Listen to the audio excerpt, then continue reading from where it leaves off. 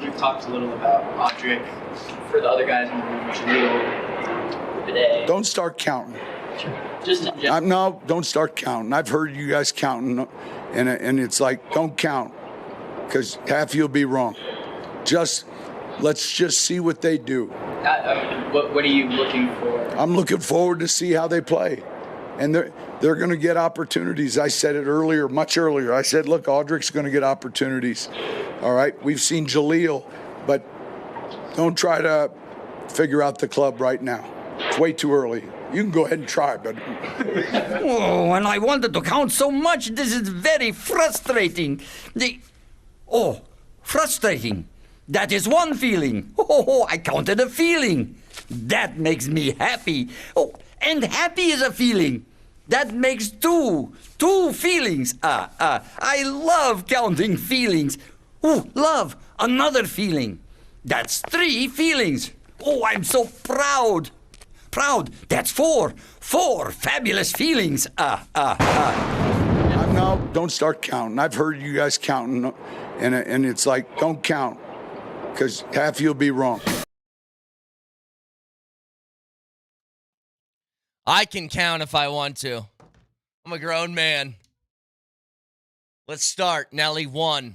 No. 2, 3, 4. So he's talking about counting, like, how many guys are in the backfield? Is that what the discussion was there between him and who was that? Did you count to 4? Because it's 4 runs given up by the Rockies bullpen in the top of the 9th. No. No, that's going to have to be saved because I watched that. I'm still watching that. But yeah, I think the question was about number of running backs you're running out there and also reps, running back reps, just counting related to running back distribution in general. Well, yeah, I'm not overly concerned with the reps, but I'll tell you this. With the signing of JK Dobbins, which I think at that time yesterday was not official when he spoke to the media and then became official shortly afterwards, I think the Broncos, look, if you're into this kind of thing, and I'm lukewarm on stuff like this, like sometimes I think it's valuable and sometimes I don't. I more think it's a discussion point when it comes to free agents than it does to rookies because you don't know with rookies. I haven't seen them play in the league yet. So when you talk about winning the offseason and somebody touts out the draft class that they had, it's like, all right, so Mel Kiper might think you had a good draft class. What does that count for?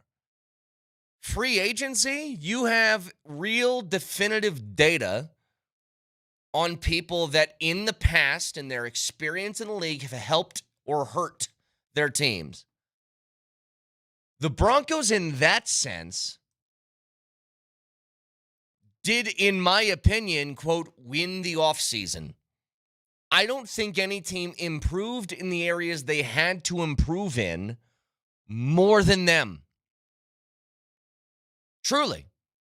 The only other way I could have seen them getting better at a place that I thought they might have needed a boost was wide receiver. Now, they tried to do that through the draft, and we'll see if that's going to work with their 3rd-round pick. But, I was thinking one of the veteran wide receivers that were available, maybe you go out and grab one of them for just depth purposes, and they decided against it. Okay, fine, but look at everywhere else. You found somebody who's all-pro caliber when healthy at safety in Hufanga. You found somebody who's all-pro caliber at linebacker when healthy in Dre Greenlaw. You found somebody who's a very, very good tight end in Evan Ingram. And now, I remember last week we were talking to Jeff Legwold about JK Dobbins. And some people got on him, and I don't think they understood what he was saying. Now, I agree with the people who are getting on him in this sense. He talked about J.K. Dobbins and said he's a lot like Javonte Williams. And what he meant was size, height, weight, style of runner. All of that is similar to what Javonte was. But here's the thing. J.K. Dobbins is better and very clearly better. And the only reason J.K. Dobbins, I think, was still on the market was very clearly because he gets hurt a lot. And for a team that has a running back room with this much depth, who cares? You made the investment in R.J. Harvey to be your number 1 back. JK Dobbins is insurance. Audric Estime is even more insurance. Like, that's what this is about. I think this is brilliant. They go out, and I've seen conflicting reports on what the money actually is for him. It's not a lot. So the latest I saw from Kliss, it's a 2-year, $6 million deal, and he can make another $4 million in incentives. No. I take that back. The deal, I just saw it, Nelly, so you can't give me crap for it. I didn't know that people are doing fake Mike Kliss accounts, and I don't know why they would fake a tweet like that. That's not even entertaining. Okay, so here's the actual one. All right. Are you sure? Well, I'm double checking now. Yes, it is. It's a 1-year deal worth up to $5.25 million, which in the grand scheme of things for a running back is nothing. It's actually the great thing about running backs. They don't cost a lot. So if you were to compare that to some others, this is what it looks like. So running back contracts and salaries this year, if you're looking at the very, very top end as far as average per year, that's where you get to the Saquon territory at 20, Christian McCaffrey 19, Derrick Henry 15, Jonathan Taylor 14. But you take this down. The guys making $5 million a year that aren't on rookie contracts, I should say. Devin Singletary. Najee Harris just signed with the Chargers for basically the same amount of money at $5.25. And that's something that I saw people throwing that out there. Like if they wanted to get better at running back than one of the free agents that was available was Najee Harris. And I was like, yeah, I don't think so. JK Dobbins is better than Najee Harris. Najee Harris is healthier than JK Dobbins. And they're making the same amount of money, but there is less of a emphasis on JK Dobbins being a bell cow back here in Denver. I love the move. All the other guys surrounding him are dudes on rookie deals. That's it. It's, your Jalen Warren, Bijan Robinson, Jahmyr Gibbs, Omari and Hampton types. No, I guess Austin Eckler's making 4.2 in Washington. I just think that everything that they've done, like, there's a trust level. What do they call these? Their presidential approval polls or whatever that they do occasionally, all these different CNNs and Fox Newses and Quinnipiacs and all these different places. If you were to do the presidential approval poll, and the presidents are George Payton and Sean Payton of the Denver Broncos, I think it's through the roof. At this moment, they could not have more of my trust. It's as high as it can get. Starting with a little skepticism initially, when Sean Payton first got here, that there was, the Russell Wilson situation was just really weird. It was. There was, I think a lack of commitment to make it work, which made me skeptical that maybe he was too one-track minded and needed everything in like this perfect little situation to make everything work. Like what he had in New Orleans, it made you question like, okay, was it just Drew Brees doing a whole bunch? I don't think that's the case. I think Sean Payton is a really, really intelligent football mind who knows how to assemble a team. I think George Payton is a very, very good evaluator of talent. And they are working with I talk about this with the Nuggets a lot. There has to be organizational cohesion between your GM and your head coach. The GM might have a vision for what he thinks is success. The head coach might have a vision for what he thinks is success. They have to be aligned. Now, everybody talks about, the GM shops for the groceries and the coach has to cook them. Well, you have to know what your coach is good at and vice versa. Be careful talking about cooking when you're talking about the Broncos. How well did that go last time? Good point. I retract that statement. That's not what he wanted to cook. The point is this, though. JK Dobbins being here is just another example of a calculated dart throw that I think is incredibly smart. You could go out there and just throw money at people and just say, hey, see, we brought in talent. It felt a little bit like that initially, but think about what they've done when they first got here. And I'm talking about Sean Payton. The first order of business was what? It's usually quarterback, but you couldn't get out from Russell Wilson at that time. So they said, here's what we're going to do. I'm going to throw a boatload of money at my offensive line. They go out, they sign McGlinchey, they get Ben Powers, they develop Miners into this all-pro level guard, and then they re-sign Garrett Bowles to a contract extension. And they say, that's where we're going to start on offense. Where are we going to start on defense? Oh, I know. We're going to go out. We're going to get Zach Allen. We're going to make sure DJ Jones stays here. We're going to get John Franklin Myers. We're going to invest in edge rushing. They started up front on both sides. And then what did they do? Worked their way out, right? Then it became, all right, we're going to eat the money on Russell Wilson's contract, go get Bo Nix, because that's the second most important thing. Or at least it's the most important thing that we had to wait a year on.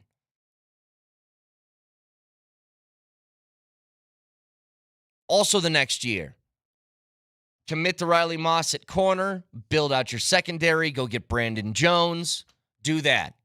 And now this year, it's filling in the rest of the other spots.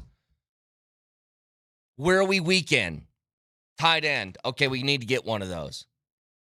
Running back. Let's make an investment in the draft. Oh, but this JK Dobbins guy has been really good when he's healthy. Let's get him.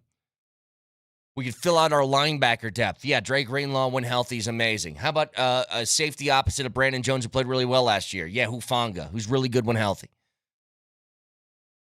Now, with a lot of these guys in free agency, they're in free agency because there is an if that's tied to it. Just the way it goes. But these are calculated. Again, show me the situation in which Sean Payton him and George as a group has truly messed up. Since they've been together. And if there is an instance of that, then it's an outlier. Because most other things have been great. I don't know how many different coaches could have taken what they had last year, which at the time, beginning of the season, looked like a pretty bad football team, if we're being honest. Without any superstars on it outside of PS2. And then transformed that into a team that was a 10-win team to make the postseason. You ever done anything dangerous? Yeah, in the middle of having that guy's contract hanging over their head. Like, it's tough. Firm believer in what they're doing. By the way, thanks to Sean Payton, I now have drops that I'm going to save. Anytime you try to do live math on the air, anytime you're like, oh, what's the Rockies bullpen's ERA in just the ninth inning or something, and you try to do math. No, don't start counting. That's a great point. Don't count. Look, I was always pretty good in mathematics, okay? I realized very quickly I'm very bad in the 6 o'clock hour in math. No, don't start counting. I won't. Not today. But there is a trust, a huge, huge trust in what these guys are doing right now. So 303-504-0925. Shant Mazda text line, one price, one person, 1 hour. Because half you'll be wrong. There is something that we need to discuss with the Rockies game yesterday. Because it wasn't just the game. It was things that led up to it. It was just a really bad day overall. We'll get to it next.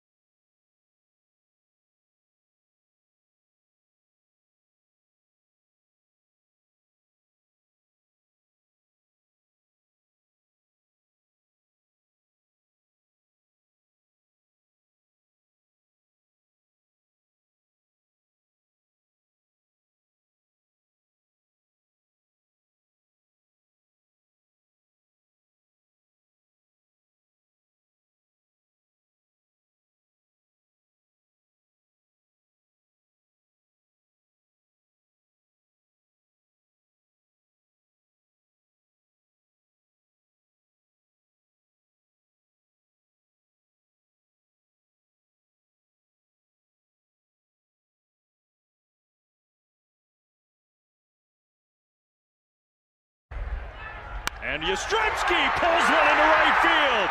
Here comes Adames. Here comes the throw. Cut off. Giants lead. The throw to third is late. 6-5. NBC Sports Bay on the call there. So here's what happened. Rocks have a 3-2 lead heading into the bottom of the 8th. And what they do is provide 2 insurance runs, which you think, all right, then that's it. Go out there in the 9th and close the door. They got it from a Goodman triple.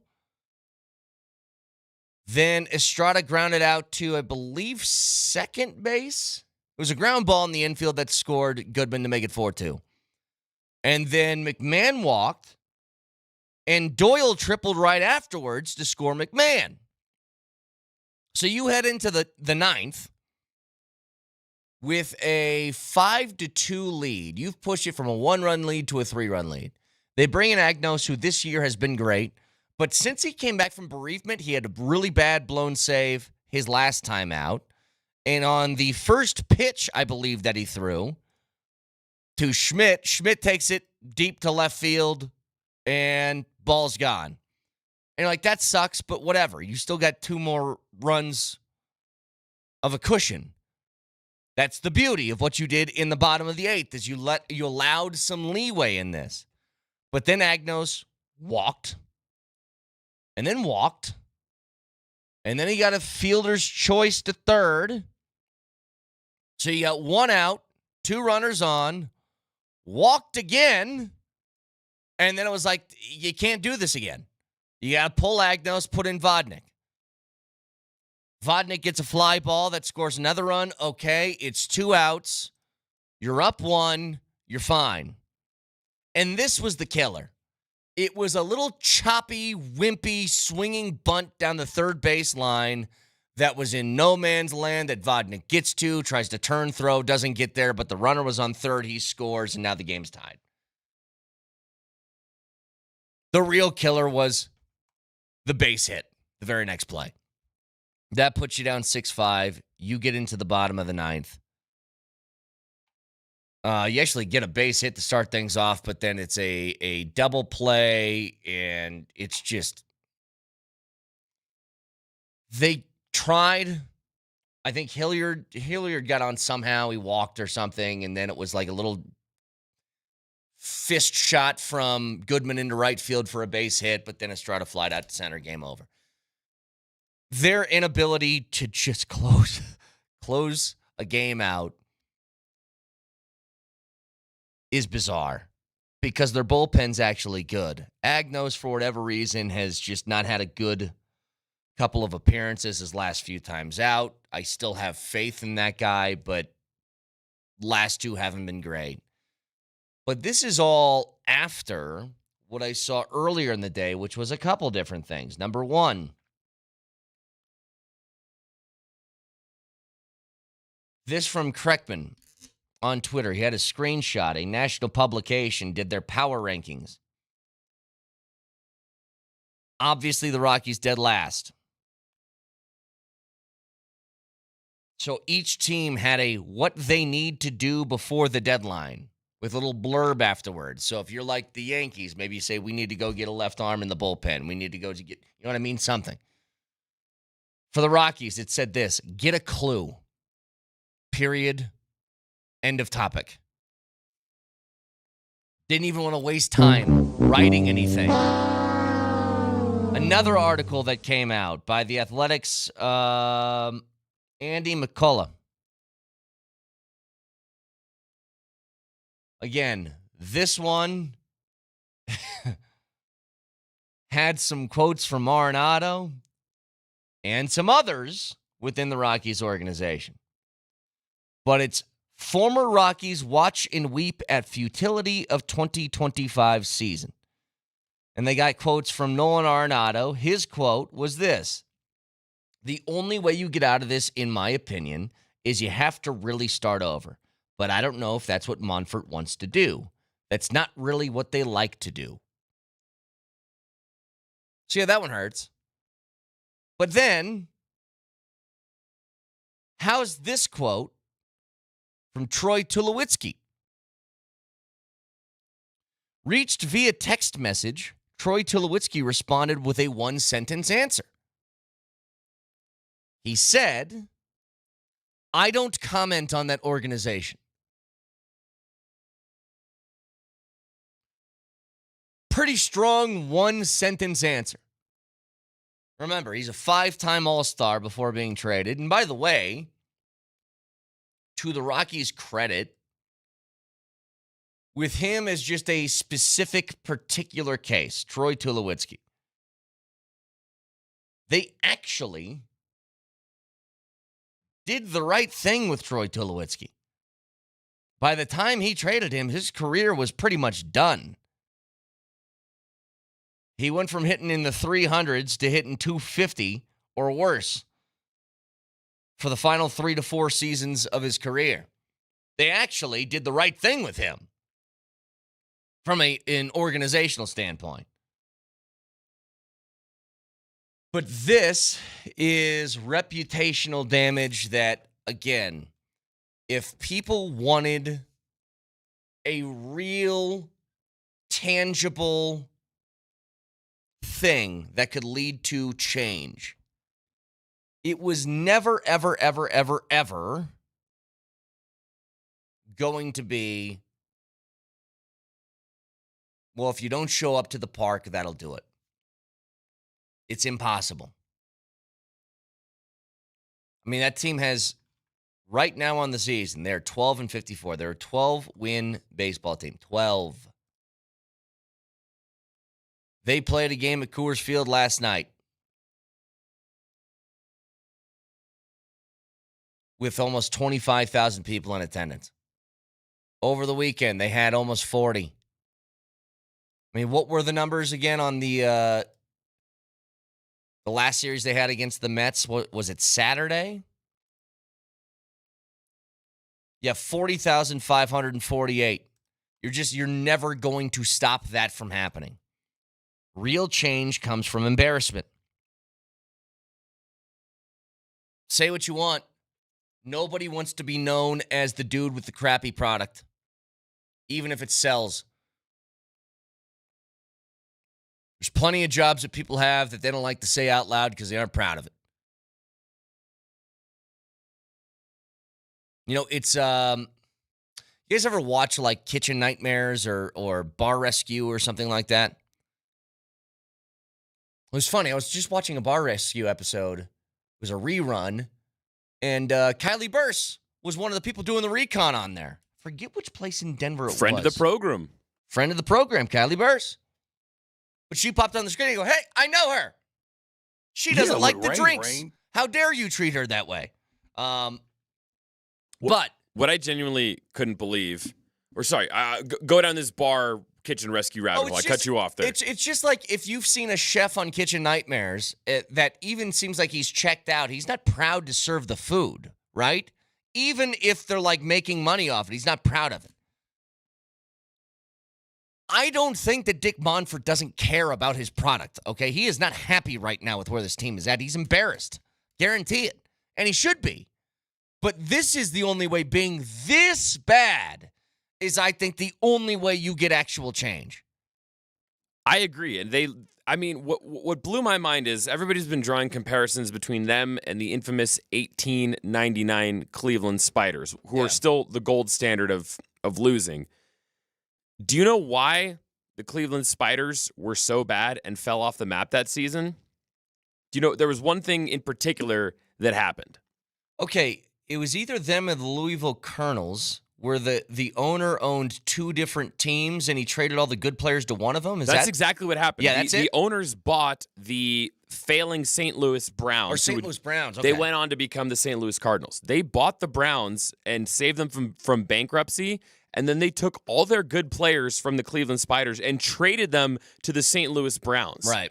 Because they owned both teams. That's why the Spiders were so bad. In a clear and obvious conflict of interest that would never fly in the MLB today. Yes. And the Rockies are on pace to be worse than that team, a team which actively used they money laundered players through their own team. Yes, exactly. And if that does, I mean, because what have people said for years? The Monforts are good business owners. They know how to build a stadium that you want to go to. Sure. McGregor Square is a cool place to hang out. Have you seen really that is. screen? It's an amazing. So they're smart with business. This is not good for business. So you'd think that a season that is this bad, that has SportsCenter dunking on you on a random Wednesday night just because they need content, hey, let's crap on the Rockies, you'd hope that would wake them up and go, all right, now we've gone too far. Yeah. And when I say change, it's,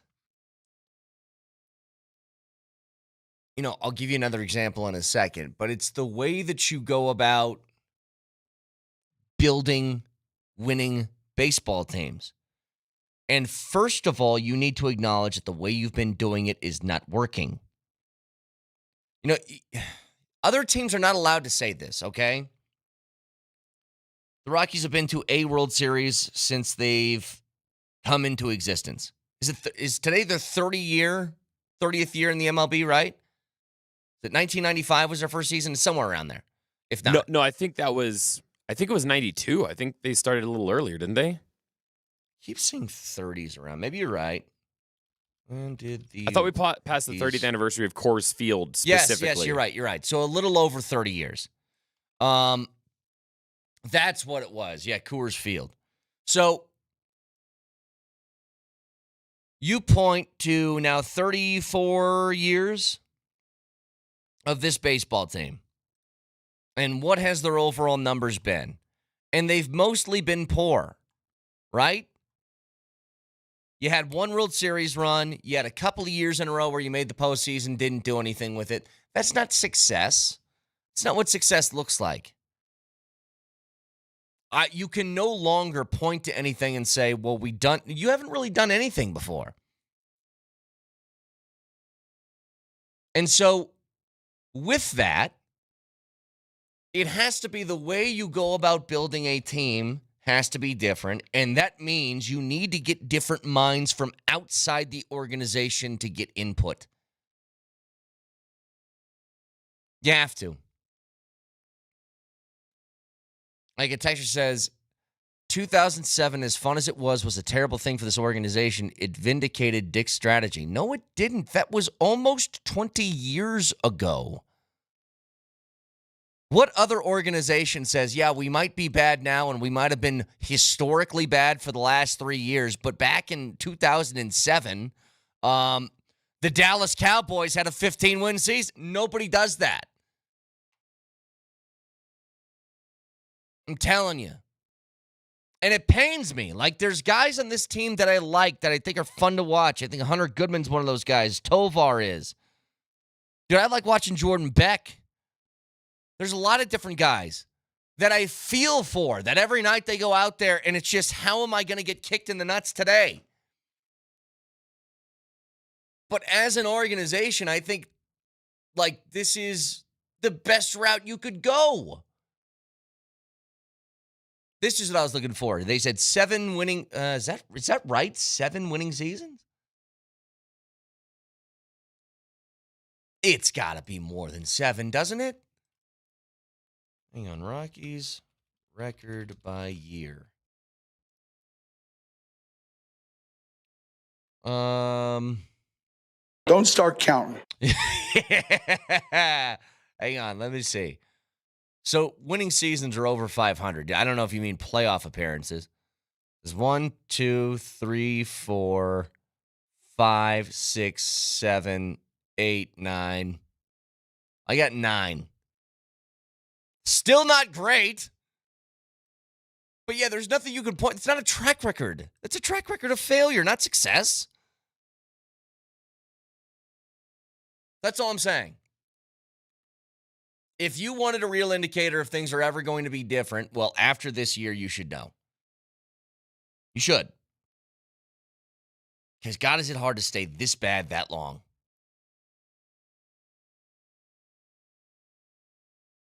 Broadcasting from the Backus and Shanker Studios. Their passion is justice. Just that was a killer yesterday. Like, that's a game that for a team that only has 12 wins on the season, you can't lose that one. You're up 3 going into the top of the ninth. Can't happen. Brett, And it did. And it didn't even happen in extras. It happened through 9. growing up, did you ever read those choose your own adventure books? Mm-hmm. And it would be a space adventure, right? And you'd be on some alien planet or something, and then you could either open the door on the left or open the door on the right. Go flip to page 87. Leave in your spaceship or investigate the noise. Yes, exactly. And so, essentially, this Rockies season has been a choose your own adventure book where every time they pick the page where they die. And it's almost impressive. Yeah. Just based on pure statistics, you got a 50-50 chance, right? Flip to this door and the adventure continues. Flip to this door and you die. You'd think just based on pure odds, a few times you'd survive. 100%. It amazes me how they keep finding ways to turn to the wrong page. It's almost more impressive than if they actually succeeded a few times. Or they just picked up a book where every choice leads to death. And then it's like, pick up another book. Maybe that author's just really bad at what he does or he's a jerk. Like, find another author then. And that's kind of what I'm getting at. The author would be a GM that does not come from within. An outside, fresh mind. A different way to attack, how to battle the components that Coors Field and altitude brings. Like, somebody's got to have just a different idea. And here's the thing. Different doesn't always mean better, but in this case, different won't be worse. Again, broadcasting from the Backus and Shanker Studios, back after this.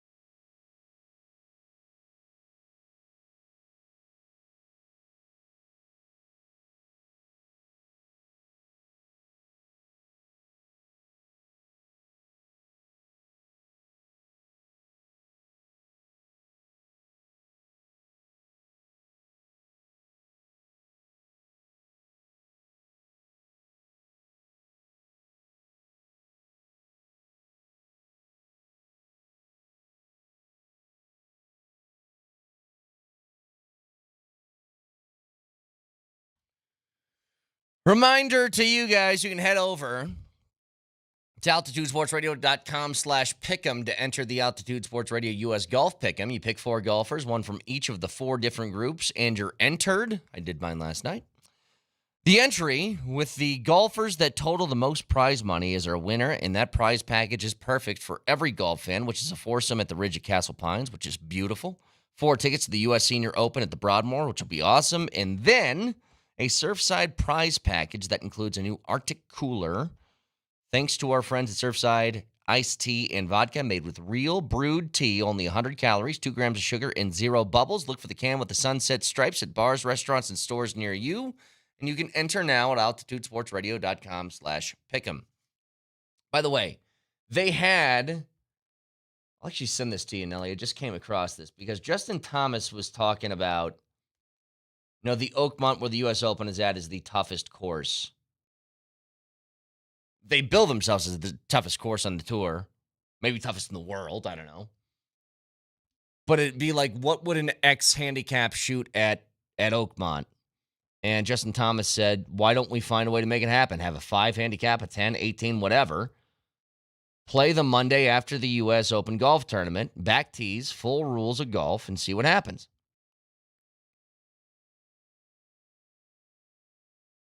I think that's a great idea. I'd love to see it. And I think you make it like if it's the same rules, I don't think you can take more than is it 12 balls for the weekend or something like that? I don't even know if they'd make it. But they asked a whole bunch of golfers what they think they'd shoot. And I think the pros are giving people way too much credit. If you're playing full rules, okay? Full. I don't think I break 100. I'm like a 8.5. I don't think I break 100. Not at that place. You got to be so precise. But some of them were saying an 18 handicap, maybe he shoots a 120. I'm like, 120? No way. You would need to have somebody that is just looking at your ball off the tee every time so you don't lose it. That's number one. That thing drops in the rough. It's gone forever. Unless somebody's actively watching 250 to 300 yards away. But there's no chance. But there's a whole bunch of these different guys that were asked the question, from Jason Days to DeChambeau's to all these different guys. And I just think, these are the kind of tournaments that are fun. I like watching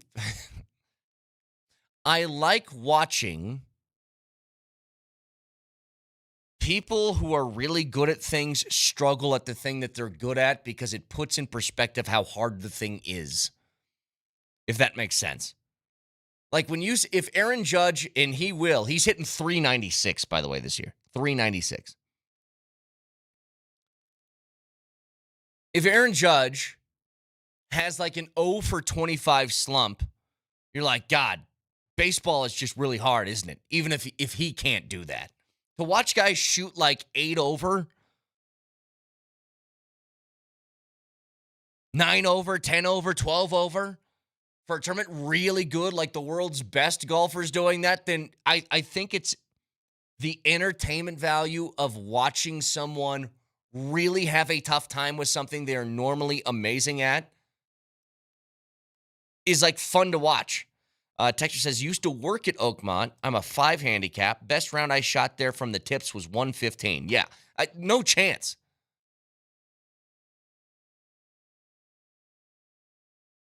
I mean, if I went out there and I shot a $120, I'd be proud of it. Incredibly. And again, maybe it's giving myself too much credit. I have no idea. But Nelly, you had this idea this summer. You want to pick up a golf club, have me, Moser, and Vic go out to a driving range with you and just roast your swing. You told me about that a couple of months ago. See, that's exactly why I don't want this to happen, is because that's not what I said, and now it turned into the Comedy Central roast of Steve Nelson. Well, I said that I've been to a driving range. The only golf that I've done with any regularity starts with either top or mini. Yeah. I've never actually done a golf course. And the fact that I just said the sentence, I've never actually done a golf course, tells you everything you need to know. So I said, why don't you, Vic, and Moj take me out to a golf course and actually teach me how to do a round?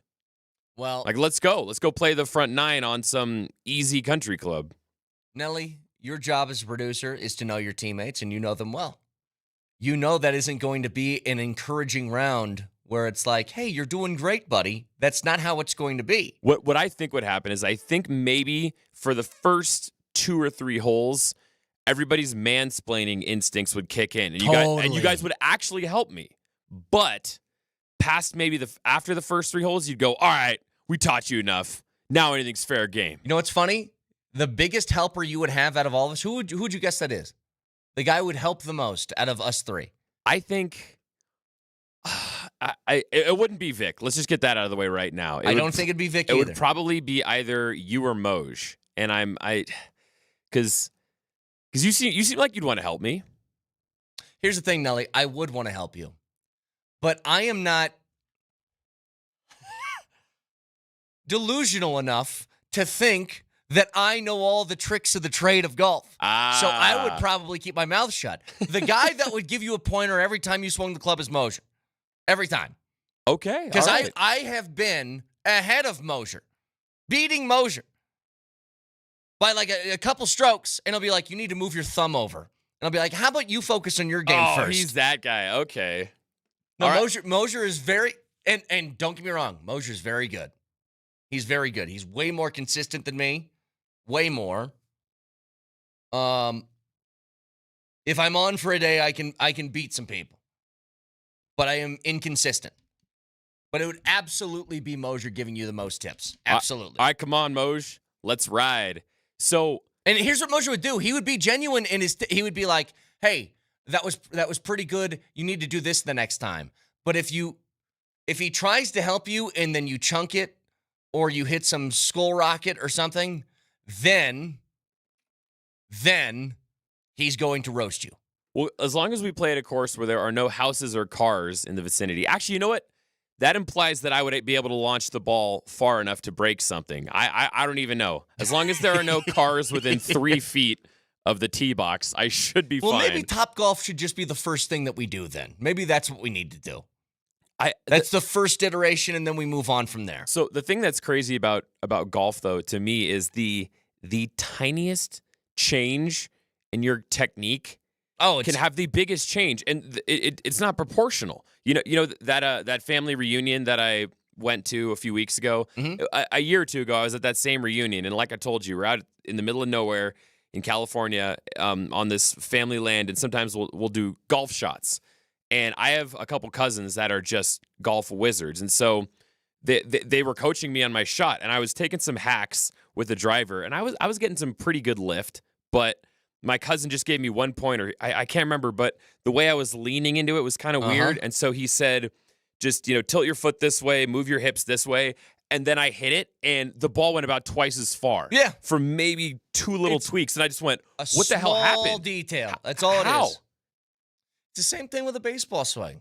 Baseball swing's the same thing. It's a very, very difficult sport where it's just, it's repetition. Now, I say all that to tell you guys again, first of all, enter into our U.S. Golf Pick'em on altitudesportsradio.com/pick'em. That's Pickem. It took me 2 minutes. The golfers I picked, by the way, I figured everybody was going for Scotty Scheffler in the first one, so I went a little not off the board, but I chose Bryson instead.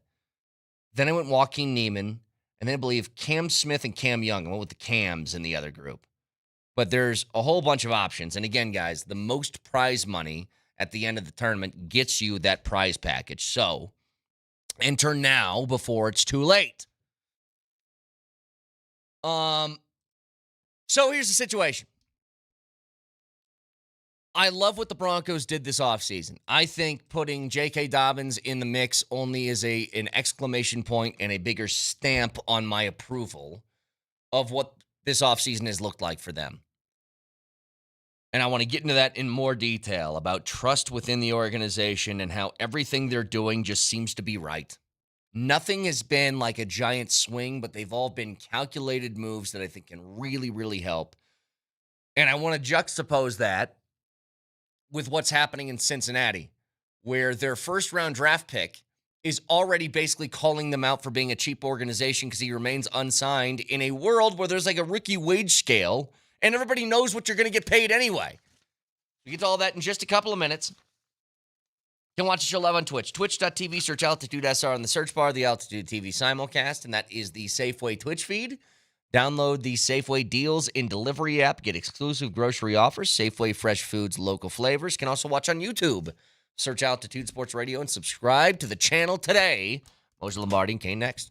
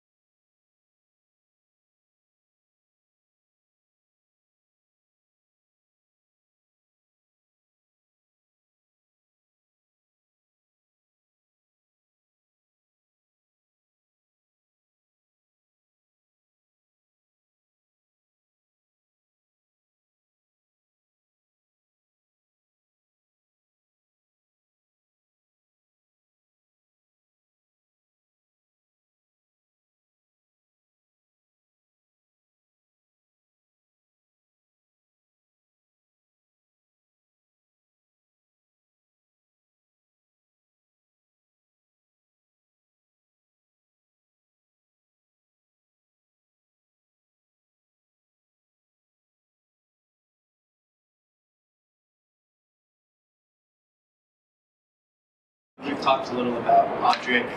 For the other guys in the room, Jaleel, today. Don't start counting.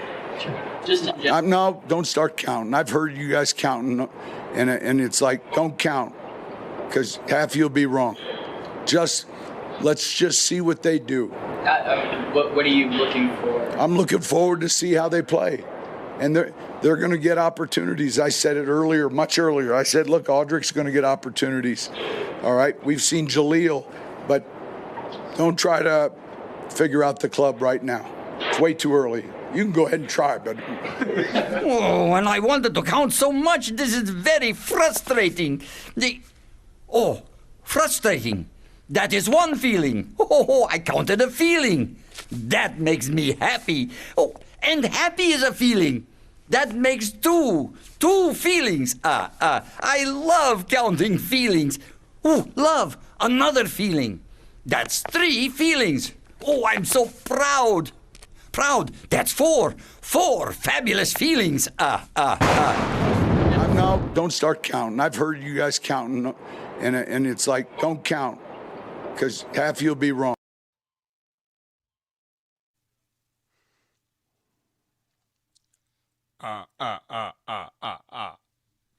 One, 2, 3. Don't start counting. 4. You can't stop me. What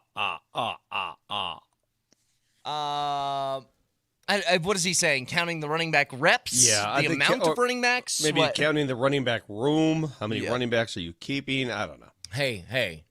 The one more that they added, I'm going to count one more. No, don't start counting. Yeah, I am going to count that one more. I love it. I love it. Why wouldn't you? I'm seriously, like, I was talking about this earlier. I know that I don't know how often they do this, but your CNNs and Fox Newses and Quinnipiacs and all these people, they have those presidential approval poll things. Or like, we just polled a whole bunch of people about how many approve of the job of the president. Well, if the president in this case were Sean Payton and George Payton, I'm like, I don't know, 100%. I don't have a complaint. Who in their right mind would not accept another running back in the room who has experience in the league, has done well in the league? And yes, he's been injured, but he comes at a very reasonable price. I mean, what's the problem here? There is no problem. In fact, I really think over the course of this offseason, and this happens a lot, and I don't play this game very often, about the win the offseason thing, because a lot of times people would be like, oh, yeah, well, look at our draft class. And I'm like, so Mel Kiper thought you guys did well. Who cares? I do put some stock in free agents that you get because there's evidence of those guys playing in the league. And in almost every instance of guys that they have picked up in the free agency department, I think they are, who said this before? Was it Chris McFarland, Moj, that said calculated dart throws? I've always liked that term. Correct. They have been calculated dart throws on each one of these. When you look at weaknesses that this team had, and here's, I guess I'll take it overall. Year 1 under Sean Payton was what? He might not have liked the quarterback, so we can't fix that, can't get out of the contract yet. So let's do this. Mike McGlinchey, Ben Powers, fortify the offensive line. You then get Quinn Miners to develop into an all-pro. You extend Garrett Bowles like you're in good shape on the O-line. That same offseason, they did what? Well, let's go out and sign Zach Allen. Let's trade for John Franklin Myers. Let's go ahead and fortify the defensive line now. Keep DJ Jones here. Develop edge rushers who are really good. Invest in Cooper and Benito, all that different stuff. Next year, worked their way out. Okay, we can get out from Russell Wilson. Let's go get our quarterback, Bo Nix. That worked. Okay, cool. Let's fill out some spots in the secondary. Go get Brandon Jones. That'll work. Like all these different things leading to this year, which is fill in the rest of the pieces. And they filled them all in. Like as of right now, and you can always say like injuries are going to make this up in the air. Okay, fine. But you tell me, where's the spot that you feel like they're really weak in? Because I thought it was running back heading into this. And they've drafted somebody in the second round, and then as insurance, gotten somebody who's incredibly productive when healthy in JK Dobbins. I think they've handled every position group. The receivers position could be an area of concern if Cortland Sutton were to get hurt. It's the one spot I said that maybe you could have had a veteran there that they didn't do. Yeah. Okay, fine. Fine. Other than that, I agree. Defensively, they're solid, man, at every position. Defensively, they handled inside backer. They handled the safety spots. They got corners to burn. The guys up front, there's so much depth. Ed rushers they added. Dude, defense, you cannot make any claim that they got issues. They got everybody defensively. No, this team's ready, I think. And when I say ready, it's ready to compete in the AFC West with Kansas City.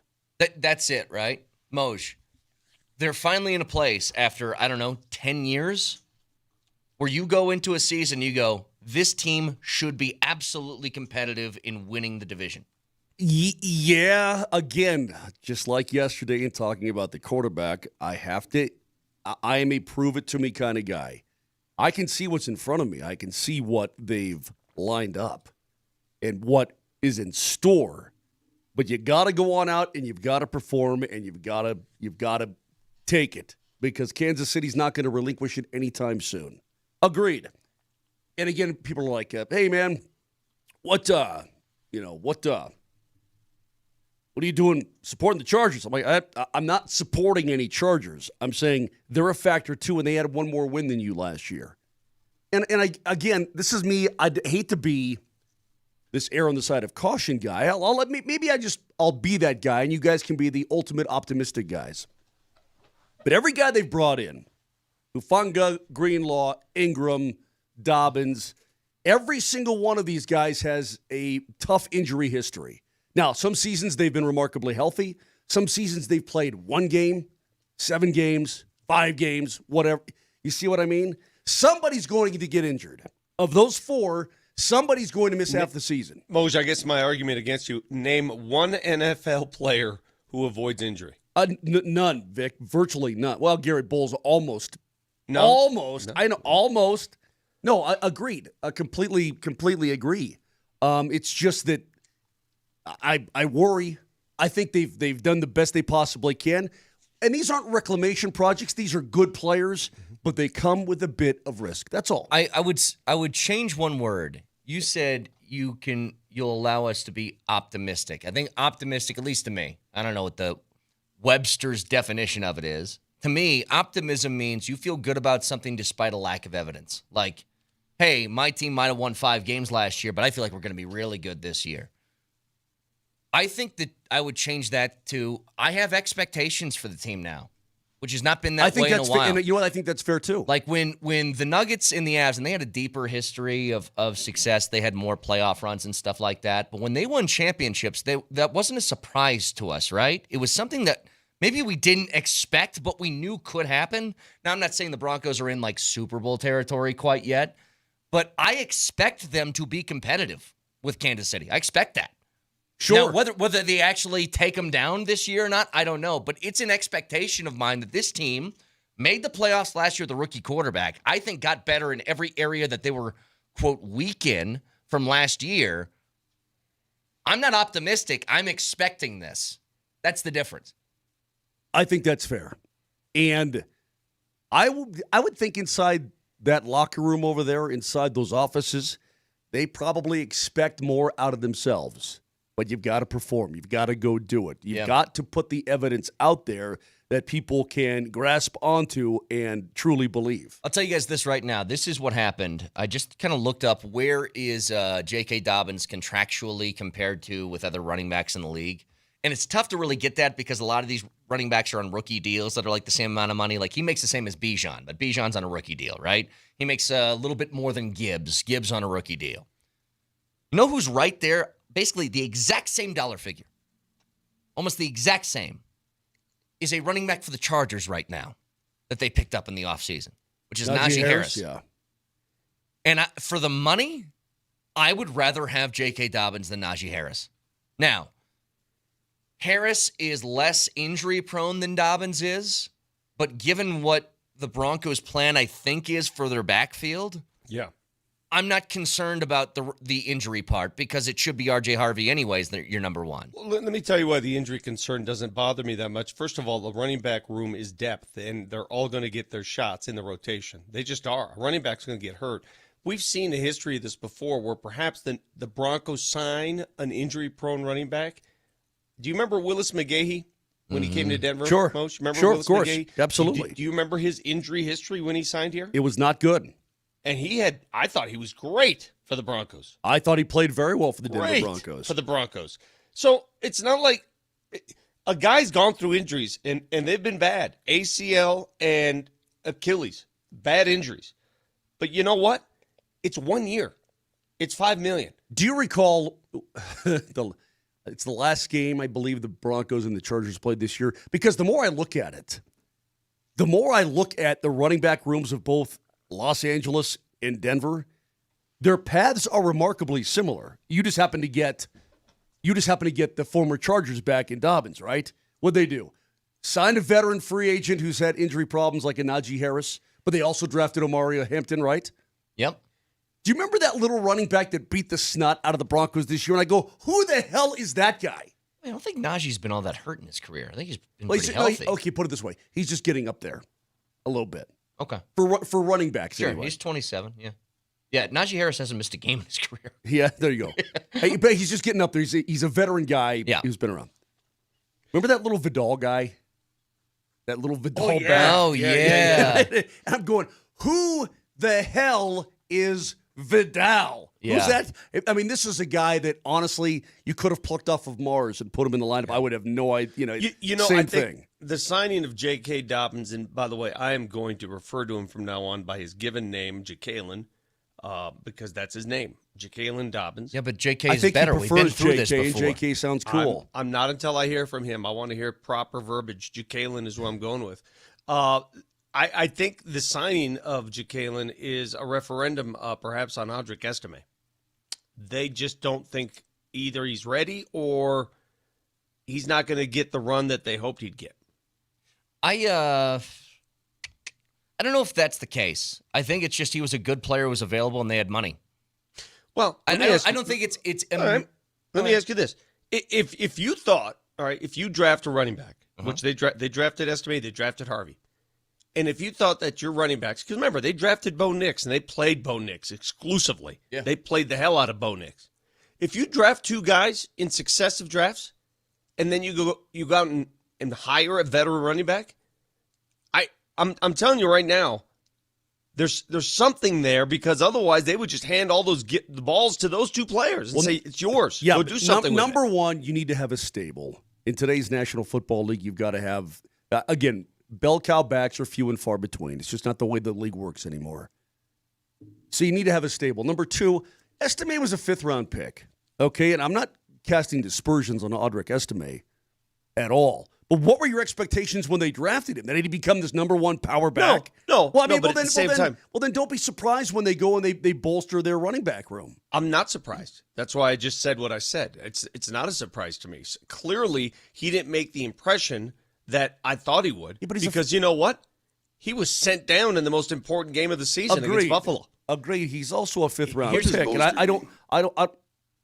Thanks, Coach. I just don't want you to put all this expectation on the young man. He's still a young player who's a fifth-round pick. Yeah, I think it filled a couple of boxes. Number one, you didn't have a veteran in your backfield. It was Jaleel, it was Estime, it was a rookie in Harvey, it was Bidet, it was Watson, it was. Go ahead and rephrase that. You didn't have a blocker in your backfield.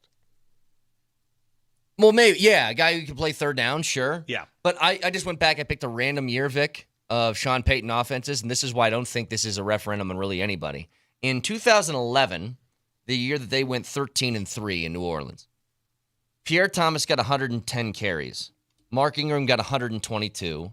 Darren Sproles got 87, and Chris Ivory got 79. Mm-hmm. Four different guys got almost 80 carries apiece that season. And he's somebody who likes to have different options and maybe different flavors to his running backs depending on situations. Hey, I love it. I love the signing. I just don't think they're going to keep all these backs, is all I'm saying. Someone's out. They're not keeping all these guys, clearly. I mean, who are the all these? I think that Estime, Dobbins, and Jaleel, Harvey are fine. Dobbins, Watson. Jaleel and Bidet and Watson. Yeah, who knows about them? But I think those top three, I think they're pretty set. If I had to guess now, I mean, it's June, for crying out loud. Don't count, though. Don't be counting. We're just counting. We actually did it with our fingers.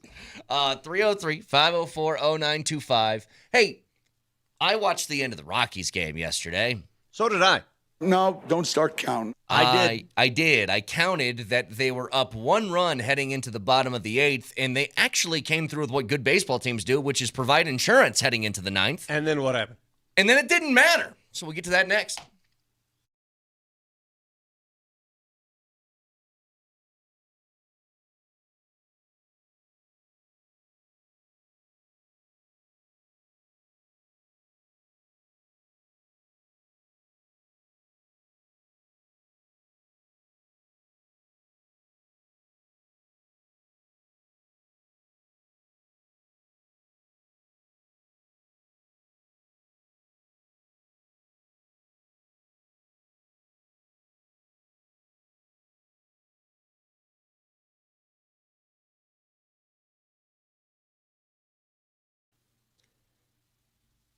Everybody's going to need a good lawyer at some point. Dan Kaplis Law is the official law firm partner of the Denver Nuggets and the Colorado Avalanche because Dan Kaplis Law wins. Dan Kaplis Law wins in record-setting ways.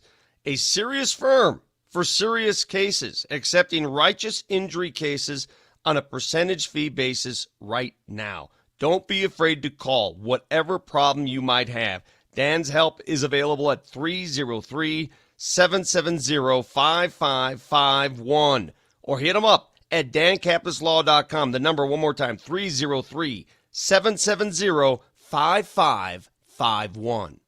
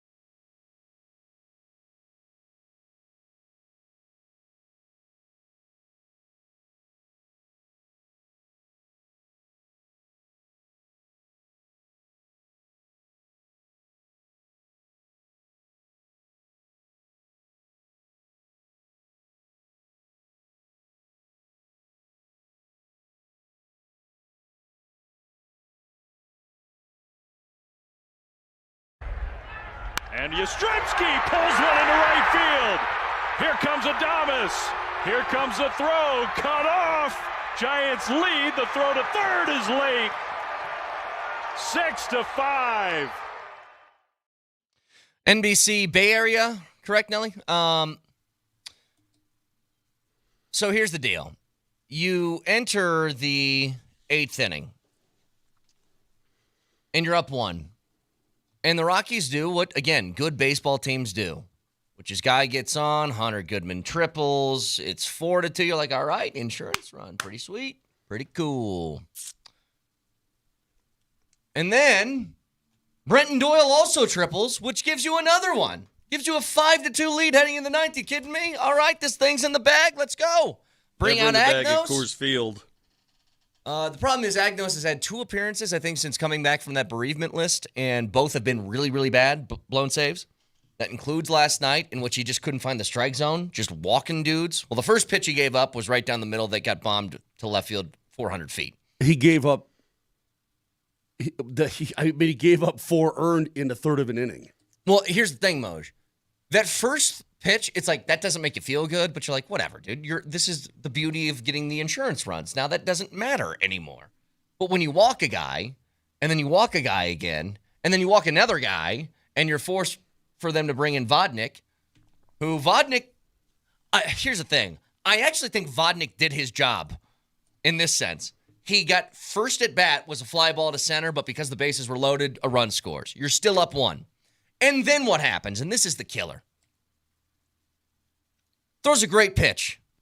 Batter barely gets wood on the ball. Turns into a swinging bunt, no man's land down the third baseline. That because a guy's on third now, run scores and it's a tie game. That should have been the final out of the game. But, of course, the next at bat is then a base hit in the right field. Now you're down 1 and game's over. So, Vic, I'm on my phone, and I'm trying to see. I see that the Giants have played it 4 in the top of the 9th inning. I thought the game was over. When it was 5-2, I'm like, okay, they got this. It's over. I see that they played it 4. So then I'm trying to, the way my TV's set up, I can't just go to a channel. I've got to turn the TV on. Then I've got to go to HDMI and get the, then get the proper thing. Then I've got to hunt around for the proper app.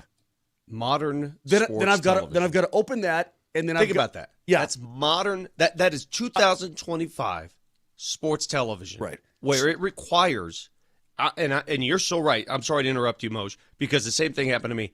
It takes a minute and a half to get to the channel that you're seeking just to watch the game. Well, maybe even longer than that, because I didn't realize that my Roku stick on this particular TV was unplugged. So I'm going to the HDMI, it's not available. And I'm like, I know it's available, so I'm flipping, I'm desperately trying to find it. Well, that's an operator's error there. But it is. Hang on a second. This is why I will be a DirecTV guy until they go out of business. Okay. Because it's too easy. Hold on, I'm getting there, though. But so now the Rockies are at the plate. I'm like, I got to see them try to tie this game, blah, blah, blah, blah, blah, blah. I finally, oh, God, it's unplugged. They do this. I got to do this app. Who's watching? It's me. Then I got to hit me that's watching, not my wife. Okay, yeah, yep. I finally get there. Post-game show coming up next. So I'm like, mother. No, I'm glad you brought that up, because I have a buddy of mine who is in the electronics industry. Yeah. And he's a broker. He works for computers? No. He's a broker for a lot of these big companies. A lot of them, gotcha. Asian companies. I got to pick the gelato cart. They manufacture these televisions and they work here. And I've told him, I said, dude, listen, whatever your next deal is, you need to get it done. I need a television that knows exactly where all my sports are right away, and I can go back and forth right away, not in and out of apps, not log out of one app into another. I'm not doing this. Well, Vic, I'm not doing it. I had a problem on Monday night. We'll get back to the Rockies momentarily. Let me rant for a second. I have TNT on Max, but when I go to the Max app, it wants me to switch plans to watch TNT on Max. I had to do the same thing. I have to go through Prime You have to have the premium plan. Well, I have to go through, but through Prime, I also have Max, which has the TNT. So you ought to see me trying to put, before the start of the friggin' hockey game the other night, so I'm going back and forth. Wait, how do you have Max through Prime? Okay. Max is on Prime. Getting too deep It down is? the rabbit Yes. hole. Well, then I'm getting double billed. Right, that's exactly right. That's why I'm I'm getting like, double I'm not, billed I'm like, here. I know I have it, so Check I'm not this going out. to Max to switch plans to spend for the more expensive plan because I know it's on this TV somewhere. I just have to be smart enough to find them all. So No, that's man. why I'm going to I went to Apple TV, or maybe it was Apple TV and not Prime. I think it's Prime. And I went to Apple TV. I'm like, I know it's not Netflix. So This is getting way too far down the rabbit hole. I know No, it's it's not. Fubo. No, Way this too is a far. serious problem. This is not too far down the rabbit hole. This is ridiculous. Then I gotta Why go to can't the- you just yeah. go and find your station on one format, one platform? I got to go to the main menu and hit hockey. It's called cable. And then it throws up, okay, here's a hockey game. And then you can click on that. And then it brings up all your apps. It's What I'm you like, guys are I describing wanna as turn the cable TV is what you want. You want cable. I want to turn the TV on, go That's to channel cable. 522 That's and watch cable. my game. That's what I do every day when I get home. I have cable. I have DirecTV. God, I was pissed. Anyway, there you go. So the Rockies, the game. That's why I've never cord cut. Can I say this about DMac, whom I love? And I either want to hug him or I want to choke him. I don't know which one. Why is he live tweeting Some Rockies people are games? into both. It's okay. Yeah, Moj. I reckon. Why is he live tweeting Rockies games? And he's like, Jake Bird's dealing. I'm like, they've got 12 wins, bro. For Christ's sake. I still watch the games. Maybe I don't watch all 9 innings. Are you but are you live tweeting every inning? I tweeted something about the Rocks last night. Well, he kills me. God bless his ask him. persistence. Call him and ask him why he finds the time to live tweet a team that's won 12 games. No, let's. Well, and Moser, you know what the worst part is? Every single one of those tweets, he tags the Altitude Sports Radio Correct. Twitter station. I'm logged into that account on my phone because I post videos sometimes. So I'll check my phone and I'll have 25 notifications on the Altitude SR. It's just DMac going, oh, this guy's up. Oh, hey, it's a curveball low and away. 3-2 count at Altitude SR. Yeah. Blowing up my phone, man. See, but there was another thing. Even though the way the game ended last night was brutal, what led into it yesterday, I don't know if you guys have seen this. I saw this from Kreckman yesterday, first of all, that, national publication was doing the power rankings of MLB teams. And, of course, the Rockies were last at 30th. But each one of those had a what to do before the deadline blurb. So it's like, hey, the Yankees should get another arm in the bullpen, left-handed arm or something like that, right? The Rockies, they said, get a clue. And that was it. And then another story yesterday from Ryan McCullough says former Rockies watch and weep at futility of the 2025 team. So here's a couple of quotes from these former Rockies. Is this the one where Troy Tulowitzki's quoted? I read this one. Yeah, yes. Oh, heavy leg Tulo? But- Oh, yeah. His opinion matters a Oh, lot. here we go. Here we Hold, go, please. Moj. Here we Hold. go. Do not put Tulo's name in your mouth. Here's Nolan Arenado's take on the Rockies when asked. He said, the only way to get out of this, in my opinion, is you really have to start over. But I don't know if that's what Monfort wants to do. That's not really what they like to do. And you're like, okay. A quote there from a former Thanks, Nolan. Former Great. Rocky. Yeah. Troy Tulowitzki, who was reached via text message, responded with a one-sentence answer. Quote, I don't comment on that organization. All right. Now, you know what's funny about Tulo? They handled Tulo perfectly. By the time they got rid of Tulo, Tulo was done. He was done. Yeah. Like, that was toast. If you wanted to point to an example of something the Rockies did well, Yep. they got 5 All-Star years out of Tulowitzki, traded him at the exact time where his value was at its peak before it dropped. Traded him to a team that won't hurt you Yes. in the opposite league. In You didn't hear another from him. You another didn't- country. Exactly. And he fell off the planet. For Moser to react the way he did, and I understand that DMac's on the line, for Moser to react the way he did bothers me. Tulo should be revered because when he was here, this team was a competitive team. Yeah, what do you got against Tulo? You got a problem with ex-athletes, man. No, and I I have a don't. No, I problem don't. with you. No, I don't. every single time. No, listen to me. You shut up. Every single time we bring up a player who played in Denver and left, you don't like them. That's a you problem. That is absolutely That's a you problem. That is absolutely untrue. What's your problem with Tulo? Nobody ever defined to me, maybe DMac can. Nobody ever defined to me what heavy legs mean. I don't care what you shut me think. off. I don't care what you think. Nobody ever defined it, Vic. It was a joke. Tulo was a great player. For a short time. Who cares?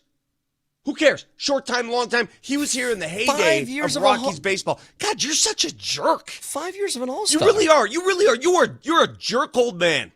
Okay. Ramos Law Hotline. Car accident. You need Ramos Law. Medical doctor and attorney. RamosLaw.com.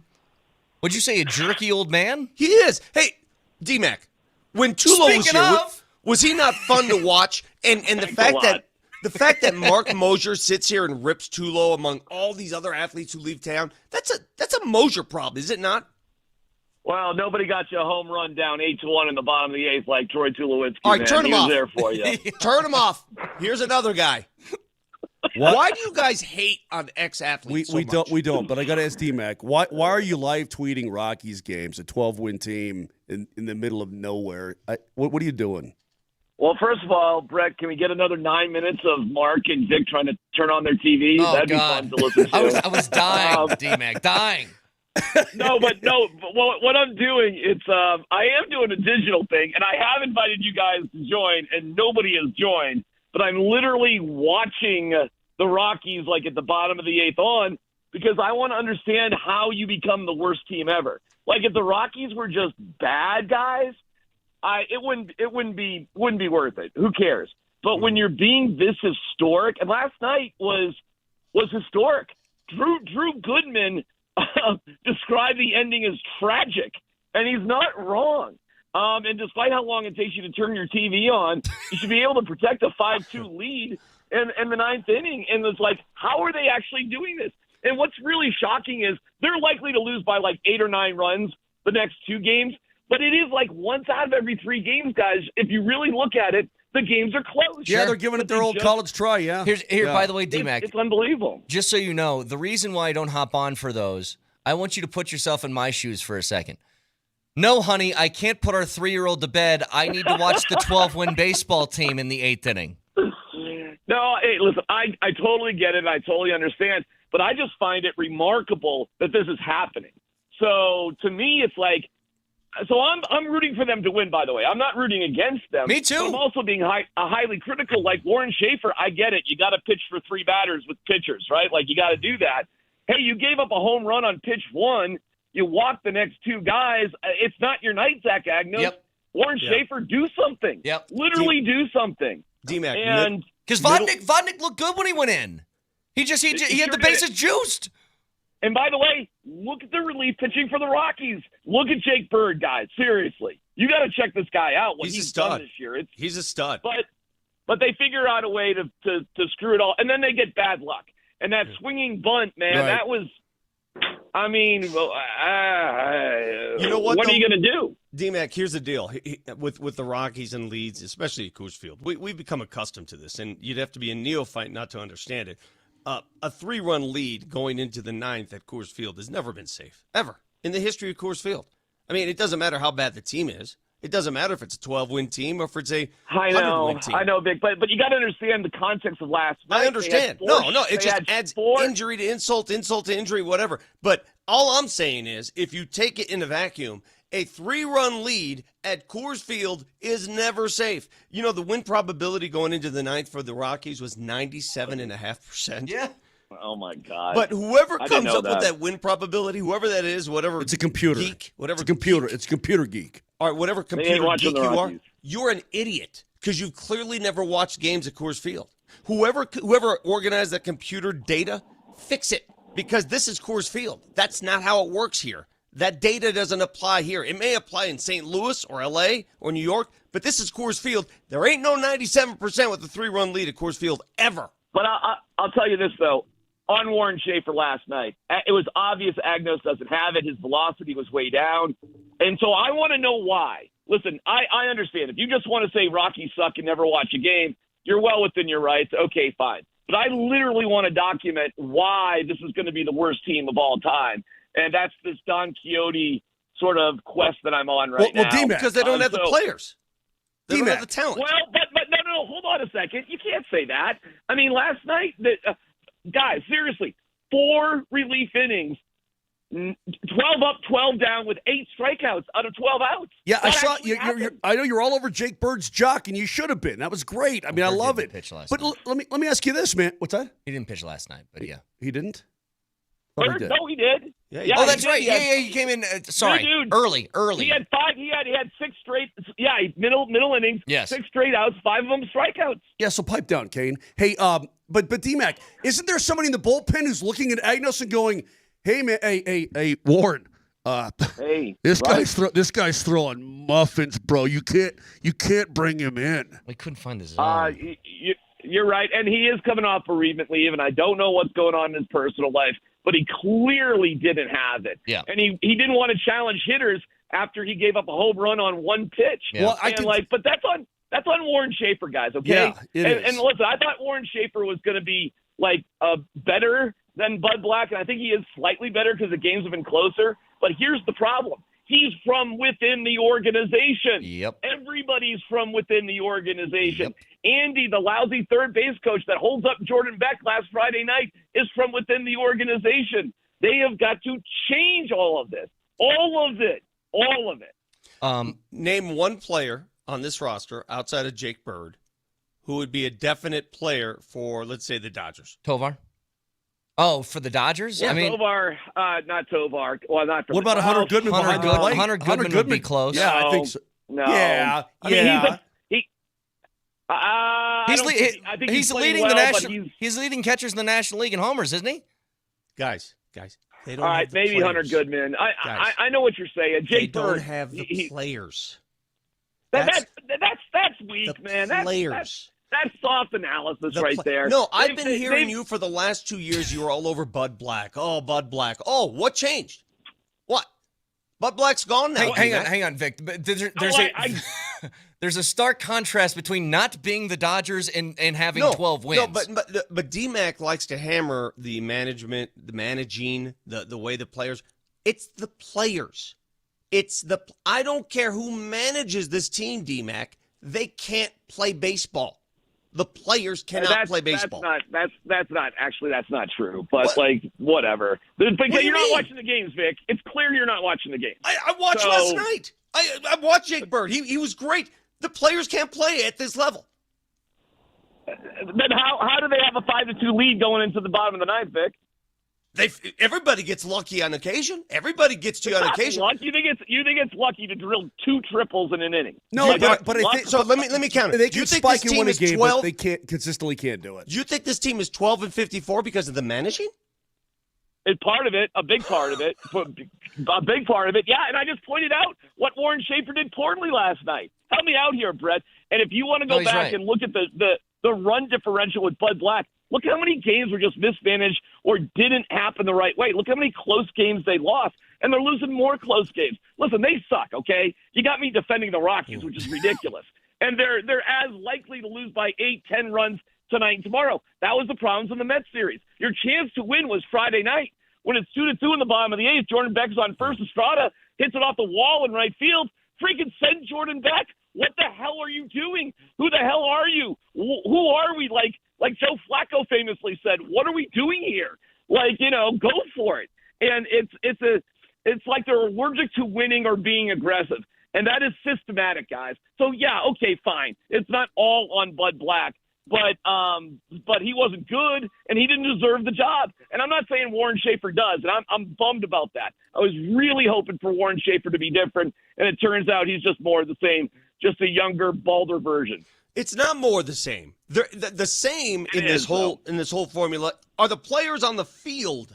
That's the same. If you put Bruce Bochy in that dugout, what would their record be? Do you think? What would their record be? Better. Do you think they'd be the? Maybe Let me ask better. you this: do you think they'd still be the worst team in baseball? No. Oh, You they don't would. think- Yeah, they would be. They would be. I think they would Somewhere be. in between. I mean, the White Sox are terrible. The A's are terrible. There's other terrible teams out there, guys. There's other bad teams. Miami just got swept by the Rockies. Yeah, listen, All we got a sports. boogie here, DMac, and you'll be on here in a couple hours. Do me a favor though, man. Just go to a movie sometime, man. Just Go for a walk with your dog. It's something, man. That's all I'm asking. I can't help it, guys. I mean, God freaking love the bless Rockies. your persistence, I but can't you're help killing me. I can't help it that I love the Rockies and I love baseball. I cannot help it. And I want to know why this is happening. I may go to the game tonight. Enough. All right, DMac. Thanks, buddy. See you, Well, bud. thanks for the warning, Vic. We'll let everybody know. I'm somewhere in between on this. Like, I maybe not am as vociferous in the criticizing of managerial decisions as DMac. We're being critical of Vic, moves Vic, during the course of a game on a team that's won 12 games? Hang what on, are we Vic. doing? He's right about this, though. Agnos threw 3 batters, which is the minimum you have to face now, very clearly didn't have it. First pitch went out of the park, and the other ones he couldn't locate.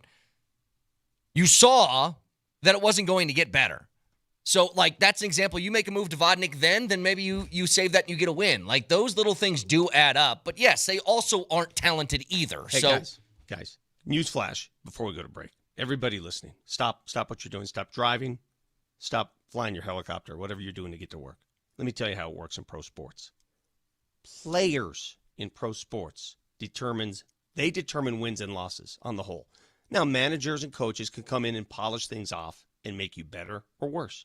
But the primary winning, the bulk of the winning, is always done by players. yes, okay. If you don't have them, you don't win. The end. I got a response to that next.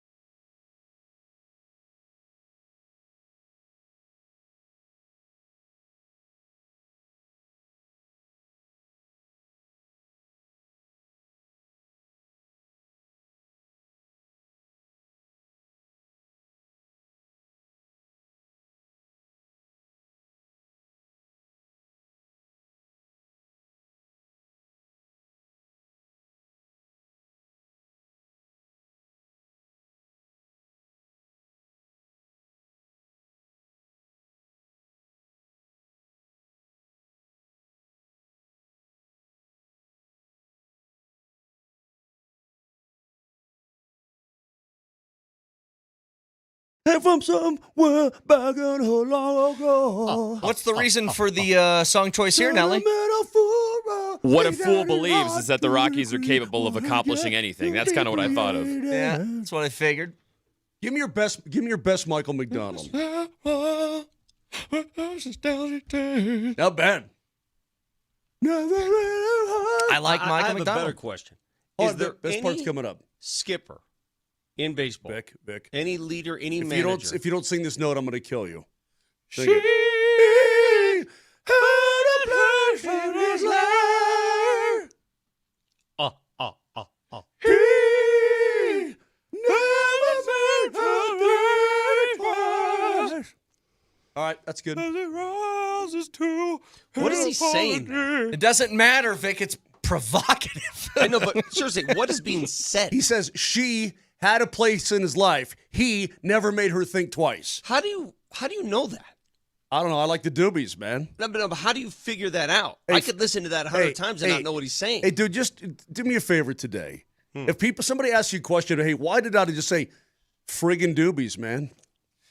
Just go friggin' doobies. Vic, just in your defense, my wife can't stand Michael McDonald for that reason. She goes, I don't know what he's saying. Oh, no, I love him. No, No. Don't get that But wrong. my wife can't because she doesn't I know what he's lo- saying, and I go, Dude. I don't care. This tune right here, this makes me smile all day. I love it. I just don't know what he's saying. I say this all the time when it comes to Bruno Mars. Like, people would be like, his lyrics suck. And I'm like, so what?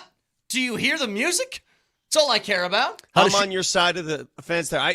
To be honest, I don't know lyrics of any songs. I've told you this before. Well, I just you listen don't. to You the don't music. even remember him. How does she feel about Eddie Vedder?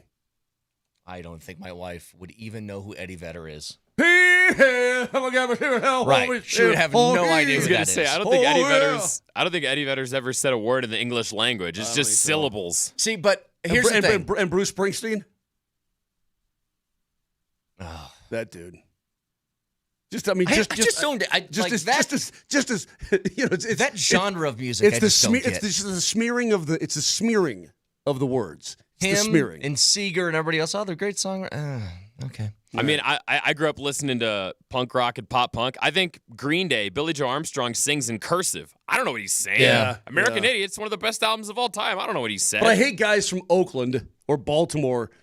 You don't like this, right? Yeah. Like you straight out of friggin' Liverpool. Come on, bro. Hey, but I got something for you, Vic. Like, yes, at the base, at the surface of all of this, the Rockies are just not very good. They aren't very talented. We know. The manager stuff does matter and factor in. It does. Not when you're this bad. It doesn't matter. The management doesn't. You guys are putting too much on that position. Can I tell you how? Can I tell you how I think? I mean, I want to remind you, the team is 12-54. 12-54. The next closest team in the standings has more than twice as many wins. Correct. Twice. Correct. Go look at the White Sox for me. Yeah. And tell me they're that much better than what the Rockies are. That's what I'm getting Run at. differential for the White Sox, -49. Run differential for the Rockies, -199. It's because they've lost. Yes. They've lost Yes. more games. No, listen. Here's my stance on this, and it's going to remain this no matter what anybody says. You can take any coach, manager, leader. Ted Lasso could come in and manage the Rockies, and you're not going to coax them into a competitive roster. They're going to be the last place team in the league because they don't have the necessary players to compete. I'm not trying to get personal here, but what they have on the diamond is not good enough. Brett, Anybody who watches the games can see that. What are you guys trying to? You guys are trying to break this down as if it's a management problem. Brett, can I back Vic up just a little bit, please, and then you can have whatever you I want. just wanted to say one more thing, though. Okay. Just one more thing. Sure. When the Avs had their 48-point season, it was really bad, right? They Yes. weren't totally devoid of talent. They had talented players. Mm-hmm. There was a responsibility on the manager or coach in that instance that in the middle of this, guys have to get better and you have to develop, and we need to acquire more talent. All of those things are put together in the same They had sort some of ball. really good players on that roster. They did. They did. They were not a 48-point team. It's just a confluence of circumstances that season. Okay, fine. Made it just an absolute nightmare. Fine.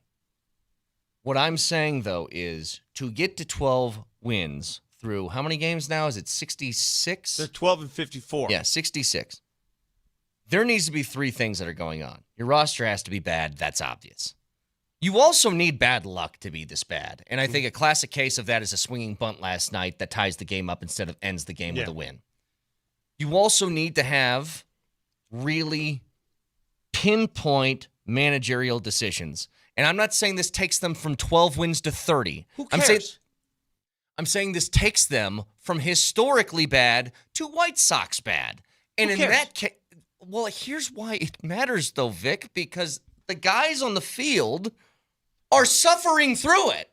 And so when you continue to pound them in the face with losses, it's why, like, we were on this train of, I want them to be historically bad and be the worst team ever and blah, blah, blah. And then I'm, like, looking at Hunter Goodman's face after the game gets done. I'm like, that's brutal for guys like him. Okay, but Vic, can I back you up real quick, please? Yeah. That was a really long point for I just want to see one little something more. You're right. McMahon's hitting 215. Doyle's hitting 202. And he went, 2 for 4 last night to get to 202. Yes. Tully is hitting $194. Well, Tully is not on the big league club anymore. I understand that. I'm talking, but what's your shortstop? But he has 54 appearances this year. What's your shortstop? Tovar's been great. He's been hurt. He's hitting 258. Okay, is it that leader in the clubhouse? Farmer's appeared in 51 games. He's hitting 228. Hunter Goodman's hitting 280s. Tyler Freeman's hitting over 300. But you have like two guys that are doing anything. With the, Vic, Brett, what I'm trying to tell you is that you just got a bunch of dudes, and I don't want to sit here and pick on these guys. And by the way, where's Doyle? I mean, if you're appearing in almost all the games, which is, and by the way, McMahon and Goodman have played in all but 2 games. Moser, if you're the starting third baseman hitting 215, that just ain't gonna cut it, bro. Doyle had a pretty serious personal matter earlier this year. Understood. I'm going to make a point here. Moser, pull up the 48-point Avalanche roster in front of you, please. Pull it. I want you to pull that roster. All right. Because I'm going to take the point that Kane made, turn it on him, and I'm going to tie him into a pretzel. Okay, let's see. And I'm going to ask Brett a question. And the question is this. Brett, who was the coach of that 48-point Avalanche team? Jared Bednar was. Who was the coach of the Stanley Cup champion Avalanche Jared team? Bednar was. So it's the same coach, right? Same practices. Correct. It's the same demeanor. It's the same locker room presence. It's the same moves. Okay. Same coach. So you say coaching makes all the difference in the world. Well, let's go ahead and go through the rosters of those 2 teams. Nathan McKinnon. Yep. Matt Duchene. Early Nate. Matt Duchene. Well, Nate had been around for a little while by then. Matt Duchene, Mikko Rantanen, Tyson Berry, Gabriel Landeskog, Blake Como, Rene Bourque, Jerome McGinley for a while, Francois Beauchemin, Eric Johnson, remember he got hurt, played 46 games. Carl Soderberg was on that team. They traded for Matt Nieto. Zadorov was on that team. Soderberg. Joe Colborne, who opened up the season against Dallas with a hat trick and never scored again the entire year. Yeah, Joe Colborne. Cody Goluboff. Oh, God, remember him? Yeah. JT Compher was just a baby. Johnny Mitchell was on that team, who we just had on the program yesterday. I mean, that's quite a few guys that maybe not were on the Cup team, but quite a few guys that were developing as the team got really good. Yeah. That's the point. Like, Tolia has gotten worse from last year, in a year that he was supposed to make a jump. They also had, hold on a second, they also had Mikhail Grigorenko. But Sven Andrighetto was on that team. Feder Tootin. There's not a single starting pitcher. Patrick Weirkoch. There's not a single starting pitcher, by the way, in this rotation that has gotten better over the last 3 years. Andreas Martinson had 3 goals that year. That was a big time. Like the coach's responsibilities for development of talent. That too. Well, the next year they went to the playoffs. So, I'm saying Bednar did that. I'm giving him credit. I'm telling you that a coach can't pull talent and make it that much of a different team. It can't. A coach can only do so much. There was a lot of guys that got better and grew with the Avs as they became a perennial contender. Just talk for me. So I think that Bednar deserves credit for making a 48-point team with that roster. Those guys develop into really good players that get you to a certain level. I agree. And I think the management that's running the Rockies right now, the Schaefer and the Bud Black, got too much heat. It's not the manager. Yeah, for this particular team, Victor, it's not the manager. I said this about Bud Black for years, that I don't think that the responsibility of 100 lost seasons is on that guy solely and exclusively. But he is a part of it. He is. Right. But what's the bigger part? I guess that's what I'm asking. you What's guys the bigger part? The talent or the manager? You guys what's the most fundamental aspect of winning and losing? The roster is. You're both. That's it. You're both correct, but Vic is completely right in this Rocky situation. The greatest Bum Phillips line ever. What makes a great football coach? He said, well, he can take his'n and beat urine, and he can take urine and beat his'n. Mm-hmm. Like, he'll take his team and beat your team. He'll Dave take your Roberts team and can beat take his this team. rendition of the Rockies and finish in last place. 100%. Yeah. Yes. And guess what? Bud Black can go manage the Dodgers, and they'll be atop the National League West. Correct. Probably. Yeah. So what are we doing? So what There's- are we there's doing? Why are we wasting our time with this argument? Well, because you're saying there is no responsibility on the coach. I disagree. You can't say that there's no responsibility on the dude that's in charge. Or else then why wouldn't you just keep Bud Black in perpetuity forever? You guys Change are for the sake of change. You guys are arguing over fish fur and fiddlesticks, man. It doesn't matter. Okay. I mean, you're talking about the difference of maybe 10 wins over the course of this season. This team would be last anyway. Doesn't matter. 10 You wins. guys want to go to the game tonight? No. At 25,000 less than that. All right. Back after this.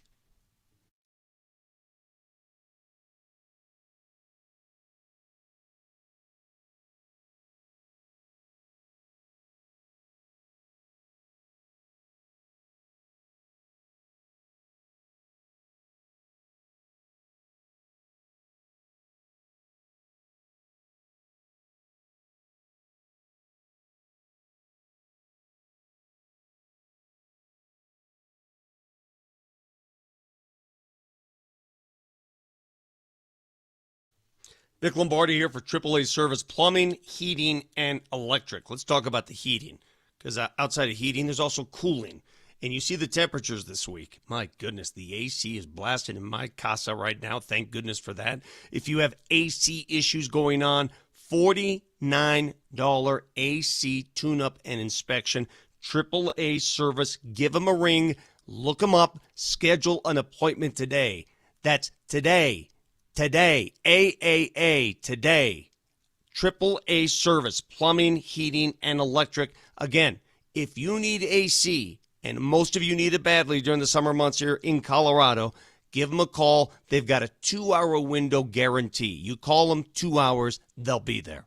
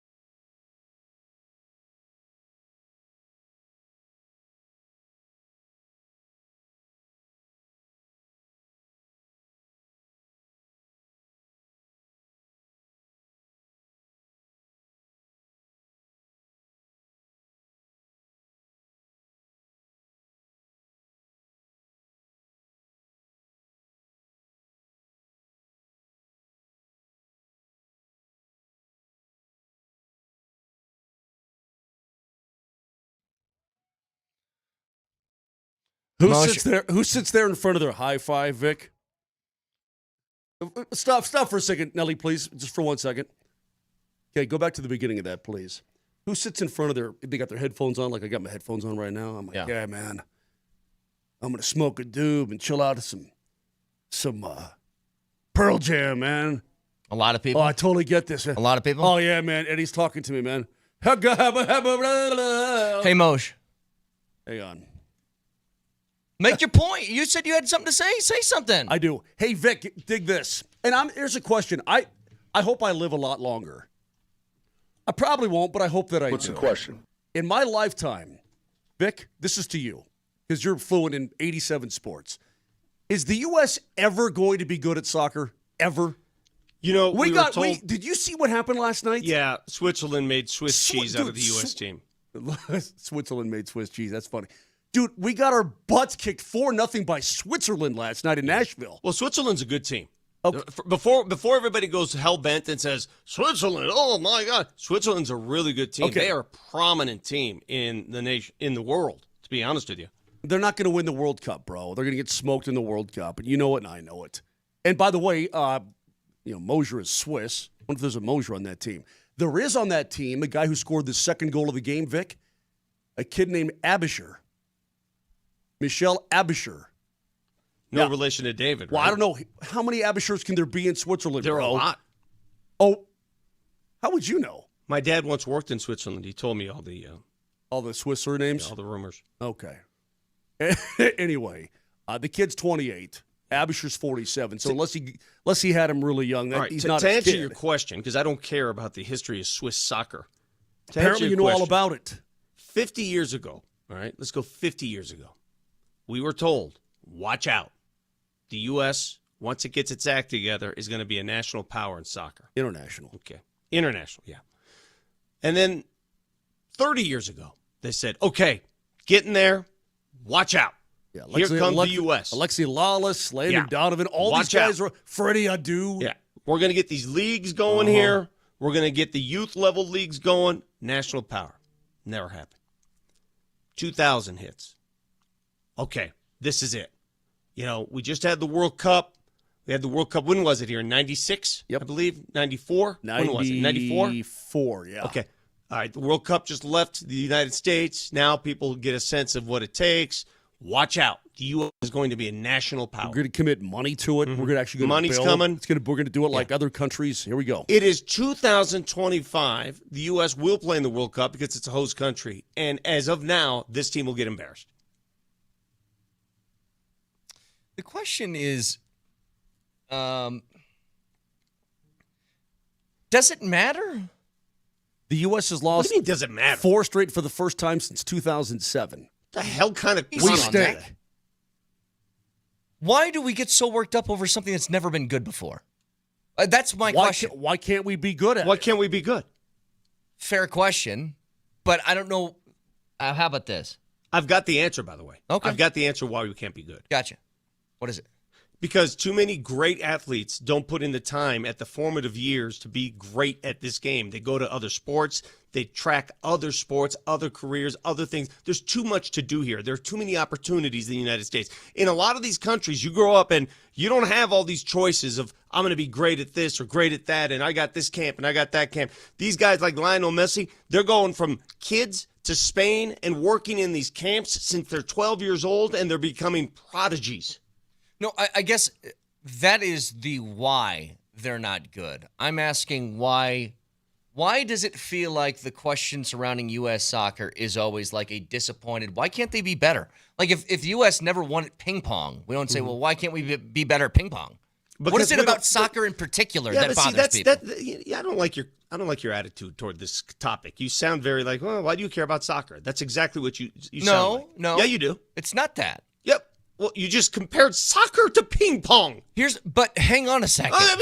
You just compared soccer to ping pong. And you're telling me you don't come off as the, well, why do we care? What kind of question is, why do we care? When we talk about where athletes go in this country, you've already said it. They play other things. They go football, they go basketball, they go baseball, they go hockey, they go a number of different things, right? Soccer is maybe the only major sport. Is this why it's the only major sport internationally that we aren't competitive in? Is that what bothers people? That's what I'm wondering. Because we keep asking this. And you said for 50 years, we've been told, watch out, they're going to be good. Brett, do you know the most popular sport among kids in the United States of America? Well, it's soccer because everybody can play, essentially. I mean, what do you consider popularity? How much participation? Like, it's participation. Easy. Yeah, but it's easy to play soccer. It doesn't cost a lot of money. Exactly. You buy a couple shin pads and a pair of cleats. Exactly. So why wouldn't you want to be good at something every kid plays? Why wouldn't you want national prominence there? Why wouldn't you want to carry the flag of your country and say, we're really good at this? I'd love to. No, that's not. I would love to have that happen. Brett, you're misconstruing my point here. Go ahead. I'm not saying we need to be Brazil or Argentina or Spain or when Italy was good, England. Like Italy right now sucks. They do. Italy went from national power to a team just barely hanging on. Was it North and Macedonia? I have a theory as to why. It North Macedonia that knocked them out of the last World Cup? They lost to they just North lost Macedonia. to Norway. Yeah. No, Brett, what I'm getting at is that we don't hardly ever, I think one year we made the round of 16 in the World Cup, one time maybe. We never have spike years where the U.S. is, or even a 4-year span where the U.S. is pretty damn good. We always just we're either middling or we stink. Okay, Yeah. Maybe that's a better way. I worded it incorrectly. There's an expectation that the U.S. should always be better than what they are. I don't know where that comes from. Not really. I don't think that expectation exists. Well, Not if you're really in the know. They lose in the World Cup, and Alexi Lawless every year is pounding the table, being like, "This is embarrassing," and I can't believe that's what I'm saying. Because they're frustrated. But anybody who's a sophisticated soccer fan understands this team's not good enough. And again, it comes down to the players. They're just not good enough. They don't have the talent. I can only compare to Italy. In Italy, they're having, oh my God, people are having strokes over this. Yeah. The team has lost its swagger.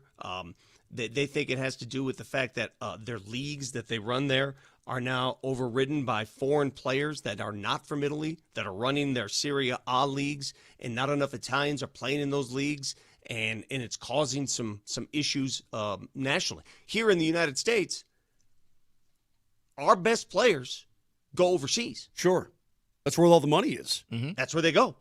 And there's nothing wrong with that. But, the MLS, for what it is, the best players are not here. They're overseas. Yeah.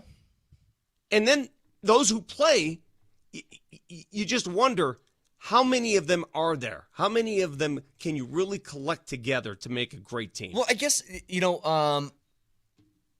Pulisic, right? Christian Pulisic. Yes, sorry.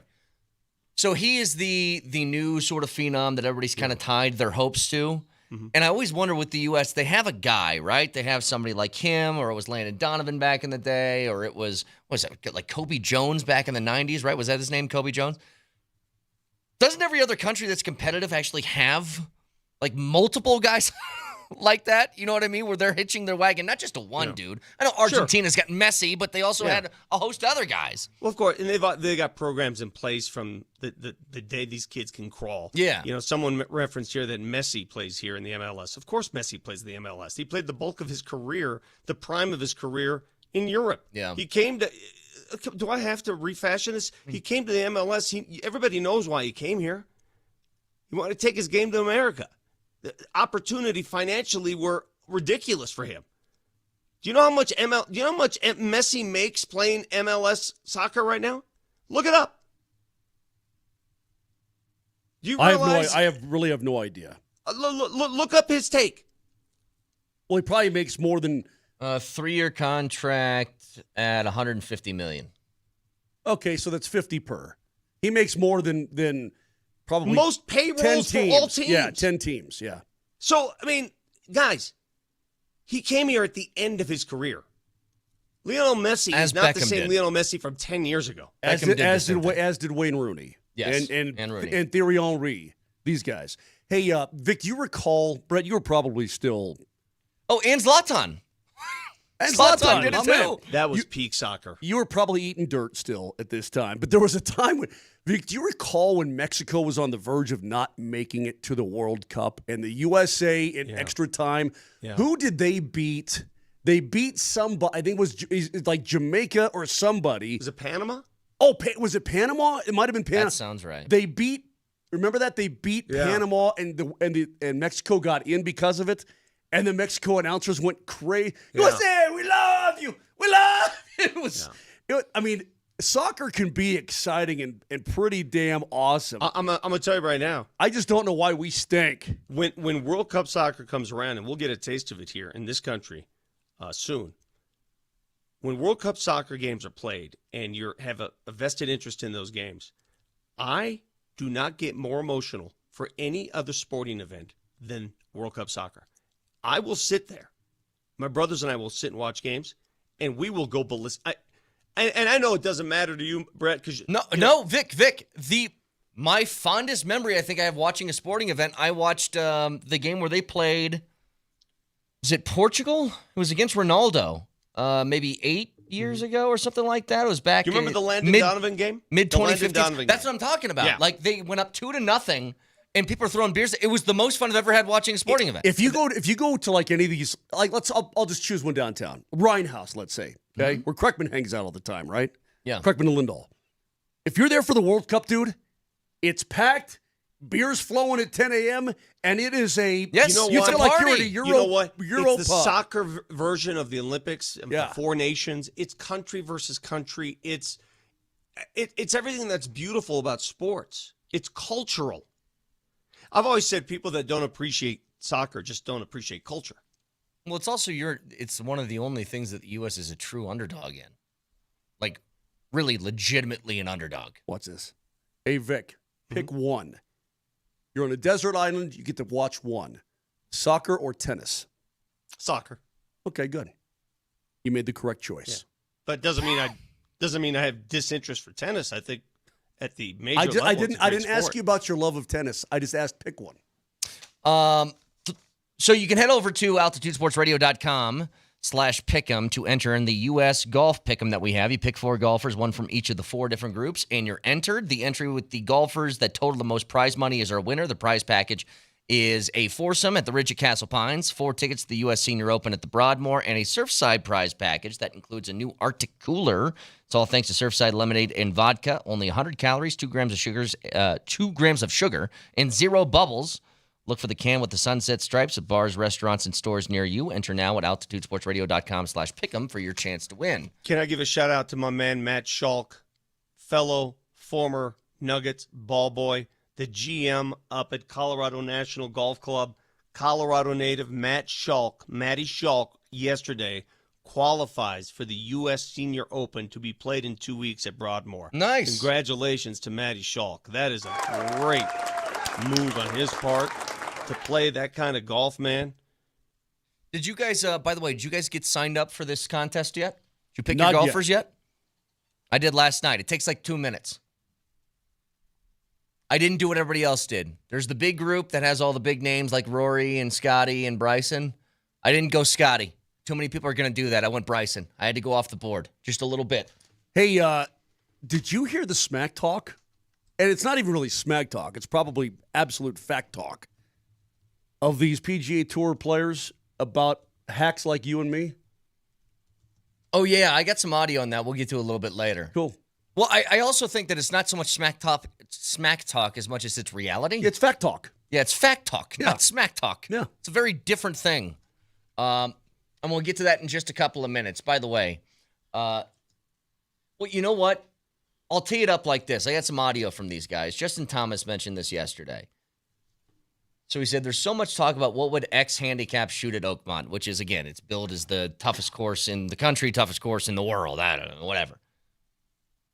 Why don't we make that happen, he says. Have a 5, 10, 18, whatever handicap, play Monday after the U.S. Open, back tees, full rules of golf, and see what happens. And I think this is what we've been asking for. Like, we've been asking for it in the middle of the tournament. That would be too brutal for the person they get paired up with. Like, you think it's who is it? Patrick Cantlay's the guy who waggles 15 million times before he hits. You think that's going to drive people nuts? Wait until this guy's on his 4th shot before he gets to your tee shot. That would kill him. Yeah. Well, we got some audio of that we'll get to in just a couple of minutes. Again, 303-504-0925. Back after this.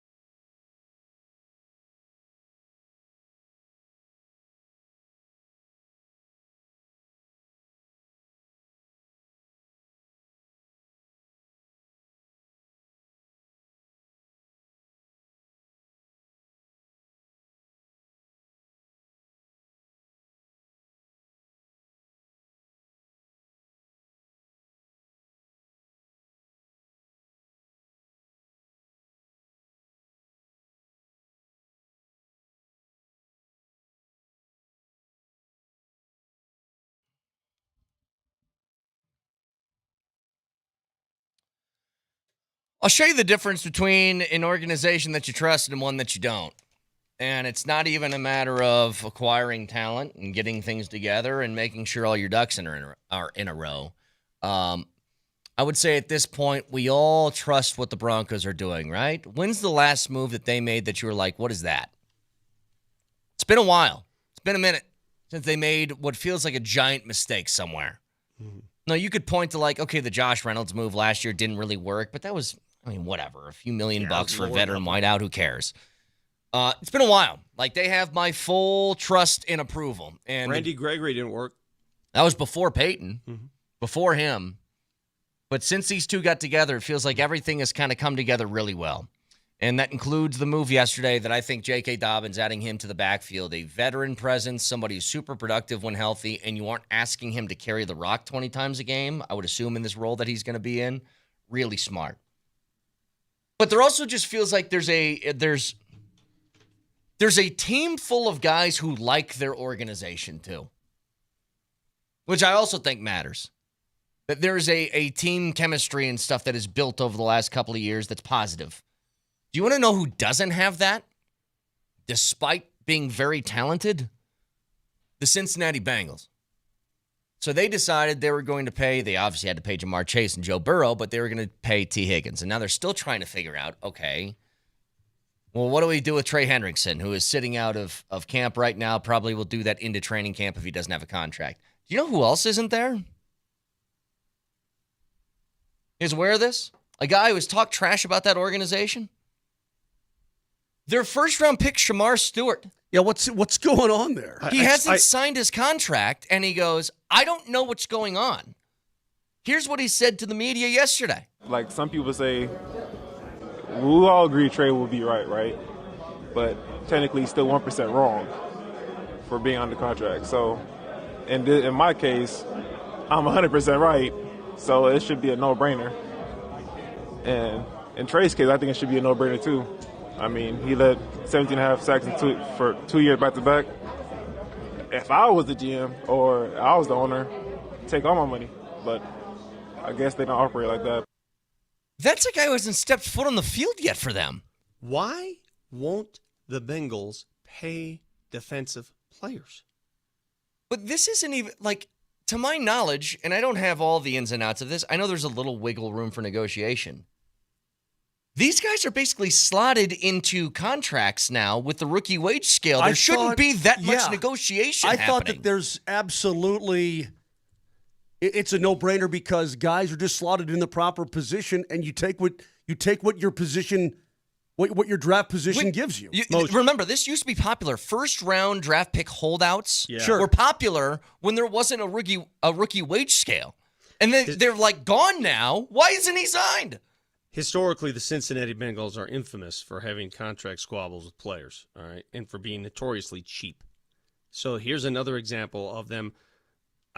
Who knows what it is? It could be an incentive that rookies get. It could be something very minute that the agent and the rookie are going, what are you guys doing? Every other team's agreed to this. You're the only team. And they're just holding steadfast, saying, we're not caving you, Rook. But this is a horrible look for your organization. Imagine if Jahdae Barron came in here and you already had a contract dispute with PS2.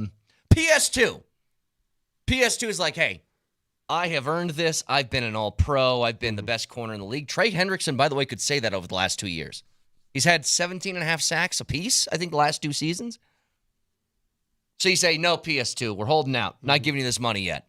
And then Jahdae Barron comes in, you're like, yeah, I don't like what you're asking for in this rookie contract. What are you doing? But then, a sign of great ownership? A sign of great ownership is fewer of these. Sure. They just don't happen. It would also be like PS2 saying, yeah, Jahdae, you're doing the right thing. Hold out. Don't come. Yeah. Because essentially, the players inside the Bengals room are on the kid's side. It's really bizarre to me. Bizarre. But here's the thing. It actually says it's not about pay. It's about the verbiage. It's about void guarantees and blah, blah, blah. Okay, fine. Then how come every other team doesn't have that problem right now with their picks? How come every other team has signed their first-round draft pick already? Yeah, it's silly. I don't think I'm asking for the world here. Especially for minicamp, man. Minicamp is a precursor to training camp, and your rookie can't even participate because of some language in your contract. What are we doing? Bizarre that they're sitting there doing that. And again, this is what I have not a bad ounce of a word to say about the Broncos right now because it feels like they're doing everything right. The I amount ain't asking for the world here. The amount of money, though, that they've allocated to their quarterback and their 2-star wideouts is extraordinary. Well, that's the thing with Hendrickson. It's just like an extraordinary amount of money. you go to him and you say, we made a decision. T. Higgins, we thought was more valuable than you. Sorry. Yeah. Well, it's like, okay, we're going to pay our star center, our star defenseman, and our star goalie $18 million apiece. And one of your wingers is like, hey, can I get 9? Nah, not really. But that's what it is. It's not exactly like that, but you know what I mean. They've paid those guys a lot of money. Yeah.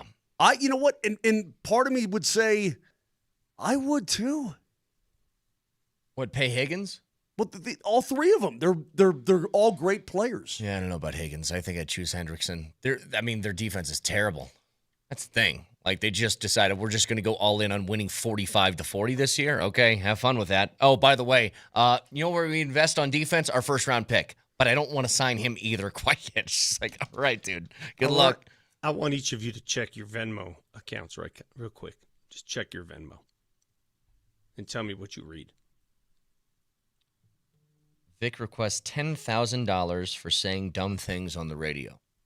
From you. It's a $10,000 fine. I've requested You're your Venmo. requesting it. Yeah. Moser, can you read your Venmo, please? I'm in my Venmo. I just say here, I have declined that. there's a message here. Let's see here. You Message. can't decline a Venmo request, dude. Vic That's Lombardi illegal. requests $10,000, failing to make a tea time today. Yeah. Decline. Both of I you ain't got guys owe me time to be distracted by $10,000. your worthless chime in. It's gone. Just so we're aware, Vic. Just because you continue to lose money at the golf course doesn't mean you can hound us for cash. Scotty Scheffler said yesterday he turned off his Venmo account because every time he'd lose, he'd get requests from bettors who'd lost money on him. You owe me 5 G's. Imagine being that good. That somebody is just like, do you know what his odds are to win the tournament this weekend, by the way? Pretty good. Plus 270. Yeah, pretty good. This Wait, is like plus 270 for Scheffler? This I'm is gonna like bet- prime Tiger stuff, okay? This is like Scheffler versus the field, just like it was Tiger versus the This field is not stuff. the tournament to bet Scheffler. I think this is anybody's tournament because of how tough it is. They're calling this the toughest venue in years. Years. Have you seen any of the video coming out of there? Have you seen this rough? Have you seen this rough? It is thicker than the hair on Moser's back. It is thick rough. You got hair on your back? I don't either. My brother does. It's gross. On his shoulders, too. It curls up. It's nasty. Shoulder hair that's a tough one. It's a tough one to have. It's like my Tough granddad. He got my grandpa's shoulder hair. I'm like, dude, take care of that. My God, your wife's a beautician. Take that stuff off of there. What do you do, the laser? I don't know, wax it off. Oh, I wax wouldn't. on, wax off. That would hurt like. Yeah, I'm not doing Dude, that he's often. Not only does he I've have the seen shoulder hair, 4-year-old virgin. hey, he's got the side back hair. Right down the side. Wait, here? Like, no, down the side torso, the back rib cage. Yeah. Like a bunch of Yeah, Amazonian it's tough. rainforest hair there. No, you got to get that off of there. Yeah, that's got to go. Yeah, you got to get You that got a out. Teen Wolf thing going on. Nelly, Maybe they can get the team of mowers from Oakmont. Nelly, do you got the audio of some of these guys? So they went around, they were talking to DeChambeau, they were talking to Jason Day, they were talking to a whole bunch of different guys playing in this tournament. And their question was, what would, I can't remember, an 18 What would handicap. 18 An handicap. 18 handicap So shoot what's on an this 18 course. handicap? A lot of people contend they're 18 handicaps. They just start, I'm an 18. No, you're not an 18. You're probably about 30. They're a bogey golfer. A bogey golf. Yeah, but an 18 handicap should probably, on normal days, just shoot in the mid-90s. Yes. Yeah, somewhere Because around your there. handicap isn't your average. Your handicap is like your best Yeah. round. So they're like, hey, if I shoot well, it's a 90 that day, sort of thing. Yeah, but I could also shoot 103. Right.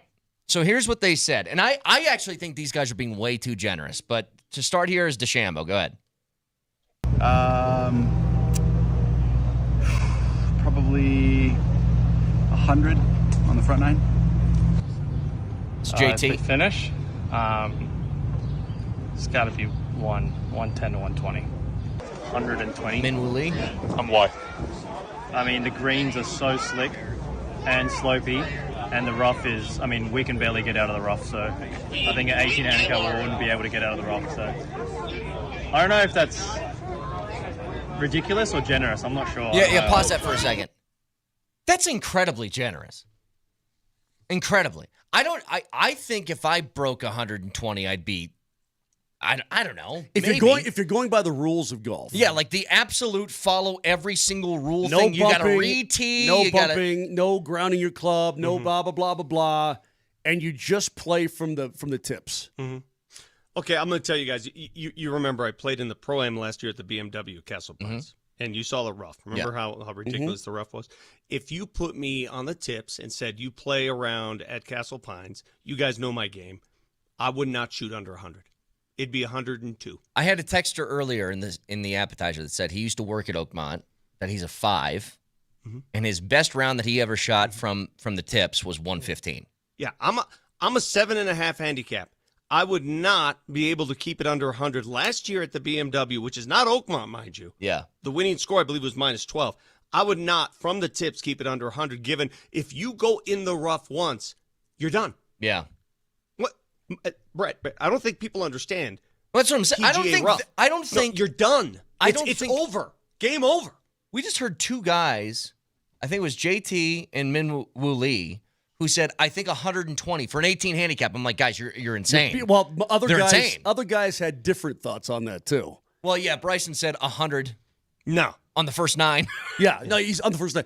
But they also said, says no chance Brett breaks 120. I'm sure you're right. Like, I'm sure you're right. As the round goes on, you only have a certain number of golf balls. Yeah, you'll quit. You'll run out of golf if you can't find your ball. See, that's the thing. These guys also have spotters who find their ball every single time. You're not going to have a lost ball in the rough. For us, we got nobody in front of us, Vic.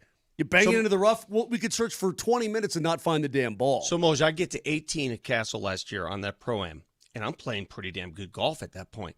And I'm in the rough just about five yards short of the green, just right off the green. I'm like, just chip a little chippy up there and make par. Can't get it out. Yeah. I chip it over the green to the rough on the other side. Yep. Same situation, deep. Can't get it out. Chip it back over the green to the rough on the other side. I do this 2 more times. I'm just going back and forth. I didn't play in the Pro-Am, but I played. I can't get it. I can't get it on the green. I last played Castle Pines like a couple of weeks before. Media tournament, right? Well, yeah, but also you did. With somebody else. And on 18, I hit it over, bombed up, great shot. Literally, I'm on the side hill and I can't even really see my ball, and I'm like, I don't know what you do here. I don't know how you try to navigate this. Oakmont is going to be just unbelievable. Pros have the ability because they've been there and they've done it. They have the swing speed. Zalatoris on 17, we were both in the rough. Of course, he teed off way behind me. We're both in the rough, both the same lie. I hit an 8-iron just to get it out. I just want to punch it 100 yards. He hits a 6-iron to about 7 feet from the flag. Yeah. Different story. Now, Justin Thomas was asked, and he was talking about this, and he said something that I've been begging for years. Justin Thomas says, why not put this on television? Why not have a group of hacks? When I say hacks, normal players like us, play in a major and just see how hard it is. And I am all for it. Here's how you do it. You would not sprinkle them in on the field because it'd be a distraction. These guys want no part of playing next to Moser, Kane, and Vic. I'm talking about their own group, last off. You're the last group off, so everybody's through. And once in a while, the cameras, and you mic them up too. You mic them up. The cameras go to these guys, say, how we doing, boys? How we doing? So you show a shot of Scotty Scheffler just lace a beautiful cut shot, 190 yards. And then you go to Jed, who swipes one straight left into the frickin' someone's head. Well, yeah, those guys can't line up the same way that they do. I'd watch the hell out of that. Would you not? If I was mic'd up, I'd have various alliterations of one word coming out of my mouth. Yeah. And just one word, but What the holy that's the word. And here's how you pick the player. How you doing, Moshe? Well, I'm blanked. You have to attend the tournament And on the practice round, we're going to just lottery pick 4 guys. We want to see your swing because you got to be competent. You know, you can't be a fool. You got to be able to. You got to be at least. Would you say at least a 10 handicap? Sure. Yeah. You have to. Mm-hmm. You have to be a single digit. Let's see your swing. Let's go to the driving range. All right, you qualify. Let's play. That'd be awesome. I'd watch. So would I. So again, go to altitudesportsradio.com/pick'em and get your picks in for the U.S. Open this week with a chance to win a prize pack for a foursome to the Ridge of Castle Pines, 4 tickets to the U.S. Senior Open at the Broadmoor, and that Surfside prize package with a brand new Arctic cooler. Back after this.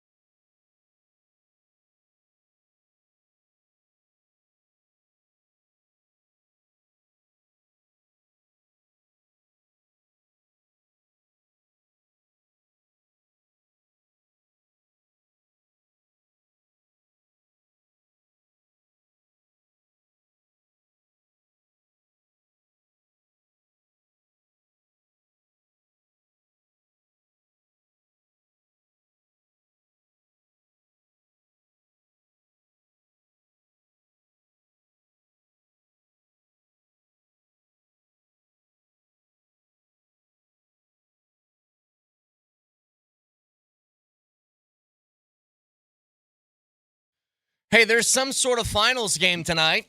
Happens in the NBA. OKC, Indiana. Pretty obviously, I think, for most people who have been following this series, Indiana needs to get one tonight or it could get ugly, I think. And it's weird because it feels like this is going, I thought this was going into game 4, and it's not. It's game 3, but it's been like 2 weeks since the series started. But it's a big one for Indiana just to try and, I think, keep the confidence in this. Has anyone checked in on the ESPN crew yet? What do you mean? I mean, they had to go from Oklahoma City to Indianapolis. Yeah. Are they suffering from caviar withdrawals yet, you think? I mean, what's going on? Yeah. I don't know. I will say this. There's some news this morning. Here's what I get really confused about. So the Knicks make it all the way to the conference finals. Best season they've had in 25 years, and they fire their head coach afterwards. They requested permission, according to Shams, to speak with Mavericks coach Jason Kidd. Dallas gave a firm rejection. Knicks have been now denied on Kidd, Minnesota's Chris Finch, and Houston's Ime Udoka. And Altitude's Steve Nelson also was requested. Correct. Was this their plan, though? We're going to fire our head coach and just try and poach somebody else's in the hopes that they say yes? That was their plan? I just saw a tweet. It said, the Milwaukee Bucks have given the New York Knicks permission to speak to Doc Rivers, but they declined. That's pretty funny. But honestly, if your team, think about this, if you're a Knicks fan, okay, your team just made it to the farthest they've ever been in 25 years. You fired your head coach, and you seemingly have no plan of what you're going to do afterwards. Because everything that you've done so far, the teams have been like, no, you aren't taking my coach. What's going on? Money talks. The Knicks obviously willing to buy, not only pay a coach more money than he's already earning, but willing to pay that buyout, whatever that could be. And in order to do that, you would have to conduct a trade of some sort, right? So if you're going to lift Chris Finch from Minnesota, what are you going to give Minnesota in return? You give him a draft pick, something. Why the hell would they even consider doing that? Minnesota's a good team.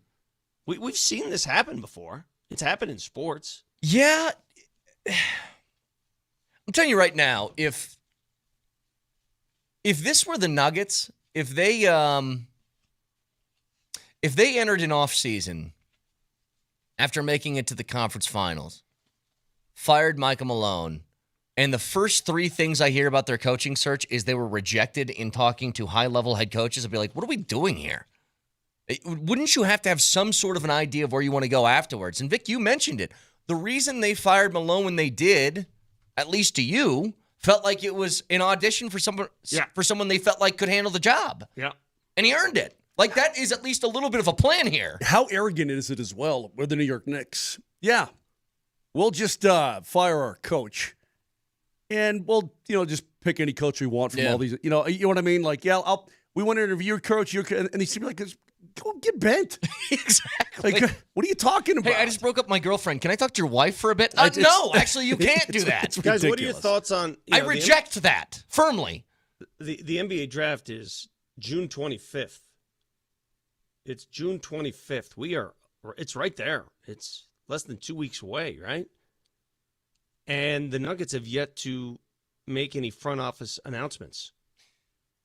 They have not made a decision yet. It's weird to me. And I say this not because I'm planning on the Nuggets being involved in the draft.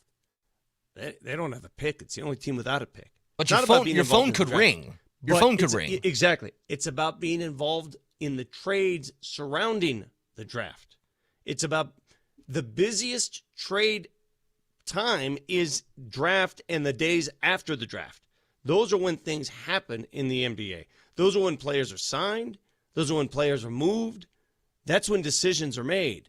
So not to hear anything from the Nuggets, I'm a little bit surprised that it's taken this long.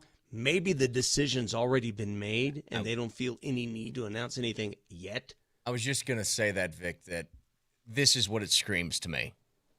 Because it's not that they haven't made a signing at all. I haven't seen a rumor of somebody they've talked to. Mm-hmm. You know what's which interesting? lets me know that I think this is pretty much Tenser's job, just unannounced yet, right? If it were the Broncos, we would be incredibly concerned about why don't they have Andrea? Why do I sit here and look at both of your faces, and I don't really feel I don't feel uneasy at all about them not having a general manager? I think I know the answer. It's because I think that you know that the chance of this offseason being one that involves a ton of moves is slim. Like, you're probably running it back with the roster you already have anyway. If they had $30 million in cap space and then it's four a big number deal. ones, Yes, I guess that's it probably huge. would be, yeah. But they don't have a draft pick, and right now they don't have money to spend, and it's going to be really hard to move any contract that would move the needle enough to be a big impact. So it's kind of like, okay, whatever. Take your time, I suppose. Yeah, but I guess what I'm saying is, what if somebody made a call to the Nuggets today and said, hey, we got so-and-so. If you want to give – and it's a great deal for the Nuggets. Yeah. Even though the talk is we're not going to do anything, we're going to run it back, that's fine. But if somebody makes you a deal you can't refuse, who's making that deal? I 100% agree with you. I mean, it's Tenser, right? But, yeah, he's the acting GM, but if Tenser was going to get the permanent job, wouldn't they sort of have named it by now? Yeah. Like, the only weird part is... But I'm not but either way, I'm not really concerned about anything. I'm just surprised that I haven't even seen... Like, how about this, Vic?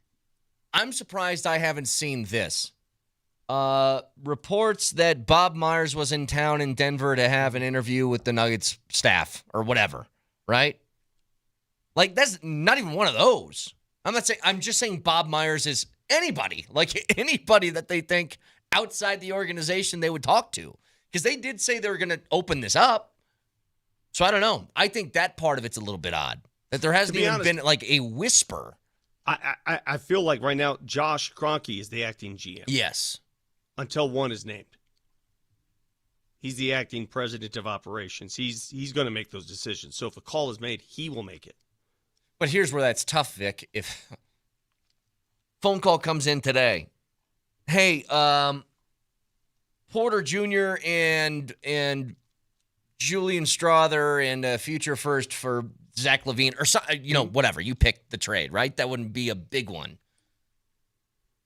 Would you want to make that move and then hire the other guy afterwards, or wouldn't you want consultation on the guy who's going to take the job? That's why either the decision's already made and they just haven't announced it, or B, we're on the cusp of a decision. All I know is this: next Wednesday, Thursday, Friday, I'm off, so don't do it then. Keep those days off the calendar, please. Next Wednesday, Thursday, Friday. Why are you off? Making this decision. Huh? Why are you off? HIPAA, sucker. Okay, you got stuff going on? Okay. It's none of your business. Okay. I'll find out. I'll make it my business.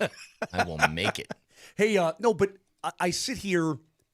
I guess this is why I feel serenity about it. I know that the powers that be with that organization know how important this is going forward. Because whatever decision you make right now, Vic, is going to essentially ride through the rest of Joker's career. This decision, I think. Because when you make decisions, it affects 2, 3, 4, 5 years down the road, right? I just know that they know. I mean, you can't fix it if something goes wrong, but I know that they know how important this is and that they're going to get it right. I mean, I've put my trust in the organization. And the reason I do that is because they've won. Yeah. Because they've won a championship recently. Any more rumors or whispers about the Avs hiring a coach? Haven't heard anything yet. No. Okay. What, you want to text Beds and find out? No, I'm just curious. How long is that? Is that a? Well, you got time for that. There's no pressing issue there. Hey, wake me by September. Yeah. September. Yeah, that one not as urgent as it seems to be. And for the maybe Nuggets. there's somebody still out there right now that's currently involved in postseason hockey they want to talk. I mean, who knows? Who knows? I think Indiana wins tonight, by the way. Do you really? Why? I don't know. I just have this feeling. They're a dog, you know. I know. I can feel it down in my plums. I look at this series going a lot like the Nuggets OKC series went. Very similar. Little pushback here from Indiana. They're going to need to find a way to have Halliburton not bottled up for 3 quarters. Well, Halliburton's got to get in the paint. I mean, the first 2 games, you notice the team that got in the paint is the team that won. Yeah. And if you don't get in the paint, you really have no chance because you're settling for outside shots that are tough to make. Get in the paint. You can listen to us anywhere on the Altitude Sports Radio app. It is powered by the Will Height Law Firm. Injury lawyers go to willheightwins.com. That's willheightwins.com.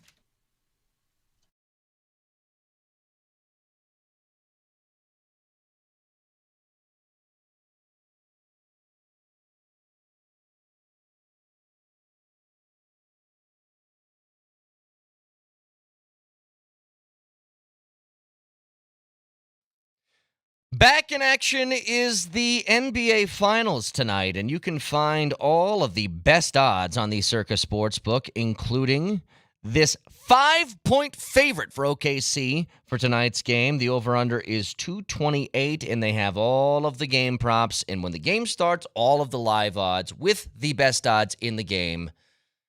It is Circa Sports.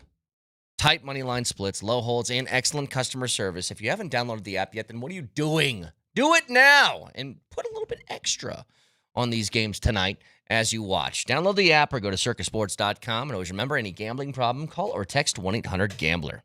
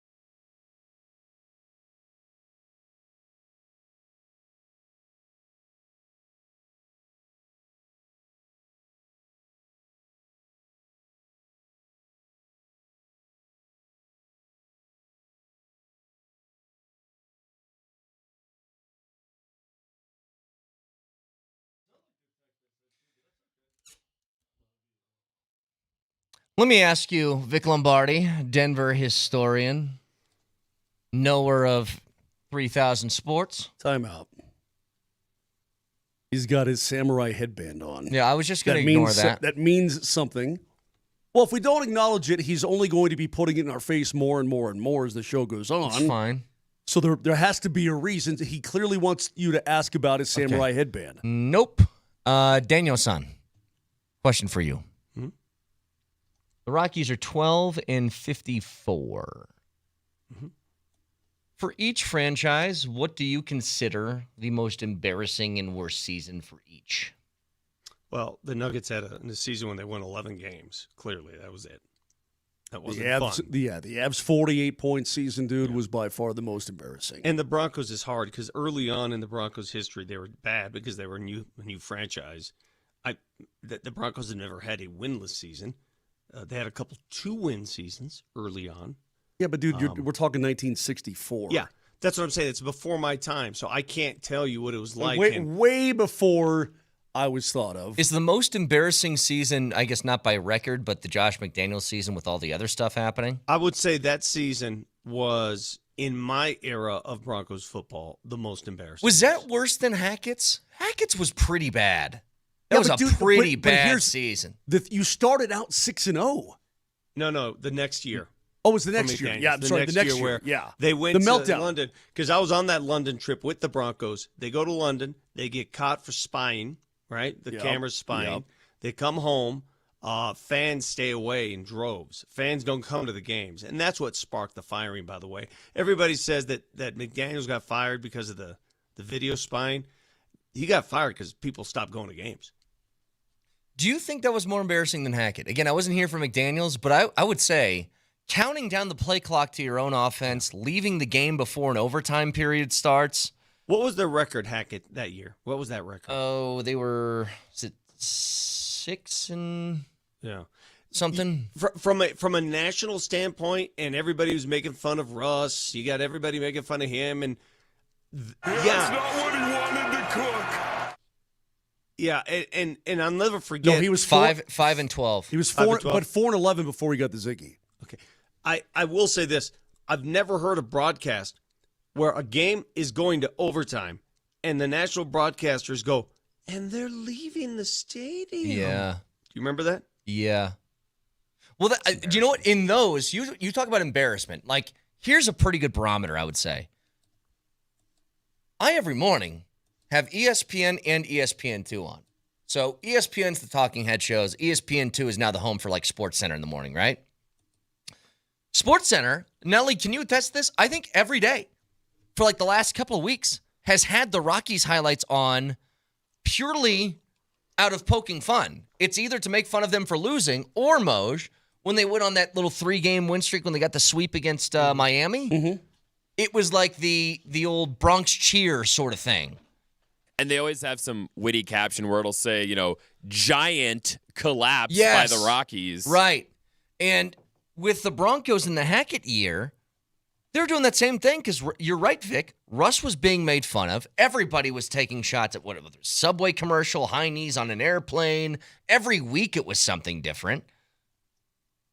I mean, for the worst seasons of the Avs and Nuggets, did that happen? Were they a joke on like national media platforms? Well, the Nuggets were the year that they won 11 games because they were on the verge of breaking an all-time record before I mean, I think they were at 7 wins in March, and they had to hustle to win 4 more games, which they did. So, yeah, I mean, we don't have the same media presence that we did back then. True. It's a lot more in your face today. And I guess hockey's not going to get top billing, I guess, on SportsCenter every day, so that wasn't as bad. Mm-mm. The Rockies, they're leaving. The Broncos fans are bailing. They've had enough. It's 9-9. They're like, the heck with it. I'm out. Yeah. I'm out of here. You're so right. I've never seen anything like that. Never seen anything like that in my life. I'm going to amend my comment. It's not the Josh McDaniels year because that year was just bad in terms of, I mean, the fans were still fans. But by the time the Hackett year came around, there were a few years already built in of bad football, and they had just enough. They were like, enough. Makar. Story. Breaking news. Sounder. Nelly. Hurry. 3, 2, 2, 1. 1. No counting. Okay. No counting. Kale Makar just won the Norris.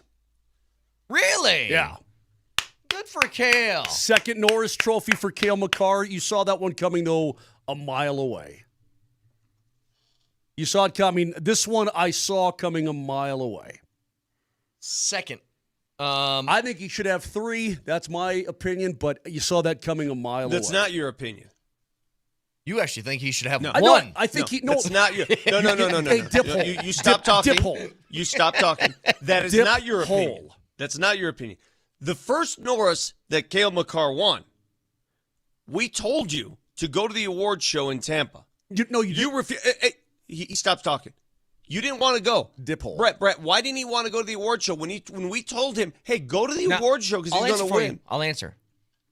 He did think Kale should have won, but didn't think he was going to. That's correct. I thought for sure Roman Yossi that they were going to the voters were going to be completely out of their minds. Oh, he's still too young. We can't give it to him. Yossi, but blah, blah, blah. And he ended up winning it, which is completely awesome. Don't start counting. Well, anyway, the point is that I think he should have won. I would have voted him last year too when Quinn Hughes won it. That's my opinion, but he was going to win it this year. He was going to be the runaway guy. Okay, no doubt about it. All right, let's be fair here. Okay, he's the best at his position. Dude, he had a 92-point season as a defenseman. What happened in the Dallas series? Yep, that's a good question.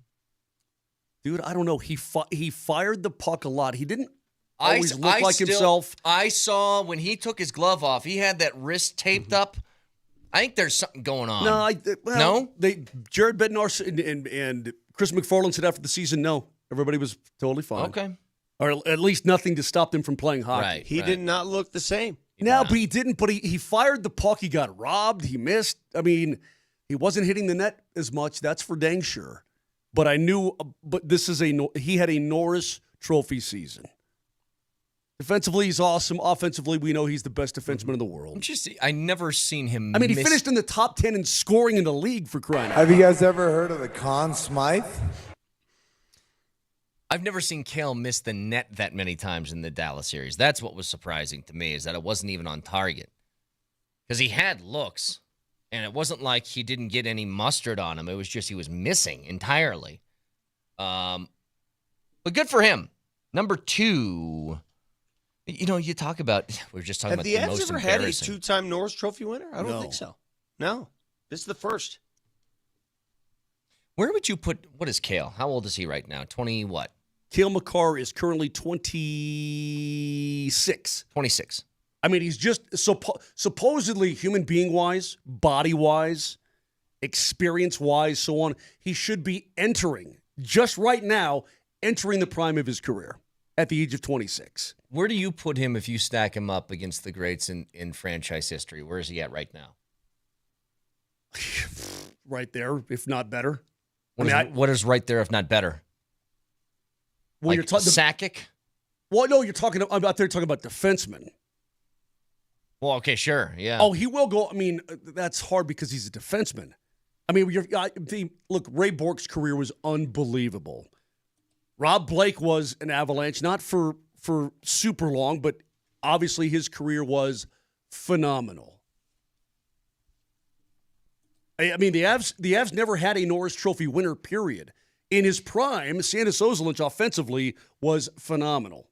Not like this, though. This guy is by far and above, in terms of production, way above those guys. This is a good point, by the way. Texture said, the fact that Kale didn't play in Worlds with McKinnon tells you that there had to be some sort of injury. Why didn't he do that? Well, I can't believe McKinnon played, and he was totally healthy. I can't believe Sidney Crosby played. He was totally healthy. These guys rarely do big guns ever play in the World Championships. It's a real lesser tournament. It doesn't mean anything, even though it's called World Championships. The NHL just released a video displaying how Kale found out about the award. He's at a golf outing with friends. I assume it's in Canada. Yeah, it is. And during the golf outing, The golf course is right by his parents' house, right off his parents' house. They go to his parents' home where they have the trophy, and all his buddies are there to congratulate him. Oh, that's pretty cool. Right now. It's pretty That's cool. Yeah, it's really cool. Well, there you go. Number 2 for Kale Makar. His dad's cool, man. I've had many conversations with his pop at games. His dad, Gary? like, Yeah. Yeah. Who is James Norris? Who is he? Just a dude. Is he one of our forefathers? Well, he's a dude. Did he sail across the Delaware? He did not. No, he did not sail across. Oh, he's Canadian then. Well, yeah, he was a Canadian-American businessman operating companies. He was an owner, is what he was. He was operating an owner. companies in the grain and cattle industries. And these are, again, owner of the Red founders, Wings? Yeah, these are like founders of the league that it became, essentially. He was an owner. Hold on. Trying to get more information on Sir James Norris here. Who beat Conn Smythe? A hockey pioneer. Later in 1930, Norris was one of the backers of the Chicago Shamrocks of the minor league American Hockey Association. The Shamrocks? Yeah. No, not the Shamrocks. Isn't Ted Lindsay a character from Ron Burgundy films? No, Ted Lindsay was a great player. Vic, all these guys either owners. They're like Conn Smythe was. He was a player. He was a coach. He was. With the Maple Leafs, he was like a founder of the league. That kind of thing. Why does he get the defenseman award if he wasn't a defenseman? Because they just named it after the dude, not because his best Broncos defensive end is the Pat Bowlen Award or something. Why wouldn't you go do it like a defensive end? It's a good question on my part. Don't do that. It's a good question. No, Smythe. I think. Let me get this straight. You're saying so many names to me right now. Lindsay was a terrific player. Smythe was just an owner. Norris was just an owner. Rocket Richard was an awesome player. Like, you're throwing all these awards at me. Lady Byng, she was an awesome defenseman. Who's Lady Byng? Yeah, Conn Smythe was an owner that took over the Toronto St. Pats. Correct, the St. Pats. And transformed them into the Maple Leafs. Correct. And do you know what his full name was? Con is a nickname. Connie? I think it was like Constantine or something like that. It was like Constantine Falkland Carey Smythe. Wait. Wow. Oh, wait. What's the two middle names? So Constantine Falkland. Like the islands? Yes. Okay. Carey, Cary, okay. Smythe. That's a family name then. Carey's got to be a family name. What is Lady Byng, Moj? That I have no frigging clue. Chandler's mom. Forget about it. What about the Campbell Conference? Lady Byng, the Viscountess Byng of Vimy. So hang on. The wife of Lord Byng, the 12th General Governor of Canada, 1921 to 1926. So she's, this lady, everybody likes her. She likes hockey. She's probably the best defensive defenseman in the league. She attended many Ottawa Senators games and donated the trophy because Lady Byng appreciated the gentlemanly play and good sportsmanship and wanted to encourage and reward it. Hey, speaking of, do you have that audio of that little girl, that Florida Panthers fan? Nelly, do you have that audio? Nellie's got it. Okay. So this goes counter to what our boy Brett Kane was whining about after Game 2. Here's a little, I think she's 7 years old. Her favorite part of the game the other night, remember the brawls that took place? Listen to this 7-year-old Panthers fan talk about that game. WPLG Local 10 News. We interviewed 9-year-old Sophia here before the game, and I asked her what her favorite part of Florida Panthers games are. Sophia, what is your favorite part of Panthers games? The fighting. The fighting. Okay, so now I have to ask you, now that it has become the big story from this game, what did you think about the fighting, especially in that third period? It was really good, and I really liked how they punched each other a lot. Now, did you feel like the Panthers won the fight in addition to the game? Yeah, probably, yeah. So do you want to be our Local 10 fighting hockey expert? Yes. Can we have her join the show post-game rather than Brett whine about Edmonton? I'm cleaning it up. I am not going to argue a point I didn't make again. I'm not going to argue the scarecrow that you want to make me out to be, the thing that you want to argue. Not doing this again. Not. Moj, what was Kane's point when we did this show? He thought the Oilers were being stupid, and they were. It wasn't going to change anything. Yeah. Now, Stupid again, Johnny Mitchell raised a very good point. They're going to completely reset is Edmonton. You realize do you even know how good Edmonton has been this postseason? Been great. They've been flat out. They have 2 eggs. Game 1 against Dallas, I think, was an egg. Laid an egg. Game 3 against the Panthers, they laid an egg. But otherwise, they've been friggin' awesome. So I expect them to regroup and play very good tomorrow night. God, why do we have to wait so many days? So many days. Hey, and the last thing before we wrap up this segment. What I can never even imagine owning a Karate Kid headband, let alone wearing a Karate Kid headband. What are we doing?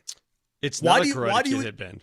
What is it? It's something, some ensemble. I saw it downstairs in the kitchen. Probably belongs to my daughter. Probably part of her dress. It looks like Karate Kid to me. But as soon as I saw it, I said, "That's mine." Is that Karate Kid? What is that, Brett? It's either Karate Kid or what women wear to go to Coachella.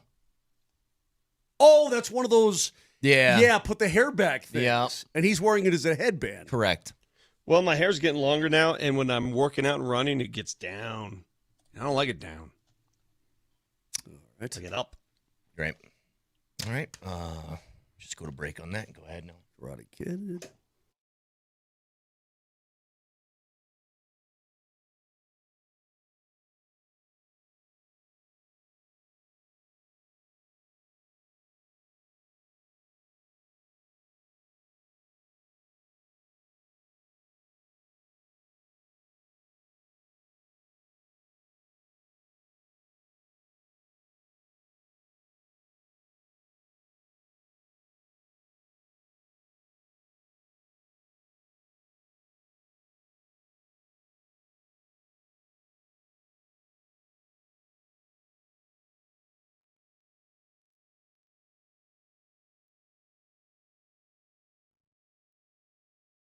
Sensitive topic for probably all dudes, erectile dysfunction. You don't want to hear those words, do you?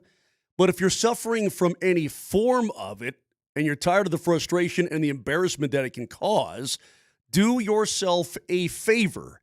Call the Rocky Mountain Men's Clinic today.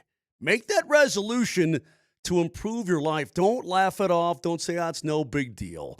Rocky Mountain Men's Clinic can really help you. Their treatments work when the pills or the herbals fail. Success rates well over 90%. Let's get back to being you. If you had a bad elbow, bad wrist, bad ankle, you do something about it, right? Do yourself a favor. Call today, 720-440-7900. There's no reason to be embarrassed. Get fixed. Your initial visit on the consult and whatnot, $99. You got the Colorado license, medical provider, the T and the PSA test. If medically advised, a test dose right there in the office. And if it doesn't work, then your appointment's totally free, but it's going to work, and their expert staff is going to help you. 5 locations in Colorado to serve you, from Fort Collins down to Colorado Springs. So again, call today, 720-440-7900, or go to RockyMountainMen'sClinic.com.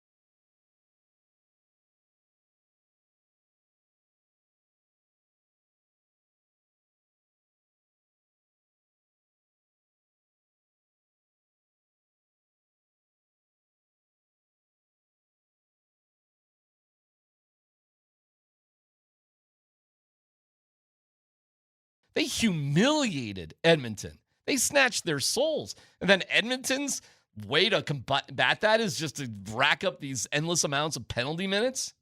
It's embarrassing. It's not tough. It's like, well, I heard Vic, well, that's what the sport affords, so you can go ahead and do this. It's like, oh my God, talk about dumb analysis. I don't know. It's when you fight like that, you're embarrassing yourself. You're embarrassing your fan base. Like, that's all you got?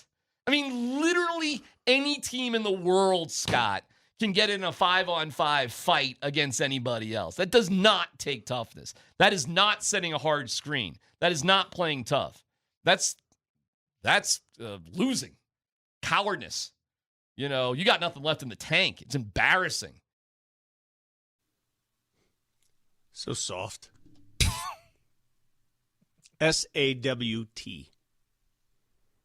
S-A-W-T would be sought. Salt. Oh, I forgot the F. S-A-W-F-T.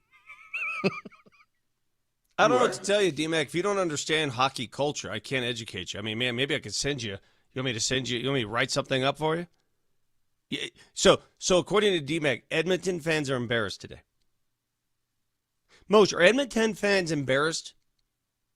What do you think they are? Well, I think that they're embarrassed that they got their butts kicked 6-1. But are they embarrassed by the reaction that their team? Oh, I don't think so at all. No. In fact, I would go to say that 99% of them are like, yeah. I mean, I'm sure they're like, it's unnecessary. Hey guys, play better hockey, but there's nobody going, I don't like the anger. Nobody doing that. Yeah. Yeah, pretty much. Yeah. This guy says Brett and DMac are right. Vic is picking a random point. That's not the argument being made. What random point? My point is, I have no issues with how Edmonton reacted, and it doesn't make them embarrassed. It doesn't make them anything. It makes them hockey players. This is what hockey players do. That's my point. And if you're awestruck by that or disappointed by that, take your head out of the sand and understand what the game is. That's my point. Look, I thought it was ridiculous because they were getting smoked. Then not only that, they got beat up a little bit too. That's the other thing. You also lost most of those fights. If you're going to quote, send a message or fight or take out your frustrations, at least maybe win a couple of those bouts. Yeah, they weren't very good at it. Well, that's not their game. It's not. I mean, they were completely pushed out of their game, and they reacted in a way that's not conducive to the style that they typically win with. However, they were pissed. They were getting smoked. They were getting beat up all over the rink. What was weird is that Evander Kane was doing that in the first period when the game wasn't over. 2 silly penalties. Hey, you want to fight Evander Kane? Good luck. Yeah, I'd rather not. That guy, I don't care what you say. He is tough, and he can throw them. You know, I always love these, by the way. I just saw this on Twitter. The Washington Wizards could reportedly trade Jordan Poole. Here's the quote. Also worth noting around the league, there's a growing belief that Jordan Poole could be moved either on draft night or later in the summer. That potential shakeup adds another layer to Washington's draft strategy that could open up a path for a new backcourt face. Yeah. Tell me the people who are lining up to grab Jordan Poole, please. Like, tell me that. Who's a big Jordan Poole fan across the NBA right now? Golden State Warriors. Yeah, right. Here's my memory of Jordan Poole this season. Jordan Poole produced what I believe to be the low point of the Nuggets season. Yeah, he did. Jordan Poole makes a shot over Russell Westbrook, a deep three to win a game, a season in which the Washington Wizards swept the Denver Nuggets, and they beat them in Denver at Ball Arena with Jordan Poole going nuclear in the final few minutes of that game, if you remember. That's how I remember Jordan Poole this year. Yeah. It was an 18-win team. When you think about this, let's try to put this in perspective. How many games do they play in the NBA? 82. How many games do they play in the NHL? 82. In the Avs' 48-point season, and we thought it's just abysmal. They won 22 of 82 games. Yeah. Okay? Washington won 18. Mm-hmm. So that in NBA terms, that's how bad their season was. They won 18 games and ended up with what? Are they the 5th pick? 4th pick? Yeah. Yeah. Because Dallas just had to move their There's way up. no way that Dallas got the first pick in the draft. There's absolutely no way that a playing team can win the lottery. You just reminded me. Yeah. I There's cannot- no way that happened. Yeah. I'm still like, wait.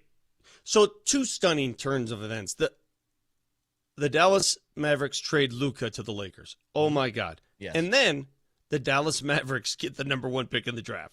There's absolutely no way that can happen in the world. There's no way. Not only that, but the friggin' Spurs are number 2, bro. There's just no way. Stop it. Me Stop. or the league? No. Stop. Yeah, stop. The league needs to stop.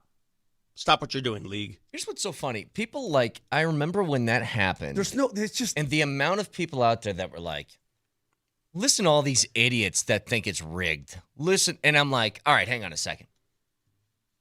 I'm not even saying that it is rigged. What I'm telling you is there's a lot of easy dots to connect. And if you don't have a single antenna up about this, then I think that makes you kind of stupid. Like, it's the whole thing with conspiracies. Most conspiracies are dumb. I can't dismiss everything. I can't.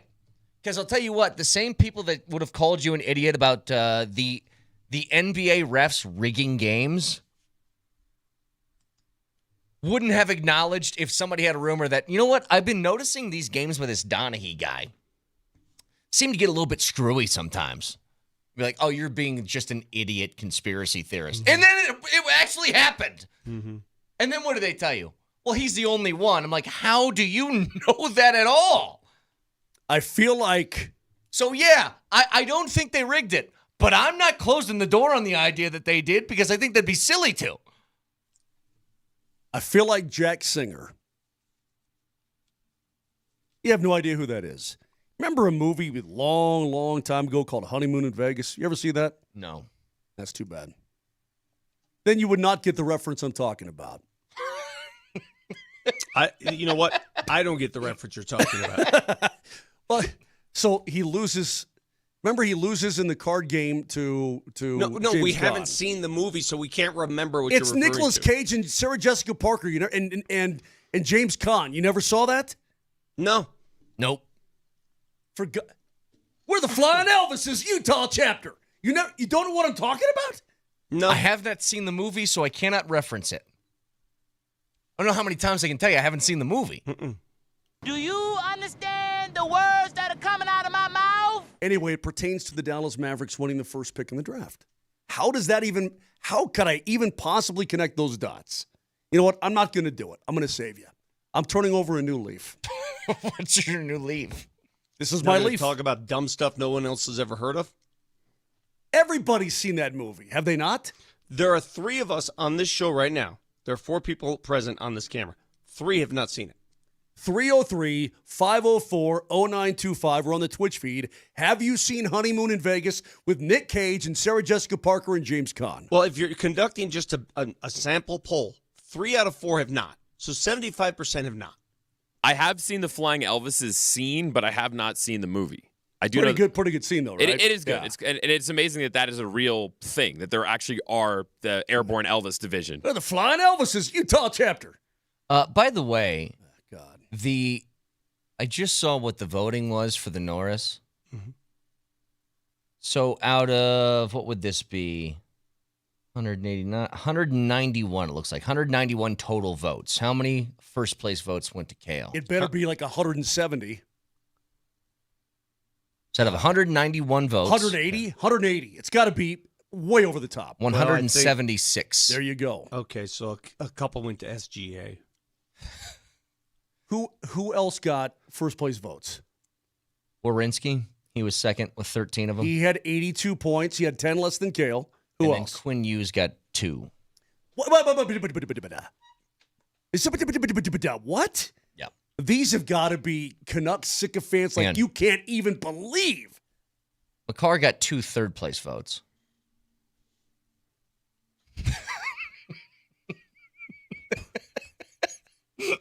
The face that you don't got to whisper it to me, Moshe. You don't got to whisper. Your face said enough. Are they allowed to, when you vote for stuff like this, you have to No, you don't. Are you have to anonymous? listen. Yeah.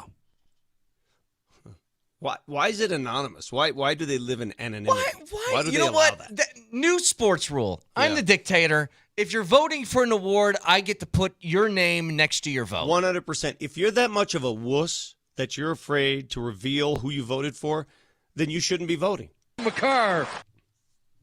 That's Because unbelievable. We reserve the right to poke fun at you. 2 third-place votes? 2. Yeah. For a guy who finished 9th in the league in scoring and is an awesome defenseman too? Yeah. God, there's no doubt that whoever these people are, crack is legal. It has to be. Where in this world is crack legal? That's where those 2 voters came from. I'll look it up. Friggin' psych ward at Bellevue? They're on lithium? I mean, what are we doing? Regions in Mauritania where you can partake. Currently, there is no country in the world where crack cocaine is legal for recreational use. But it is legal for competitive use in certain parts of the world. However, some countries have decriminalized the possession of small amounts of cocaine, which includes crack cocaine. So Portugal has decriminalized all drugs. Okay, the 2 Portuguese hockey writers, there's no doubt in my mind that those are the 2. Shocker. Colombia allows up to 1 gram for personal use. How much is a gram? You can get a gram. I got a couple kilos hanging out over here. You want to check them out? Oh, my God. Hang on. Peru allows up to 2 grams or 5 of freebase for personal use. What? So wait, you can freebase? Hold on a second. What is freebase? You're telling what does me that mean? I think that's where you light it on fire, Yeah. right? You're telling me you light it and then you get the. Well, have you ever seen one of in these movies? The Come on, bro. You like the spoon. Okay. Never mind. You're telling me you go to Machu Picchu and you're sitting there looking at Machu Picchu. You can freebase crack at Machu Picchu and not get busted. That is unbelievable. Czech Republic has decriminalized possession of drugs for personal use. Cocaine is also decriminalized for private use in Argentina. Vic, there's a lot of Italians down in Argentina. You go pay them a visit. Do some cocaine in private. Mexico, individuals have the right to possess a certain amount of any drug for personal use without prosecution. Jeez Louise. What that? That's crazy. Did you guys learn something today? Yeah. Did you guys learn something? The Czech Republic, Portugal, and all of South America like to do crack. That's what I learned. Dude, I'm just for personal use. For personal use, correct. I'm going to go take a hit of my asthma inhaler. Now, that's illegal like in 103 countries, I think. Yeah, this also doesn't make sense. No, that's good stuff, man. It's 100% pure stuff. Says it's important to note that decriminalization does not mean legalization, and strict penalties for drug trafficking and other offenses still exist. Yeah, right. But you can sit around you can so you sit can on your have couch. You just can't deal it. So you're in Argentina. You're watching reruns of the '86 World Cup with Diego Maradona. Yeah. And you're freebasing, and it's no problem whatsoever. Okay, listen, I don't want to for Christ's sake, what are we doing? I don't want to be judgmental. Let's get weird. That is insane. I don't want to be judgmental on what other countries do, how they discipline their people, whatever you want to do. But I'm going to ask this question to Brett Kane. Mm-hmm. What do you think is more addictive? This crack cocaine in these countries or Zyn here in the United States of America? I would say this. If Zyns were known to break up my family, put me in jail, lose everything that I own, maybe become so addicted that I become homeless, I think I would not do the Zyns. You're asking You're asking it the wrong way. It's not the question. That's not the question. Is how it's the wrong way. If Zyn were deemed illegal, and for a while they're hard to get, then I think you and many others, and myself included, would probably just choose to cease to exist. Listen, if Zyn suddenly became... I guess I'd move to Peru. Brett, if Zyn and IPAs became illegal, would you think that you would surreptitiously try to break the law? No. It's heartbreaking, and I can't even believe it. Never. I would just pack up baby Jamal Kale and my wife and say, we're Portuguese now, and this is our new life. That's all I would Ronaldo! Little baby Jamal Kale. Honey, can you say Ronaldo? Yeah. Hey, can I make good girl. Can I make a public plea for all the beverage cart people that are out there at public courses, country clubs, whatever?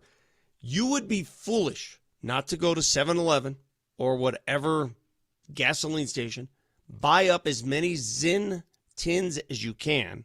When you're on the golf course, have them at the ready. Even if the course doesn't want to sell them, do it yourself. Dude. Yeah. Guerrilla sales. You know how much money you would make from golfers on the course that are looking for their Zyn? Do you realize the market in that? Dude, if you're on 7, okay, and I like my Coke pouches, right? Mm-hmm. You're on 7. And you're like, oh, I brought the wrong can. I've got 2 pouches left this entire round. Have you ever seen a guy making a turn and he's got no he's got no Zyn left? Panic. You're done. You're like, I can't play the back 9 with I might as well quit the round right now. Yeah, quit. Hey, remember how we panicked at Sanctuary that day? Yeah. Kane, when yes. I didn't have mine Mm-hmm. and you didn't have yours? Yeah. Thank God for Mario. Mm-hmm. He had like 3. We had to ration them. We were taking them in the thirds. Like, Vic, you get this one for the first 15 minutes and spit it out and give it to me.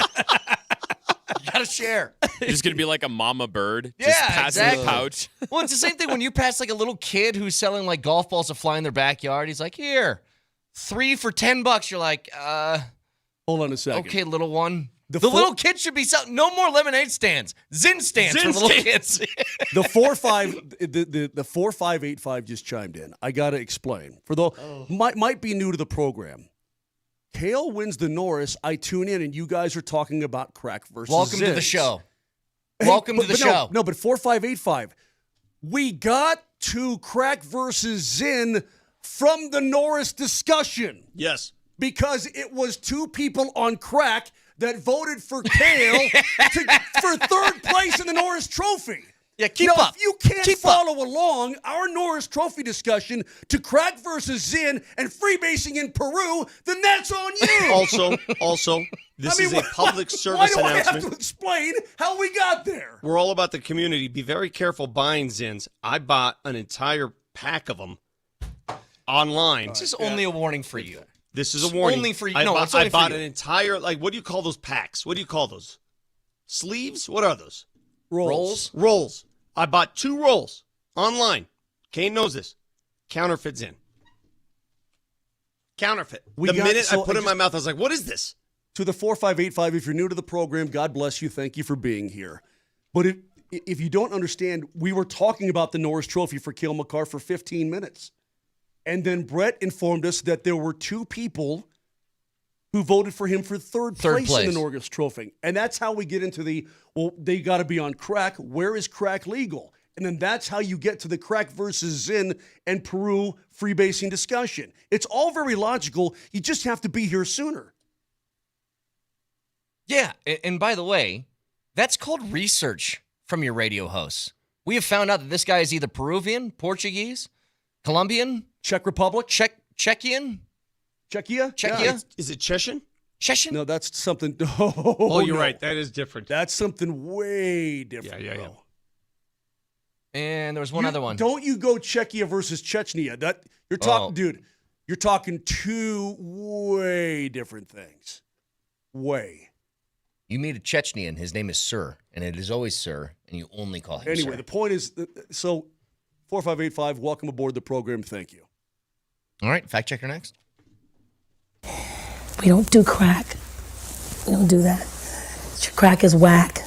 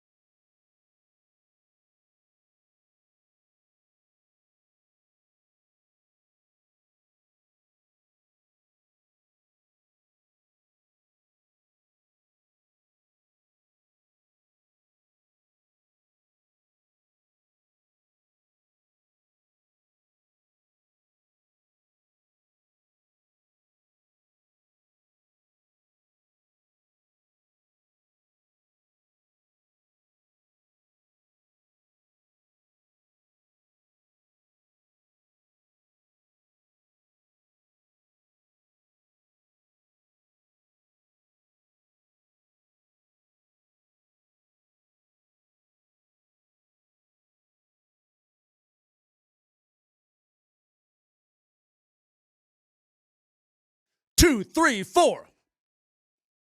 Hey, you were asking earlier in the program, Brett. We're talking about Kale Makar winning the Norris again. And in terms of you were talking about just in terms of player, where will he be looked upon when his career is done? Well, he's a future Hall of Famer.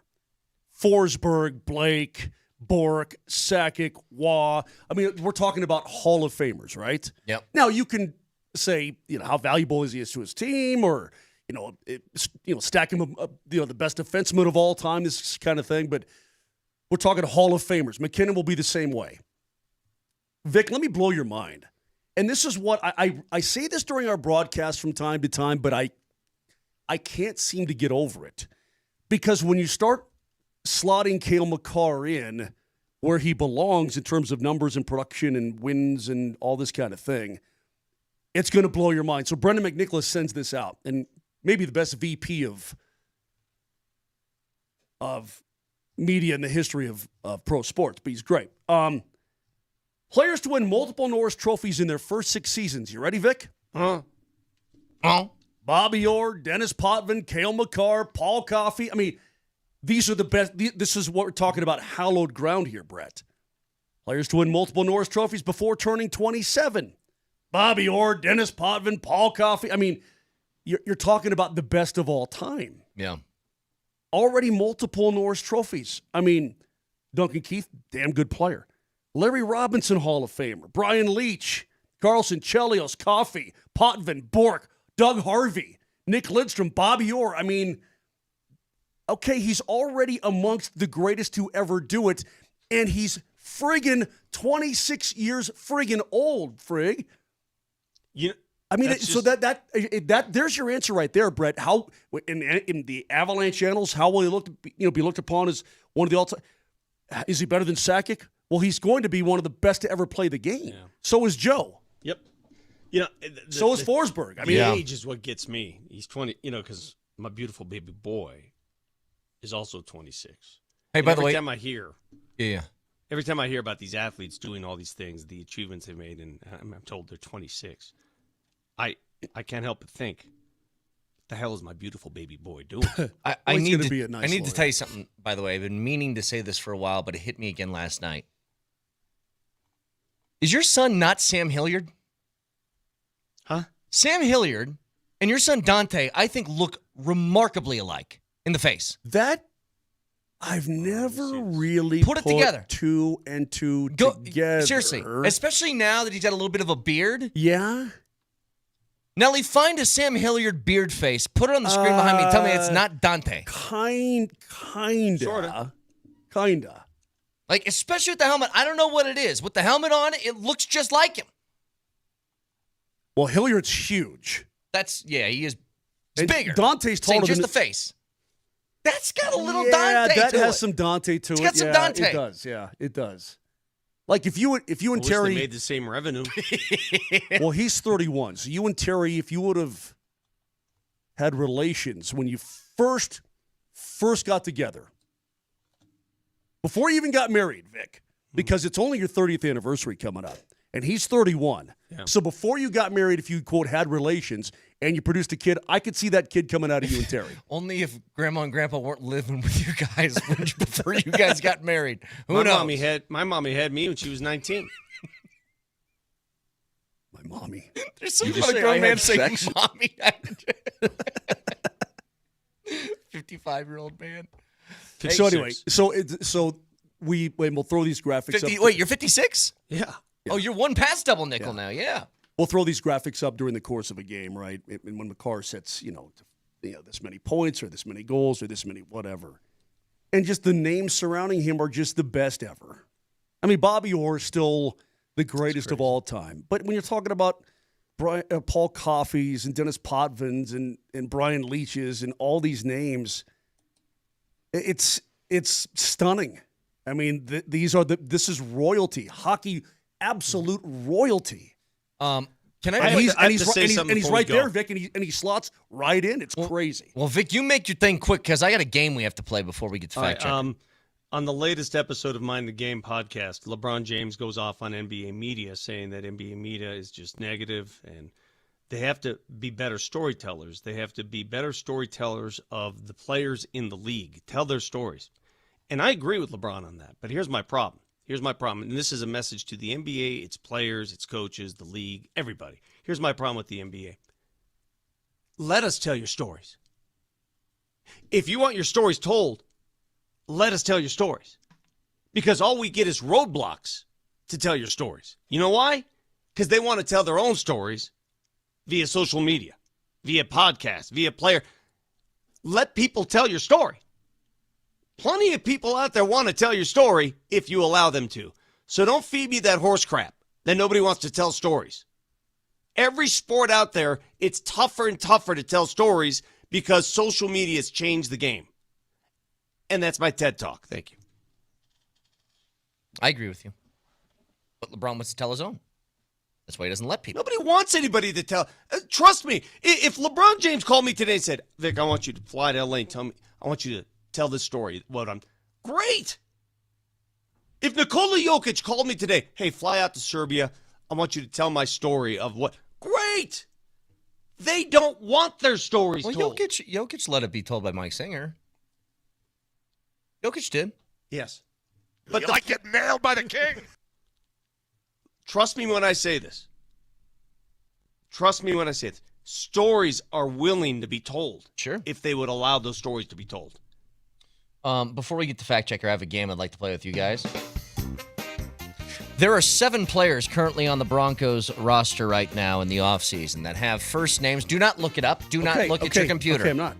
I won't touch. Whose names are the question? There are currently 7 players on the Broncos roster that have first names that are 2 letters, at least what they go by. Well, JK Dobbins is one, obviously. That's one. John Franklin Myers, or is the last 2 names? No, that doesn't work. No, just 2 letters. Vic. 2 letters in their first name. So JK Dobbins is one. Am I allowed to play? Go ahead. Yeah, now. Bo Nix. PJ. I was more going for initials. I guess Bo Nix does work. I was going initialed, but yeah. PJ. PJ Locke, team? yes. Yeah. Okay. PS2? No. No. It's got to be No, their first name. That's first name is like 2 initials, yes. Okay. So you didn't figure Bo Nix, did you? I got you. That is true. I said letters, but I meant initials. But you are correct. So right now you're at JK Dobbins, you're at PJ Locke. All right, let me think this through. Stop it a little bit. Stop. Nick Stop Benito's 3 letters. Initials, Moj. Initials. Stop talking. Oh, the defensive lineman, DJ. DJ Jones. That is DJ 3. Jones. There you go. You have 4 more. 2 of them are going to be like almost impossible, but you should get at least 1 more. At least. What am I? Oh, PJ. No, PJ Locke. No, we already said that already. Come on. My life's run out of lifespan. Why am I blanking? I got one. PK Subban. You know, there's a guy that they just drafted that's a pretty RJ big deal. Harvey. RJ Harvey. There you go. Criminy. There's 4. Okay. 1 more is a safety. Another safety. LK Skinner, whatever his name is. JL Close. Skinner. Yes, JL Skinner. Yes. The other 2 you're not going to get. They're camp bodies. They're UDFAs. One is JB Brown. Oh, no. That guy's not a camp body. I watched JB Brown at, I'm telling you right now, JB Brown, among the undrafted to make this team, he going to make this team. Okay, JB Brown, and then there's that guy's one more. a baller. There's one more. He going to Vic. make this team. He's a wide receiver. I don't know. A.T. Perry. Yeah, that's A.T. a great Perry. name. I love it. A.T.? If your initials are A.T., that's good stuff right there. What up, A.T.? I'm a big initials guy. Like KJ's already got KJ.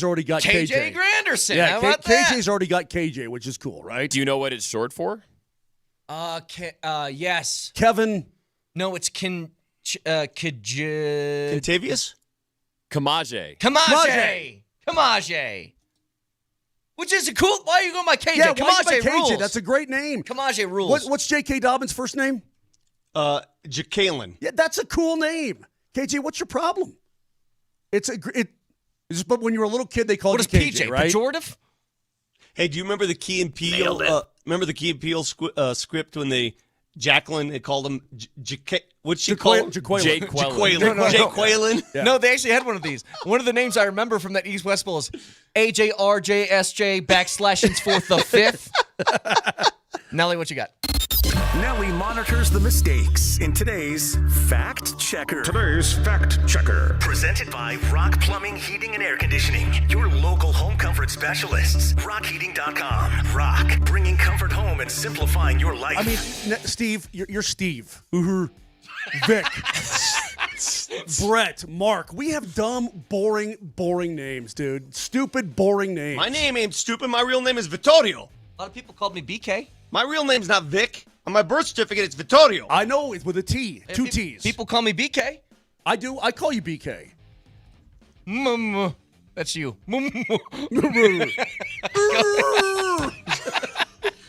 Go ahead. Well, here's Vittorio, Scripps National Spelling Bee contestant about 30 minutes ago. So soft.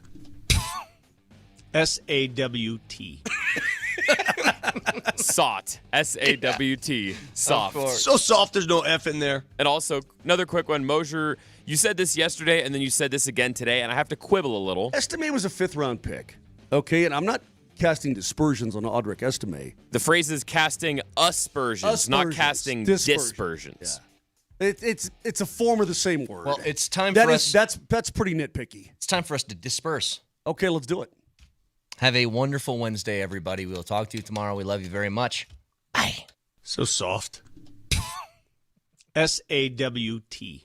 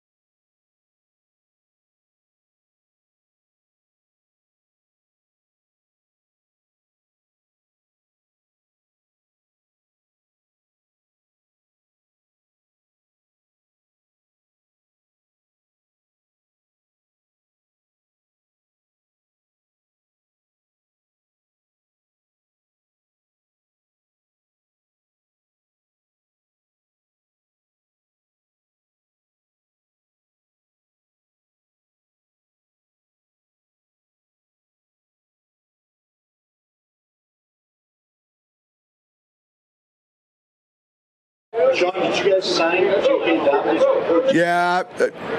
Well, I'm not going to answer to any reports. I think we're close. I'll tell you tomorrow.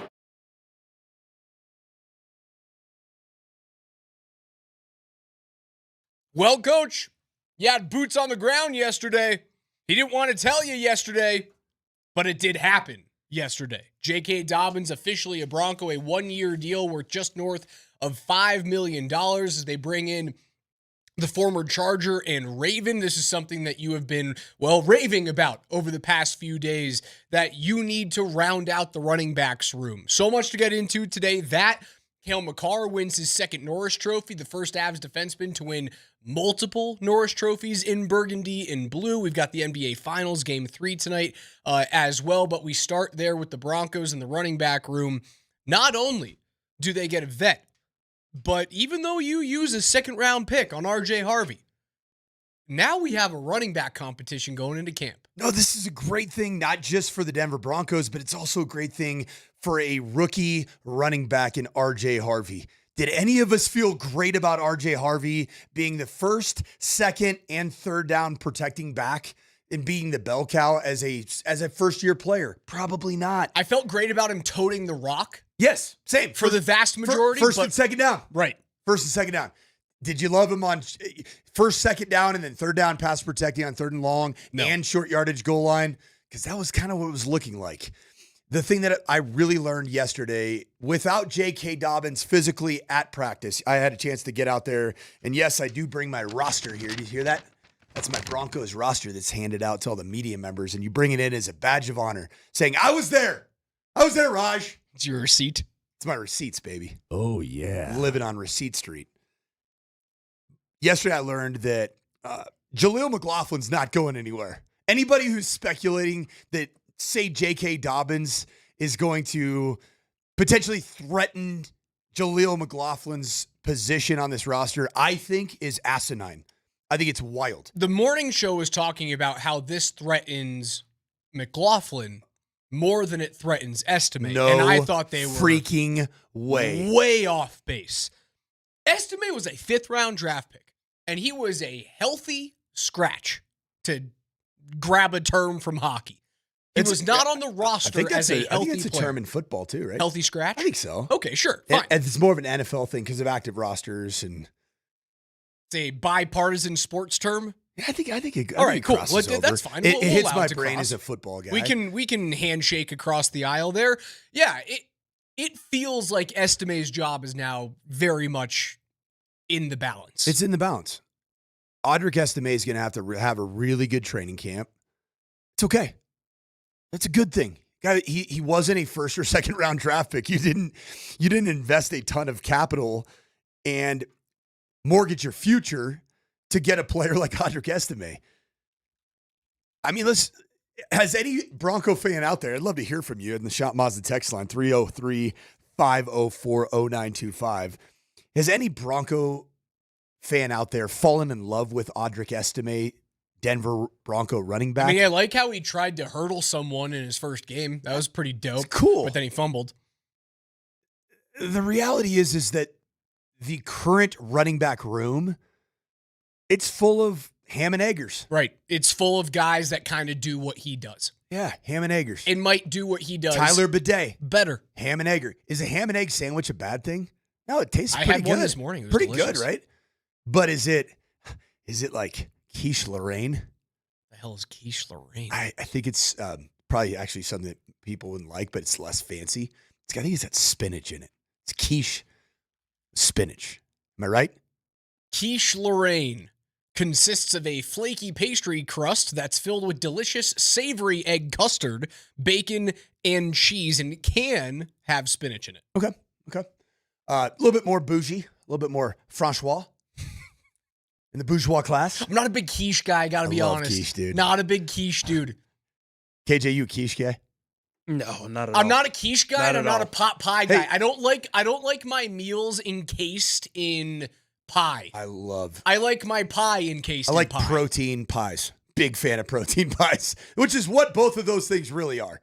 I don't even know if quiche has ever formally made it to Mississippi, has it? No, not at all, man. But a Popeye has. Yeah, Popeye's there. A Popeye, you better believe it has. I think this. JK Dobbins is a massive, massive upgrade from what you had in terms of established veteran running backs in the room. Massive upgrade. Injury history, yes. Has he really played an entire full season as a pro in his last several years? Not really. Not really. But when he's right and when he's in the lineup, he is a very good running back he does something that I believe Broncos fans have been desperately looking for since the days of Terrell Davis and then going forward and some of the other running backs that you had in Anderson, CJ Anderson, and Moreno. He breaks tackles.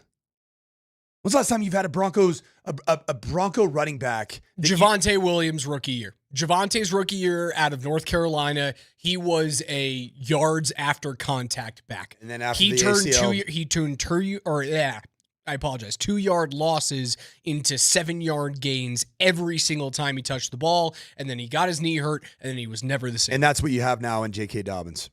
And you have a vet. A little bit of a home run hitter, too. 100%. Like, he's the guy on the roster that has the greatest chance to have a 1,000-yard season if he stays healthy. Yep. He had 900 yards last year in 13 games. And so I made a point earlier about why this is not just a great thing for the Denver Broncos as a franchise to add JK Dobbins, but it's also a really good thing for rookie running back RJ Harvey. And here's why. RJ Harvey is also a player that has experienced a little bit of injury history in his past. It is in his distant past. We're talking 3 years, 4 years, early on in his college career where he had an ACL. He's still a rookie. You don't want to throw a rookie all the way in there. All the way where you are just inundating them at the very beginning. And you know what I'd look to as the perfect example of RJ Harvey having success? I would look to the Tampa Bay Buccaneers and what they did with last year with Bucky Irving. That is a group, the Tampa Bay Buccaneers, that went into the season. Bucky Irving, hey, not a first round draft pick. This wasn't Ashton Genty going in the top 10 of the draft for Bucky Irving, but he went in and he had veteran players that were around him that were going to be counted on, and it was Rachaad White. Rachaad White's a good running back, and I think that Rachaad White's maybe a step below JK Dobbins in terms of prestige as a running back, but a really good running back. And so you're able to have a rookie come in, learn the ropes, and then once he gets comfortable, that might be when JK Dobbins is going to get to those diminishing returns like he did with the LA Chargers last year, where they rode him so hard in the first 7 weeks of the season that he ended up falling apart and breaking. Sean Payton doesn't ride running backs hard. Which is also a good thing. Why JK Dobbins probably wanted Harbaugh does. Yeah, JK Dobbins probably is like, I want to play for this guy. There's a reason why Harbaugh fell in love with Najee, right? Yep. There's a reason why he wants that guy, because just like Mike Tomlin, they love a bell cow running back. They sure do. It could be the best of both worlds for both the organization and the running back to have signed this deal. And yeah, it's more of like a $2.5 million deal, right? I saw the text coming in with incentives north of $5 million. It's a good deal for the team. It's a good deal for the running back room. If he stays healthy, this is a type of move that you look back and you can go, that's what got you over the top. But he's got to stay healthy. You have to get 15 games out of that guy. The parallel here, and I stumbled upon this a bit, but the parallel here between the Tampa Bay Buccaneers and drafting Bucky Irving, later pick-ish, not the first, not a top 5 running back taken in the draft, bringing him in essentially behind Rachaad White, and then thinking about RJ Harvey behind another first name acronym guy, JK Dobbins. They're the acronym backfield now. RJ and JK, and then KJ Granderson on our show here. Oof. All kinds of awesome 2-letter acronyms. Rachaad White in 2023. Okay. The year before Bucky Irving got to Tampa. Didn't he have a 20 No, didn't he have a 1,000-yard season? 990 yards. I knew he was close. 990 yards. JK Dobbins with the LA Chargers. 905 yards. That was last year. Last year. And then his next best season was rookie year in Baltimore. 805. Yep. Solid. I'll take that. Yep. If I get 15 games, 800 yards, and 9 touchdowns out of JK Dobbins this year, I'm thrilled. I don't want to undersell to our fine listeners out there how much better the running back room is right now than it was last season. It is so much better with RJ Harvey and JK Dobbins. You went out and you got your acronym running backfield, and it's a good backfield now.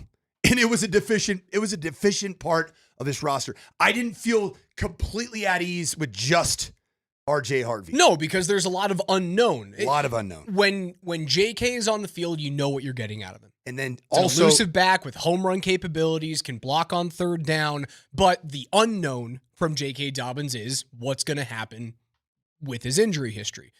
There's a lot of unknown. Will RJ Harvey translate to the NFL? You don't know that right now. At some point, every draft pick is a crapshoot. Right?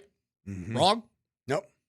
It's a good move. And I do believe that Estime's job is, he's a pretty solid cut candidate, right? If JK's healthy and he's exactly who you wanted, you cut him and it doesn't cost you anything. It costs you $250,000 in dead cap this year, and then your dead cap in 26 is $170,000, which is literal pennies in the NFL. It does not hurt to cut a guy that you drafted in the 5th round. And it's not because I don't think he can be a decent back. I don't think he can be a lead back, but I think he can be part of a 3-man running back room somewhere. I was hoping it was going to be here in Denver, but unfortunately there's just too many like-bodied and like-minded runners now in this room. So if you're asking me who I'm cutting between Estime and McLaughlin, it's Estime. 100%. You need it. You need a different size back. You need a change of pace back, and that's who Jaleel McLaughlin is. Has to happen. The other thing, home run signing. Jaleel McLaughlin is Sean Payton's guy because he is a highly dependable member of this Broncos franchise. And Broncos fans should be rooting for Jaleel McLaughlin. I'm going to make that clear. Guy's a stud. He does everything the right way. He was awesome yesterday. He was my MVP of yesterday's practice. Got him on a wheel route. Both laid one out there, and he dusted everybody except for one player who caught him from behind. Best player in the National Football League defensively. Pat Surtain II. We'll get more into what happened at minicamp yesterday. I'll be out there a little bit later today. Coach asked about the tight end and Caleb Lohner. We'll get that audio in just a little bit. But news from the ice sheet. Congratulations, Kale Makar, your 2025 Norris Trophy Award winner for the NHL's best defenseman.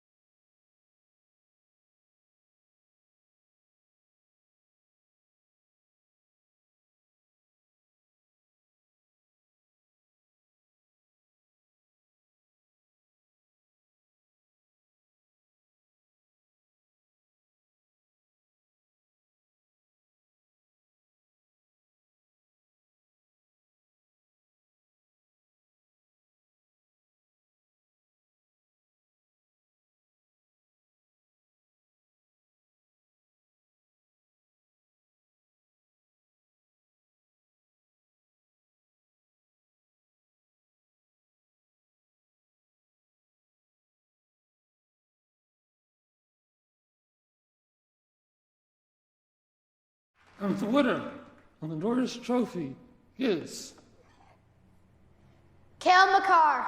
Most overtime winners in franchise history. Nathan McKinnon with 14. Now Kale Makar. Season opening. Makar cuts to the middle. Makar. He scores!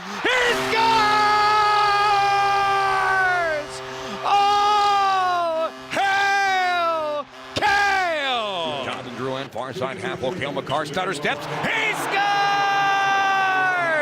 The power play is perfect. Inside the circle, McKinnon looking for that bumper feed. Not available. He'll swing along the outside. The deep slot now, Makar. He's got plenty of shooting room. Makar lets it go. He scores! Oh, hail Kale!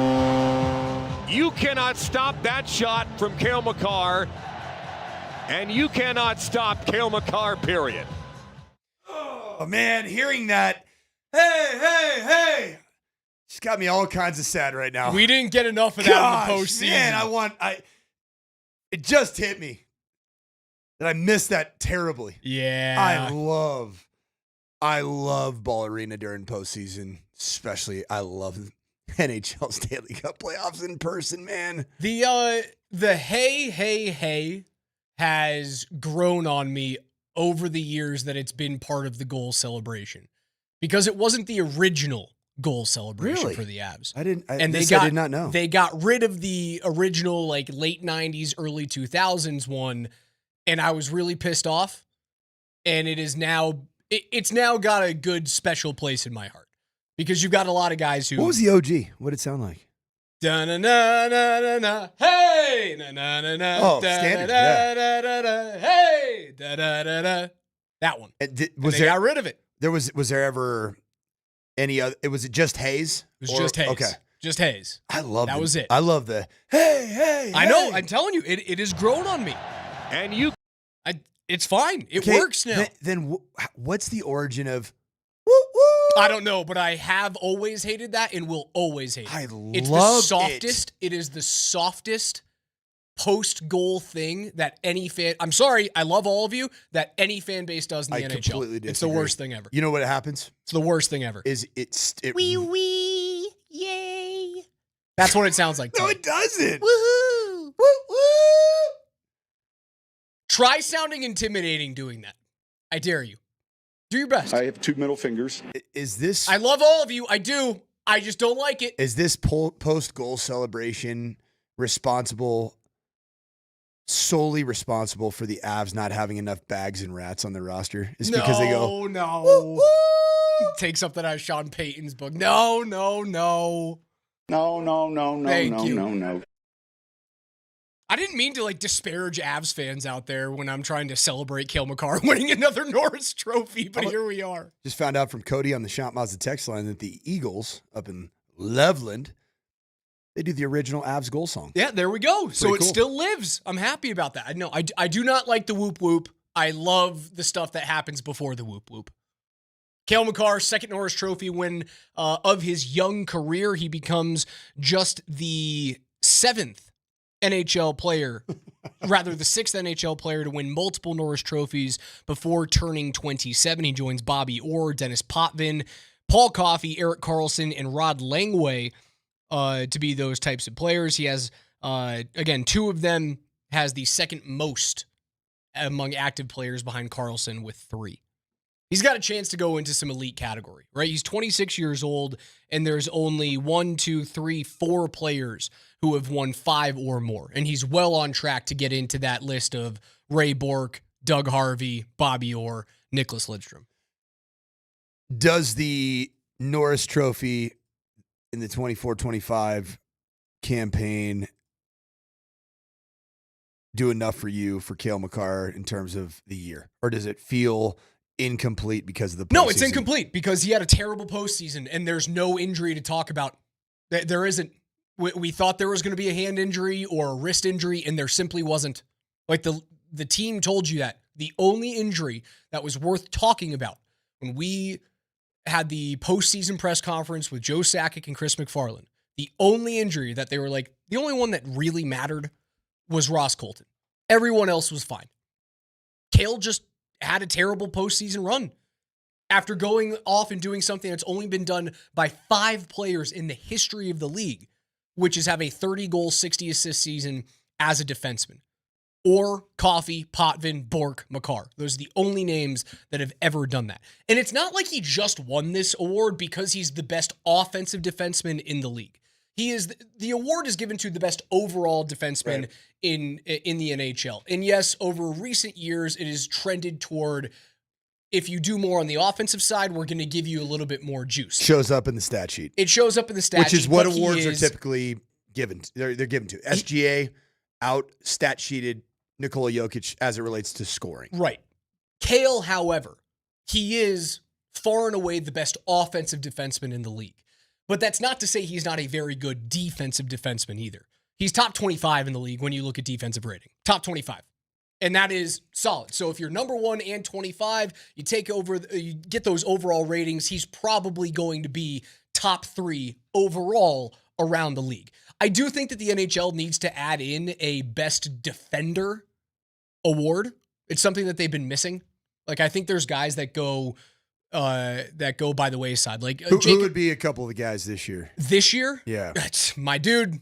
My guy Gorkov, Vlad Gavrikov. Gavrikov. He was the best defenseman this year, minimum Kings? 20 games. Kings defenseman. He had a defensive rating of 14.3 according to Hockey Stat Cards, which is a catch-all. Just this is what you do at 5-on-5. This is what you do on PK, and this is what you do at even strength 60. Has the NHL ever considered giving out a bag award and a rat award? A bag award? No, well, they have the exact opposite of it, which is funny. Yeah, which the is Lady the Bing. Lemieux or The Lady Bing. Yeah, that's right. Which is given to the what's the Messier? The Messier is the leadership award. Okay. The Lady Bing is given to the player with the most gentlemanly conduct on the ice. Fun fact: Nathan McKinnon has a Lady Bing award to his name. Strange. You what? And the next year, is it voted on by the players? It is voted on by the writers, and the Lady Bing should be voted on by the on-ice officials. Yep. That's a mistake by the league.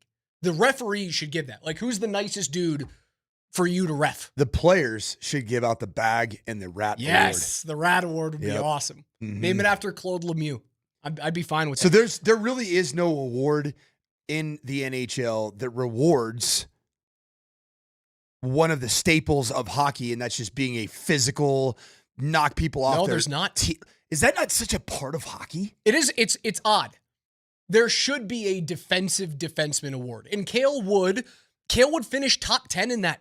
He'd finish top 10, top 15 every year. The Norris, and that's the reason why he wins the Norris. Would the Norris 30 years ago, would it have been more of a bag and a rat type of an award? Or has it always been for a statistically dominant offensive It is typically won. It is typically won by guys who are the best all-around defensemen in the world. 30 years ago would have been guys like Bork, Leach, Coffey, Blake, McInnes, Pronger, those types of guys. And while all of those players were very, very good defensemen, and some of them elite physical defensemen, right? Chris Pronger, Rob Blake, Al McInnes, elite physical defensemen. You know what else they were? They were elite scorers. Like Nicholas Lidstrom, who won 3 straight to start the millennium, and then had a canceled season after losing one to Scott Niedermayer in 2004, and then won 3 straight after that. A shutdown defenseman, but also an elite scorer too. So when people go, oh, Kale just gets it because he scores. He gets it because he scores, yes, don't get me wrong. But he's also a legit top 25, top 20 defending defenseman in the world. And that's not just me saying it because I cover the team. Those are the stats. That's the defensive catch-all net rating. That is a nerd stat that tells you Kale wins it because he does everything. Rob Blake win the Norris? Blake won a Norris in 97, 98 when he was a member of the LA Kings before he came over to Colorado. 2001? He came over the Avs in 2000, 2001 when they won the cup. He was a trade deadline acquisition that year. Yeah, the best defensemen in the world in terms of like just pure defending this year were Vlad Gavrikov, Phil Broberg was excellent this year. Ryan McDonough was awesome. Oh, yeah. Braden McNabb, Moritz Seider, the young defenseman out of Germany for the Detroit Red Wings. Like, there's a lot of guys that should be in the conversation for things like this. Like, Jake Slavin should have, if you had a defensive defenseman award over the past 10 years, Jacob would have won like 5 of them. But they don't have it. It is an overall award that has trended towards scorers, but does not. It doesn't discount what you do on the defensive side. Kale's still elite. It really is one of the only sports where a defined defensive player is really a featured piece of an offense. I can't think of another sport where you are in the, like, you play for the defensive coordinator, but yet you're so offensive. Like, in the NBA, if you're the defensive player of the year, it has all to do with what you're doing solely as a defender. Mm-hmm. The NFL, of course, you're a defensive player. I guess you could make the case that a Pat Surtain II, because he had pick sixes and scored from the defensive side of the ball, You it have helped to his do candidacy. so much. But this is like, I mean, Kale Makar, he outpointed a lot of. Well, he was top 10 in the league, wasn't he? Yeah, he outpointed the top point getter for a third of the league. That's crazy. And that's something that you shouldn't, throw out the window when you talk about best defenseman in the world. Like, if you were that much better than everyone else at that type of production, it goes into the conversation of what makes you the best D-man, doesn't it? Yep. It does. Werenski finishes second. Makar finishes first. He's a freak, but we're watching one of the greatest of all time. I think, and he's just getting to his prime. He's 26. It's crazy. Like, the prime NHL producer years are between 27 and 31. And this is a great question from Devin. With number 96 gone, do you think Kale has a chance at a 100-point season next year? Yes. You have to make up those points in the aggregate somehow. And it's not just going to be Marty Necas. It's not just going to be Brock Nelson. It's not just going to be Charlie Coyle. You have to look at your best players, Nathan McKinnon and Kale Makar, to find a way to make up for the 100-point miss in Mikko Rantanen. Kale's going to be one of those guys. 6 D-men in NHL history have recorded 100-point seasons. Erik Karlsson. 1. Bobby Orr. Yep. Brian Leach. Yep. Ray Bork. No. No? Nothing from Bork? Mm-mm. Paul Coffey. Yep. Dennis Potvin. Got it. Am I missing one? You're not going to get the 6th. Do you know the team? I don't. That's why I'm saying you're not going to get him. Does he sound like an old guy? Let me see. Okay, I'm not sure. So I'm missing one player. He's from Canada. He's from Canada. He's 61 currently, 61 years old. 61. We'll say Calgary Flames. Al McInnes? Yes. All right. 100-point D-man. See, it's funny. I don't look at Al McInnes as a Flame. Al McInnes screams St. Louis Blue to me at the back half of his career. What should who would win the Rat Award on the Avs? That's the problem. McKinnon? I don't think you got one. You don't really have a rat. You got it. Landeskog?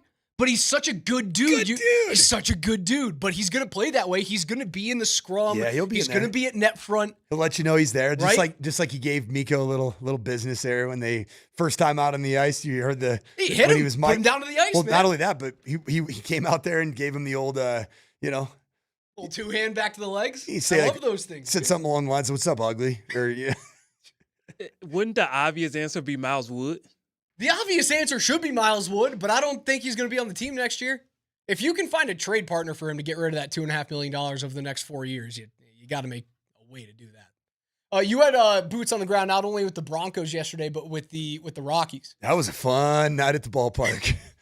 Oh my gosh, they're finding ways to lose games. They looked great for the whole game. One of my and a swinging bunt does them in. One of my favorite things. So, full transparency, my dad grew up in the Bay Area. He passed down San Francisco Giants fandom to me. My wife, her dad, all grew up in the Bay Area. The only franchise that I've rooted for my entire life, because I haven't been fired by them, is the San Francisco Giants. or my dad hasn't been fired by them. Oh my God. True. So we did our obligatory Colorado transplant duty of showing up to a San Francisco Giants game that broke out in the middle of Coors Field. I'm going to be honest about that. First off, that park is, I mean, I've been a ton of times. It's amazing. It was a great night at the Yard last night. Top 5 park in the league. It is. It's the view lines. It's like the sun. There's a massive sunset last night. Just entire sky lit up like the city, what are the city edition jerseys that the Rockies have put out. Those hats are great. Those pretty spicy. Powder pretty blue good, hats are pretty good. Wonderful. So my wife we're sitting there. We were actually in good seats. There were 25,000 people there last night. So it was a good crowd. And my wife's just like, the Rockies aren't bad. Like, hun, they're not bad. Like, this is not anywhere near like what you see. You see Beck and you see Goodman and you see, pitch. Jake Bird is off the charts. He's one of the best relievers in the game. And they look like a really good, competent baseball team. And so we watched the end of the game. And there's a nice little couple in front of us, and they're in their 20s. And the gal's like saying the same thing to her boyfriend, who's a major Rockies fan. They're not that bad. You told me they're not terrible. that bad. Why do you keep saying they're that bad? They look good. And then we're right behind them in the 9th inning. And as it all started, and then of course with Wilmer Flores with a swinging bunt, who, by the way, do you realize that Wilmer Flores is the second slowest position player in all of Major League Baseball? He legged out an infield single. He was moving. Which is wild. It's just so Rocky. And this poor gentleman, diehard Rockies fan, looks over at his girlfriend and said, that's why we're the worst team in the history of baseball. Palmquist looked fine. Looked good. He looked fine up until he got through the second part of the order, and that's been the thing with starters for the Rockies this year is you look good for the first 3 typically. And I know Mark has had a really tough time getting through the first couple of innings, and so is Kyle Freeland on some starts. But like when you get to the second time through the order, that's when they start to fall apart. But you get to Bird. Bird strikes out 5 of 6 batters that he faces. He's unhittable. Halverson comes in and strikes out 2 of 3. Kinley comes in and strikes out 1 of 3. And you somehow lose the game when your bullpen combines for 8 strikeouts in 4 innings pitched, and you lose the game. That's how you become the worst of all time. You lose games like that. Heartbreaking. But I suppose, like, that's what I asked for. I want the Rockies to be the worst in history because I think that is it's a look in the mirror moment that this organization has not had yet. But I want them to look dangerous doing it. That's what last night was. I listened to the post-game show from KNBR in San Francisco. I actually listened to it this morning at 4:30 on my drive to football practice. I just wanted to hear their perspective of the Rockies. And it was FP Santangelo and Dave Fleming, who does national, his broadcaster, and they're having this conversation. They all look at each other, pause. They're like, how is that team this bad? That's not a terrible 12-win baseball team. That's 54 losses now? 12 and 54. They're 12 and 54. And if you're in the stadium last night and you're watching the majority of that game up until the final 7 batters, heck, the Giants, they batted through the entire lineup in the 9th, man. In the top of the 9th, they batted through the lineup. Until that moment, you're like, it's a good baseball team. Unfortunately, close only counts in horseshoes and hand grenades, man. 303-504-0925 is where you can reach us today on the Shop Mazda text line. Watch us on the Safeway Twitch stream at twitch.tv/altitude SR. You can also watch us on YouTube. Just search at Altitude Sports Radio and subscribe today. That's Coach Mike Sanford. I'm Alex Ryan. You guys are listening to Denver's #1 for sports talk. It's Altitude 92.5.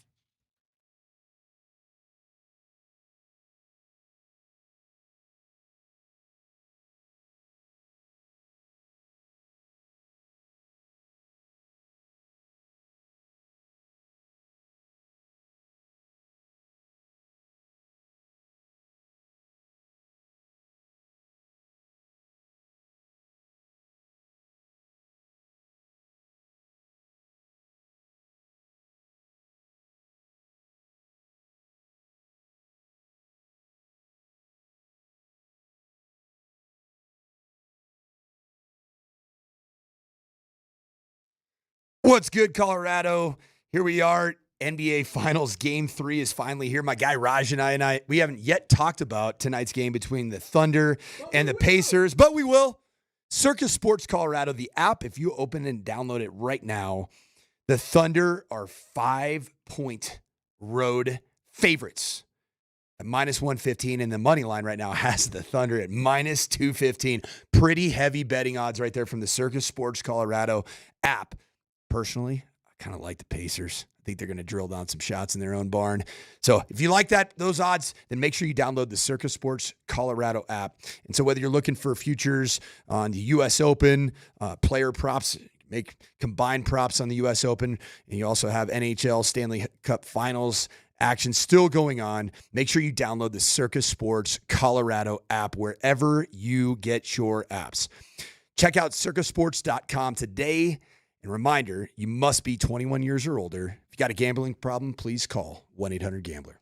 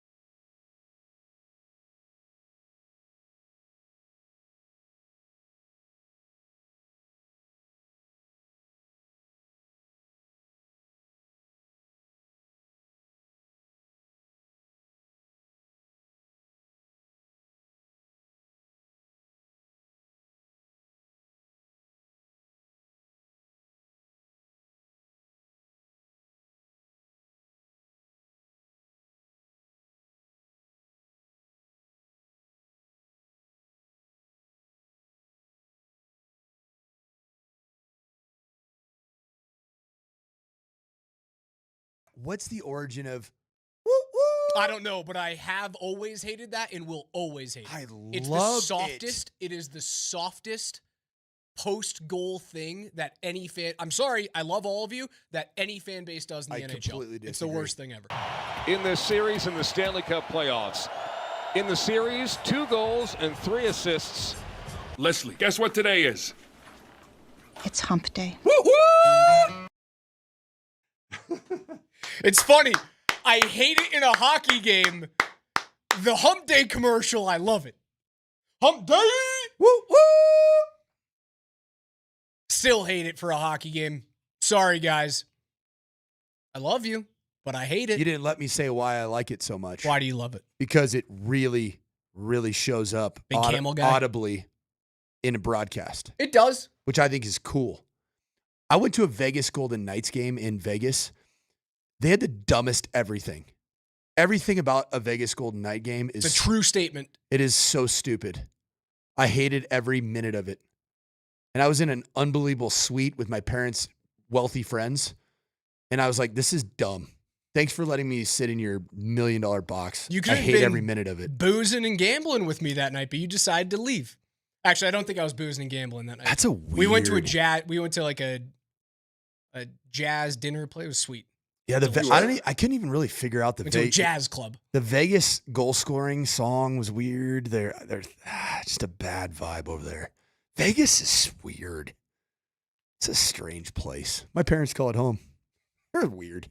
Head on over to altitudesportsradio.com/pick'em to enter the Altitude Sports Radio US Golf Pick'em contest. Just pick 4 golfers this year, one from each of our 4 different groups, and you're going to be entered. The entry with the most golfers that win the most prize money is going to be our winner this year. And the prize package, well, it's perfect for any golfer in your group. It's a foursome of golf at the Ridge at Castle Pines, a 4-pack of tickets to go see the U.S. Senior Open at the Broadmoor this year, and a Surfside prize package that includes a brand new Arctic cooler. Thanks to Surfside lemonade and vodka, only 100 calories, 2 grams of sugar, and 0 bubbles. Look for the can with sunset stripes at bars, restaurants, and stores near you. You can enter now at altitudesportsradio.com/pick'em for your chance to win. 0 bubbles. 0 bubbles. It is not carbonated. So that means it's just like a lemonade. Oh, dude, it's crushable. You've never had one of the Surfside things? I think I had a sample at are either Nuggets or Avs game. They are dangerous. You can put down 1 Surfsides. Certainly can. Yeah, get in there. Coach, have you put your golfers in? KJ, have you put your golfers in yet? I don't want to get chastised by the boss, so our show needs to get on this.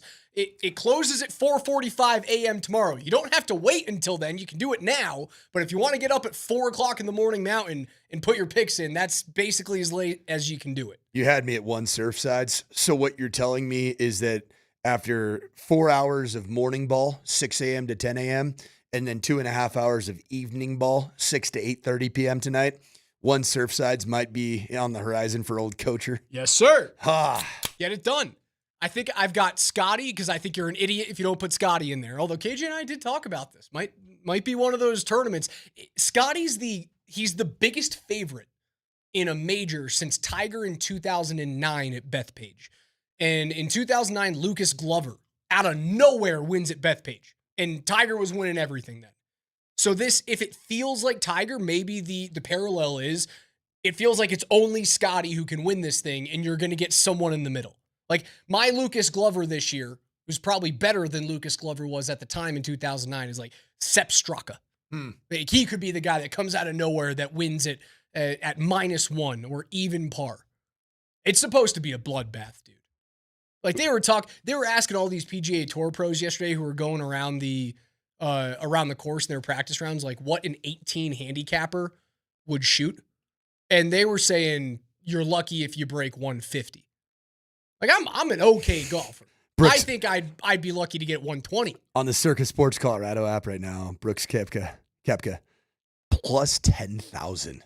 Koepka's not playing great golf right He's not playing great golf, and also the course probably doesn't necessarily match up with his play style. The course matches up with longer hitters who can find a way to still keep those long balls in the fairway. So what you're going to see out of Bryson, who's I believe has the second highest odds to win the this year. Sham Beast is plus 735. behind, at least on the circuit book.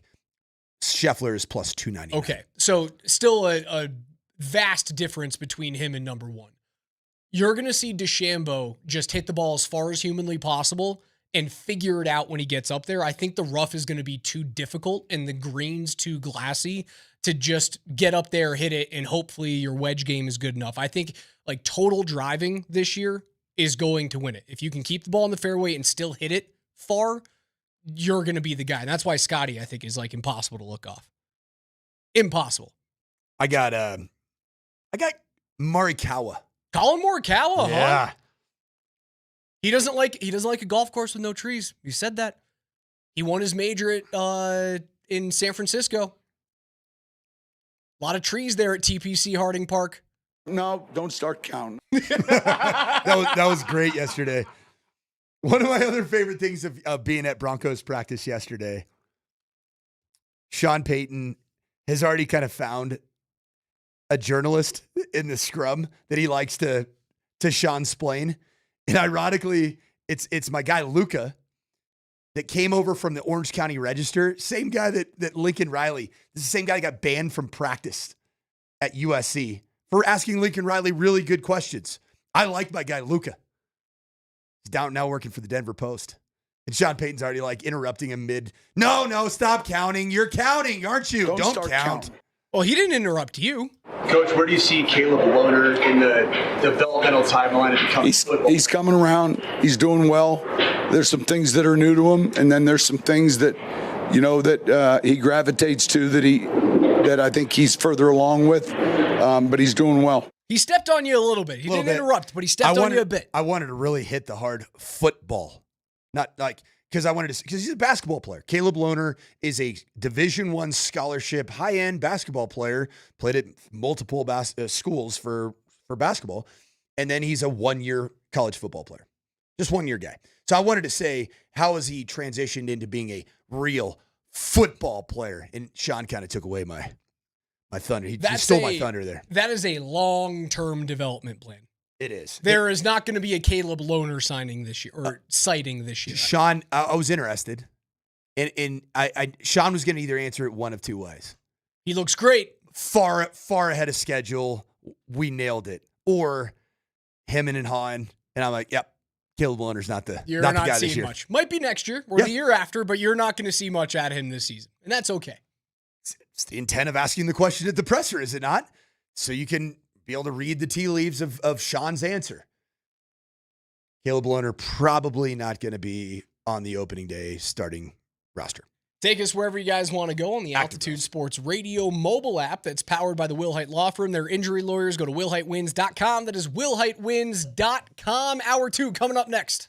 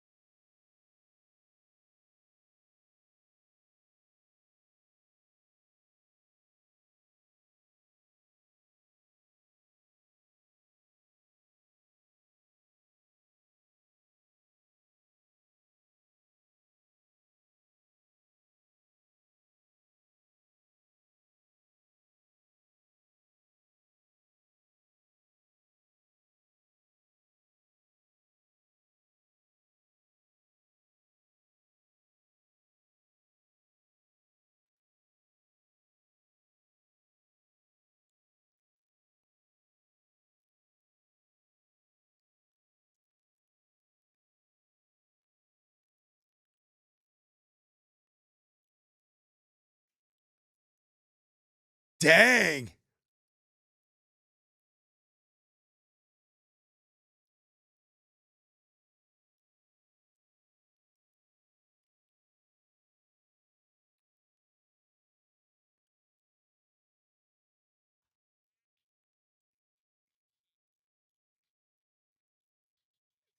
Garrett Bowles and Sean Payton at mandatory minicamp. It may have gotten him a sponsorship. Come on. Why did my vehicle of choice just get dragged by Garrett Are you Bowles? a Ford guy? Well, I mean, I drive a Ford Bronco, the little guy, the fuel efficient, nearly 30 miles to the gallon Ford. I mean, you know how much I'm driving in my life right now. You drive more than anyone at the station. And I like it. And I'll tell you what, that car's not breaking down. I hope it doesn't break down for you. In 3 years, I've put 67,000 miles on that thing. And it's been great. Blue Book value is tanking. It's okay. It's going to my daughter. I was going to say, it stays in the family. Ain't going anywhere. Here it is, 140,000 miles. Can go through college. Yeah. You got it, honey. Sean goes, no. Don't count. No. I kind of get that during minicamp. Counting doesn't matter. Like in terms, and what he's talking about. Reps. Rep count. Where everybody is. When it comes to training camp, we will be counting every single rep that the running backs get. We also counted last year a lot with regards to Zach Wilson, Bo Nix. Well, how nice that we Jarrett don't do that Stidham. now. For the first time in a decade. It was so fun yesterday. We're sitting up there on it. So all the construction that's going on at Broncos Park, powered by Common Spirit at Dove Valley. Did I do that? Did I spit that out okay? Did I hit all the sponsors? You got everything? I didn't pay attention. Broncos Park, powered by Common Spirit at Dove Valley. They're not our sponsors, so. Okay. Anyway. So we're not going to get in trouble for it. All of the media crew, including myself, and I had my ball coaching costume on, which is hilarious because I came straight from practice to radio, straight from radio to Broncos practice. So I looked at a high school football coach in the media scrum. I bet Sean Payton's looking at me like, who the heck is that guy? He's got his intramurals whistle on around his neck. It ain't intramurals, brother. Yes, it is, Sean. It is intramurals. He's blowing it dead. Sean said something. Oh, my gosh. You know what's funny? Two middle fingers. I had my whistle on when I got out of the car, and I'm like, I got to put this away. I have to. Because I will be tempted in the middle of Broncos minicamp practice. That is the easiest way to get your credential pulled, but probably the funniest. But we're all up there on the hill, and with all the construction that's going on, it's going to be an amazing facility upgrade. Amazing. It's humongous. Have you been out since, No, the last time I was out was training camp last year? No, during the playoffs for like That's the right. day That's right. they left for Buffalo was the last time I was out there. It's a massive facility they're building, man. We're on a hill trying to find an angle, and we see Bo Nix throw a ball on a slant slightly behind a receiver who is wearing jersey number 89. And I was thinking about Brandon from last year. There was a Brandon that wore 89. He was a good player. I liked him at the time. I'm drawing a blank on him. Brandon Johnson. There you go. I was going to say Jones, but I'm like, that's a safety. Brandon Johnson. So I'm like, is Brandon Johnson back? Well, this number 89, the ball was slightly behind him. He didn't do a good job of opening his hip. And as a result, it goes off of his left shoulder pad, and it just goes straight up in the air, pick the other way on a slant from Bo Nix. And I go, who's number 89? And my man, Drew Goodman, looks over at me. He goes, his name's waved. His name's cut. So what number does he wear? 110. He wears whatever is outside of what is retained for training camp. His name is Courtney Jackson, a rookie from Arkansas State. And of course, then we all started. Well, the storyline is that Bo Nix is regressing. And I'm like, sophomore slump, here it comes. And the reality of this time of year is that you're throwing to guys that are nobodies that are not going to be on the roster. So from my talent evaluating days, which are now in my past, when we had tryouts, there were times where we didn't have a facility where like the coaches were completely removed from the parents who were up in the stands when we're watching tryouts. Like we're not on the bench. Sometimes we are, just to get a feel of like what the player is like and his energy and stuff. Most of the time you're up in the stands, so you can see the entirety of the ice and see what their vision is, what they should have looked at, just to get a better look at it. Now, some parents would try and get above you and maybe take a peek at the sheet, the notes that you're writing and the numbers that you're writing. And once we found that out, we would write a number next to a player's name, 110. And people always ask me, we never told the parents this, but what does 110 mean with the player? 110 means no. Oh my gosh, you connected the diagonal. You connect the vertical lines of the diagonal. So if you saw 110 on someone's sheet, that means the kid's not me. I just got better, Raj. 110. There you go for next year's tryouts. Well, even just for tonight, we have our first 7-on-7 event, and then again tomorrow morning. Let's look at a player. 1-1-0.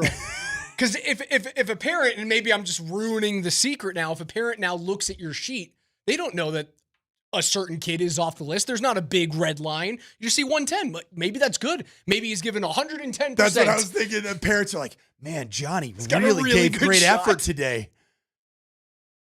110, dash it through the lines. It's a no. So good. Do that if you're in a safe place. Just big 1-1-0. And isn't it funny the difference between this year and last year with going back to the throw that Bo Nix made that goes off the shoulder and ends up being an interception? Oh, it would have been a huge storyline last year. It would have been the lead story today. Oh yeah, I would have been I've been crushing Bo Nix. Here's Sean Payton on Bo. Well, today was our first red zone day. Sean, how maybe since the start of last year? Yeah, he was outstanding, and significance of the running game across the 15, you can't understate. And so, all of that, we look at in the offseason, self-scout. What do we want to add? What do we want to remove? What can we do better? And so I think his performance in that area will improve as we do as a unit. The original question that was asked is, how improved does Bo Nix look this year in the red zone? And Sean's answer, you heard at the very beginning, well, today was the first day of red zone. How much better can he be? We literally just started and installed it, and we're just starting the process of improving from last year to this year. Is that turn on your microphone, Raj? Is that the greatest point of emphasis for growth for Bo this year? Third down. Third down first, red zone second. But I found it. I was really tempted to ask Sean a question as a follow-up to the answer that we just heard from him about the importance of the run game for Bo Nix in the red zone. And I wanted to ask the question, and I should have, and I was chicken. Does that include Bo Nix as the run game inside the 15-yard line? More like how Buffalo uses Josh Allen. Amen. And being comfortable with that. We've had the conversation about the path forward potentially for a Bo Nix MVP season. If you go 3X of your touchdown total. All right, so he had 29 through the air last year. So 3X, sorry, just so I'm clear. 3X on the ground game. Well, he had 5, so you're asking for 15. Well, Josh Allen had like 12 last year. I thought Bo had 4. I think Bo had 5 on the ground, if memory serves. 10 or 12. It's all right, fine. It doesn't really matter to me. That difference is negligible. But I do think that's an area of Bo Nix's skill set that I don't think Sean Payton is fully tapped into yet. If you want to go on 4 touchdowns on the ground. Yep. So you triple that. You're at what Josh Allen did. Your last Josh year. Allen numbers, and Josh Allen had fewer touchdown passes than Bo. 1 fewer. Correct. He had 28. Bo Nix had 29. Bo Nix can be utilized not just as a hard play action, bootleg, attack to run. He could be used in quarterback counter, quarterback power, quarterback zone read arc. Some of the stuff that we started to see. Do you remember in preseason?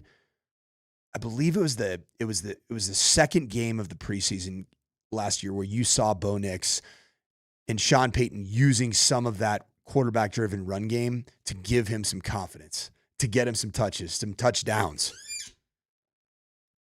That's an area that I believe that if Sean Payton taps into, and that's why I didn't want to ask him and be like, I'm actually suggesting that Bo Nix is utilized as a primary ball carrier in the red zone.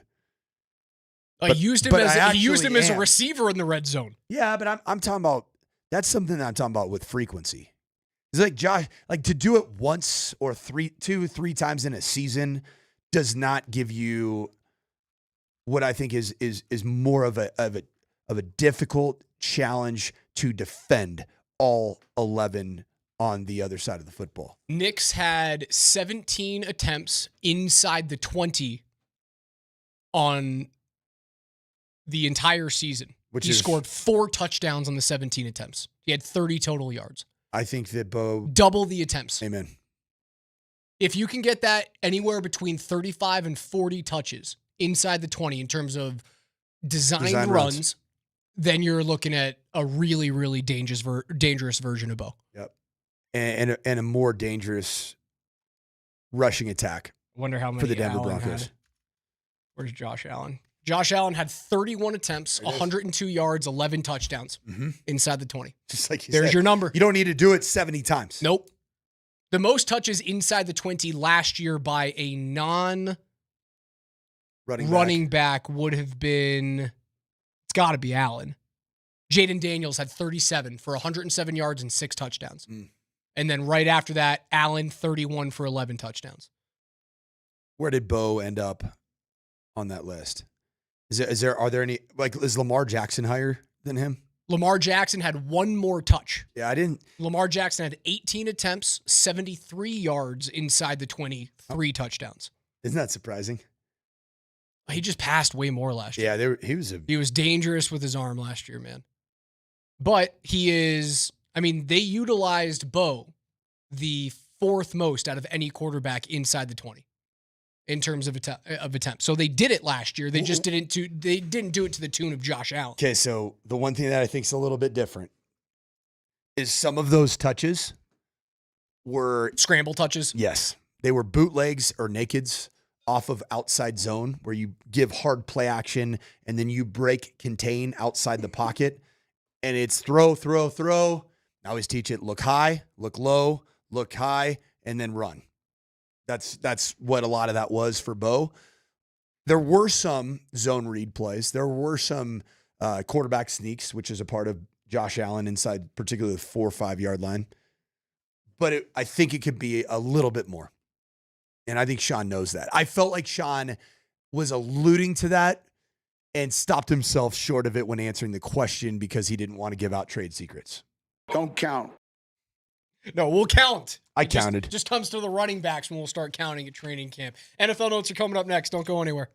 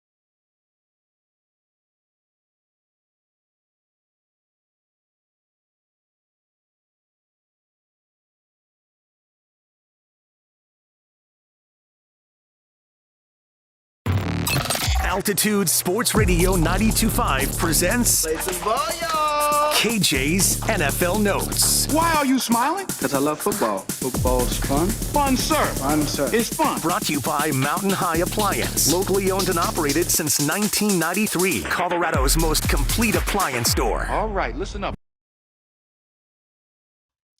Every day on the morning sprint, we go through the biggest stories in the NFL with KJ's NFL Notes. And how could I have forgotten this one when we're talking about rushing by quarterbacks inside the 20? So you said Josh Allen. We talked Lamar Jaden Jackson. Daniels. We talked Jaden Daniels. Who out there maybe, just maybe, ends up rushing the football when you get near the goal line? Who could that be, Alex? 49 attempts, 127 yards, and 14 touchdowns.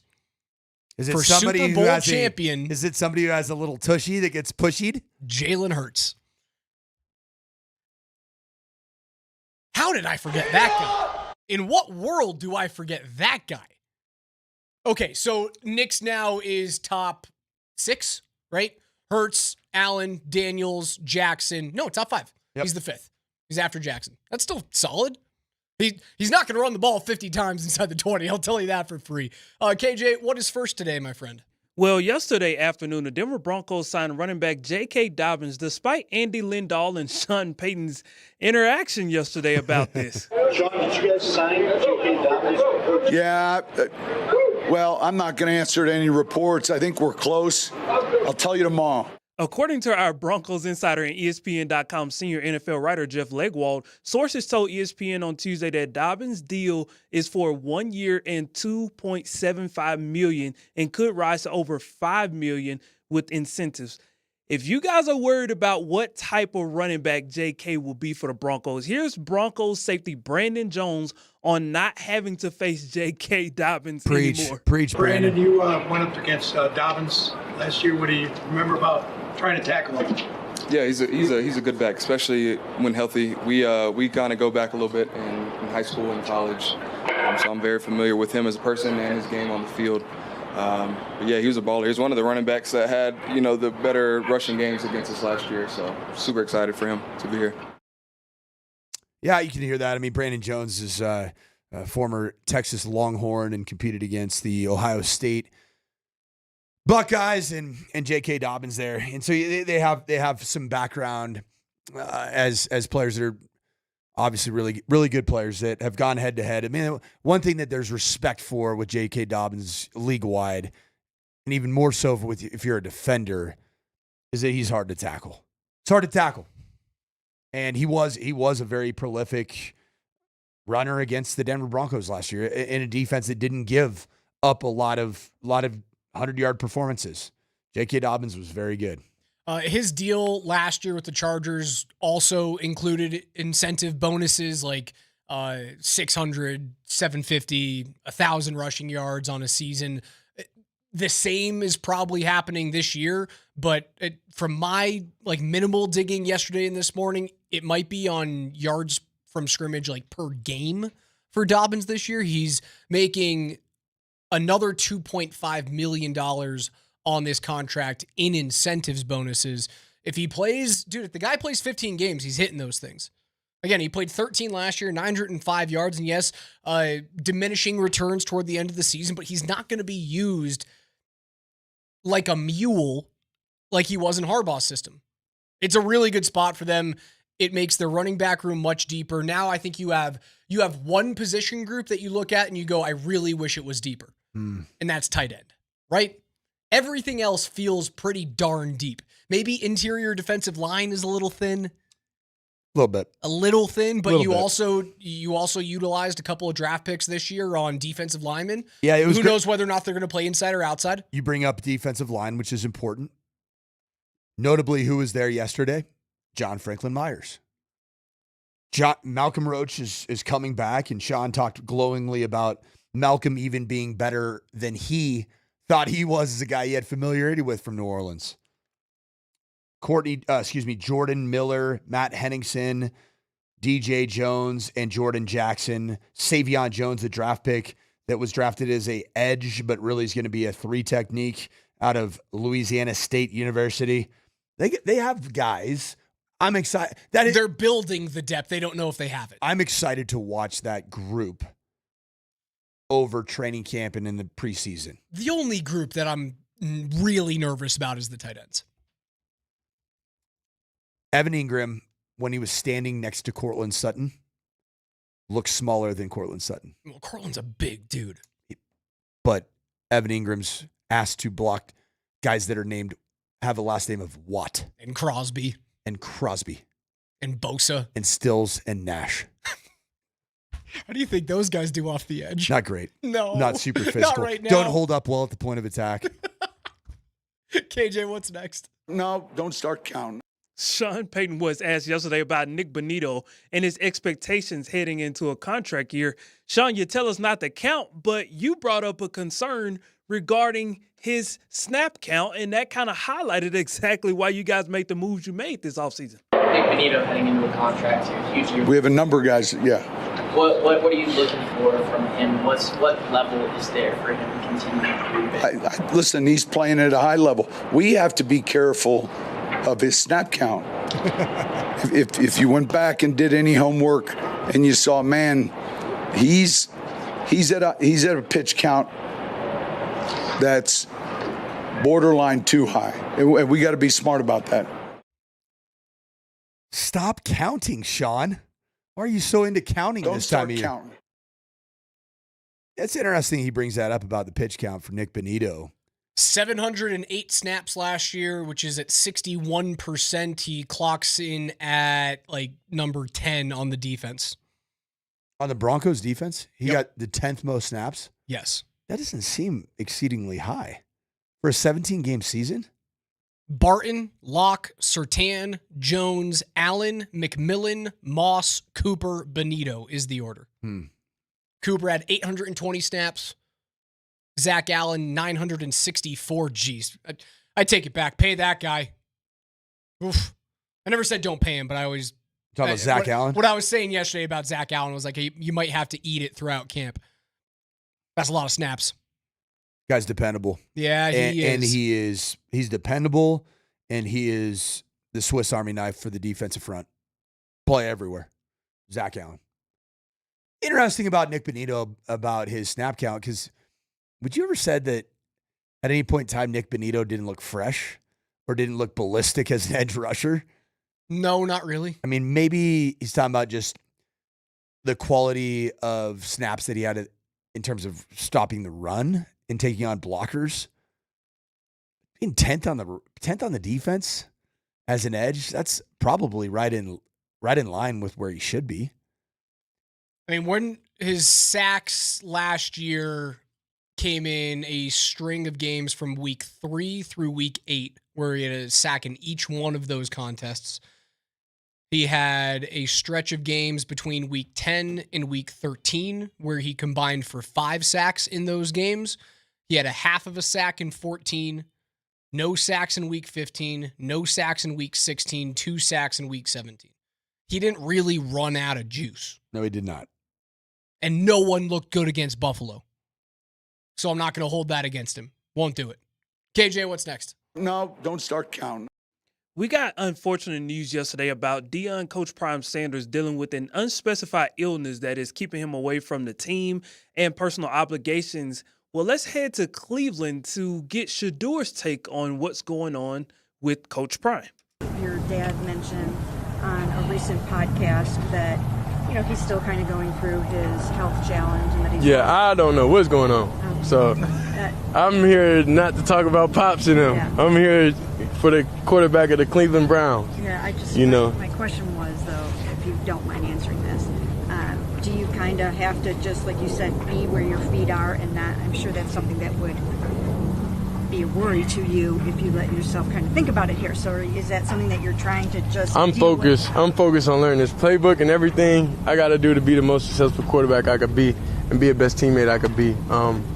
Outside of that, I don't really have no thoughts or, really opinions on anything outside of this game. Good on you, Shador. Well trained as it relates to media. Seems like there is good news as of 3 hours ago from Coach Prime. At least I think it was from his social media on his X account saying everything is all caps okay. And he would provide a full update upon his return to campus in Boulder. So that is good news. I had heard a little bit of mixed messages about some, maybe a weight loss, and the Coach Prime looked a lot thinner, and is potentially this thing's more serious. But as of now, we just got to take it for what we know, and that's that Coach Prime's told everybody that he is okay and he will be returning. It's a good answer from Shador, man. Really is. I'm focused on me. I'm not talking about Dad. I'm not talking about CU. I'm talking about trying to make this team. Good answer from Shador. So after draft night, draft day, next day, another day, and Shador getting humiliated publicly and really the butt of a lot of jokes. Am I wrong in saying that Shador Sanders has made a really, really strong first impression in Cleveland from all accounts that we've heard? Saw him throw a 75-yard touchdown pass yesterday. Take that with a grain of salt. It's minicamp. The media that's physically present for minicamp are charting his reps. It's by far the best. We would have done the same thing. We did last year. By far the best quarterback. And you know what it feels like he's doing? Is he separating himself from Prime right now? Is he starting to step out and go, maybe my connection with Dad got me to where I am today and got me to Jackson and got me to CU and got me into the conversation, like even it was a outside conversation in the middle of the year of like, oh, could this guy be a Heisman Trophy finalist? If CU rattles off a bunch of wins, they get to the Big 12 title game. I'm there because of Dad. But also, I may have been hurt in the draft process because of my connection with Dad. I think you're seeing him start to split. And that's okay. And it's probably something that he needs to do to be a successful pro. Yeah, he absolutely does. This is the Lion King. Simba. He's Simba. Let it go, man. Does he have a Nala? It's got to go. Got to go. KJ, what's next? No, don't start counting. The 2024 offseason media pop stars were the Cincinnati Bengals, and the 2025 AFC pop star media crown is up for the running. Cleveland is number one right now, but since he's making a strong comeback because Shamar Stewart and Joe Burrow went to the media to express their frustrations with the front office and management at the moment, and here's exactly how that sounded. Like some people say, we all agree Trey will be right? But technically he's still 1% wrong for being under contract. So in my case, I'm 100% right. So it should be a no-brainer. And in Trey's case, I think it should be a no-brainer too. I mean, he led 17.5 sacks for 2 years back-to-back. If I was the GM or I was the owner, take all my money. But I guess they don't operate like that. You mentioned less distractions with Jamar and T having agreed to deals. Is Trey not being here, his deal not done, is that a distraction? Of course. Last year we had 2, this year we have 1, so we do have less. You'd love to have none, but, that's life in the NFL. We're all supporting Trey and would love for him to be back. Shamar Stewart, man, that's a rookie. He said, if I'm the GM, I mean, this is wild. Gosh, man, Cincinnati. How is it tough to sign a rookie? They're all slotted contracts in the first round. You know what you're making. It's insane. Yeah, there's not much negotiating happening there. What is wrong with the Bengals organization? Get out of your own way. They're notorious for being the cheapest organization in professional sports. The league has to look at that, right? It's got to be because of incentives. It's they really give people bad deals. Because obviously the NFL's, you're going to maximize what you have to the cap. Yeah. But they just don't want to build in. They don't want to take care of their people. When you go to the owners' meetings, don't a bunch of those dudes have to look at Cincy and go, "You're making us look bad. You're the only ownership group who does stuff like this. Like, get on board. We're all cool with this. Why are you running it like it's the NFL of 1974?" Trey Hendrickson with back-to-back 17.5 sack seasons he himself should not be in a position where he has to deal with this crap. From Cincinnati's front office and ownership group. You know what Cincinnati needs? They need Mike Brown to have a family squabble and force a sale. That's what needs to happen for Cincinnati to get back on the right track. Because you know what they're going to do? They're going to ruin a really promising career of Joe Burrow. And it's going to piss me off. Yep. Because Joe Burrow is a delight to watch. Like, that's not Andy Dalton. That is a vastly different level of quarterback than they have ever had. He's Carson Palmer on steroids. Oh, he's way better. He's way better, Raj. Way better. I stand by the fact that purely as a passer, if you were going into a game as a defensive coordinator, and who are the guys that terrify you the most? And you can only pass the ball. Joe Burrow's number one. They're going to ruin it because their owner, Mike Brown, is a cheapskate. It sucks, but you know Joe Burrow can actually run the football too pretty well. When you look at his career rushing stats, it's a prerequisite now to be in the NFL. You got to be able to do both things. Goff and Stafford, not so much. Yeah, but I think they're grandfathered into being these quarterbacks in the league. Like, guys who have been drafted in the last 7 years, you have to be able to do all of it. Must. If not, you're not getting drafted. It's just as simple as that. But I think people look at Joe Burrow and they just see big version of Kevin McAllister in Home Alone. And they're like, that guy can't really run. I mean, gosh. The dude's got almost 1,000 career rushing yards. Pretty good. That's pretty good. 201 rushing yards last year. 257 rushing yards his last full healthy season in 2022. That's good. NFL Notes are brought to you by Mountain High Appliance, Colorado's most complete local appliance store. They have locations in Denver, Louisville, Littleton, Colorado Springs, and Glenwood Springs. They offer every major appliance line and brand, and you can find them at mountainhighappliance.com. We have some news about the Broncos and possible new facility locations. We'll talk about that. More PGA. Kale Makar wins the Norris Trophy, and we've got Game 3 of the NBA Finals coming up tonight. That's Coach Mike Sanford. I'm Alex Ryanemi. You're listening to Altitude.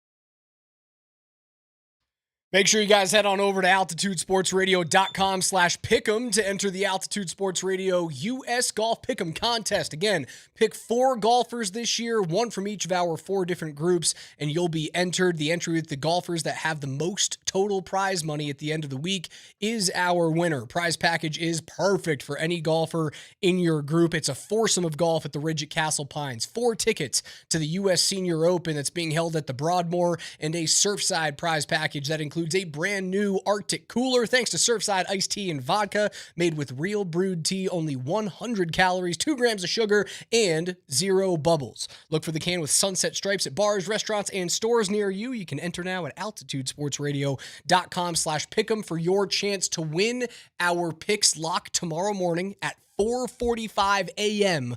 with the first tee time. I'll be driving. So get your picks in like today. Okay. That's what I would do. Nothing's changing. You're not waiting for anything. Just get them in. Is that a miserable life when you tell somebody that if you get your picks in by 4:45 a.m. you're okay, and you're like, yeah, I'll be driving at that time. It's not great. It's an early morning for you. Yeah, it's pretty early. Okay, so JJ, by the way, I like that song that you played there. It was a good throwback song. It was a February 2025 song. Good throwback.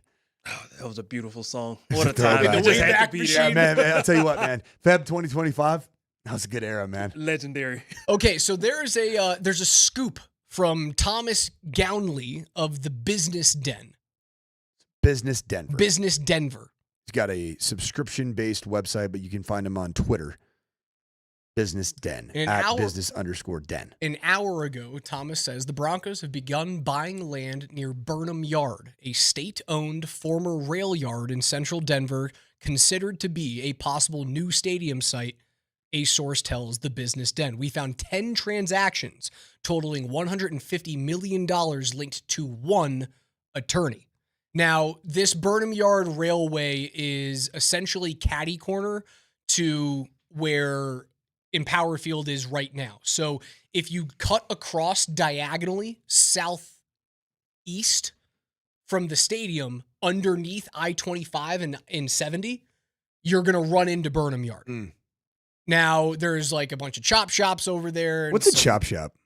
Like you grab a car and take it away for parts and then sell the part, like stuff like that. Yeah. I'm not saying like from an illegal standpoint, but I don't know there's if a it's lot like of things chop, over there. And chopped brisket, chopped meats. Continue. There's Metal and Iron Corporation. I think a bunch of businesses. They're also likely defunct at this point. It's a lot of space. That could be where your new stadium is going to be within the next decade. It's a good spot. It's a great spot. And if you can hold on to the footprint where the stadium is now, that would offer like really ample parking. All right. So do you have a map in front of you of where Burnham Yard is? I do. What would it be from a practical interstate traffic flow perspective? How good or bad would it be? I don't know. You can get off at 6th and get into there. You might have to reroute 6th a little bit, which would be a nightmare because it's already a nightmare right now. It should be easy. How far off of I-25 is it? A stone's throw. You could hit it with a baseball. Beautiful. It's awesome. Like where the soccer, softball, and baseball complex is for Metro State? Yes, which is a really cool complex. I went to a Met State softball game about 2 months ago. So if you're standing like on top of the right field fence, looking south from the baseball field, you can basically see the railway that is being purchased right now. Again, state-owned, so I'm assuming that's like a lot of CDOT territory over there, the Department of Transportation. That's kind of best of both worlds if they get it there. Got great sight lines looking into downtown Denver, but you're not in the already established downtown Denver. So you have the opportunity to build not just a massive stadium, but you have the land in that Burnham Yard area to potentially build up what would be shopping, restaurants, residences, bars, hotels, like the whole kit and caboodle, like the Dallas Cowboys have done so famously in Frisco with their facility. Now, if you hold on to the footprint that is at Mile High right now, it's a little bit of a walk, but you just have to walk across the plenty of people park around Metro State and walk across the river to get to the stadium. It's a walk, but like it's a cheaper place to park. It'd be kind of perfect for me. Yeah, it's southeast of the stadium right now. I would love that. More so, I mean, Lone Tree would be nice because it's like 10 minutes away from my house. Would not be It's nice. a million miles from you. No. But the Broncos should be in Denver. 100%. The most land that you could utilize is out near the airport. That makes sense. But you know where the Dallas Cowboys aren't? They're not in Dallas. They're in Arlington and Frisco. Right. They're really far away. And putting the Broncos out near the airport or super far south wouldn't feel right. I like my city to have a centered space for its sports. I recruited Metro Dallas for a decade. Different schools, spent a ton of time in Dallas. And it really, as a result of the only professional sports facility being even near downtown, is where the Stars and Mavs play at American Airlines Center. That's it. And it's an old, kind of semi-dingy building. Rangers are out in Arlington. Cowboys are out in Arlington. The MLS franchise, FC Dallas, is in Frisco. And you know what Dallas lacks? It lacks any form of a downtown identity. You're like, I'm going to downtown Dallas. Or like a sports, like a city cohesion when it comes to their sports teams. It just feels a little bit chopped up and convoluted. Traveling for, frankly, months at a time to recruit all of the different high school football programs in the Dallas metro area, which are just limitless. I never was like, I'm going to go out downtown Dallas and go get a steak. There's like nothing there. Well, it's like a random area. Nothing, but it's like a random nothing downtown with a massive amount of population surrounding it. Whereas Denver, you can complain about it. You can get on Twitter and talk about how dirty it is and all that. How it's gone to crap. It's gone to crap. It's their fault. It's still a downtown with a real identity. And again, I think having the stadiums relatively close to one another does something. It feeds that. It feeds to fan of one, fan of all. And I think that matters. Am I wrong? Like, Philadelphia has that feel. Fan of one, fan of all. When you spread these things out, can you guarantee that a Dallas Stars fan is a Cowboys fan? Or that a Cowboys fan is a Mavericks fan? I can't. There's a greater chance that a Cowboys fan is a Dodger fan and a Yankee fan. Or a Yankee fan. Yankee fan and a Laker fan. Greater chance that's happening than you are fan of one, fan of all. I got an idea. What's your idea? Stan, if you're listening, can you buy the land where Empower Field is and build an MLS stadium there? Well, can't you do the same thing? Is Dick's Sporting Goods too far away? It would be awesome. Because like the NWSL stadium that they're building is going to be a lot closer to downtown Denver for the women's team that's coming in. We'd have too many stadiums. I love too many stadiums. It's a lot of stadiums. We have a lot of concerts that come here. Think about if you were a touring act, they love coming to Denver, Colorado. It is like it's Concert City, USA. Everybody comes through Denver. Have all of the different facilities, various sizes of facilities. Awesome. You can even do like an MLS stadium with like one of those really cool, like where they're nearly covering. It feels like there's a canopy. Yes, like a drawstring canopy. In St. Paul, Minnesota, where the Minnesota United play. Awesome facility. And that helped St. Paul, which was not doing great. So I think that there's so many opportunities for... Yeah, the 49ers are in Santa Clara. Which sucks. Brutal. And that thing's never taken root, man. It's just been a bad situation. Brutal. Candlestick Park felt way better, and that was a dump yard. It's an awful facility. But at least we were near downtown. Yeah, like at least, what is it, AT&T still? Or does it have another name where the Giants play? Oracle now. It's Oracle now? It's Oracle like, Park. At least it feels like you are in the city because you're on the bay. You are in China Basin, downtown San Francisco. And as a result, that's the franchise in the Bay Area that feels most connected to the city. It's another city that I can't guarantee that a Giants fan is also a 49ers fan. Can't guarantee it. If you want that feeling in Denver, fan of one, fan of all, You can't move the Broncos out to the airport. You can't move them south, even as far south as Lone Tree. This Burnham Park thing, Burnham Yard, this has got to be real. That's exciting. I hope that's a real thing. I'll do it for us today. For Coach Mike Sanford, for KJ, I'm Alex Ryan, ME. PhD is coming up next. Day 2 of 3 of Broncos mandatory mini camp. Sean Payton meets the media at 1:30. What's the origin of I don't know, but I have always hated that and will always hate it. Leslie, guess what today is? It's hump day.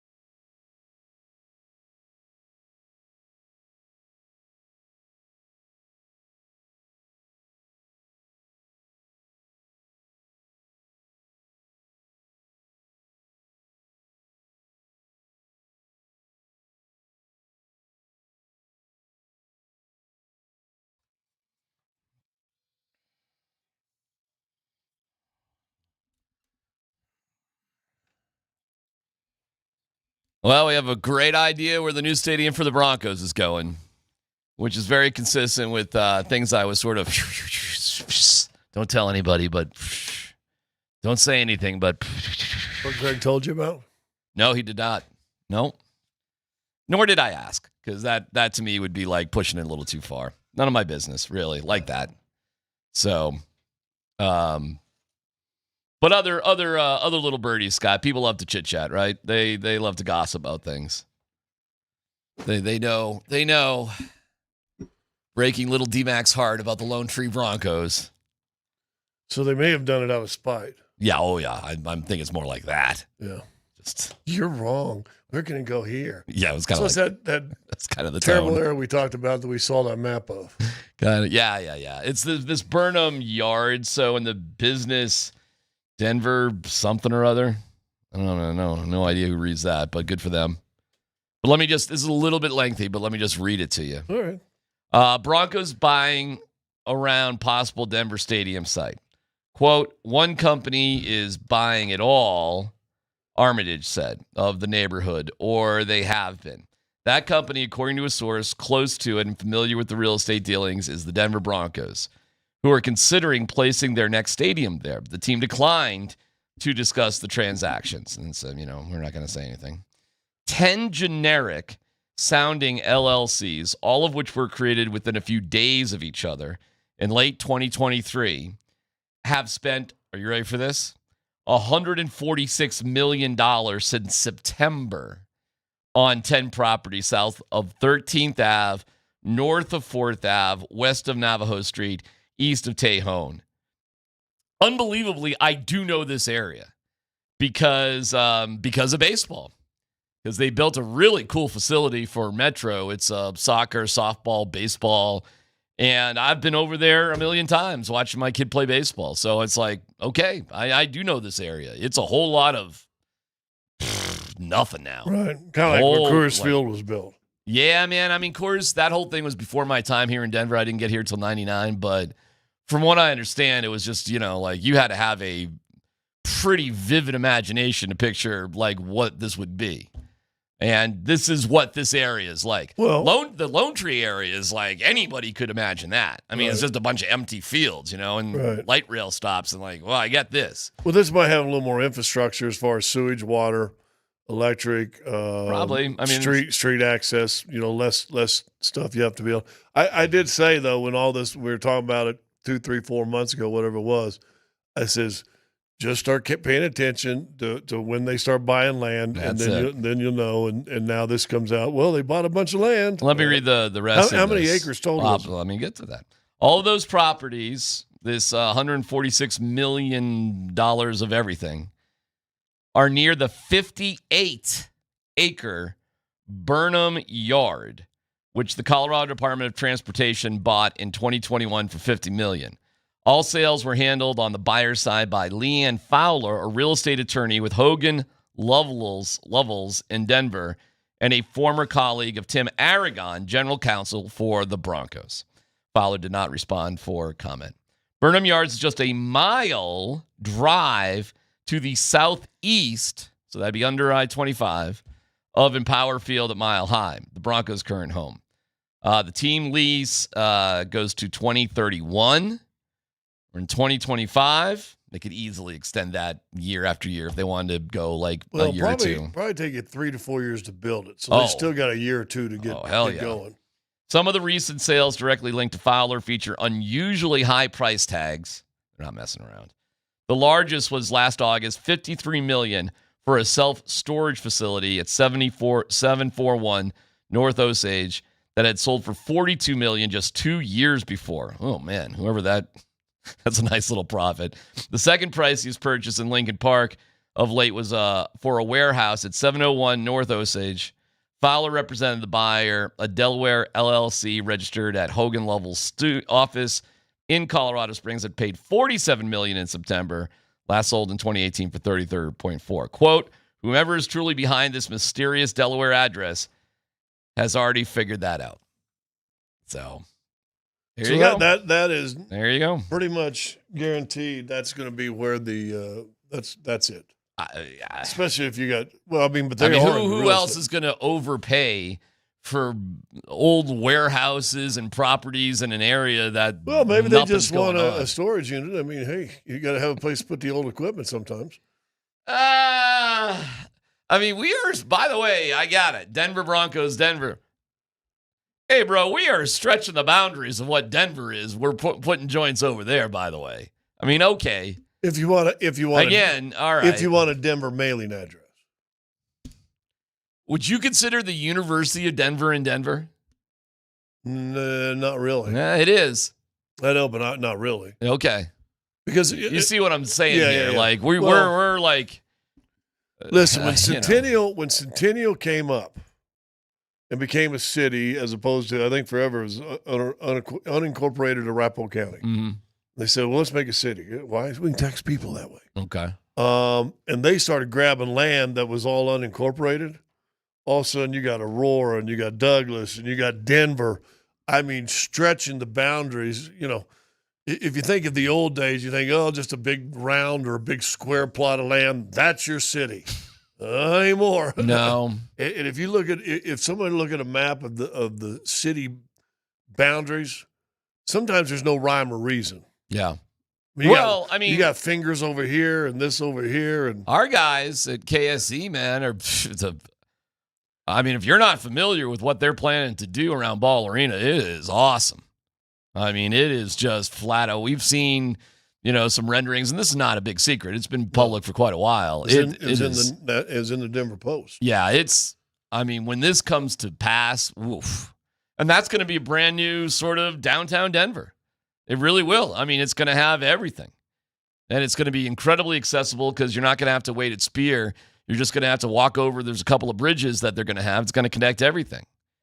So now I guess, you could make the argument, well, this will be a further connection. Although, man, it's a little bit. It's not that far, but it's, it ain't that close either. But it's also close enough that you could probably use the Ball Arena parking facilities if it's only a mile away. Sure, get yourself a pedal cabbie and you'll be all right. Or those electric carts or whatever. You'll have, there's our deal. Can you imagine, dude? Look at all the high rises. It's sick what the plan is. Good for, awesome. I would love to see it. So Elitch is going to be gone. It's all, all centered around basically Ball Arena. It's a new downtown. It is a new downtown with Ball Arena basically being your center of town, more or less. Then you can see, a Power Field in the background. And then point over here, so it's this way, isn't it? Well, no, it would be going like this way. It'd be going like that way. It'd be on the other side of I-25. So southeast. That's west, the mountains. Good old mountains. And Sunset. So it's this way. Yeah. So how do you feel about that? If it's, listen, this is going to come out eventually. This is what they were always going to do. I'm so, again, good luck having a great organization without billionaires these days. Best of luck on that. I think if you're really a fan of your team, you need big-time billionaires to be running the show. Well, you go back to Pat Bowlen, what he had to do to get the city, and it was a fight. He wasn't a billionaire. And that was just to extend a sales tax that they had approved on to build Coors Field. They just wanted that tax extended to help do it. Nowadays, these guys are building. Here's the interesting thing. Now, they'll get some tax breaks, credits. Sure. Get some use of highways and stuff, maybe a little break here and there. And then you'll generate more tax for the city because it's staying in Denver. So that's what you promised to do. We'll make sure and keep in there so you still get all the revenue tax and all the different property tax and everything else. But I guess if you put a $500 million facility, or let's be honest, with all the stuff around it, $1 billion plus. Oh, a multi-billion. Yeah. Facility. I'm sure what was SoFi? I'm assuming the sales tax is going to be pretty good, so they are going to make revenue. But you're losing the rental and the monthly stuff that you pay the city too now. So, but I think they'll be okay. Yeah, they'll be all right. Yeah, it'll be awesome. It's a good thing for the city. The proposed development around Ball Arena is a good thing for the city. Listen, man, I get it. You want the Denver Broncos in Denver. Okay. The Dallas Cowboys are in Arlington. You ever driven from downtown Dallas to Arlington? Yeah. It's like going from here to Fort Collins. Well, Mavericks aren't in Arlington. They're not, but the Cowboys are. Oh, the Cowboys are. Cowboys are and the Rangers are. Yeah. Yeah, that was always funny when we'd go down there to Six Flags over Texas. Okay. And it used to be right beside Ranger Stadium. Oh, all right. And I'm like, well, but the Rangers are at least called Texas Rangers. That's true. Right, That's so true. they haven't thrown Fair point. The Dallas moniker out there. Fair point. So we could take the Avs and stick them in. We could take the Avs, put them anywhere, and buy Family Fun Center place and just boom, put a whole right there. Yeah, put it right there. All right, well they'll take that. Although I'm not so sure that's not Denver. It's not. That's Centennial. I know that's Centennial. Trust me. I roll my eyes. You got to understand, man. I would open my gate of my backyard, and as soon as I took a footstep, I'm in Aurora. But it was disheartening because I took so much pride for being from Aurora. Like, I'm an Aurora guy. I really did love saying I'm from Aurora. And then when I moved into my new house, it technically is, you know how like Centennial is like a pen? Yeah. Like that skinny little rectangle? With spikes. Well, that's me right there on the right edge corner right there of technically Centennial. So Centennial and Lone Tree, you're right there on the break of Centennial and Lone Tree? No, other side. Aurora. Buckley and Smoky Hill. Smoky Hill I High thought you School. meant your house now. Now I'm in the heart of Lone Tree. I ain't on the border of nothing. Okay. I'm in the beating heart of Lone Tree. But Lone Tree is actually separated by I-25. It actually is kind of split in half. And everything to the west side is kind of completely developed out. But on the east side of Lone Tree, it's all kind of like, whoa, what are we doing here? And I know what they're doing here because I've gotten all the brochures. They're building a really cool park, multi-use sort of thing, outdoorsy, blah, blah, blah, blah, blah. But I'm like, put a football stadium there. Yeah. Let's get football out here. Hey, I see these plans for the park. Okay, football stadium. Could you be how happy you'd be being able to just bike to the Broncos? Well, listen, man. Public transportation is an awesome thing. And I'm just a scoot. I told you, I just walked down to the light rail to go to Fiddler's the other day. So I can use public transportation. I'm fine with that. But on game days and stuff, it's just like, public transportation is a little gnarly and, it's like the whole thing. Both directions. Frankly, for me, usually I get there so early and I leave so late, it's really not any kind of issue. So it's no big deal for me. But it just would have been cool.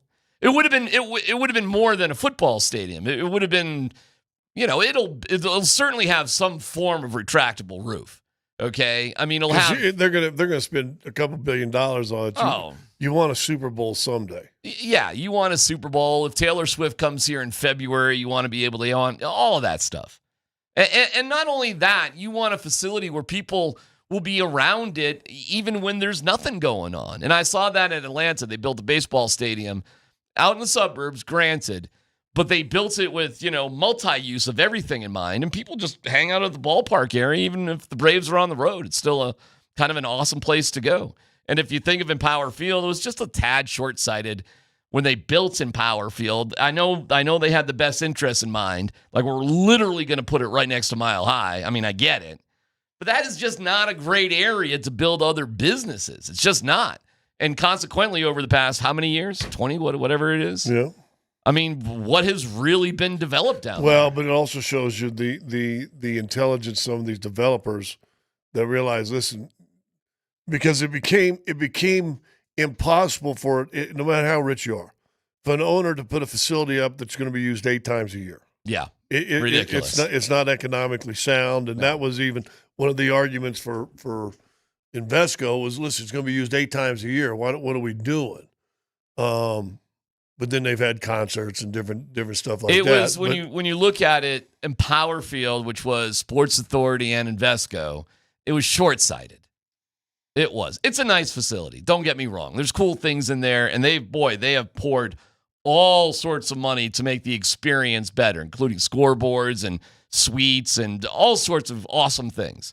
They have done the best they can. Yeah, but for the space they have. But nobody in their right mind would build a new stadium these days without some sort of retractable roof. Nobody would do it. Or a development around you, as you said. Correct. On a Thursday night, right? You could do something. We just got all like tear in our eye about Mile High coming down, which was decrepit, by the way. Loads of great memories. I get it. Right. But my God.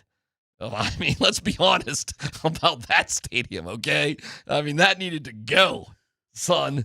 And a lot of charm, feeling like the stadium is going to literally, shake apart. Yeah. Oh, isn't that great? It's like, this feels dangerous to me the handful of times I was in there. It was exciting and all, don't get me wrong. But when they start doing that stomping thing. Oh, my God. It was like, wow. So there you go, folks. The biggest indication that the Burnham Yard Broncos will be coming your way 2030. Whatever. Burnham Broncos. Burnham Broncos. Not the Denver Broncos, the Burnham Yard Broncos. Maybe they make another facility, put an indoor football league, and they call them the Burnham Broncos. Oh, how about that? So yeah, I'm. Hey man, listen, I know I'm one of the only ones, and I admit it's all for my own little selfish reasons. So I just think it would be cool to see a new stadium and all that stuff out in the burbs and But I get it, and the anger they would have got. The pushback they would have got taking the Denver Broncos out of Denver would have been until everybody saw the facility and all the cool stuff around it. Yeah, I mean, they would have got over it. Everybody would have got over it. But it would take a long time to get over it. A long time. I mean, we're talking about a decade before people got over it. And that's at the end of the day, like, why bother? If there's another way we can go to get to the same goal. Well, wasn't the last time they built a brand new stadium, they won a championship? God, is that right? I don't remember. I don't think so. I don't remember if the first Invesco? championship. No. The first championship came. It had to be at Mile High because they won the AFC championship against the Jets. Mm-hmm. And Elway took the AFC championship and did a lap around Mile High. Yeah. And you're like, oh, he's saying bye-bye. Yeah, I know this for a more specific reason. I should have been hired in the fall of '98 to work at KVPI. I had done a 10-day tryout with Willie B. and Mark Stout, and you guys were on in Lawrence. We're back in the Lawrence downtown area. And I didn't get the job, and it killed me. Because it was the longest time I was ever out of work in radio. I was out of work for 5 months. Like, no money coming in. Like, what am I doing with my life? Because I put all my eggs in the KVPI basket in 98. And I didn't get it in the fall of 98. They went on to win their second Super Bowl. So all I heard was, like, how amazing this was and that was, blah, blah, blah, blah, blah. And during my 10-day tryout, I had gone to, like, a Broncos game. I was at the snowball game where Tim Brown and what's-his-face went into the stands, the whole thing. And Was it? No, it was... It was one of their big D linemen that got hit right in the face with a snowball. Yes, and then Tim Brown said, famously, I would have thought an area that had what happened in Columbine would know better, something like that. Like some ridiculous statement from Tim Brown. And I actually asked him, are you really comparing getting hit by a snowball to what happened at Columbine? And it was a serious point of contention with me and Tim Brown. And then we interviewed him like 20 years later. I said, hey, Tim, I don't know if, you want to retract your statements from 20 years ago. And he goes, no. I go, all right, bye. Tim Brown, punk. Raider. I hate Tim Brown. I am not a Tim Brown fan if you can't tell. Yeah. For that specific reason. Tim Brown, Aaron Rodgers. Oh man! You've got to go have dinner with one of them. Which one is it? Oh my God! I'll go to dinner with Aaron Rodgers and just shut up and whatever. You might actually have fun with him. I may go out to dinner with him, order to go, and just do an Irish exit, maybe an Irish goodbye on that one. That's a damn tough question, man. I don't know. Neither is the answer. No, thank you to either. We do have Broncos stuff going on today, so we'll get that for you. Congratulations to Kale Makar See, Yeah, that's a cool video, wasn't it? See where we'll hear some of that coming up. It's PhD here on 92.5. A reminder to head over to altitudesportsradio.com/pick'em to enter the Altitude Sports Radio U.S. Golf Pick'em. 4 golfers, 1 from each of 4 different groups. There you go. The entry with the golfers that total the most prize money, that's the winner. That should be you. Prize package perfect for every golf fan. It's a foursome of golf at the Ridge at Castle Pines. 4 tickets to the U.S. Senior Open at the Broadmoor. And a Surfside prize package includes a new RTIC cooler. Thanks to Surfside iced tea and vodka made with real brewed tea, only 100 calories, 2 grams of sugar, and 0 bubbles. Look for the can with sunset stripes at bars, restaurants, and stores near you. Enter now at altitudesportsradio.com/pick'em for your chance to win.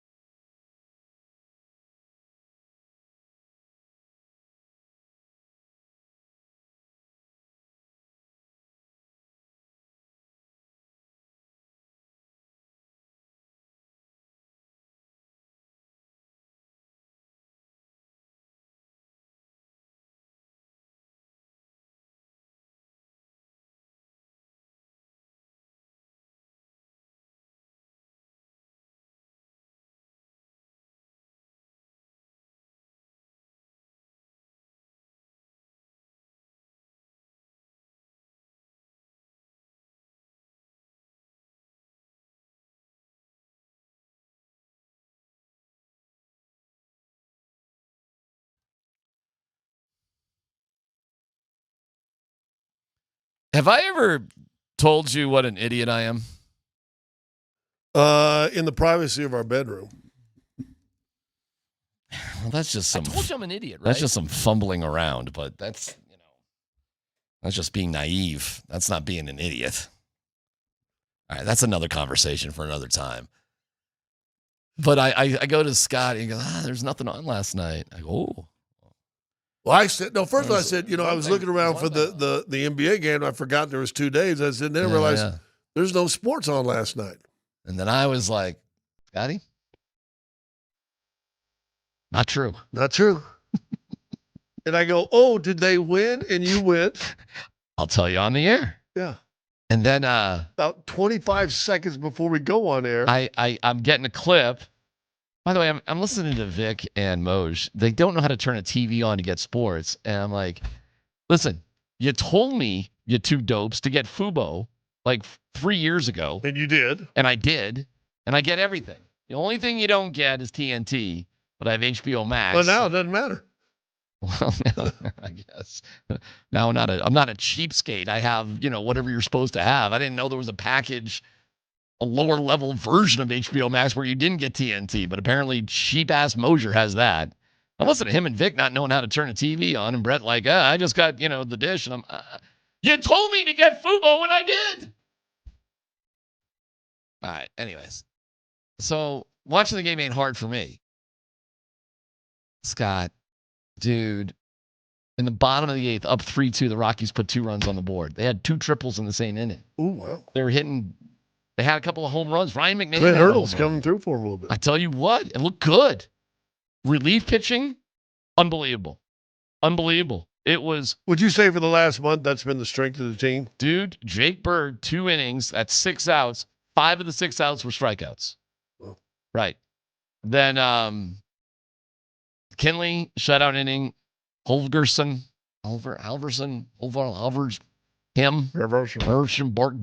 him. No problems. They put in Agnos. He's got the Raleigh finger, fancy mustache.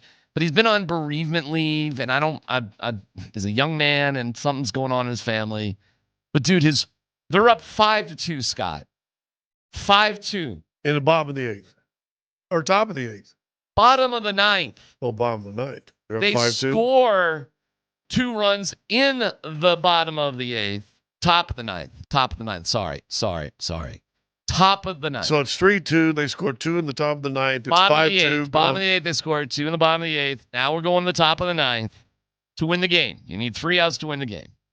They put in Agnos, who's been all right. Young guy, got a weird mustache, doing all right. But, But he's been on bereavement. First pitch. Just dead center. I'm going to throw this as hard as I can. And, they hit it as hard as they could. It was a bomb. Okay, it's so 5-3. You still got now shot. 5. Schmidt. And if your name's Schmidt, he looks just like his name. What do you think a guy named Schmidt looks like? Yeah, big built, put together, strong third baseman. Like a refrigerator case with a baseball bat. Yeah. In fast, out fast. In fast, out faster. But it's 5-3. So what does our guy Agnos do? He walks the next guy. Then he walks the next guy. Oh. So in order now, you got to face. That's called letting the home run bother you? You got to let 3 dudes. You got to face 3 dudes. Major League Baseball rules now. Yeah. You got to do it. They put a guy in. It's 3 guys. And Bud Black would have kept the guy in. Well, apparently so would Warren Schaefer. Because he did. Next batter hits a ground ball to third. Ryan McMahon made a tag third, made it throw to first. Not quite enough time to get that done, but you get the lead runner out. But I'm still sitting there so 1 out, runner on second. Take him out. 5-3. Take out Agnos. You got away with one, Warren, because it was happening quickly and they didn't get Vodnik up in time. I'm like, hey, you dodged a bullet. Take him out. Nah. Well, leave him in if you wanted to walk the guy. You don't need to walk the guy. There's men on first and second, dude. I thought Oh, that's right. There is For now. First and second. For now. First and second, one out. You don't need to walk the guy. Take the guy out, put in a reliever, opposite hand reliever, boom, boom, boom. Let's go. Whatever. Put in anybody else. Yeah. This guy he's not throwing hard. There's no velocity. He's walked 2 guys. He gave up a home run. It's a miracle. The guy grounded out. Lee grounded out. I'm screaming at my screen. I'm doing this. But you're playing against a bad team, I'm right? doing this whole podcast thing by myself. Nobody wants to join me. No. I'm just sitting. What am I doing? What am I doing? It's the Don Quixote of sports talk. Yeah. It's just, you're not gonna believe this. I had 1,000 people watching me though spin out of control. There you go. Because it's got to be entertaining to watch me lose my mind about a 12-win Rockies team. Were you yelling to take him out? Yes. Hey, man, here's what's great about this thing that I'm doing. You can go back. Dan, if you wanted to, you can go back when it was all going on. If you want to check my math, go for it. And when you get there, click the little button down the lower right-hand corner and subscribe. Like and subscribe. So he doesn't take him out, and I'm just like, what are you doing? Sure enough, Agno's wild pitch. Now runners on second and third. Second and third. Well, certainly you're going to take third one out. Now you're going to take him out. Even in the middle of a count, you're going to take him out. Nah. Walks the next guy, so bases loaded. One out. Now he takes him out. Now Bud Black 2.0. Now he comes and takes him out. That's what I'm just going to call Warren Schaefer from now on. Just call him 2.0. Just 2.0. That's great. So now 2.0 comes to take him out. Thank you, 2.0. Appreciate it. Next batter hits, the dude Ramos hits a fly ball to center. Good hit. Barreled the ball. Drove the run in. Still not freaking out. It's 2 outs. You're still up by a run. And then. So it's sac fly. Sac fly. So however, it was outs. deep enough that the runner from second could tag and get to third. But still, you've got a tag out at second or first. You still ground ball gets you out of the strike gets you out of the game. There's a million ways to get out of there. Yeah. First and third, he's got 2 outs. He's 5-4. got Flores to 2 strikes. Von Nick's doing his job. There's 2 outs. You're winning the game. 5-4, 2 outs, runners on first and third. Right. Flores on a 2-strike pitch, and it was a good pitch. Kind of flails his bat out there. Little freaking dribbler. It's 2 outs. Ryan McMahon's playing back, as he should be. Ball just dribbles. And the base runners are taking off like they would. It's 2 outs. Yeah. You're running on contact. There's 2 outs. Yeah. Just dribble into the Bermuda Triangle between the pitcher's mound, home plate, third base. Just that. And there's no play at the guy at first. Nothing you can do. Nothing you can do. And to quote 1.0, that's baseball. That's baseball. That's baseball. I'm just like, you got to be kidding me. Now it's tied. I mean, we can still win. We can still win in extra innings, right? Yeah. Yaz 2.0. The grandson of Carl Yastrzemski, younger Yaz, just ropes a single to right field. Of course he does. So they get 2 runs in on that one? Or 1 run in on that. So we're 6-5 now? That's it. And then they get the next out, ground out to second. Now you're down 6-5. Incredibly, the Rockies did put guys at first and third. With 2 outs, they actually, Hilliard got on, and Hilliard walking, and Zach Goodman singled. So they had runners on first and third. With 2 outs, here we go. Same situation they were just in. And Estrada flies out to center to lose the game. No question Zach Goodman makes the All-Star team? I guess. My guy is Jake Bird for them. I mean, sure, if we're putting a position player there. And that was the end of the game. They lose 6-5. Sanford was there wearing Giants gear. Wow. Yeah. Traitor. Wow. He said he was doing his duty as a Rockies fan to wear the other team's colors at a game. Like that's, doing their part. That cheers them up. So I bet how was Drew post game? Dan, we got it, or you're still working on it? You got it? Okay. Was it a great call? Listen, man, I gotta tell you, I love all those guys. Spilly, Huey, my boy Stout, Sully, Drew, especially Drew. We're very tight, all of us. Love Drew. Been an incredible good friend to me with personal stuff behind the scenes. My heart is breaking for these guys calling these games. I mean, you listen, usually you want to be a little bit objective. Not with the Rockies. They're living and dying on every. Come on now. Let's go. Yeah. Oh, get it. Oh, no. It's like that for everything. And here's Drew at the end of the game. Shallow center. Fitzgerald going out. Center fielder calling. And Jung Hoo Lee makes the catch. And the Rockies with a tragic loss in this most difficult of seasons. They had a 5-2 lead in the top of the ninth. And they give up 4. And the Giants continue to roll on. Their 6th straight win. Their 6th straight. I'll fill that in. Drew called it. Maybe we just isolate it, Dan. A tragic loss. Major League Baseball needs a better audio person. Yeah, well, that's just my screen recording. This is the best I could do with Fubo. Oh, they sound fine. That's you recording. That's me screen recording, sending it to Dan. Blah blah blah blah. It's just that's don't overpay. That's me. But for Drew to say the voice of the Rockies forever, another tragic loss. I do feel for him. Listen, he and I called when Drew was calling some Nuggets games. We got some pretty pathetic 27, 31 kind of win seasons. Mm-hmm. I mean they were some tough seasons. Must have been brutal. I was working for Turner, luckily, the year they won 11 when Hansley coached. When I first got here to town, it was Bickerstaff the Elder, and the game, I think it was, I took my parents, this is 2000 maybe, before Mello, whenever before Mello, and it was so bad at a Nuggets game in the third quarter, I looked at my parents and said, I'm sorry, and I said, let's go. It was that bad. There was no excitement, there was nobody there, they were getting just trunked. Well, is that not Rockies games more nights than not? Well, I will make you feel better, though. I mean, look at the game, though, dude. I mean, by every metric, it's 6-5 with runs being scored late in the game, a come-from-behind win. 4 runs in the top of the ninth. This is not a blowout. By every imaginable standard, this is a really exciting baseball game. But, I mean, it's the nature of the Rockies. A team that has forgotten how to win. Do they have good players? Not good enough, that's for sure. But that's not what's going on. There's some other weird mojo happening where they're just in a game and more than capable of winning it by every metric you can imagine and just blow it. Last night makes no sense. But I do put this on Warren Schaefer.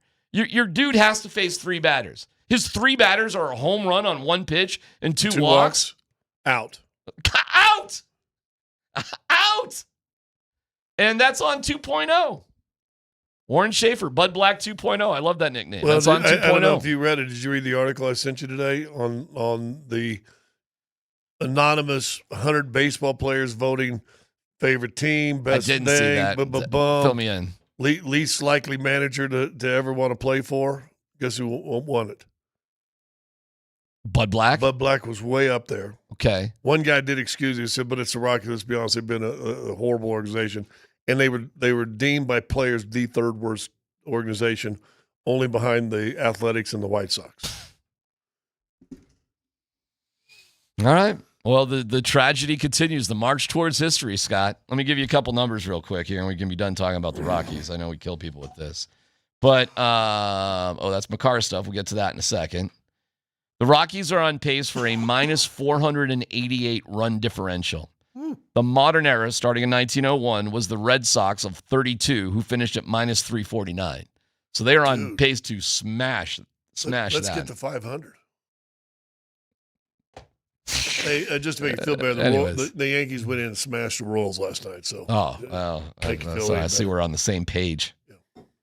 But I'll be back at it tonight, brother. But now watch. They'll lose by 6 to 9 runs tonight. They may win tonight. Okay. They may win tonight. They will end the Giants' winning streak on this stand. How about this by the Giants though? You want to talk about a crazy team? What's that, Dan? That was Vic Fangio saying I doubt it. Oh, no, thank you. The Giants have had 8 straight 1-run games. Now they lost the first 2 of those. Scott, they have won 6 straight 1-run games. Wow. That's a good team. That's a team that can figure it out. Hubie Brown told me a million years ago, and I think it's true in football, basketball, baseball, it doesn't matter, hockey, good teams win close games. Yeah. And bad teams lose close games. Yeah, and that's what we got. But to think that it's just like, I was into Vic and, they don't have any players. They don't have any players. I'm like, I get it. But they're not like, are they really the worst team ever? And I'll tell you, I know what you're saying, but that didn't happen last night. Last night happened because one player, Agnos, didn't have it, and your manager screwed it up. That's why you lost last night. And then you got really unlucky with that's baseball sort of little dribbler sort of play. That's super unlucky. But you put yourself in a position to get unlucky because 2.0 didn't understand baseball for whatever wacky reason. And I really do think the Rockies, they feel bad for their players. So they make decisions based on their emotional feeling for their players. Like, we feel bad for them. Well, but isn't that institutional? Yes, it is. And it makes it's too comfortable. And that's why when you talk about changes, it has to be everywhere. Yeah. Because the too comfortable. Way too comfortable. Yeah, and worry about guys' feelings is institutional. I might do something radical, like take out the couches in the clubhouse. Seriously. Yeah. Everything is just too comfortable with these guys. Or at the very least, come in with an armful of bats and throw it across the locker room. Something. Make them pay for their Cokes. I don't know. I mean, something. It's just too comfortable there. The stadium's too comfortable. The clubhouse is too comfortable. The atmosphere is too comfortable. There's excuses for your third base coach that are too comfortable. You're saying, oh, come on, Zach Agnos, you can do it. That's too comfortable. I mean, let's forget about their feelings, for crying out loud. Forget about their feelings. They need a swift kick in the ass is what the players need, not a hug. It's PhD on 92.5.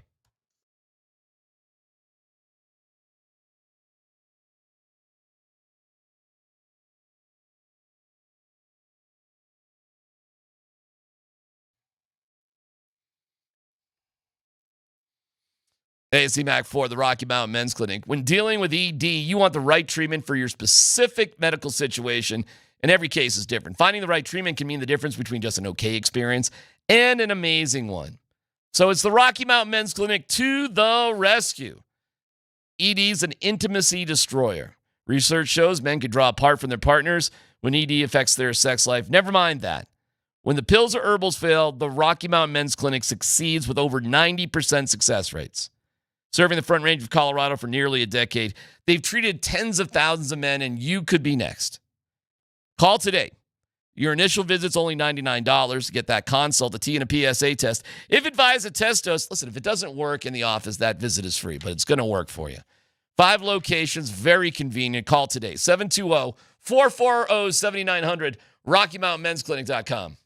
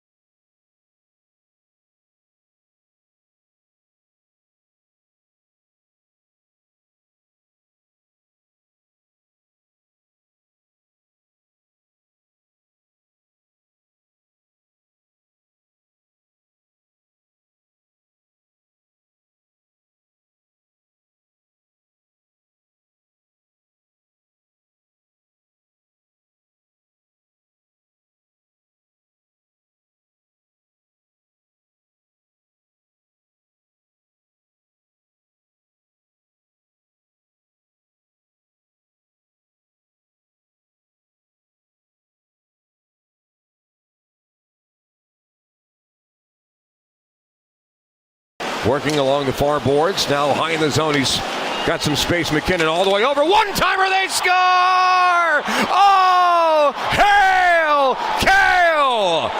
Kale Makar is the 9th defenseman in the history of the National Hockey League to score 30 goals in a season. And his legend continues to grow. Hey, congratulations to Kale Makar winning the Norris. Makar, according to Brendan McNicholas, PR star of the Colorado Avalanche, co-worker. Second Norris, only Avs/Nordiques player to win the award once, let alone twice. 14th player all time to win multiple Norris trophies. Just the 7th. And that's historical. That's good history. This is good historical stuff. Just the 7th to be named the top defenseman twice within his first 6 seasons. Slam dunk Hall of Famer. Slam dunk, retire his jersey sort of guy. World champion, like slam dunk on all of it. He really has, it is kind of interesting when you've had this much success this early. And he's still young. He still looks like he's 17. Trying desperately to grow that playoff. And I think in that video I watched, his little brother was on there. Taylor. Was drafted by the Avs, right? Also. Yep. He looked even younger than Kale. I mean, he's a little bigger though. But he looked like he was 14 and Kale looked 17. Well, he's what, 2 or 3 years younger than Kale? Something like that, yeah. He's in the Avs organization. Maybe we'll see. I mean, now he's like a 7th round pick. It'd be, he'd be leaping over some fellas if he gets there. But best of luck to him. Best of luck. The votes were incredible. 100 and maybe they could pull a Lakers type thing and just pull him up even if he's not ready, just so they can say we got 2 brothers. Just some run. 176 first place votes. The next closest was Werenski from Columbus, who had 13 first place votes. Wow. Devon Taves got 4 points. You got like a 4th and a 5th place vote, something like that. But yeah, it was an ass kicking in terms of Kale's domination this year. Did you feel like Kale had that kind of year? No. I'm asking to you two, Dan and Scott. To be honest, or we're going to go Dan, who's like biased? Well, let me just say this. He was the first defenseman since 2008, Scott, to get to the 30-goal mark. Yeah, and he's a what? What'd you say he was? Defenseman. A what? Defenseman. Oh, and he scored. 30 goals. Yeah. But he's a what? He's elite defensively, too. Okay. I didn't realize he was this much more dominant than everybody else this year because it didn't feel like it. It felt like he had a good year. He's Kale Makar. Hey, listen, this team rode the roller coaster with wins and losses. I guess that's how I judge things. They were eliminated in the first round where Kale had some bumps in the road in the playoffs. So to me, it's like, wow, like, hey, it's Kale Makar. The guy's awesome. No bad words to say about Kale. But to me, I was like, wow, he had like that kind of year this year. Listen, like it was that much better than everybody else? I guess so. You got 3 guys in Colorado Pro Sports in Joker, Makar, and McKinnon who have played and brought their level of play up to elite, as you just said to start this segment, Hall of Fame, banners in the rafter with your name retired and all that stuff. That type of thing, and really, McKinnon and I guess Joker just 30, right, or something like that. To where now their bar is so high, they can have an okay game. I told you one story. I'm talking to Marlo one time. He goes, "Joker's got to be better than he was last night." And I looked at it and I said, "Chris, he had 26, 13, and 9." I mean, he's got to be, but they've raised the bar. So I would give Kale this. I didn't think he had this kind of dominant year. I understand he got 30 goals, and no one does that now anymore from the defensive spot. But I thought he had a couple missteps in the playoffs as far as defensively. But yeah, okay. But I think it's because the bar is. And it will be his entire career. Would you agree with that, Dan? His bar. It should be. His bar will be higher. He and McKinnon's bar will be higher than any other 8 Avalanche players you can put on there right now. If Kale Makar could win the Norris this decisively this year, then, dude, he might have 2-3 more to come. I mean, seriously. Is 4 the tops? Oh, I don't know. Who's won the most Norris trophies? Yeah. I don't know. That's a good question. Don't know.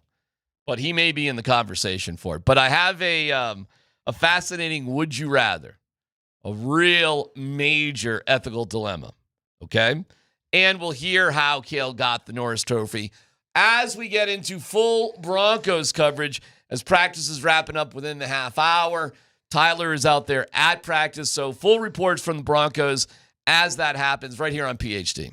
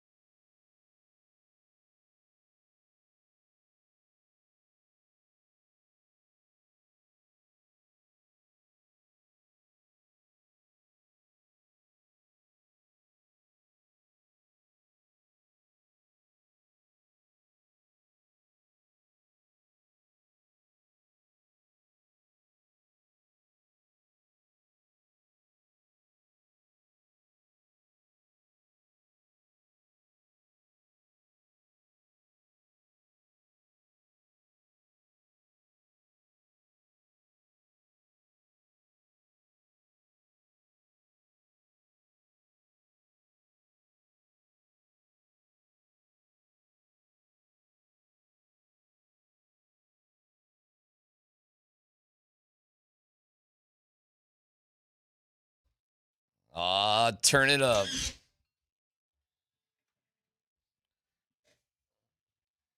Greenbow, Alabama. Tyler is out with the Broncos. He'll be here whenever things get rolling and done. I'm wondering if we'll hear an announcement that, hey, we had a great spring. Tomorrow's canceled. We'll see you later. Have a nice summer. I got a great update from camp a while ago. Ooh, talk to me. Pretty simple. Great practice.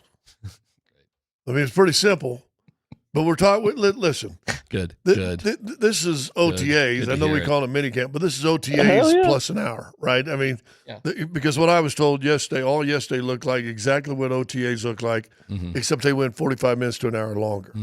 But the same guy that told me that, he said, I don't, what are we doing? This is OTAs. It's the exact same thing I watched last week, except they went an hour longer. Same guy today wrote, great practice. Ooh. I can't wait to hear from Tyler. So there you go. And, there are rules. You're not supposed to, report anything until the practice is over. Is that reporting? Did I just report? Not really. No. Is JK Dobbins there? I don't know. Yeah, I didn't get any particulars. I mean, great practice. I think you're fine with that. Oh, I didn't get any particulars. Actually, I said great practice. It was good camp. Great practice, good camp? Yeah, so it was good camp. Well, you're getting the lowdown. So I don't want to get in the way of the lowdown. Well, but that's not saying JK Dobbins is going to be your starter, blah, blah, blah, blah. He's running with the ones. Yeah, we'll find out here shortly. We'll find out shortly. We do have the story from the Denver business that a company has been buying up millions of dollars of land in Burnham Yard. We'll get to know the name. And that it seems highly unlikely this is anything but the Broncos acquiring property to build their new especially when stadium. they say the shell companies they're buying up all are registered under the Broncos. Connected to. But connected to. Well, yeah. Like this lawyer worked for that lawyer. And it's Dan's putting it up on the big screen behind us. And it's weird, man. I just, listen, man, you get cranes, Scott, you get earth movers, you can make anything, right? So whatever. But it's just weird. So just really south of Mile High currently by 6 blocks? Listen, the best description. I mean, right there. That's the Metro State baseball field. Right. So if you know where the Metro State athletic facilities are, which are really, really nice, Metro State did a great job putting that all together. You can still see some of the remnants of the outfield fence of Metro State down by Ball Arena if you look closely. What are you pointing at? Well, it says Golden Triangle. I didn't know where that was. Oh, there you go. But to me, this is south of Colfax. This is, I guess it is Denver. It's just there's nothing that you would ever sort of associate with this area. And you wonder if you see the little box exchange, and this is on Vic Lombardi's webpage or X. It looks like a whole bunch of boxing and shipping places just, what would that be, west of that square. Although, where's the Buckhorn Exchange? We'll be across the street from it. Yeah. And Vic writes, it's not the exact footprint, but it's in the area. And, you want to know people on the inside. Well, you ain't going to get Buckhorn Exchange moved because it's a historic site. Yeah, that's true. So you got to believe that thing is moved. There's a light rail stop. A little bit. It's right across the street from Buckhorn. Yeah, there's a light rail stop right there. It's that area. Yeah, so it's probably west of that. Here we go. What's squared up right there. That's kind of it. I mean, you tell me. Do you think that's near or far from Empower Field? It's probably by walking. Well, what do you see? 13th Street, kind of where it starts. I would say this. I think the distance from Empower to this proposed new area is very similar in distance from Ball Arena to Empower. How about that? Yeah. Ish. Yeah. It's a nice pedal. Which if you you've can ever- walk it, but Yeah. if you're a fat ass and you'd rather have somebody ride you in a bike, If you've ever taken a light rail, one time I did. Took it to Ball Arena. We should have stopped the one before. why did you do that?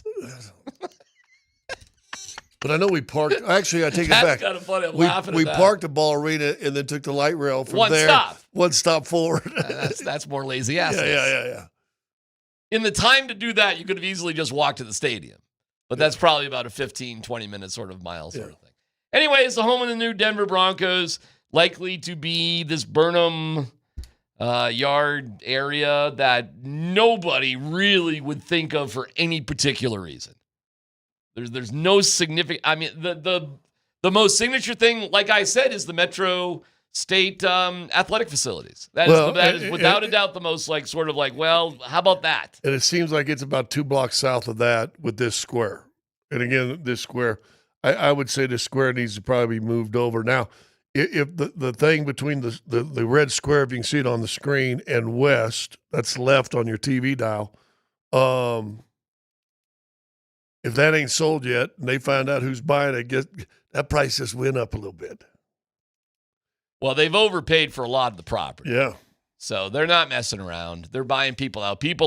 Listen, if you have a piece of property in that area, you're having the time of your life right now. Dude, you had a warehouse and Are some you storage kidding me? unit and somebody wants to give you $50 million for it? Thank you. Or are you not saying no? I'll figure out a new business. You mean I don't have to handle those renters monthly for the? No, I mean they're really lucky. Whoever those business people are right there they're unbelievably lucky.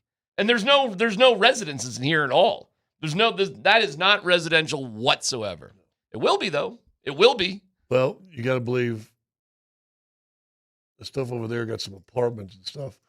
Yeah, hey, listen, I'll bet this ain't done. I'll bet the purchasing ain't done. And who knows? Oh, more to come. Way more to come. Move west of 25, start buying all that stuff up, and then you do like you're going to do over at Ball Arena. Look at Vic. As I've said all along, there was zero chance the Broncos would ever leave Denver. Ain't happening. Was never happening. Yeah. I think he has one less rib than most normal human beings. Vic. Vic lives in Golden. What does he care? I mean, it's closer to him for Vic's reason. It's just down 6. 6 or Colfax. Take your choice. It's right. It's between 6 and Colfax.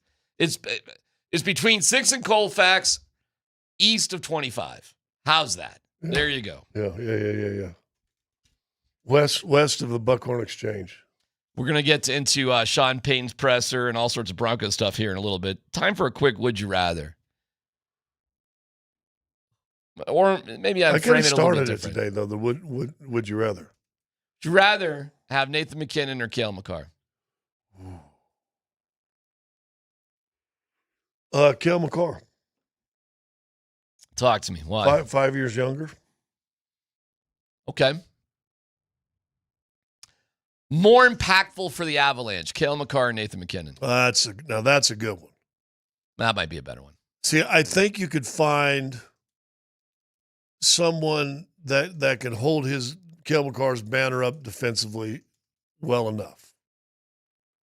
You aren't obviously going to find a guy offensively from a defenseman better than Kale Makar. That's Bobby Orr played 50, 60 years ago. Oh, dude, we found that out, by the way. What, Dan? 8 in a row for Bobby Orr, Norris trophies? 8 in a row. Damn. Okay.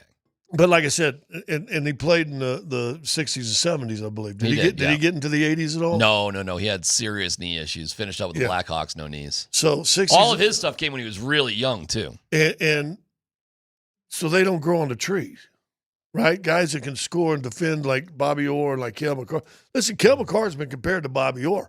I mean, when you watch any of the national broadcasts, all these guys are just shining him going, dude, I mean, he's touching Bobby Orr numbers. So you're going with Kale Makar? I'm going with Kale, but I don't know. Is he more impactful to the Avs than McKinnon? Again, here's what I'm saying.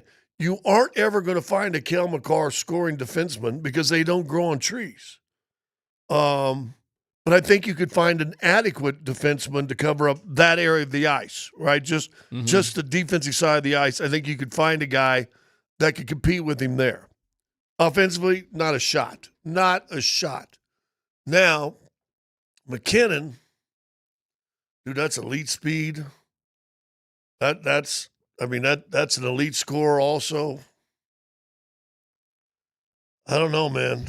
What do you think's more impactful, Dan? Man, this is really tough. That's a tough question. That's a tough don't question. forget, Nathan McKinnon is just coming off winning the MVP too. Okay, not just the Norris Trophy. 2 years ago. He won the Ted Lindsay as well, which is voted by the players for who they think is best. Well, Kale Makar won playoff MVP. He did.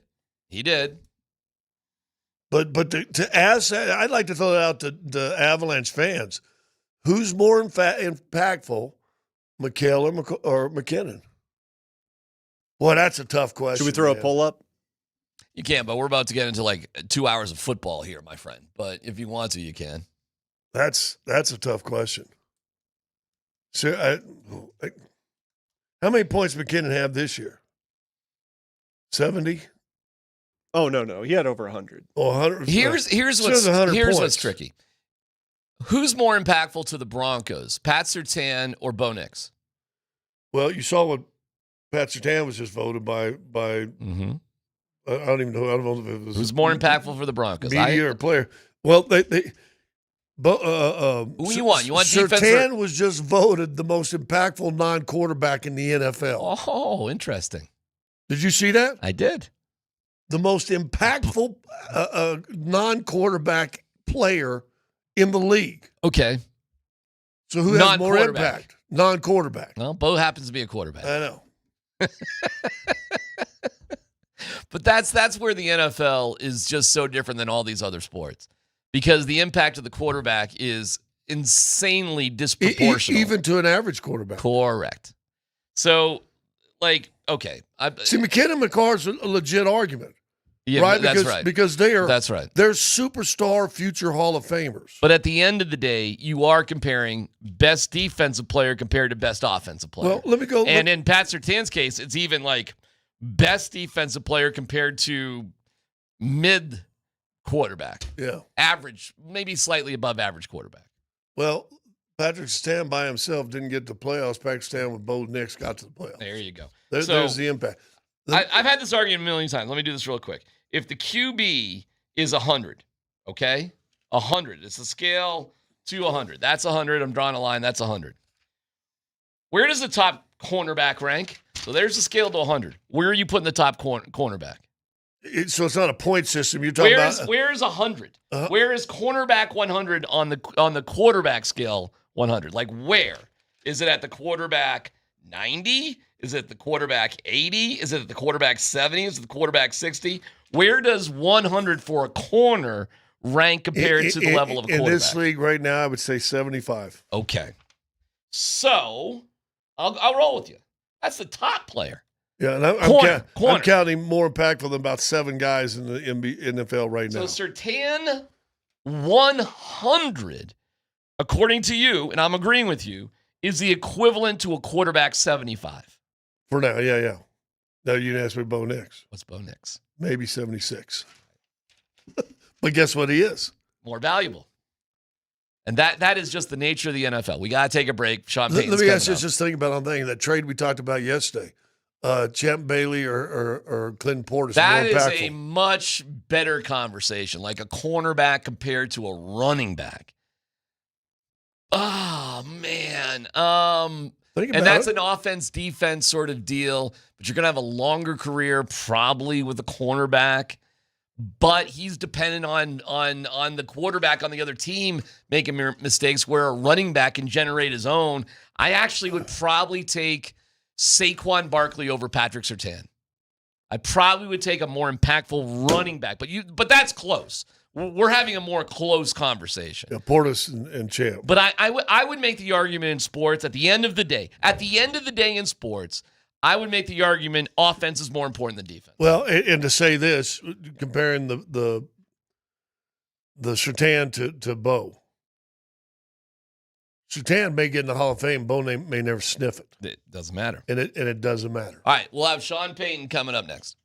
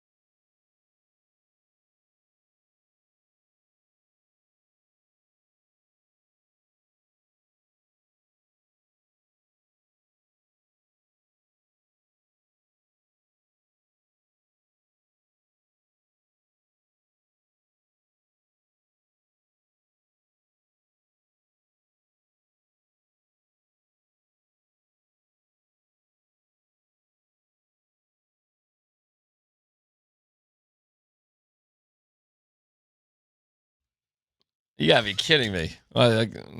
Okay. That's crazy. We are waiting Sean Payton's press conference. I hope Sean's... Oh, by the way, I hope Sean's okay.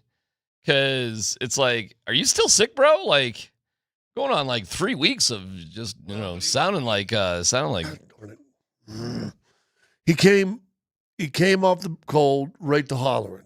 Okay. And I don't know about baseball if there's as much hollering, but I knew not like football. When I was coaching high school, it would take me 2 weeks to get my voice ready because you're using a loud gym, it's bouncing noise.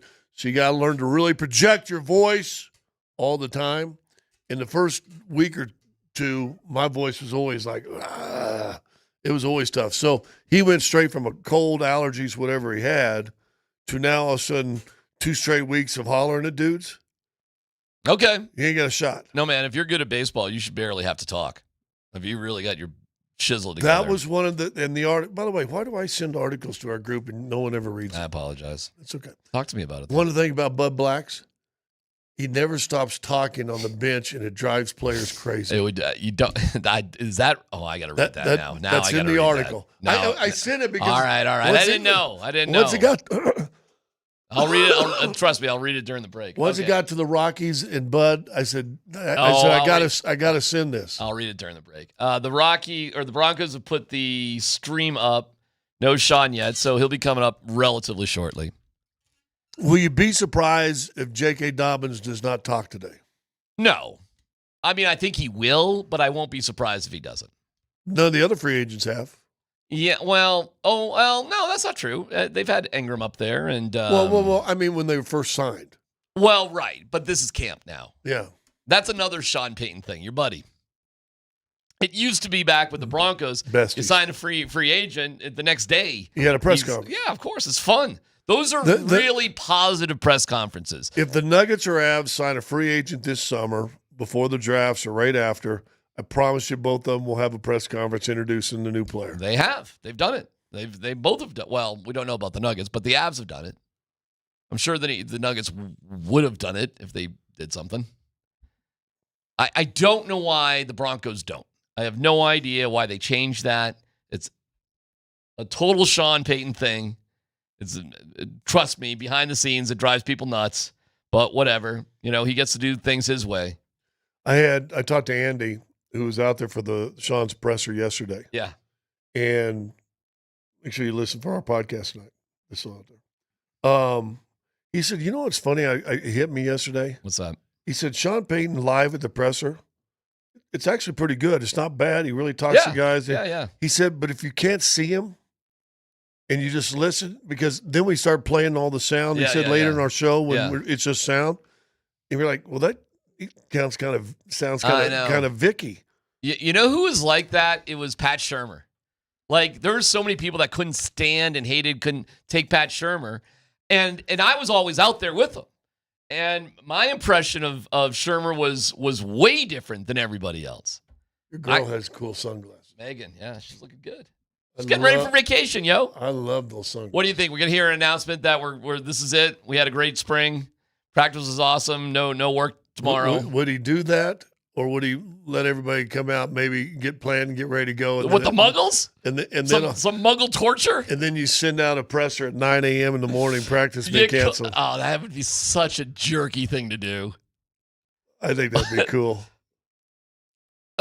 He should say it right. Somebody with a brain in their head should just say, what about it, Sean? You going tomorrow or are we done? Yeah. If he doesn't volunteer it himself. And if he says, I don't know, we'll see. Then you know. And then they announce it tomorrow morning that it's oh my God. That would be such a jerky move. I still think he'll do it. I think we have a little bet here. No, nothing on it, but I bet you he announces. We've had a great spring. The guys were awesome. We're done. See you later. We'll see you in training camp. Like I said, my buddy who's out there said it's been a good camp today. Yeah, the stupidest thing is keeping the guys for another day to have water balloon fights, which is what Vic Fangio did. It's dumb. These guys have had 2 months to go to dinner, go to games, to whatever, The thing that's more valuable than anything is time on your own to do whatever you want with your family, not I got to see Garrett Bowles again and take him on in wiffle ball. Or why don't they set a paintball course up there? They got enough Dude, room. With Vic Would that be Fangio great? and McDaniels, they could do all sorts of stupid things. I couldn't believe the one year they actually had color-coordinated T-shirts to be in teams for all their field day activities. But I'll tell you this, hey, man, you got to the playoffs. You had a winning season. You drafted a quarterback. Do what you want to do. You do what you want to do, bro. You do you, bro. You do you. But all I was asking for like 8 years is why are you giving guys a day off for this foolishness when you haven't done shizzle? You didn't win the Super Bowl. That wasn't you. That wasn't your team. We're having quarterback competitions and egg salad contests? What? I can't even imagine, like around here, like or anybody's. Imagine your workplace. Imagine your workplace, and you had to get ready to go to work and a whole work day just to play egg toss.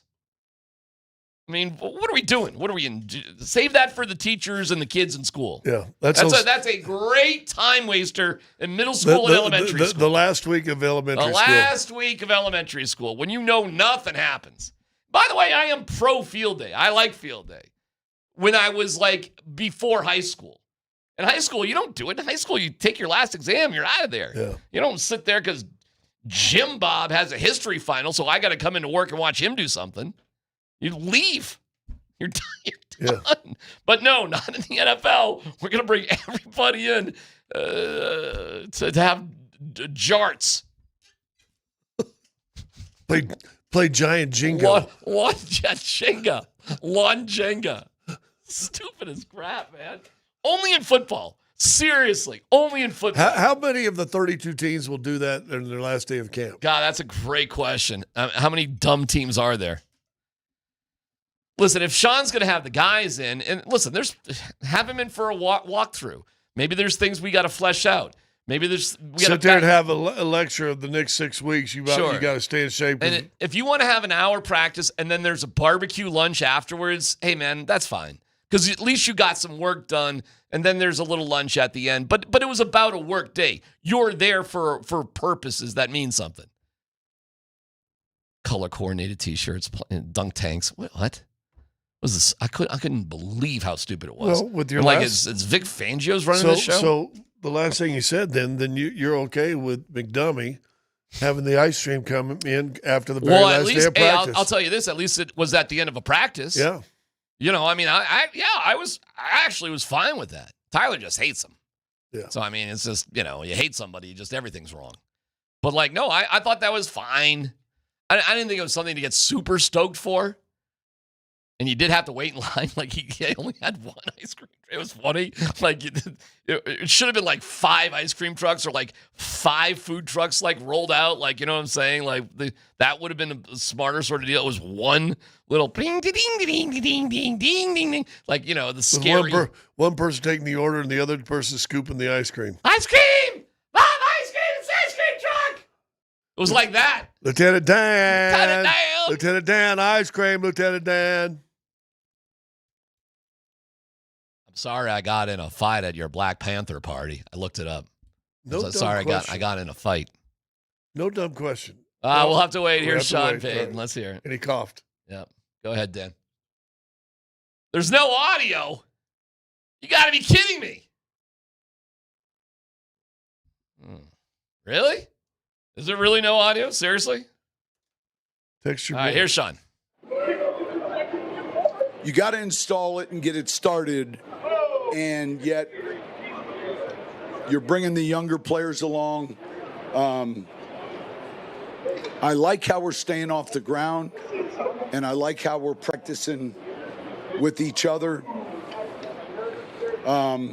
Any questions? With those younger players, when you watch them in red zone in 2 minutes, what do you want to see from them at this process? Well, chances are we're seeing details right away that we can clean up. It's like a race to get. Then we can put on a cut up of a play and say, hey, this is really what I want it to look like. So I can't think of a rep where offensively and defensively, the young guys are out there where there isn't something that you want to be addressing. Coach, now with JK here, do you feel like he'll break to this backfield? What do you think? Look, I said it before. I said, and it was a week ago, another good football player.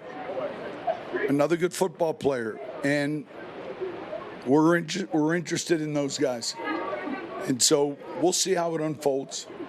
No set roles yet. We feel like we know who the player is well. Say it again. What can he add off the field as well with locker room experience he brings in? Yeah, look, we'll handle all that. You know, in other words, we're interested in what he can do on the field. One thing about the NFL locker room, it hadn't changed, and it never will. All right? Come on in. If you can help us win, we want you here. And if you can't, all right, we probably want you to leave. And I'm talking from a player's perspective. Can you pinpoint some of the attributes you like about Dobbins as a player? Yeah, I think he's got good running balance and instincts. Because you've been able to lean into the draft to be so successful the last few years, has that allowed you to be more strategic with a signing like this? And the way A little bit. Look, the draft is the lifeblood of what we do. And I can look back from my own experience and look, man, wet behind the ears in 06, and we hit a draft out of the park. That was the foundation of about 6 playoff teams, 1 Super Bowl team. And then the team cycled through almost entirely except the QB and the punter. And then in 17, we have another draft that was the foundation in 4 straight division. And so it's vital we draft well. Sean, we're talking to your coordinators today, and obviously I you've know. been Riz for a long time. Right. So with that, how has Riz assimilated with all these new guys that didn't necessarily? Oh, he's doing great. Riz is coached in this league. He's a pro. And I would say one of the things that, and these guys know it from me, I value compatibility. It's as important as coaching ability. I don't want problems. I don't want headaches. You know, we manage a team. I don't want to manage a coaching staff. And it's important there's a cohesiveness amongst those guys. And Darren's been exceptional when we had him in New Orleans. And all these guys have dreams and aspirations. And honestly, I want to see them. You know, I like watching Campbell and seeing Aaron Glenn get hired, and that pleases me. And so I'm glad we got him. Sean, confirming you are practicing tomorrow, right? Yeah. What's the confirmation? Like, well, no, there's no sugar days. The sugar days went away in 2011. Not here. Yeah. Thank you. Your buddy Fangio had a few. No, I got it. When you drafted Pat. Tomorrow's the salt day. No sugar. Atwater, what's going on with this group? I mean, I'm telling you what. Never done. Huh? When you drafted Pat Bryant, you talked about his explosiveness off the line in his hands. Have you seen that translate so far out here? What have you liked? Absolutely. Little things we're coaching up, but you like what you see? I like what I see. And so he's tough. And look, there's things, you know, where he's catching one like this. You know, there's things that you're immediately on these guys, and that's good to great. Like that's coaching. But interview him, be around him. It's so important to him. And I would say that's probably the case with so many of these young guys. I mean, it's not like an accident. There's a profile we're looking for. And it's not easy always. Sometimes that requires more trips and visits, but we're looking for a certain profile. There are a lot of metrics that suggest that JK was one of the most explosive running backs in the NFL last year. What gives a running back the ability to be so explosive? What are some traits? Yeah, so we've got the little things in the pads, and that's good for the production booth. 22 miles an hour. But you want to see, when a play's blocked, you want to see that yardage and some. You know, the good runners, they have a little spaghetti sauce to the recipe that's important. And I don't want to make comparisons to him because I haven't been with him long enough. But when you see the consistency, it's not an accident. And so it's another, and I say this, it's another good football player we're adding to our team. And then we'll see how training camp goes, see how all the carries goes. And you know what? When that time comes, you guys are going to know just like I'm going to know. You're going to see it. So, Luayeni, to your staff, your first year here, what was appealing about his background? And, Who? Luayeni. And how much did... So I didn't know Lou, but I knew Lou. I knew a guy Lou played for who's no longer alive. So I had some familiarity with Lou and then some strong recommendations. I really liked the interview, and it was a really good hire. But there's that little Northwestern tribe that we have here. We got a Utah tribe, we got a Texas tribe, but it helps if there's a strong relationship, just like Leonard talking to me about Bryant. Like that's really, really important information that if I was just going based on the film, you know, it's more difficult. So, but Luke came recommended from Zach, from Austin, the late Randy Walker, so there were some ties. Sean, go back to the kind of OTAs you mentioned a couple of the tryout guys, making the not joining you. We're going to meet today. How they doing? Tyrese White, among all of the young receivers that you have, this undrafted group, what have you just sort of made of the work that he and that done? Well, I think he's gotten better. Like there's been some flashes. We'll meet today, and we're really managing 91 with the international player, right? So if one comes in, someone's got to go out. But if they're out here, we're evaluating them. We're looking closely, and we're trying to figure out what do they do well. It's easy to say what they can't do, but how can they help us? Sean, your first 3 draft picks were all team captains. You talked about character stuff. Is that high on the list of? I didn't know that they were all 3 captains, but I knew the makeup, and so that doesn't surprise me. But I didn't know that they were all 3 captains. How's R.J. Harvey doing in terms of his receiving skills? Good.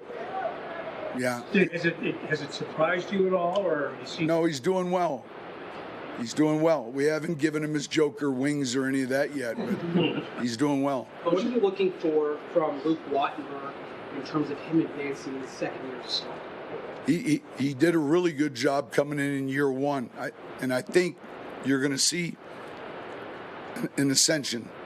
And he's exceptionally smart. I like his frame. He loves football. So I think that first year, full-time starting, is going to benefit him greatly. Coach, obviously the tight end room, everyone's been talking about Evan, but some of those other guys like Chapman, they've been kind of flying under the radar. Your thoughts on how that room's been doing despite the new addition there? Yeah, there's a few new additions. We see Evan, and there's a handful of guys. That'll work itself out. A little bit harder sometimes for them. They're not in pads.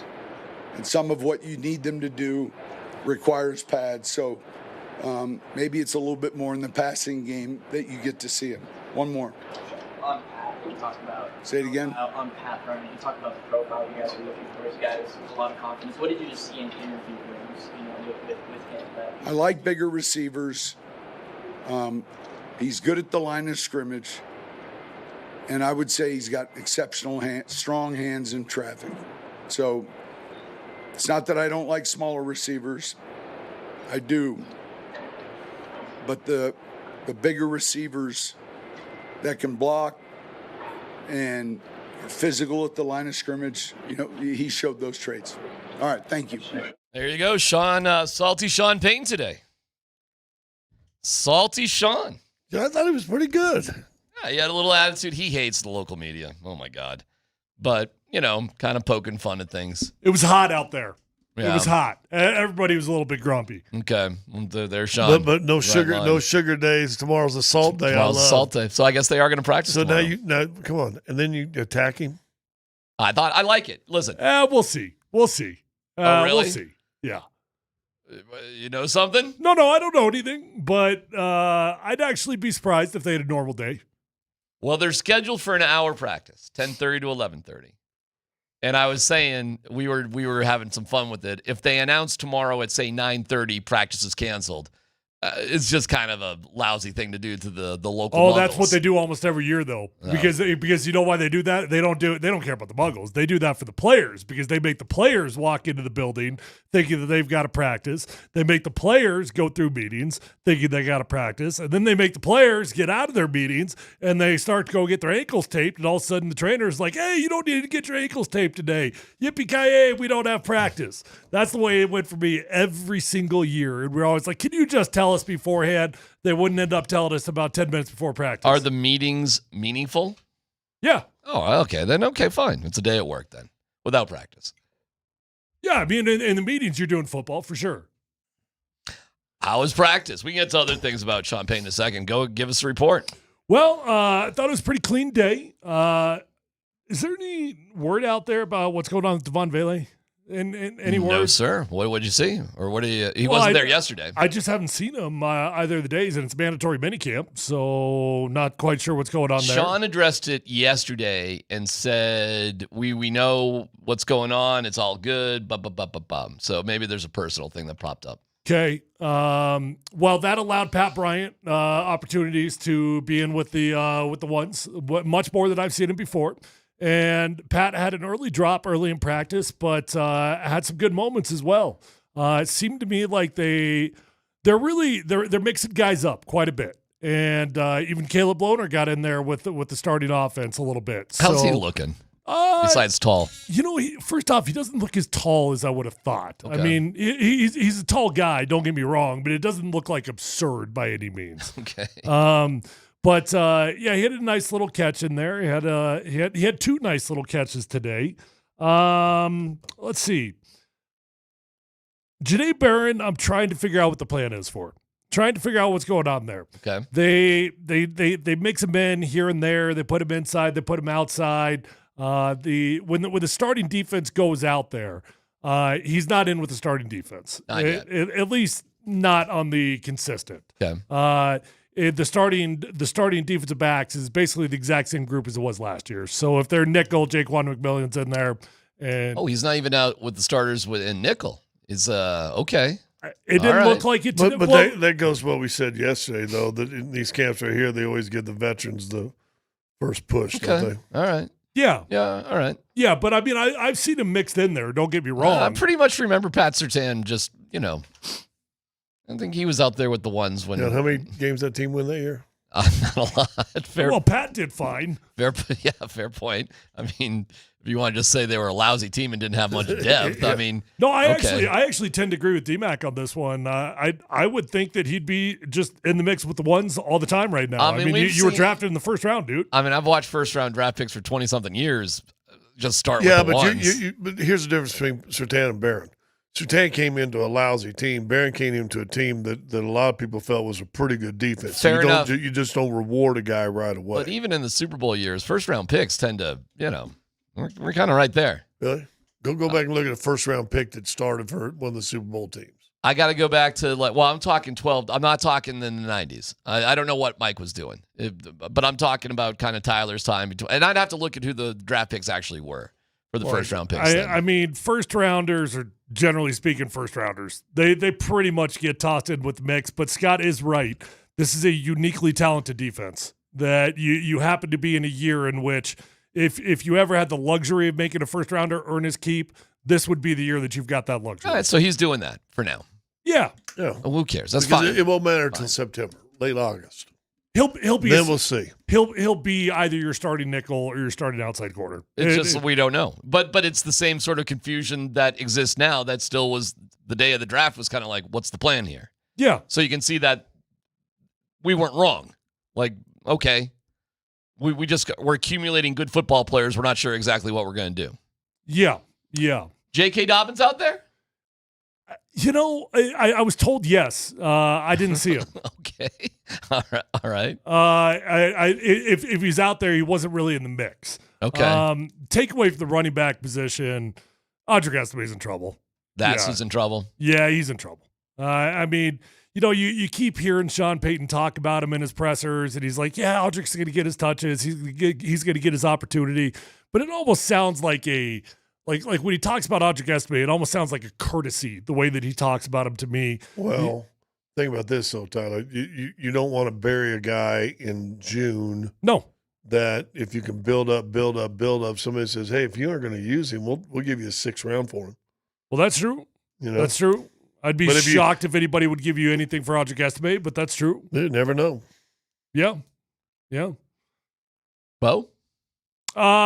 Looked fine. It was a little bit cleaner than it was yesterday. I would say there was a 7-on-7 period that was not super sharp for Bo, but the team periods looked pretty clean. They were out in the field the whole time, huh? I mean, it was a long practice, or just as long. They did what was scheduled. Yeah, and I'm telling you, man, Hot day, it is hot. Yeah. I mean, legitimately, when I got in my car, it said 99 degrees. Whoa. Yeah. Yeah, there's no shade out there either, of course. No. So long, full days. There were a bunch of coaches from other teams there. I'm not quite sure. Okay. Not NFL teams, obviously. College teams or something. Utah was there. There were some UFL guys there. Mm-hmm. Some Arkansas boys. Chris Wilson, who was he was the defensive line coach at the University of Colorado when I was there. He's now coaching at Arkansas. He was out there. Scoop on Arkansas? Did you talk to him at all? I did talk to him quite a bit about Arkansas. What did yeah. he say? Well, you know what I was talking to him about was just the new rules, the $20.5 million. How's that? Is it going to slow down transfers? You know, and basically, you know what I asked him? I was like, dude, what's it like coaching in college right now? He said, well, if you're somewhere where they got money, it's pretty good. So he's okay. Yeah. Our guy, Andy Lindahl, who will be on with Nate Kreckman in just over an hour, joins us now as he drives away from the facility. Tyler was out there. You were there too, Andy. What are some of your observations, brother? Well, okay, there are like a whole bunch of questions there. So we'll start with the 2015 when the no-fly zone got together. They drafted Bradley Roby, and he played nickelback. That was the first-round pick. Okay. Jahdae Barron has been working in with the ones. He's been moving all around. He broke up a pass play today in red zone, so he is getting some time. But they're moving. They've got some weird rotations right now, which is why, as you guys talked about, Sean said don't count snaps. You know, look, Q Robinson was a guy that Coach told me watch him yesterday. I watched him today. I think Tyler, I don't know if you were down by me then or not.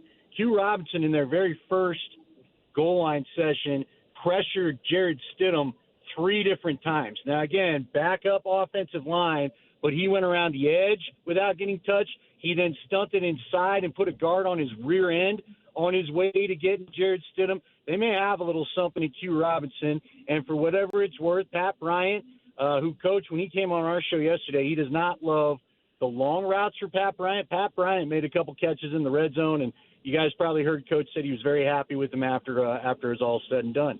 So all in all, it was and the crane was moving again today, DMac. I got to watch the crane move again today. So it's a good day. That's always a bonus. Any other standouts to you today? How much you guys think those crane operators are making, by the way? I mean, they got to be making pretty decent money. Oh my God, I would say over $400 an hour. Something like. I mean, those guys got an important job now. Hell yeah, no doubt about it. I mean, we could look into it, you know. I feel like Maverick and Goose sometimes. What's the name of that truck driving school? I might need that in the business we picked. You never know. I mean, whatever. Look, who else stood out? You know, by the way, yes, JK Dobbins was out there. He started the practice doing some work on the individual field. I think, Sean, I do like this because it's funny. He was wearing number 27 in orange today, and the last 27 in orange was our guy, No Sean, who, pulled a hamstring his very first practice or whatever. Right. So Sean trying to make sure that doesn't happen again. He made sure that Dobbins was out there getting his conditioning work in. He then joined the team. Can't say I put eyes on him actually, running any routes or participating necessarily in the drill, but he was in the bench area with the guys kind of doing his thing. And so he's getting acclimated. I agree. Estime's out there with, and we can't get a ruling. Even Tyler, this is kind of funny the other day. I asked Tyler, our PR dude, who's getting more and more ripped every time we see him. I said, is it Ellinger or Ellinger? And he doesn't know. And he still didn't know this week. And we both agreed that if we actually officially find out, the season's gone terribly wrong. So I'm going to go with Sam Ellinger, and that's the quarterback that most often Audric Estime is running reps with. So that probably tells you something. We will have you in studio in about an hour. We look forward to that. Very, very quickly, Will Shepherd. Any reports on Will Shepherd? He was there for a tryout. He was not officially signed. Sean made no comment about any of the guys after. He did make a couple plays, DMac. Sean liked him at the pro day. We will see. Okay. You guys tell me, though, real quick, is receiver not – it feels like the most locked-up position on the team next to quarterback. I agree. Yeah, but if you can find a guy that maybe can do a little something different than anybody else, you still got guys on the practice squad. I'll just tell you, being at Colorado's pro day, Sean and a lot of Denver Broncos staff spent some significant time with Will Shepherd. I think there's very legitimate interest there for whatever it's worth. Well, that'd be a positive. I think we're all rooting for Will Shepherd. It's cool to hear that he was out at the tryouts. All right, Andy, we'll see you in a little bit, okay? See you guys. All right, head on over to altitudesportsradio.com/pick'em to enter the Altitude Sports Radio U.S. Golf Pick'em. It's picking 4 golfers, one from each of 4 different groups, and you're entered. The entry with the golfers total the most prize money. That's the winner. The prize, this is fantastic. A foursome of golf at the Ridge of Castle Pines, 4 tickets to the U.S. Senior Open at the Broadmoor, and a Surfside prize package. It includes an RTIC cooler, thanks to Surfside iced tea and vodka made with real brewed tea. Only 100 calories, 2 grams of sugar, salt, sugar, 0 bubbles. Look for your can with sunset stripes at bars, restaurants, and stores near you. Enter now at altitudesportsradio.com/pick'em for your chance to win.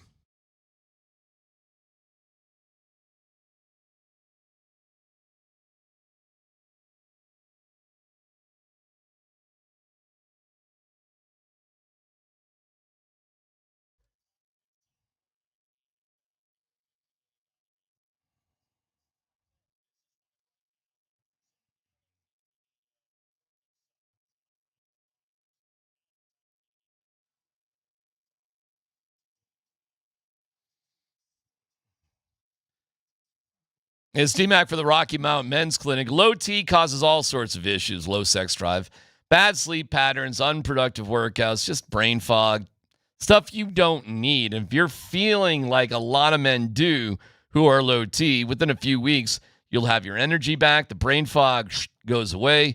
Sleep gets better. Life gets better. And you can find out where you sit by just going to RockyMountainMen'sClinic.com. Take that low T quiz, 10 questions, yes or no. You'll be done in a couple minutes. They're going to draw your blood and have your result within 30 minutes. Cost of the appointment, it's $99. It includes a medical consult, a T, and a PSA test.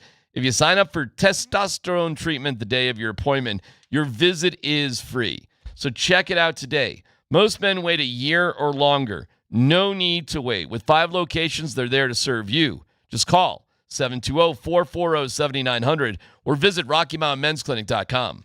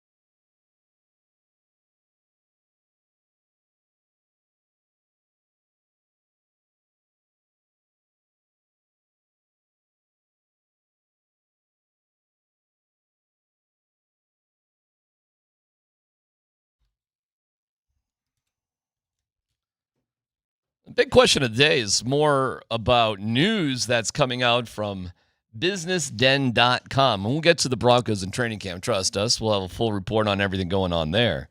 But coming out just a couple hours ago on this website is perhaps the new location for the Denver Broncos Stadium. I'll read from the article. Shannon McCabe sold 1600 West 13th Ave for $1.5 million. To whom? She hasn't a clue. Quote, I was told that once the sale started to go through, we would be able to know who it was, but we would not be allowed to say, McCabe recalls. Then it was, no, nothing at all.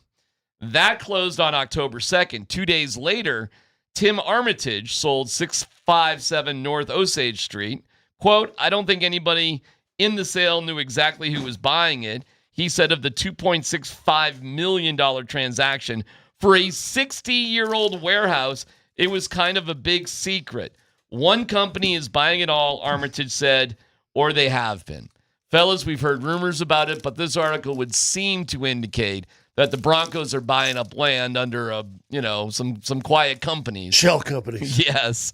And that the new Broncos facility will be, if you know the area of where the playing fields of Metro State are, baseball, soccer, softball, if you can think of where that is, which is just sort of a mile or so away to the southeast of Empower Field.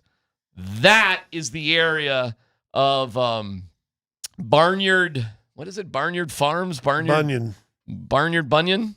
Burnham Yard. Burnham Yard. That's Burnham it. Broncos. Burnham Yard. And it looks to, my heart is broken.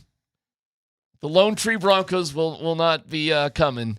But the news probably is being celebrated by most that the Denver Broncos most likely, without an official word from the team, but some sleuthing that makes a lot of sense, will be in that area, which, by the way, is what was being whispered about in certain circles weeks and weeks ago.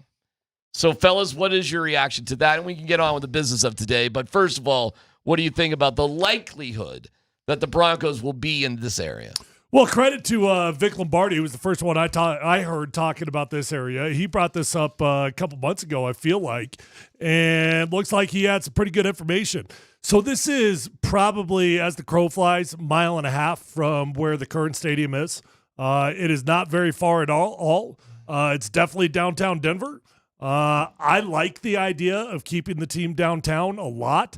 It'll have a very similar feel to the current one, where it won't be literally like attached to the highway like the current field is, but I mean, you'll see it right from the highway. So I'm a big fan of keeping the team downtown. I said earlier, I think you're going to take this square and move it even further west, because you see all the other stuff towards the highway. Yeah, towards the highway. So I think you will get there. You got Buckhorn Exchange, the line running through that. That's an historical building, so you're not going to take that down or get rid of it. There's also a light rail station there, which you want to talk about the busiest light rail station in the world on Sunday afternoons or Sunday mornings is going to be right there, right? Buckhorn might want to buy some property too and expand their beer garden, if you think about it. God, how happy are the businesses that are there? Holy cow. How happy are you if you own a warehouse that just got way overpaid for? No kidding. Yeah. Well, which is what happens. But more of the article is basically that too, by the way. Like, they weren't messing around. They were you buying read some storage unit place got bought for $50 million. Yeah, well, they paid $43 million for it 2 years ago, and now today they sold it for $53 million. That's a pretty good return. No doubt. That's some fortunate luck right there. Yeah, not residential either. These are all businesses. These aren't people's homes or anything like that. This is all kind of worn out businesses in that neighborhood. I'd love to know what the total acreage is that they're 53. 53? Yeah. Do we have any idea 50, how 58, something like that. Do we have any idea how that is in comparison to other new builds around the country? Oh, I have no clue. I mean, I'd just be curious, how much are they really trying to build? Just north of the spot, we talked about this earlier also, you see the parking lots right at Ball Arena, just east of Mile High across 25. Those are all the so that'll still be available. There are walkthroughs underneath. What is that? Colfax 70. You know, or is that Colfax? Yeah, I think that's Colfax. Colfax there, 6 here. So. But look where the parking lots are. So you're still going to be able to cross the street and get over to, park it there. So there's going to be revenue. And it's going to be very close to everything that KSC has built, the new downtown that our company is building. 58 acres. 58 acres, apparently, according to the article. Well, that seems like quite a bit to me. I'll bet you more to come. Well, you ain't just building acreage for a stadium. Oh, hell no. No, there's going to be restaurants, bars. All of it. Probably condos. I'll tell you this. It is not a place people go now. This is like, it's an old rail yard. yeah. This is not it is. That's what it is. So I like it. So thumbs up. I think it's great. You can see it. You can picture it. Sort of. Yeah. It is funny when you look at the area. It's far bigger. Yeah, Scott's comparing it to what Empower Field is. I mean, way bigger. I mean, more than twice the footprint of where Empower Field is. Mm-hmm. Double the footprint. Yeah, maybe it could quadruple it, frankly. So, you think of Empower Field as a big place, which it is, but when you look at it in a map compared to the properties all around, it actually looks kind of tucked in. This could quadruple the footprint, possibly, of Empower Field. So, cool. So, man, bring it on. Thank God it's not on my drive home. That's all I cared about. I just didn't want to have to drive through that traffic every day on my way home. You're saved. Unless you start driving downtown for some reason. Like, why do they buy this all up in all these shell corporations? Like, it's already out there. Because, you know why? Well, it's out there today, but they've already spent all that money. Here's why. Because this guy wants $1 billion. Oh, it's the Broncos. I want 4. I want 10. I want 7. Exactly. You're able to sit there and the article said 12 different, basically, companies. LLCs that bought this. Yes, big hush. So this is so. Oh, so they bought it under multiple different businesses. Yes. Yeah, like Got 12. Yes. Got it. Yes. Yeah, probably. I mean, it's still a business, man. It's still business. You don't want to. You're still trying to look. You're overpaying for stuff already. You don't want up. You don't want the old guy in the house with the balloons, with skyscrapers and a stadium parking and a house right there in the middle. You want to make sure you have connecting properties. Well, this area doesn't have any of that either. Like I said, there's no residential stuff here. Wow. So just for comparison's sakes, someone sitting on the text line, I looked it up just to see if this is accurate. SoFi Stadium, that was built on 298 acres. Wow. Well, this is 58 right now, so it's much. So I do wonder if Scott's right. All that stuff to the west of it, that's probably going. Well, you can only go as far as the South Platte and I-25. Yeah. But yeah, I mean that would almost double the footprint if you bought all the way to. You got this 25 to the railroad tracks. Yep. And you got to the Metro Field to 6, I guess. Well, but let's be honest. What's just over on the other side of the Platte that you couldn't buy? Oh well, you're right about that too. So that's all crappy old places too across the river. Yeah. So now you put a whole little hotels, funny restaurant. Party hotel system. Yeah. There. Yeah, you could. Sure. Why buy all this crap, right? Right. Buy all that stuff, and we're just walking over here. Sure. There you go. It's pretty amazing. They're able to find all the land they needed about 1.5 miles from the current stadium. Yeah, if you own like a parking lot at Decatur and Sun Valley, you may be making some money soon. This is all a bunch of nothingness here, by the way. It's all those poor warehouses that sold out like 12 months ago for $1 million. Yeah. Yeah, in the article they showed like one of the warehouses that just sold for 1.5, and it looks like your drunk uncle's garage. What? This just sold for 1.5 million? Yeah, but the guy next to him now sold for 2.5. All of a sudden, everybody's starting to get smarter Oil, Texas tea. Yeah, this thing ain't. Jed Clampett. Let me just tell you what all that property just did that's still available or not quite available. The price just went up with this article today. Well, again, these were whispers, and Vic was definitely one of the people that was on the inside. This has been talked about for quite a while. Like, hey, this is where it's going to go, and this is the first we could really openly talk about it because of this article with some, articles about. And by the way, this is nothing official. The Broncos aren't announcing it; they're not commenting on it. Well, but holy cow, are there some flags up? Just for the record, if this did not go through as being the actual site, this would not be the first time. Redskins did the same thing. Is that right? They bought up 200 acres. And it didn't that was work halfway out. between Richmond and DC. Right. They didn't end up building on that. Now they're building on the old JFK. Right. But they just own all that land now. So teams definitely do this, and it doesn't always work out. If you got the do-re-mi. Right. According to the hey, listen, I'll throw this out there. You mentioned all the stuff that's going to go up there just north of that. Literally, right where those parking lots are, north of that. What now? 2 miles? Yeah, maybe. That's where KSC is going to be. Hey, you going to be surprised that development ain't part of this too? Yeah, we'll see. It's a new Denver. This would create a brand new Denver. Yeah, really. Between what KSC's planning and this, it all in the same area. Holy cow! The Denver just moved south. You just made it a Denver Live, like LA Live, which that whole area once they put Staples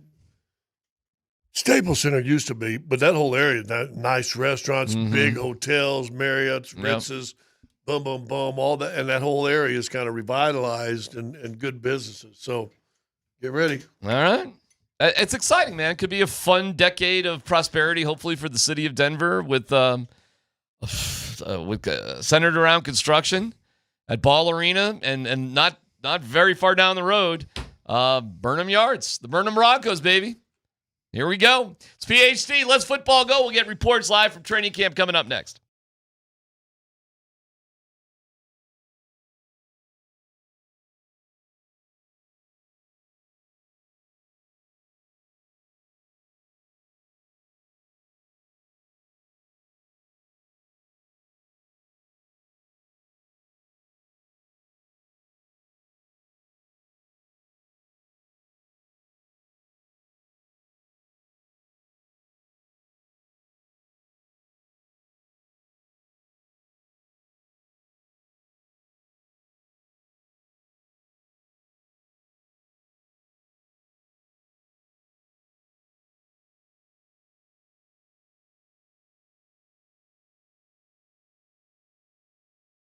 All right, guys, gals, hey, if you're out there looking for a new vehicle or a pre-owned vehicle, go to the best dealership in Colorado.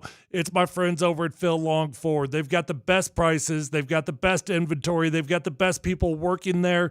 You're going to find the vehicle of your dreams, whether you're looking for new, whether you're looking for pre-owned. When you go to Phil Long, they've got over 1,000 cars, trucks, vans, SUVs, electric vehicles, even commercial fleet vehicles on their lot right this minute. You're going to find the vehicle of your dreams. You're going to get the best price, and you're probably going to become a customer for life, just like I did after I bought my first car my rookie year. I keep going back because I've got a long-term relationship, and relationships matter in life. Guys, keep in mind that Phil Long Ford has got an award-winning service department. So once you buy that new vehicle, keep it serviced with my friends over at Phil Long Ford, and you're going to have a beautiful ride for a very long time. Let them know that your friend Tyler sent you on over, and feel free to shop at phillongford.com.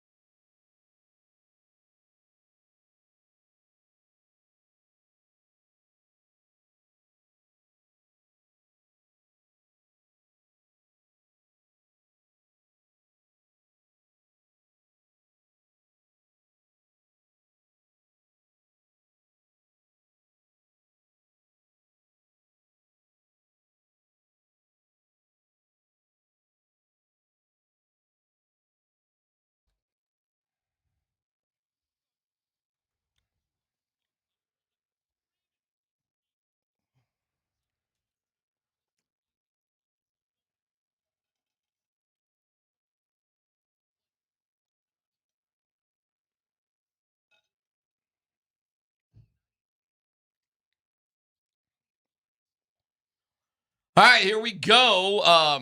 Dan, Bud, Squints, Tanner. Got all sorts of stuff from training camp. Tyler was out there. What's first up? All right, let's hear from Sean Payton from today. He was asked, we've been wondering what the plan is going to be for tomorrow. Here's Sean Payton on the plan for tomorrow's practice. Sean, confirming you are practicing tomorrow, right? Yeah. What's the confirmation? Like, well, no, there's no sugar days. The sugar days went away in 2011. Not here. Yeah. Thank you. Your buddy Fangio had a few. No, I got it. When you drafted Pat. Tomorrow's the salt day. No sugar. Atwater, what's going on with this group? I mean, I'm telling you what. Never done. Huh? No sugar days, just salt days, according to Sean Payton. Tyler, does this take you back to your ice cream truck days with Josh McDaniels? That was a wonderful day of my life. It just it made up for all his sins. Getting that orange creamsicle was a hell of a day. I'll be surprised. What does that mean? No sugar day? Is it a normal day? Are they having a normal practice? I don't think it doesn't sound like they're going to have a normal practice. So, hey, sometimes you need a little salt to recover too. Well, salt makes you healed. I mean, it's good for you. But I think they're going to practice, or at the very least, what Tyler said a while ago, they'll have a serious film study. He mentioned going over film today, with guys and especially young players. If you got young players that are going to help you, it looks like you're going to have a cornerback and a running back at least be consequential this season. You don't need to sit there and say, here's how we do it. We're just going to bring an ice cream truck. Come in there, bring your family. We'll load up the kids with some ice cream and see you later. Does he have a beef with Fangio? Well, when the rumor was he was going to bring some- him in as the defensive coordinator, did he turn him down to come back? I was trying to remember if that was Hackett or if that was Sean. I think it was one. Sean. One of those two guys was trying to bring him back. Well, Hackett replaced Fangio, so I don't think it was Hackett. You're right. I thought it was Sean. I think you are right. The rumors was, and I thought they offered him. He said no, and then took the Philly job or the Miami job. The way he said, like with Vic, I know. It's kind of like, although he may just be sick of hearing about how things were, in the past, and that sort of thing. Wait. Well, now you can be sick of hearing about 2006 and the great draft. Now I'm curious what happened in 2011. Teams. What happened in 2011 on the Sugar Day? Well, I took that as around the league. No, Well, that was during the lockout. Well, so maybe that's what it was in reference to. I don't know, man. I mean, the Broncos have just had some field day stuff. It's just some assorted amount of crap. So 2011, if that was a lockout, then that probably was one of the collective bargaining negotiations where you can only practice XYZ days and for XYZ hours. Right. And so that's probably the reference there. Yeah, I don't know. Whatever. I thought it was kind of funny. Yeah, it's Salty Sean, man. He's fine. By the way, do you think he's okay physically, Sean? Or is it no big deal, just football coach? What do you mean? I don't know. He's had this sore throat I sort thought of the thing. voice sounded good today. Sounded like Sean today. He was, I don't know. I think you get stuff in your crawl and you won't let it go. Okay. Hey, if there's nothing. Even after the penicillin. Nothing going on. You let it hang in there. If there's nothing going on, there's nothing going on. But, all right, it's cool. Well, he's definitely been sick. It looks like he's lost weight, too. I mean, but he could just be eating better and just, doing all right. He's had a sore throat for like 3 straight weeks. But if you're telling me that's just football coach being a football coach, I'm fine with that, too. Hopefully he's fine. I'm sure he's fine. Next up, Dan. All right, JK Dobbins was out there today after signing with the Broncos yesterday. Here's Sean Payton on what JK Dobbins adds to the backfield. Look, I said it before. I said, and it was a week ago, another good football player. Another good football player. And we're interested in those guys. And so we'll see how it unfolds. No set roles yet. We feel like we know who the player is well. All right, just to reset what Tyler said earlier when he came back from practice. Tyler, you said Audric Estime looks like he may be the odd man out. What do you guys think about how the running back rotation shakes out during training camp? The hindsight 2020, yesterday the deal for JK Dobbins sounded a little bit more significant than it is in reality, which that usually is the truth. Now that we know the numbers, it doesn't necessarily scream JK Dobbins as your starting running back. I do think he is your day one starting running back. And, by week 4, week 5, RJ Harvey probably takes over. The question with RJ Harvey has never been, can you hand him the ball on first and second down? It's been, can you trust the guy on third down? So those will be your two primarily used running backs. And then, look, do you carry 3? Do you carry 4? Ideally, you only carry 3. So there might be a couple tough decisions. Well, then your third guy's got to be a wiggle guy. A joker. So probably Jaleel. Yeah, that's what I think. Is it a big deal and if again, Audric Esme is not with this team? And again, we talked about this. Well, unless he's a good enough player. I mean, that's the only matter. If you don't think he's a good enough player, then no, it never matters. But I think Tyler brought this up yesterday. You're only going to carry 2 quarterbacks probably this year. That gives you, guess what? You got an extra tight end you can carry, or an extra running back you carry, or extra lineman or wide receiver, because you got rid of a guy from last year. So why not 4 running backs if you use them? I've definitely seen 4 running backs carried many, many times. They all get 6. They all get 6 carries a game. Be perfect, Sean's system. Yeah, I don't care. Listen, your third or fourth guy, if you want to keep them, keep them. They're not going to carry the ball that much.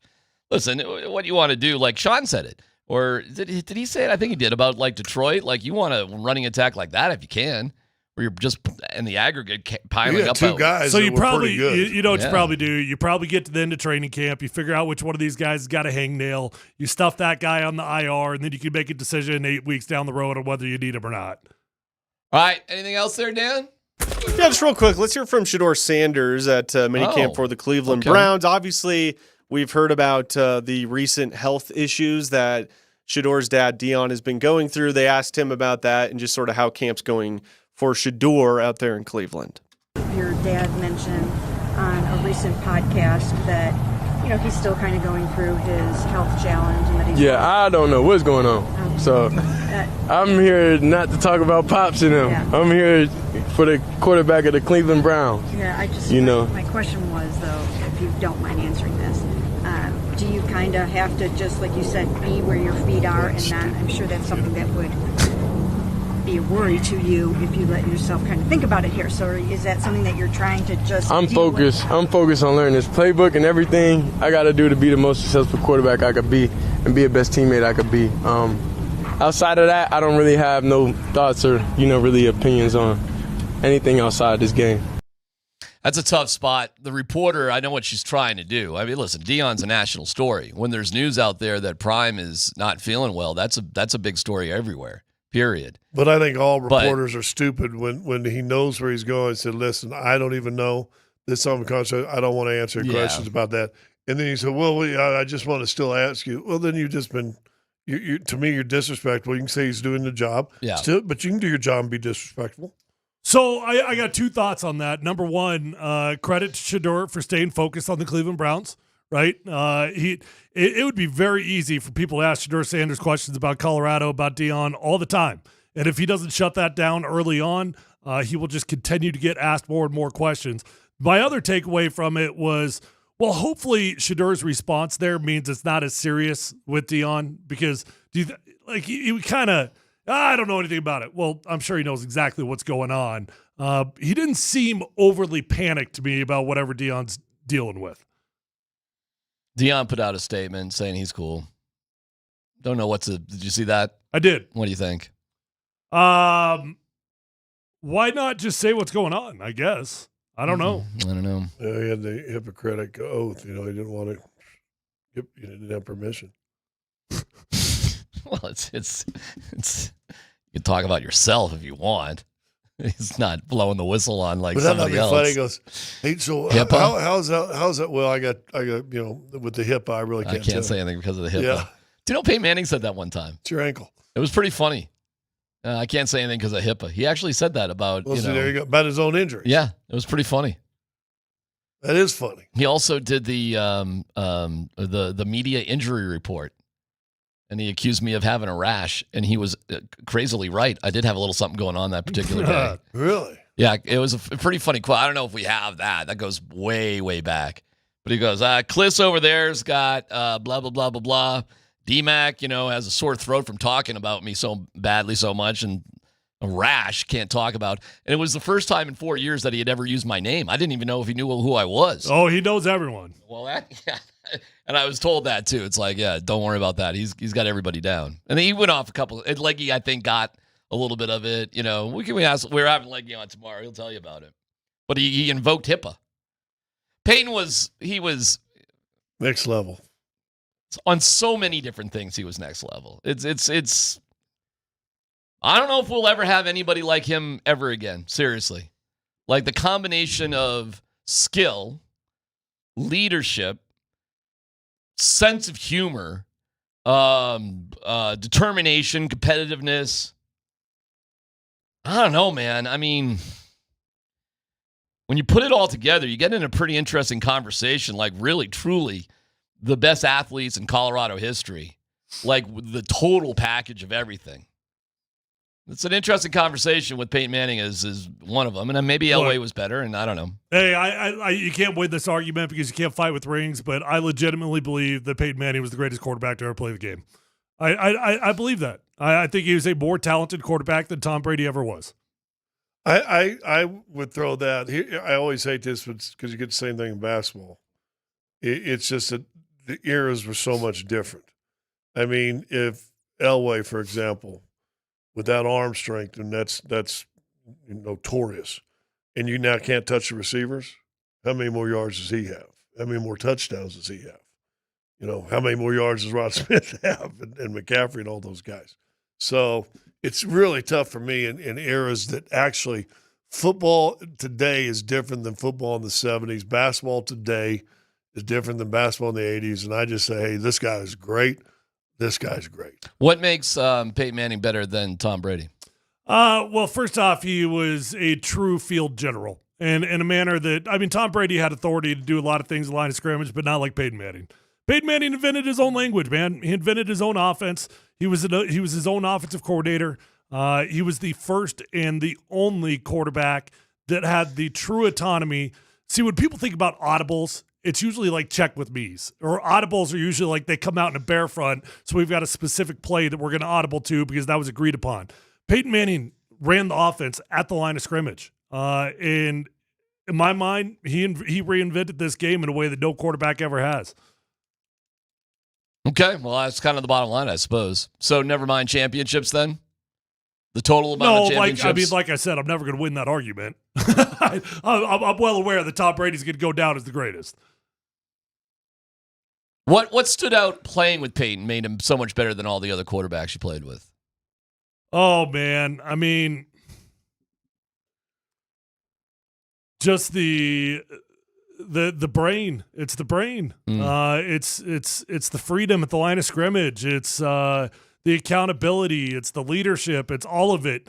The only other quarterback I ever played with that had anything close to the leadership capabilities of Peyton Manning would have been Matt Hasselbeck. Mm-hmm. But Matt just wasn't even in the ballpark. Matt was a hell of a quarterback. Don't get me wrong, but not even in the ballpark of the talent of Peyton Manning. Where does Bo Nix need to go? He's not going to go to Peyton Manning. Got that. But like, where would he need to go to excel, to win a championship, to be as close as you can to get the most out of him? Cleveland. You weren't asking about destination. I thought you were talking destination. I don't know. I don't know what a good comp would be. The good comps for me, for him now, have not won championships. How about just in Broncos quarterback history? Like, who does Bo have to be better than? Brian Greasy. That should be all right. He's got to be better than Jake Plummer. Better than Jake Plummer. Yeah. I mean, if you want to win championships, Jake was the closest thing we ever had to a championship quarterback that didn't win one. AFC championship. You think he's got that potential? Sure. Potential's a strong word, and it's a very vague word that goes in a lot of directions. Does he have the potential? Yeah, I think he's got a lot of the appropriate prerequisites. Am I ready to predict that? No. I mean, Jake Plummer, that's a hell of a quarterback. I mean, I'm definitely not ready to say he's ready to be better than Jake Plummer. I think people forget about Jake at his time here, because, he made his stardom in Arizona. Mm-hmm. But he was fabulous, and having been around the team during his whole time here, he was a great leader, too. Different dudes, though. I mean, Great leader. Bo's a robot. Jake Plummer is a Brett Favre. Yeah. Where would you rank if we're going to put, well, I guess you'd put Payton above Elway then, right? Theoretically. I would, yeah. Okay, so just for the sake of argument, they're 1-2. Who's 3 right now? Broncos history. Jake Plummer. Is Plummer really 3? You think so? I don't even know who the debate would be. Outside of Plummer? Craig Morton. Craig Morton would be in the debate. Yep. I mean, we're going back. Yep. That's in the 70s. Orange Crush days. Got him to a Super Bowl. Got him to the first Super Bowl. Yeah. Craig Morton's got to be in there. I think Jake's probably in there.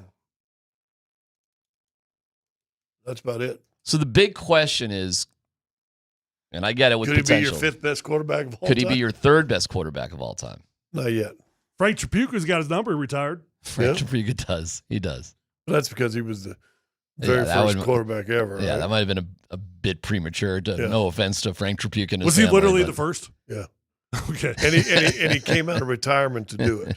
All right. He had already retired from football, and they talked him into coming back. He played like 2 years. Yeah, and the Broncos were so bad in the Yeah. 60s and 70s. Like, I mean, they were. Well, he didn't even get to the 70s, I don't think, did he? It was rough, man. If you're looking for heroes from the Broncos from that time period, it was slim pickings, aside from Floyd. So, I mean, who knew? Well, Craig Morton was a team when they got put on the map, though.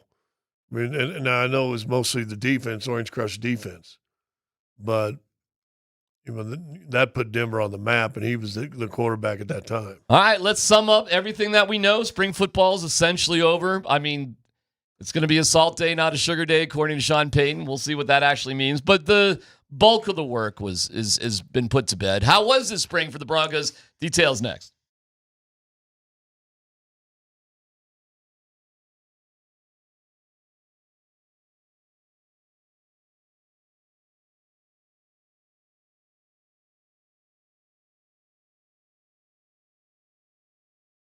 Okay, guys and gals, hey, if you are struggling with hair loss, you got a bald spot, receding hairline, or thinning hair, call my friends at Advanced Hair Restoration. Ask about the Advanced FUE. Just make the commitment to call Advanced Hair. You're going to get your hair back. It's as simple as that. Nobody can offer anything like the Advanced FUE found at Advanced Hair Restoration. They've changed tens of thousands of lives. You deserve to be the next one. So call 720-459-HAIR. When you go to Advanced Hair Restoration, you will be in a calm, relaxed environment working with the best of the best. You'll love Dr. Tanya Pauls. You'll love the entire staff at Advanced Hair Restoration. They're absolutely fantastic at what they do. And guys, what I love about Advanced Hair is that they believe in what they do so much, they're going to guarantee your hair is going to grow for life. Lifetime guarantee. Your own natural hair starts to regrow the very next day. Call 720-459-HAIR. You're going to get $250 free hair grafts and $250 off, but that is a limited time offer. Check them out online at advancedhair.com.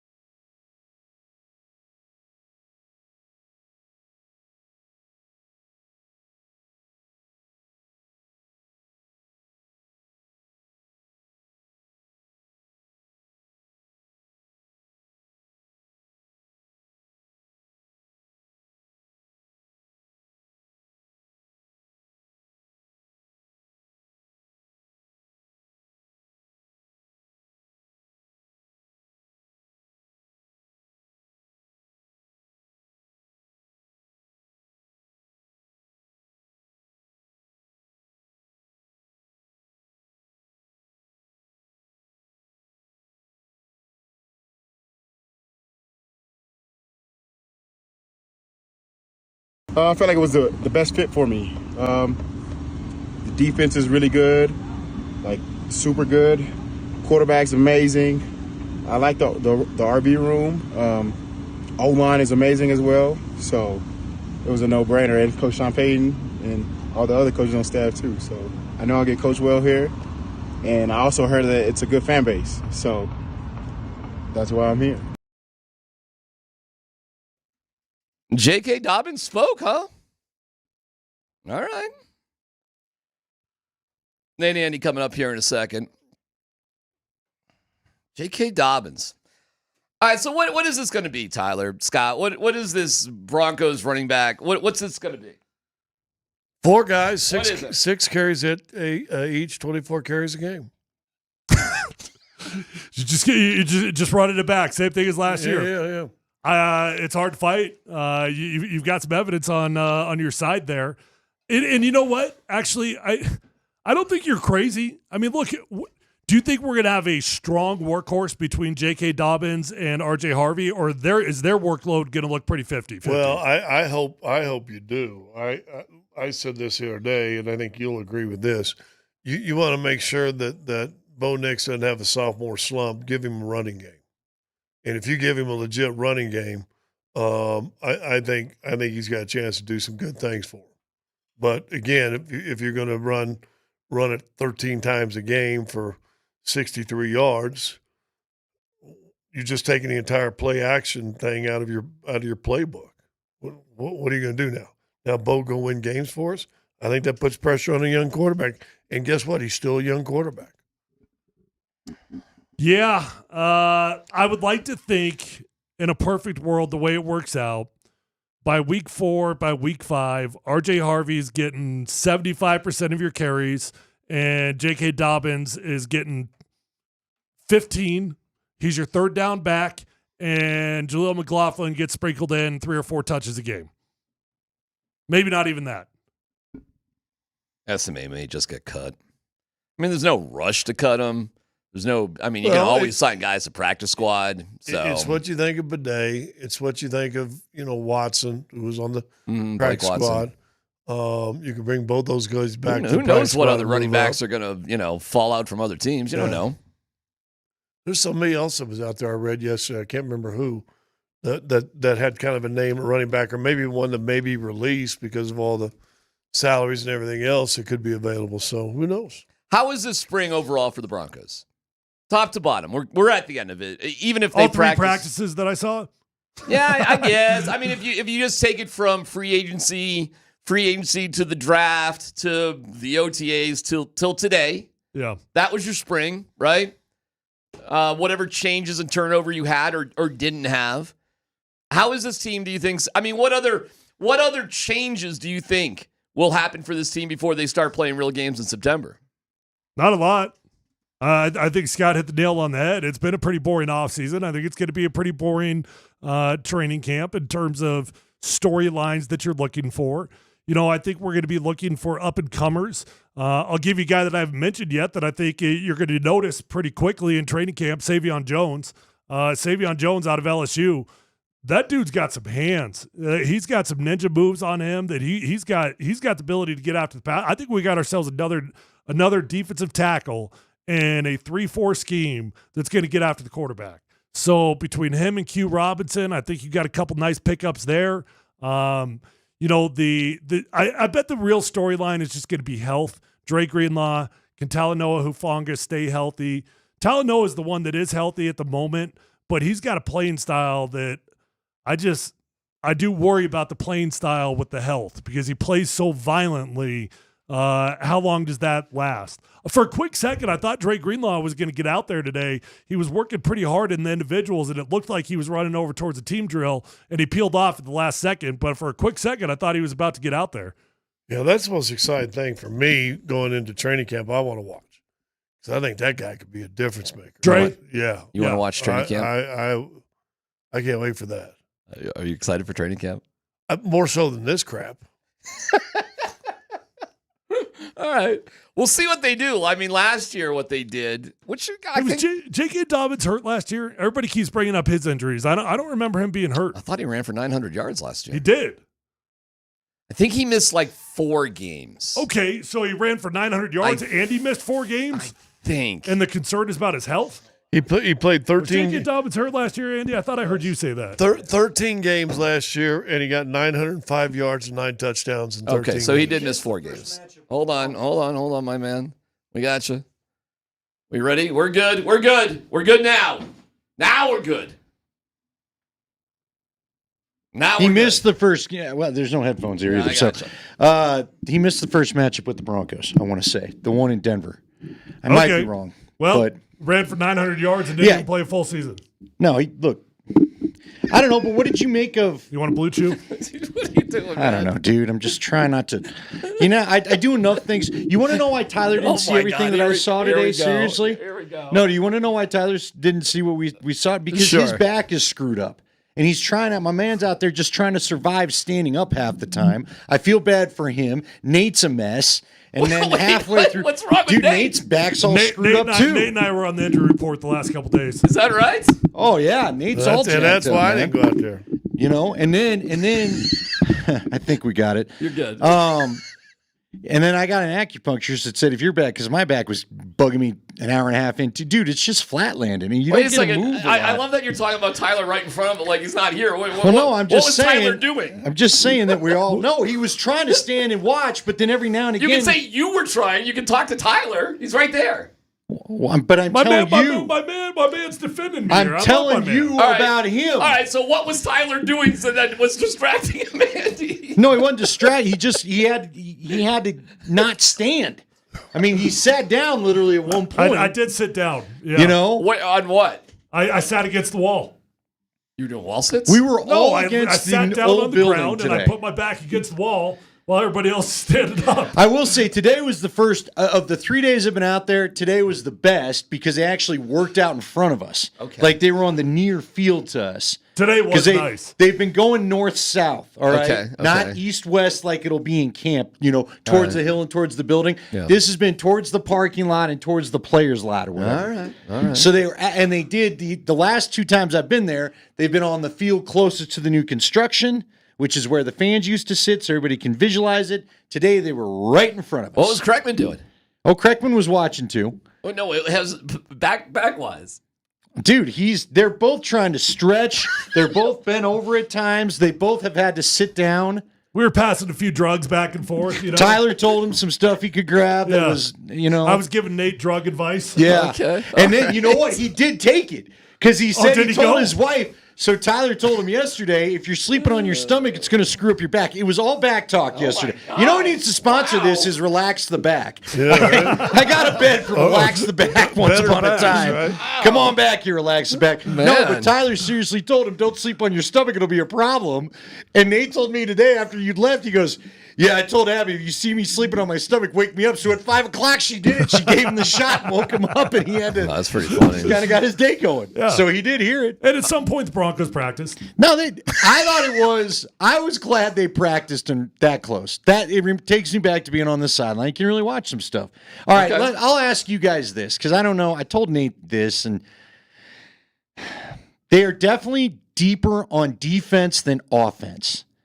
I will ask you as a former offensive player, is that normal? Because then I started thinking, well, how many, like, you know, it's not So basketball. yes, but the answer is yes, and the main reason why you usually feel that is because the rotation on defense, right? On defense, you see all these defensive linemen. What is going on here with the sound? This is unbearable. I know. What? Oh, you two here. Okay. The on deep. Everybody move over. I know. Here, slide that way. The answer is yes. Well, no, but I'll tell you why I saw that because like when Bo's in there, things do function. But I noticed a couple times, and this is what was great about having the goal line in front of us today. Like Stidham, you can tell Stidham wants to do what Bo's doing, right? Bo's a 3-step, and I want the guy in the corner, or I've got my quick second read. Stidham stuck with 3-step, and you could tell, did you see a couple times he wanted to throw it? Dude wasn't there yet, so he's got to eat it. Then he's got to go to a different read. And I'm just thinking, like, the second team defense is, I told you, it is all havoc. They're getting in there. They're causing them problems. Guys aren't getting open. Ellinger's got no shot. I mean, when Ellinger's in there, I don't think anything gets accomplished most of the time. He takes a snap. It's usually, he looks like Paxton. Anyway, he looks like Paxton where he's got to then tuck it and run out, and you know what I'm saying? Gotcha. So, but is that, because that's what I was asking Nate. Is Well, it you know what part of normal that is? to have more depth defensively than offensively? Yes, but I also think that you've got some young guys that look really good. I think Savion Jones is going to be a player for this defense. I think Q Robinson is going to be a player for this defense. You've got great depth. You've got great depth at the outside linebacker position. You got depth everywhere on that defense. So you've got dudes that are legitimately in the rotation, meaning they're playing on Sundays, not as starters, but they're playing on Sundays, going up against backup offensive linemen that are never going to touch the field. Well, I thought I'd bring it up to you. I was talking to our guy Atwater, and you know who he noticed right away in the first goal line drill was your guy Drew Sanders, Mr. Arkansas. He said that guy's legit. He can run. It was funny because Steve goes, Arkansas, that doesn't mean anything. Steve said, he goes, this won't surprise you. He goes, there might have been something mental going on there. I don't know. He goes, I'm not quite sure. And I said, but that's when Leggy told us they need to just pick a position and let him focus on it. Quit trying to make him just let him be either inside or outside. And now that they've done it, it feels like it's helped him. Yeah, I'll read everything. KKSC. You want to do that? Help me out. Yeah. Go ahead. How's your memory, brother? You're listening Go to for it. Altitude 92.5 KKSC. That ain't it. Lyman, Wyandotte. Keep going. And Topeka. Try. And Topeka. Don't give up. KKSC FM HD1, Broomfield, Denver, Boulder. Well, the HD1's a new deal. I know. It's the whole thing here. But so is getting the microphones set up here a lot better. But Nate, how's your back? That's what we're most concerned We were talking about everyone's back problems. I'm out there. improving today, actually. Although I told him your wife gave you the old hard shot. She to wake did. you up. I gave her the heads up. Like, I have no control over myself when I'm sleeping. I don't know what happens, but I've been like sleeping on my stomach, as Tyler pointed out, is just a nightmare for my back. Don't do it. It happened again last night. She stuck an elbow in me and was just like, hey, wake up. And it was 5 a.m. And I was like, well, I'm up now. And even though you told her to do that, did it piss you off? No. Why are you elbowing me? I'm asleep. Well, in the very first, I would say in the very first millisecond, yes. Yeah. And then it was like, no, this is good. And I feel much better today. I'm happy for you. Yeah, thank you. Yeah. Have you had back problems in the past? No. I was doing a landscaping project on the house. I was moving buckets full of rocks. Right. That'll get you. Thing. Yeah. Every time. I mean, you're still kind of young, but you're also at the age where, It becomes a problem. Yeah, He's $10 an an old hour for somebody else is much better. I'm healing slowly. I don't like this. Yeah, just wait until you cough and you blow your back out. Yeah, then you know you're really screwed. Don't if you like. I have found if I don't align my neck properly when I sneeze, yeah, you can really do some damage. I've wrenched the neck that way. Yeah. You gotta square up. You gotta have good solid fundamentals. Yes, is what you gotta have. It's like trying to lay down a bunt. Very much so. Yes. Mm-hmm. Hey. Or a good swinging bunt, The like Rockies the still Giants playing did baseball? last night. They did. They lost. Oh, did you not see the epic one last night? No. Drew called it a tragic loss. Really? Yeah. They What were happened? up 5-2 in the ninth. I will say added this. on In in the the ninth? eighth. In the bottom of the eighth, they added on. They scored 2 runs. Yeah, they made it a 5-2 game. They scored insurance runs. They had 2 triples. Like they were rallying. Wait, so who blew it? What happened? Zach Agnos gave up a leadoff home run to Casey Schmidt in the top of the ninth, made it a 5-3 ball 5-3, game. but we're still up by 2. We're good. Zach Agnos then Walks the next 2. walked the next 3. Oh, next Oh, 3. we got Walked bases the loaded. bases loaded. He got yanked. Vodnik came in, gave We up. didn't want to yank him after the second walk. And No, we had to wait for the third one. Let him get the third because they had to get Vodnik loose. So Vodnik comes out. They give up a sac fly right away, makes it a 5-4 ball game. Wilmer Flores hits a swinging bunt, just placed perfectly. He beats that out, so it's 5-5 now. And then Yastrzemski had an RBI single, 6-5. Rockies lose. I haven't said that since the late 60s. Yeah. Yastrzemski right there. Yaz. That That's Yaz guy always has a. Isn't it like his He's a nephew. It's like His his great grandson. nephew or Yeah. something? Yeah. They're all Good, related. no dumb question on Twitch. Mm-hmm. Is a lower back injury a lower body injury or an upper body It's a injury? great question. I go upper. I would- Above the waist. I would say upper because it's above the waist. Yeah, I think that's upper. Yeah. By the way, you'll like this. Unless it's an S1.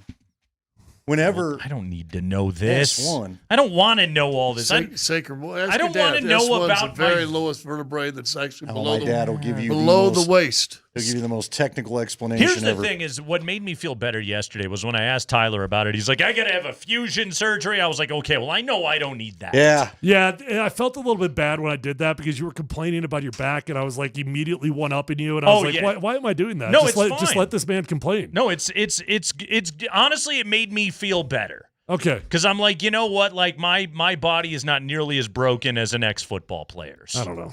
Yeah. You guys, like you guys have pains that you wake up with that I'll tell you my problem. I sleep on my right shoulder, right side, and I'm a left side sleeper, but my left shoulder is so screwed up. I've had multiple surgeries here. Yeah. That if I sleep on it for more than like 30 minutes, I wake up and I can't feel my whole. See, I said that to him arm. the other day, acting like I was an alien. I go, you never sleep and get the numb arm or the tinglies? Yeah. I do it all the time. Every night. I just wake up in pain. So I have to sleep on the right side. So now my body, because of here, the mattress goes here. So now my hip goes this way. And so I wake up in the morning, I'm brushing my teeth. I feel like I'm brushing my teeth, like leaning this way the whole time. Hey, bad backs suck, man. Yeah, I'm recovering. I'm gonna be better though. I'm gonna be better. You gotta get barefoot shoes. It helps your alignment. Barefoot shoes? I'm writing this down. Okay. Now, what about what did you say, the hookah? The hookahs? Hookahs? Smoking the hookah from your foot? I have found if I do that, I don't remember my back pain. Then I'm There a you go. lot happier. I think hookahs, the ones with like the 6-inch foam pads. Yeah, I need Hold to try on, are those. you telling him to get the shoes that look like your foot with all the toes?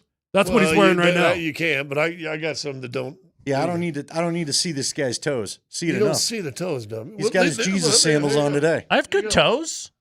I have perfectly good toes. Yeah, it's off-putting. I clip. Again, it I helps your scrub. alignment in your feet. I don't care what you think. It doesn't matter. Well, now you know how I feel about my cargo shorts, and your all crappy opinions about those. And there you go. That's That's a good comparison. It's function over form on everything around here. Let's be honest, okay? There you go, everybody. That's Tyler. You're done. Get out of here. You're done. I'd be happy for to the be. day. I'd happy to be done. Yes. Yeah. Call it a day, my friend. We're freshly back from mini camp today. Andy and I were out there. Andy got some sun. We're feeling good, and we're ready to talk about football practice with everybody. We're ready to talk about the Rockies blowing a ball game last night. We're ready to talk about Kale Makar winning himself a Norris Trophy, his second of his career, Andy, his second Norris as the NHL's top defenseman, or excuse me, the defense player who demonstrates throughout the season the greatest all-around ability in the position, named for James E. Norris, the longtime owner of the Detroit Red Wings. Did you know that, Andy? Did not. I only know the Messier. I only know the lore of the Messier. Yeah. Because you and I are way too obsessed with the Messier, but We I are. think for good reason. We are all right. Not named for Chuck Norris, by the way. I want to ask that. See, that's a good favorite Norrises. I don't know a lot of Norrises. I got to ask, between the Pipes host, Mark Springer, how much did this make that extension just go up that now they're talking about here in a couple of years? Because remember, one of the reasons why they talked about why they had to trade Miko was they were going to have to extend Kale. Right. So, well, let's not forget that he is the best person in the there's world, that. Kale Makar. He's not gonna be greedy. There's a best player in the or best person in the world tax that you got to pay. Sure. That ups your value when you're the best person in the world. If anything, if I was Makar's agent, I would just play that on repeat as I walk to sit down with Chris McFarland for the negotiations. No, the guy's got what's he got? 2 Norrises in 6 seasons in the NHL. Here's his 5-year run. Okay, let's hear it. 5-year run. Second in the Norris, wins the Norris. Third in the Norris, third in the Norris, wins the Norris. So basically in the last 5 years, he has not finished below third. That's a Nikola Jokic-esque run for that particular positional award. Jokic has been top 2 each of the last 5 years. Makar has been top 3 in the Norris each of the last 5 years, including 2 wins, the only 2 Norris Trophy wins in franchise history. So I ask you again, how much is this going to cost him? And you know what? I mean, I'm happy they have them both, but can we do the fun exercise without getting everybody too worked up as to who's more valuable to the team? You got McKinnon and Makar. Yeah. I don't know. Nikola Jokic, I think when it's all said and done, may be the best professional player of any sport we've ever seen in Colorado. Sure. Because, and again, I always get my John Elway people coming at me about this, and I get it, and I grew up during the time, so I'm not just throwing this out there willy-nilly, but John was not considered the guy in the game for the stretch because he was going against Montana and Marino and Kelly and all these other people. Nicola's, by all these experts, even the ones that didn't want to give him his flowers to the beginning, have said he's the dude in the sport. I don't think John has ever held for as long a time the position in his career that Nikola held in his. And Manning was not here his whole career like I think Nikola will be. But I don't know if give me a better duo. And look, I say that with Sakic and Forsberg out there, but to have Makar and McKinnon on your team at the same time with the elite level that they are. Remember, Makar just won the Hart Sure did. McKinnon just won the Hart last year. Sure did. Mm-hmm. Yep, won the Hart, won the Ted Lindsay last year. He has not brought home an Art Ross yet. Remember, he sat needs out to get the old Arthur Ross. Those last few games, so he doesn't have an Art quite yet. But it's, I mean, Andy, like I don't think there's a list of top 5 hockey players in the world that doesn't include both those guys, right? Exactly. This is as good a duo that you have ever had at the exact same time. I mean, you think around the rest of the NHL, like I would say the only duo that compares, and it's, you know, again, it's not a forward defenseman combo, but it's McDavid and Draisaitl, right? Yeah. That's in terms of the very best in the game today. But yeah, like this is top of the line stuff right here that the Avalanche have got going on. I mean, like you think of, I don't know, like a Fedorov Lidstrom combo. Yeah, that's a good one. That's a callback. Good callback there. Like a Lemieux Coffee. Like that's Lemieux and Yager was nothing to sneeze. I'm not going to tell you that I know how Yager was how about those two as a scoring duo? Right. Woo! Right.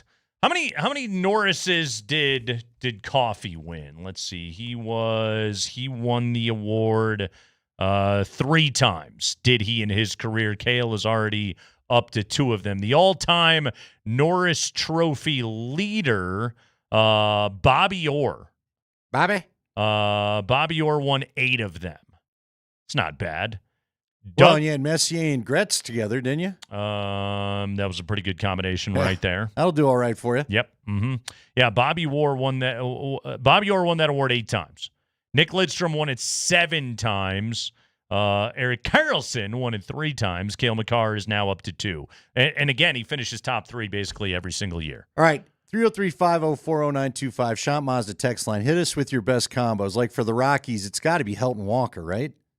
Or is it Tulo? No, it wouldn't be. Would it be Cargo and Tulo? What about Cargo and Arenado? Yeah, that's. What about Holiday? Sure. Where does Holiday factor in? Holiday and Hilton? That was a good combination as well. Yeah, I would say so. You mean give me the all-time Denver sports combos? Oh, Denver sports duos. Okay. Yeah. Okay. Oh, I see what we're doing here. All right. It's summer radio, baby. It is officially summer. It was so hot out there. You know what I mean? It felt like training camp hot out there today. I love it when they practice close to us. I know the rest of you guys get annoyed, but I really do love watching it when they're that close to us. LATD? LAT. What about? But see, that's just it. Who would you put with Elway? LATD is probably it. Elway Sharp was pretty damn good pretty too. Pretty good too. Yeah. You know what I mean? Yeah. Mm-hmm. What about Vaughn and DeMarcus? Terrell Davis won an MVP. No, you're right. Well, look, John. I love John. John doesn't get the Super Bowls without TD. It's just the reality of the late part of his career. Yeah, exactly. Yeah. So I would go Elway TD as the greatest duo of Broncos of all time. And where are Vaughn and Demarcus in there? That's pretty high on the list. Yeah. What about Akeem and Harris? That's pretty strong. What about as well. Manning and DT? That's pretty strong as well. That's a hell of a top 5 you're laying out for me right there. See, this is the thing, and this goes if we wanted to, although I'm not quite ready to put it back there yet. But if you want to talk, I mean, the Rockies have had some fun history, but there's nothing recently. You know, I mean, Hunter Goodman and no. Ryan Ritter don't do it for you right now. It doesn't. Mello and AI, somebody put out there on Twitch, Flax, Mello and AI. How about that for a Nuggets combo? I'm going to go ahead and go out on a limb and put Jokic and Murray at the very that's top. the top one. Yeah. But if we're throwing good combos out there, that's a good one. Mello and AI would at least be top 5, wouldn't they? What would it be, Fat Lever in English? See, I'd put Mello and Chauncey above Mello and AI, though. All right. They Western Conference Finals run. Mello and AI was a one-year fun. deal. Does that matter? It was a hell of a year, wasn't it? It's summer. Are there rules? Pretty good year. Pretty good. They actually won a series. I think that should count for something. Hey. They won 2 series. You're not kidding. You're not kidding. Yeah. All right. What about, would it be Issel and Fat? Somebody help me out that, not Issel and Fat, Alex English and Fat Lever? For the old school Pretty Nugget strong. fans, give me the combo. Who would be with Issel? Was it English and Issel?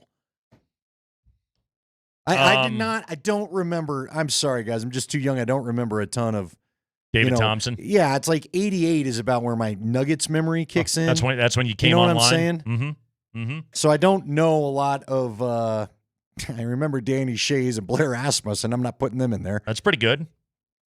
Mutombo and Ellis? LaFonso Ellis and Dikembe Mutombo? I mean, going back to McKinnon and Makar for a moment. Can you say it the proper way? Makar! There we go. All right. Excuse me. Now I feel like I got Nate in the room. Yeah, exactly. Now we're back at it. I mean, 2 Norrises. McKinnon's got a heart. Dude, that is pretty good. What does Sakic and Forsberg have together? I know Sakic won a heart, right? They both won a heart. They both won hearts? They both won hearts.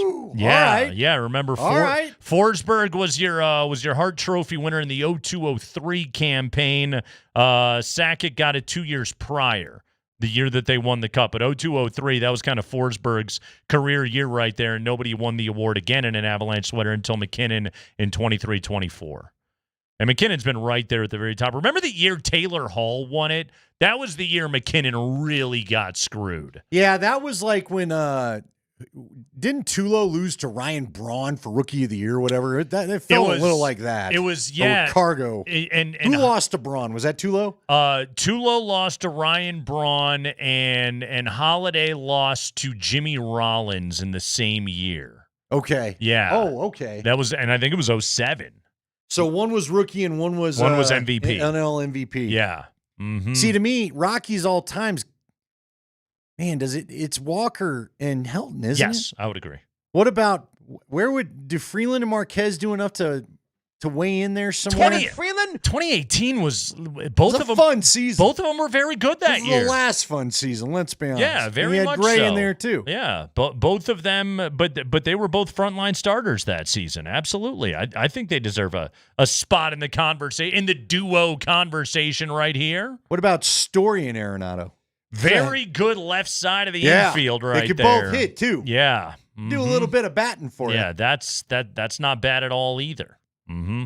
Yeah, Tulo Cargo, very strong combination as like a 3-4 in the lineup right there. Oh yeah, you're not kidding. That was pretty good. Mm-hmm. They got your tacos right here. Yeah. Mm-hmm. Troy Tulowitzki, who doesn't want to talk about that organization. What about Cutler? Cutler and Marshall? Cutler and Scheffler. Yeah. So Orton and Brandon Lloyd do anything for you? Yeah. Kyle Orton and we've Orton had a good one to Stokely to once upon a time. What was that? Give me that again, Sean. He's very verbose. Boy, he's getting down to business. We got to come back and talk about it with Nick. We got it. He's all business out there. Big day. As he said, it's salt time, baby. Big day out at the mini camp. Yeah, salt day tomorrow. We're gonna. You and I were. You know what I thought was funny? You and I were standing near each other in the line of sight, And it kind of felt like he looked right at us as he goes, hey, no sugar days. It's salt. Like, then stop screwing around. Yeah. Like, are you one of our bosses? What's your deal? No, you don't like the show's humor either, pal? Here's the thing. We're not going tomorrow, okay? We're not going for salt day, Yeah, okay? I've had enough. Yeah. There ain't an ice cream truck. I ain't there. Everybody knows that. I'm good to go. Nick Kosmider, talking minicamp. That's next.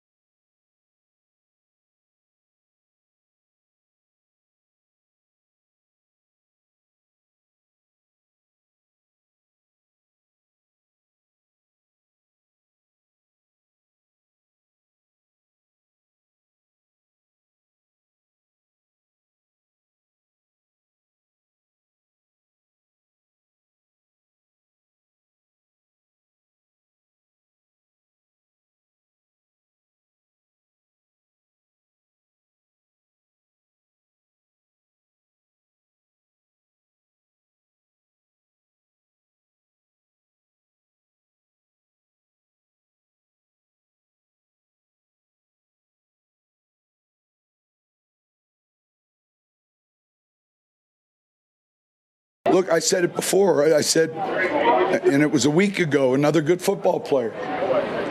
Another good football player. And we're interested in those guys. And so we'll see how it unfolds. No set roles yet. We feel like we know who the player is well. Sean Payton and the Broncos working out today. JK Dobbins is here. He wears number 27. Sorry, Damari Mathis, you don't get to be number 27 anymore. Well, your boy had struggles covering Pat Bryant at times today. I'm not sure he's long for this world anyway. Doesn't seem to be. Well, I think he's going to live. I just. Well, no, yeah, he's not. Yeah, fair enough. I don't think he's a Bronco too long if they have it in their best. Abrams Drain takes that spot, and we say goodbye. I don't think being a seventh cornerback is enough to kill you, but maybe I think I've seen enough though out of Damari Mathis to know that I'm good with Abrams Drain. Nick Kosmider. I think he's seen enough too. He covers the Broncos for theathletic.com. He is the host of the Not Another Bucking podcast, and he joins us right now here on a Wednesday afternoon. Nick, how is your mini camp week treating you?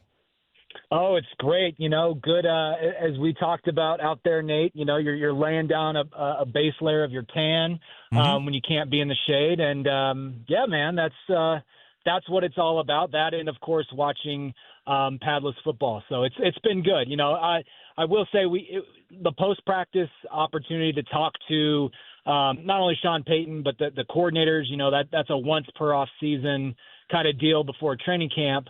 So getting to pick their brains a little bit today, it was kind of good to get some insight there on a lot of the players that we've been talking about, on the respective sides of the ball for a while now. Before we get to the brain picking, just tell us from what you observe from these two football practices. Give us a name. Give us a guy that has caught your eye in one form or another.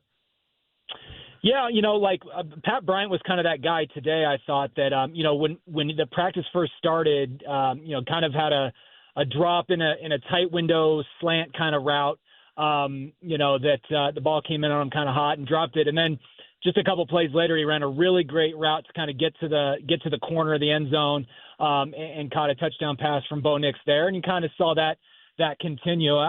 He's a guy that, again, they've been really just impressed with sort of his physicality and ability to win routes at the top. And I think you're starting to see some of that. So he's a guy that stuck out to me. The other ones that I just kind of keep noticing are, the two front seven players that they drafted, third rounder Savion Jones out of LSU, and then Q Robinson, the pass rusher out of Alabama, who they drafted in the fourth round. Both those guys have kind of kept popping in one way or another. Jones had a play today where it was kind of a, quarterback, bootleg, keeper type play. And he was able to kind of get to the edge and really sort of snuff that out. So, I think that's a few rookies so far that, have caught my eye. Guys like RJ Harvey, you continue to hear good things about, but you're limited, obviously, when you're watching these kind of practices in terms of what you really want to try to extrapolate, from the run game. And so I think he's going to be one that's going to be a little bit more exciting to watch once the Pats come on in training camp. Hey, to your point on Q Robinson, the first goal line they did down by the player lot, Q Robinson had a series against the second teamers where he was facing Stiddy and the boys, and he went around the edge twice and would have got to Stidham, and then he stunted inside one time, blew the guard out of the way, and would have got another sack. I mean, that dude was wrecking drills today, so hopefully that'll continue. I am curious, Nick, I said this to Nate. It's clear that they have more depth defensively than offensively, but should that be a concern? I think that they have added.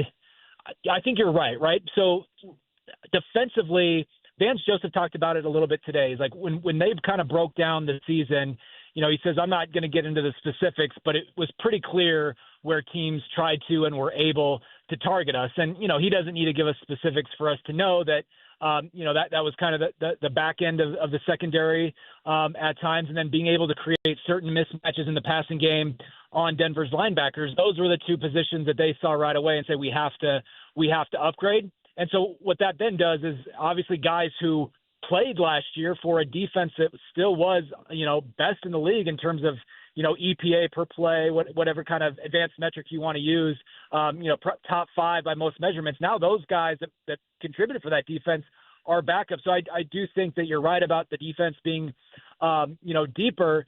But offensively, I don't know that it matters because, again, you added guys, same kind of thing, where you just were not able to be efficient. Evan Ingram obviously being kind of the most obvious one there, and then to go and get JK Dobbins after having already drafted RJ Harvey, that was clearly the other area where they said, look, we have an offensive line that we thought did a pretty good job. Sean Payton said the other day, we left meat on the bone on runs. And so clearly their idea was that we've got to get better, in that aspect of the game. So I do think they're deeper there. We'll have some more options. But again, it's just is somebody going to be able to, be a big enough upgrade where Sean Payton really kind of trusts the lead ball carrier, to build a little bit more of a rhythm. We are catching you up on minicamp with our pal Nick Kosmider of theathletic.com. Subscribe, read his coverage. It is terrific. This isn't a depth question. This is about a guy at the very top of the defense, and that's Nick Bonito. Yesterday, Sean Payton said we have to be careful of his snap count. Talked about a pitch count that is borderline too high. I mean, we're talking about one of the NFL's very best pass rushers. What did you make of that comment from Sean Payton yesterday? Yeah, I mean, I think in part it's kind of a sort of a challenge. I think in some of what he's saying is I think that like at times they need to be a little bit bigger on the edge, like on early downs. And so to me, you look at a guy like Dondre Tillman. Vance Joseph said this today too. Like he gives us some size outside that we really don't otherwise have. So I think part of that is wanting to get some different configurations, on downs. We also know that Nick Bonito is entering a contract year. So whether it is, challenge, like saying, hey, can you handle the snaps, whatever the case might be, there might be, some sort of gamesmanship there. But the bottom line is that Nick Bonito was one of the best pure pass rushers in the NFL last year. And so if this is a guy that's able to handle being on the field and continues to improve as a run defender, like he showed, some promising signs of doing a year ago, again, like it's all good and well to want to have guys fresh at the end of games. I think that can be a component of it. But to have a lot less time of Nick Bonito on the field, I don't think that's ultimately what your goal is. They want to see him again. He's going to be a huge part of what they do. I don't know if they'll turn around and get 63 sacks again. Franchise record. You don't necessarily set those 2 years in a row, but they should be able to get after the quarterback, and he's going to be obviously a huge part of that. Nick, what do you make of all the tryout players? You've been out there a lot the last 2 days, and I got to be honest with you, I've covered this team for a long, long time, and I don't remember as many tryout players actually in practice. You know what I mean? Normally those are guys that show up on the off day and don't go through drills with the guys out there. Look, if it works and you get a better read, then I'm all for it. But, we had a number of guys out there again today, and what throws me off is that, I think all of us agree receiver is going to be one of the toughest positions to crack for any new person, and that's one of the positions they seem to be bringing a lot of guys in. I think Will Shepard was out there today. He was out there today for CU. From CU, I know a guy that got some great interest at the pro day. He made a couple plays wearing 87, the old Ed McCaffrey or Eric Decker number, depending on what area you come from. But I don't understand why so many receivers, do you think? I get the tight ends, but I feel like we've seen 4 or 5 different receivers the last few days.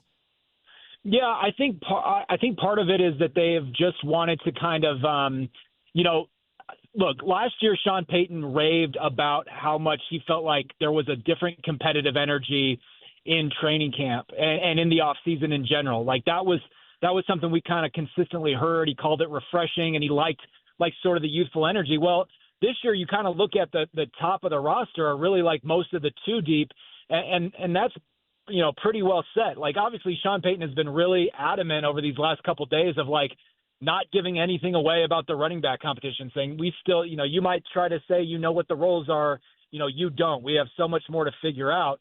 But by and large, at other positions, like we know who's going to be there. So I think the tryout thing is still having guys who are competing and still having that environment. And even though it's at the back end of the roster are guys who are like going to try to be scrapping and clawing to stay on the 90-man roster, you're still creating that in some kind of way. So I think that's kind of a part of it. I think you're always looking at the back end of your roster, to try to make sure that you have some of the best competition coming in when you do start training camp.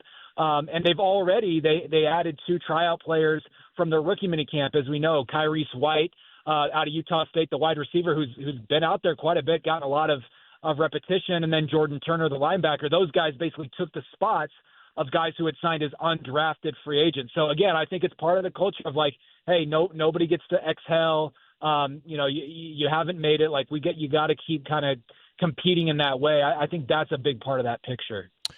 That's Nick Kosmider, everybody. He competes every single day. And you heard Sean Payton's comments today in regards to JK Dobbins, kind of on the heels of yesterday's, like, don't be counting snaps and that whole rant from Sean Payton. And then today, I would describe him as loath to discuss JK Dobbins' skill set and what he brings to this team outside basically of good football player, is essentially what he went with there on JK Dobbins. What do we make of the signing, Nick? What do we make of where he stands in the pecking order, and what do we make of the timing of the whole thing after a couple of OTAs, getting a look at what he has, and then bringing in a veteran in Dobbins?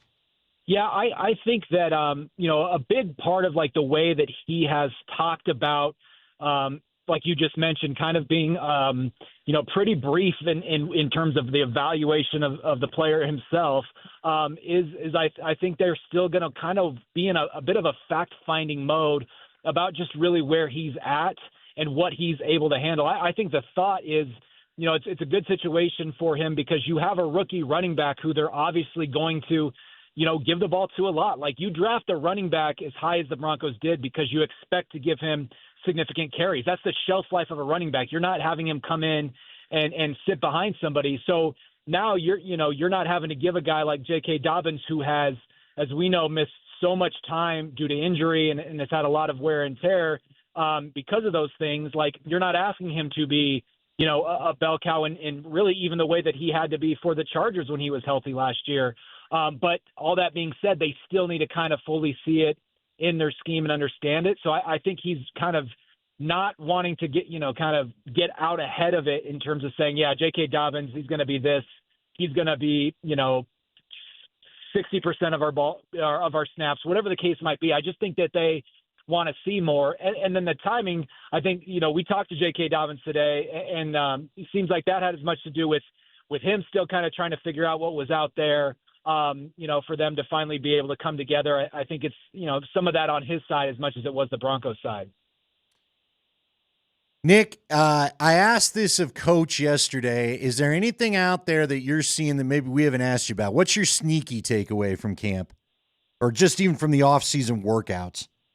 Yeah, I think I've been just really, and this is not like a headline thing, but impressed with the areas where you have seen Bo Nix grow. Like we talked a lot toward the end of last season with teammates about just sort of the comfort level that he had in having his voice heard, in meeting rooms, on the field, and being able to take that leadership role. That has already ticked up to a tangibly higher level than maybe I thought that it already would at this point. Like I've had multiple people say to me, like, this is Bo's team. Like there's no question about this. Like he's running aspects of meetings from what I understand inside the building. We see the way that he kind of gives it back and forth to the defense, just really comfortable. And then Joe Lombardi today said, like, there was a concept with some play action footwork that they ran today and hit for a big gain.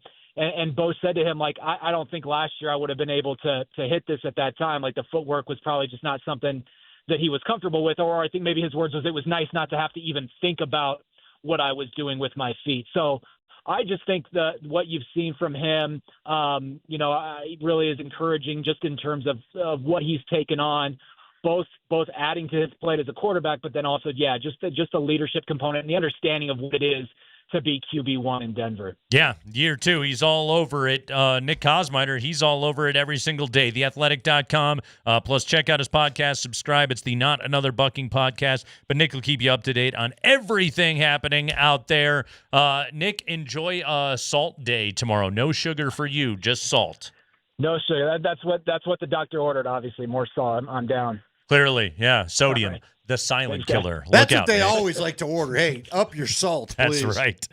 Nick Kosmider, everybody, theathletic.com. Always good to chat with our pal Nick Kosmider. You need to go over to altitudesportsradio.com/pick'em to enter the Altitude Sports Radio U.S. Golf Pick'em. You pick 4 golfers, one from each of 4 different groups, and you are entered. Guys, you got to do this now because this closes tomorrow morning at 4:45 a.m. Hopefully you're sleeping at that time. Yeah, although maybe I won't be. Yeah, if you're on your stomach, you won't be. Yeah, my back will be bothering me. I'll be wide awake, so maybe I'll be able to. Even though I already entered, and you can do the same. Go to altitudesportsradio.com and jump in on this. You pick 4 golfers, one from each of 4 different groups, and you're entered. The entry with the golfers that total the most prize money is the winner. Prize package is perfect for every golf fan. That's a foursome of golf at the Ridge at Castle Pines, 4 tickets to the U.S. Senior Open at the Broadmoor, and a Surfside prize package that includes a new Arctic cooler, Andy. There Arctic. it is. Right. That's right. Thanks to Surfside iced tea and vodka made with real brewed tea. Only 100 calories, 2 grams of sugar, and 0 bubbles. No bubbles. We're anti-bubbles. Look for the can with sunset stripes at bars, restaurants, and stores near you. Enter now at altitudesportsradio.com/pick'em for your chance to win.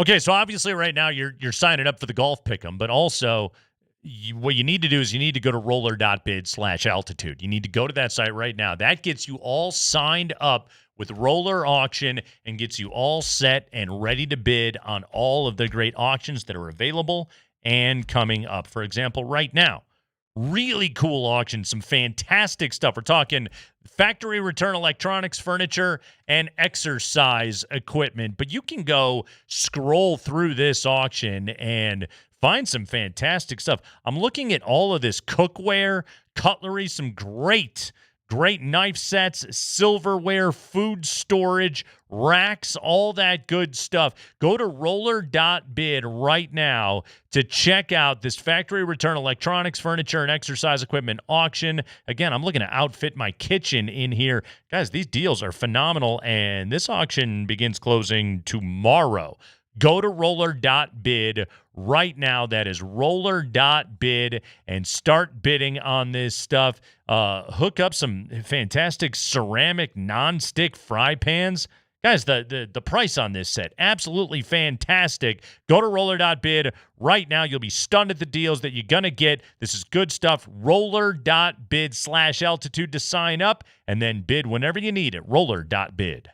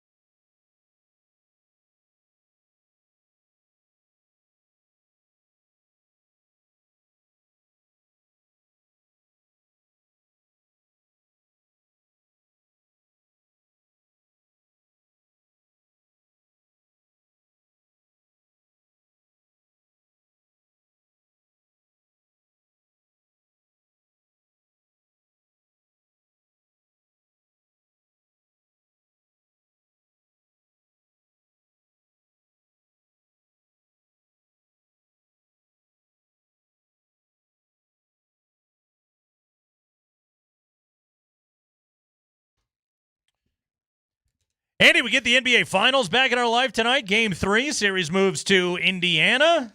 All right. Is it hurting? You're a big basketball guy. Yeah. And I like the finals, right? You know, I don't know how I'm going to react tonight. I don't know if I'll get it on my TV and I'll just get sucked back in and everything will be fine.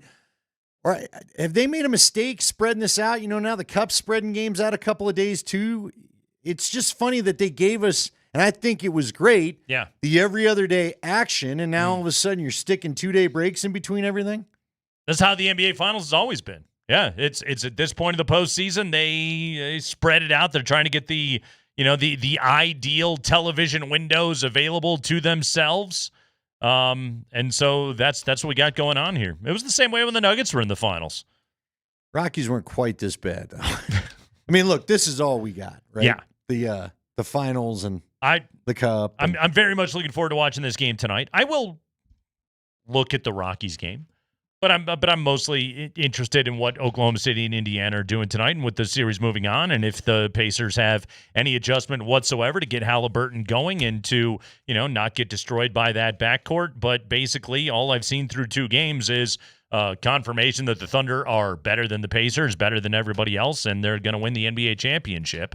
More than anything, I'm just curious of okay, I'm interested in the way that this series has mirrored the Denver series so far, and what is Indiana's response? The Nuggets got Game 3. Can the Pacers get Game 3 back on their own floor? I'm eager to see that, and I'll be watching the Rockies tonight. Really? Okay. Yes. Kyle Freeland, Robbie Ray. Last night, 6-5, Rocks fall 3-2. Yep. Heading to the bottom of the 8th last night, the Rockies managed to put a couple of insurance runs across there in the bottom of the 8th inning. You got a few triples that inning. Goodman tripled. Brenton Doyle hit an RBI triple. There was a lot of good things to see in that inning, 5-2, heading to the top of the 9th, and the Rockies will blow that ball game. Zach Agnos would allow a leadoff solo home run to Casey Schmidt. By the way, that was Schmidt's first home run of the season. And then he would proceed to walk the bases loaded before getting replaced by Victor Vodnik. Vodnik couldn't clean up the mess. Ramos hits a sac fly. Wilmer Flores perfectly placed swinging bunt. And then Yastrzemski rips one to right, and boom, it's a 6-5 ball game just like that. Rockies would put 2 on in the bottom half of the 9th, but Tyro Estrada would fly out to end the ball game. Here is Drew Goodman's call of the final out last night at Coors Field. 0-2 again on Estrada. Popped up, shallow center. Fitzgerald going out, center fielder calling. And Jung-Hoo Lee makes the catch, and the Rockies with a tragic loss in this most difficult of seasons. They had a 5-2 lead in the top of the 9th, and they give up 4, and the Giants continue to roll on. Their 6th straight win. By the way, their 6th straight win all by 1 run, which is a wild streak in and of itself for the Giants. Got a little 2007 rocks to it. But a tragic loss in an already difficult season. Andy, when you've lost 54 times in 66 games, is there such a thing as a tragic loss? See, to me, that caught me. I did hear that line because I sat down to watch to see if they'd finally punch in the run and were we going to extras and all that good stuff. Negative. No, sir. I thought tragic. No. There are tragic losses. Last night one of them? I guess it was because it was a particularly you were up 3 runs. Yeah. Blowing when you got a 1-run lead, and then you tack on the 2 insurance runs. Yeah, and you're feeling good. Yeah. However, the floodwaters still managed to go over the roof, and you lost the game. I thought. And I tweeted this last night, even by 2025 Rockies standards, that was a particularly rough loss. Sure. That was a really, really bad one. And Zach Agnos, who was, a couple of things. First off, Agnos has largely been pretty good this year, and he was awful. Velocity was down, all that stuff. The other thing that's tough about that ball game last night, Carson Palmquist wasn't bad, but your bullpen, Jake Bird, by the way, 10th consecutive scoreless outing for Bird last night. He goes 2 innings of scoreless work, strikes out 5 hitters on 22 pitches. That's just flat out phenomenal. Halverson and Kinley both threw scoreless innings. Your bullpen got you there. However, it was too far to get across the finish line, and the Giants, with some clutch hitting, come back and win that ball game. It's a rough way to lose one, I would say. Again, tragic. They're 12-54. Right. They're literally 12-54. But that was a bad loss last night. I've got more tragic. Hold on. No, Oh, I'm yeah. not done. Oh, you're not I'm trying to go back over. I'm combing over the schedule here. Okay. Looking at the past scores. What sucks is you look at some of these scores, and I'm trying to remember. They lose to the Cubs 4-3. Did you have a lead there? You lose 4-2 to the Mets. That was the Cubs game. They took a lead, I believe, in the top half of the 11th, 3-2, and they would give it away and lose 4-3. All right, this is the one I was looking for. To be specific, what's more tragic? I mean, honestly? the Mets won when Lindor had the double down the line with 2 outs. They lost 4-2 in the opener of that one. That was a bad the only loss. close game of the weekend. Yeah, it was a bad loss. But no, seriously, you lost 21-0 to the Padres. Is that somehow less tragic than blowing a 9th inning 3-run lead? I would say yes. Really? Yes. This is where baseball zoomed in and thought 21-0 is where they're like, wow, this is a really bad team out in Colorado. 21-0 was when they were like, we have to get rid of Bud Black right now. Yeah. And then they won the next day. But no, 21-0, you're never in the game. It's for example, Andy, let's use basketball as we were discussing just a moment ago. When the Nuggets blow 8-point fourth quarter leads in games 4 and 5, that's a hell of a lot worse than losing game 2 by whatever, the 38 points they lost game 2 by, right? A game they were never actually in. Sure. No, I get it, but we're talking. I don't know if worse is necessarily, but in terms of the feeling the tragic nature of the disappointment, I see what Drew Goodman was driving at there. It's tragic Drew has to sit there and watch this entire season. But I go back to the box score. Do you realize when you lost 20? Here's why I would make this tragic. Because I understand what you're saying. As far as fan, gut punch, instant heartbreak, yes, last night was worse. I would call it that 21-0 is a laugher. Well, and you can turn it off. You can go away. And you know what's happening. 6-5 when you had a 3-run lead going into the 9th is crap. Do you realize, though, see, this is what's tragic to me. Yeah. You didn't hold them to a scoreless inning until the 7th. And the 7th and the 9th were the only 2 innings that you got out of without them scoring. I find it more funny than tragic. You gave up a 5-run inning, an 8-run inning, and a 4-run inning. You let him have runs in the second, third, 6th, and 8th. Mm-hmm. Just our run. But still, just the single-run innings are enough for this team when you don't score. Now, that could have been 4-0. Yeah. But no, you decided to throw in there a 5-run inning, an 8-run inning, and a 4-run inning. Can I give you a Chris Bryant update? Oh, please. Here we go. Is this tragic? I saw Chris Bryant on TV last night. He was standing in front of sad Zach Agnos. Yeah, I feel John Elway. Good for you, bud. Thomas Harding tweeting today. Chris Bryant played catch yesterday and today and did dry swings and light running today. Okay, what the hell's a dry swing? I mean, he's just swinging the bat. Just swinging Why is that not just a swing? Well, because if he was swinging at a ball, that's a wet swing. But these are dry. Come on, dude. Come on.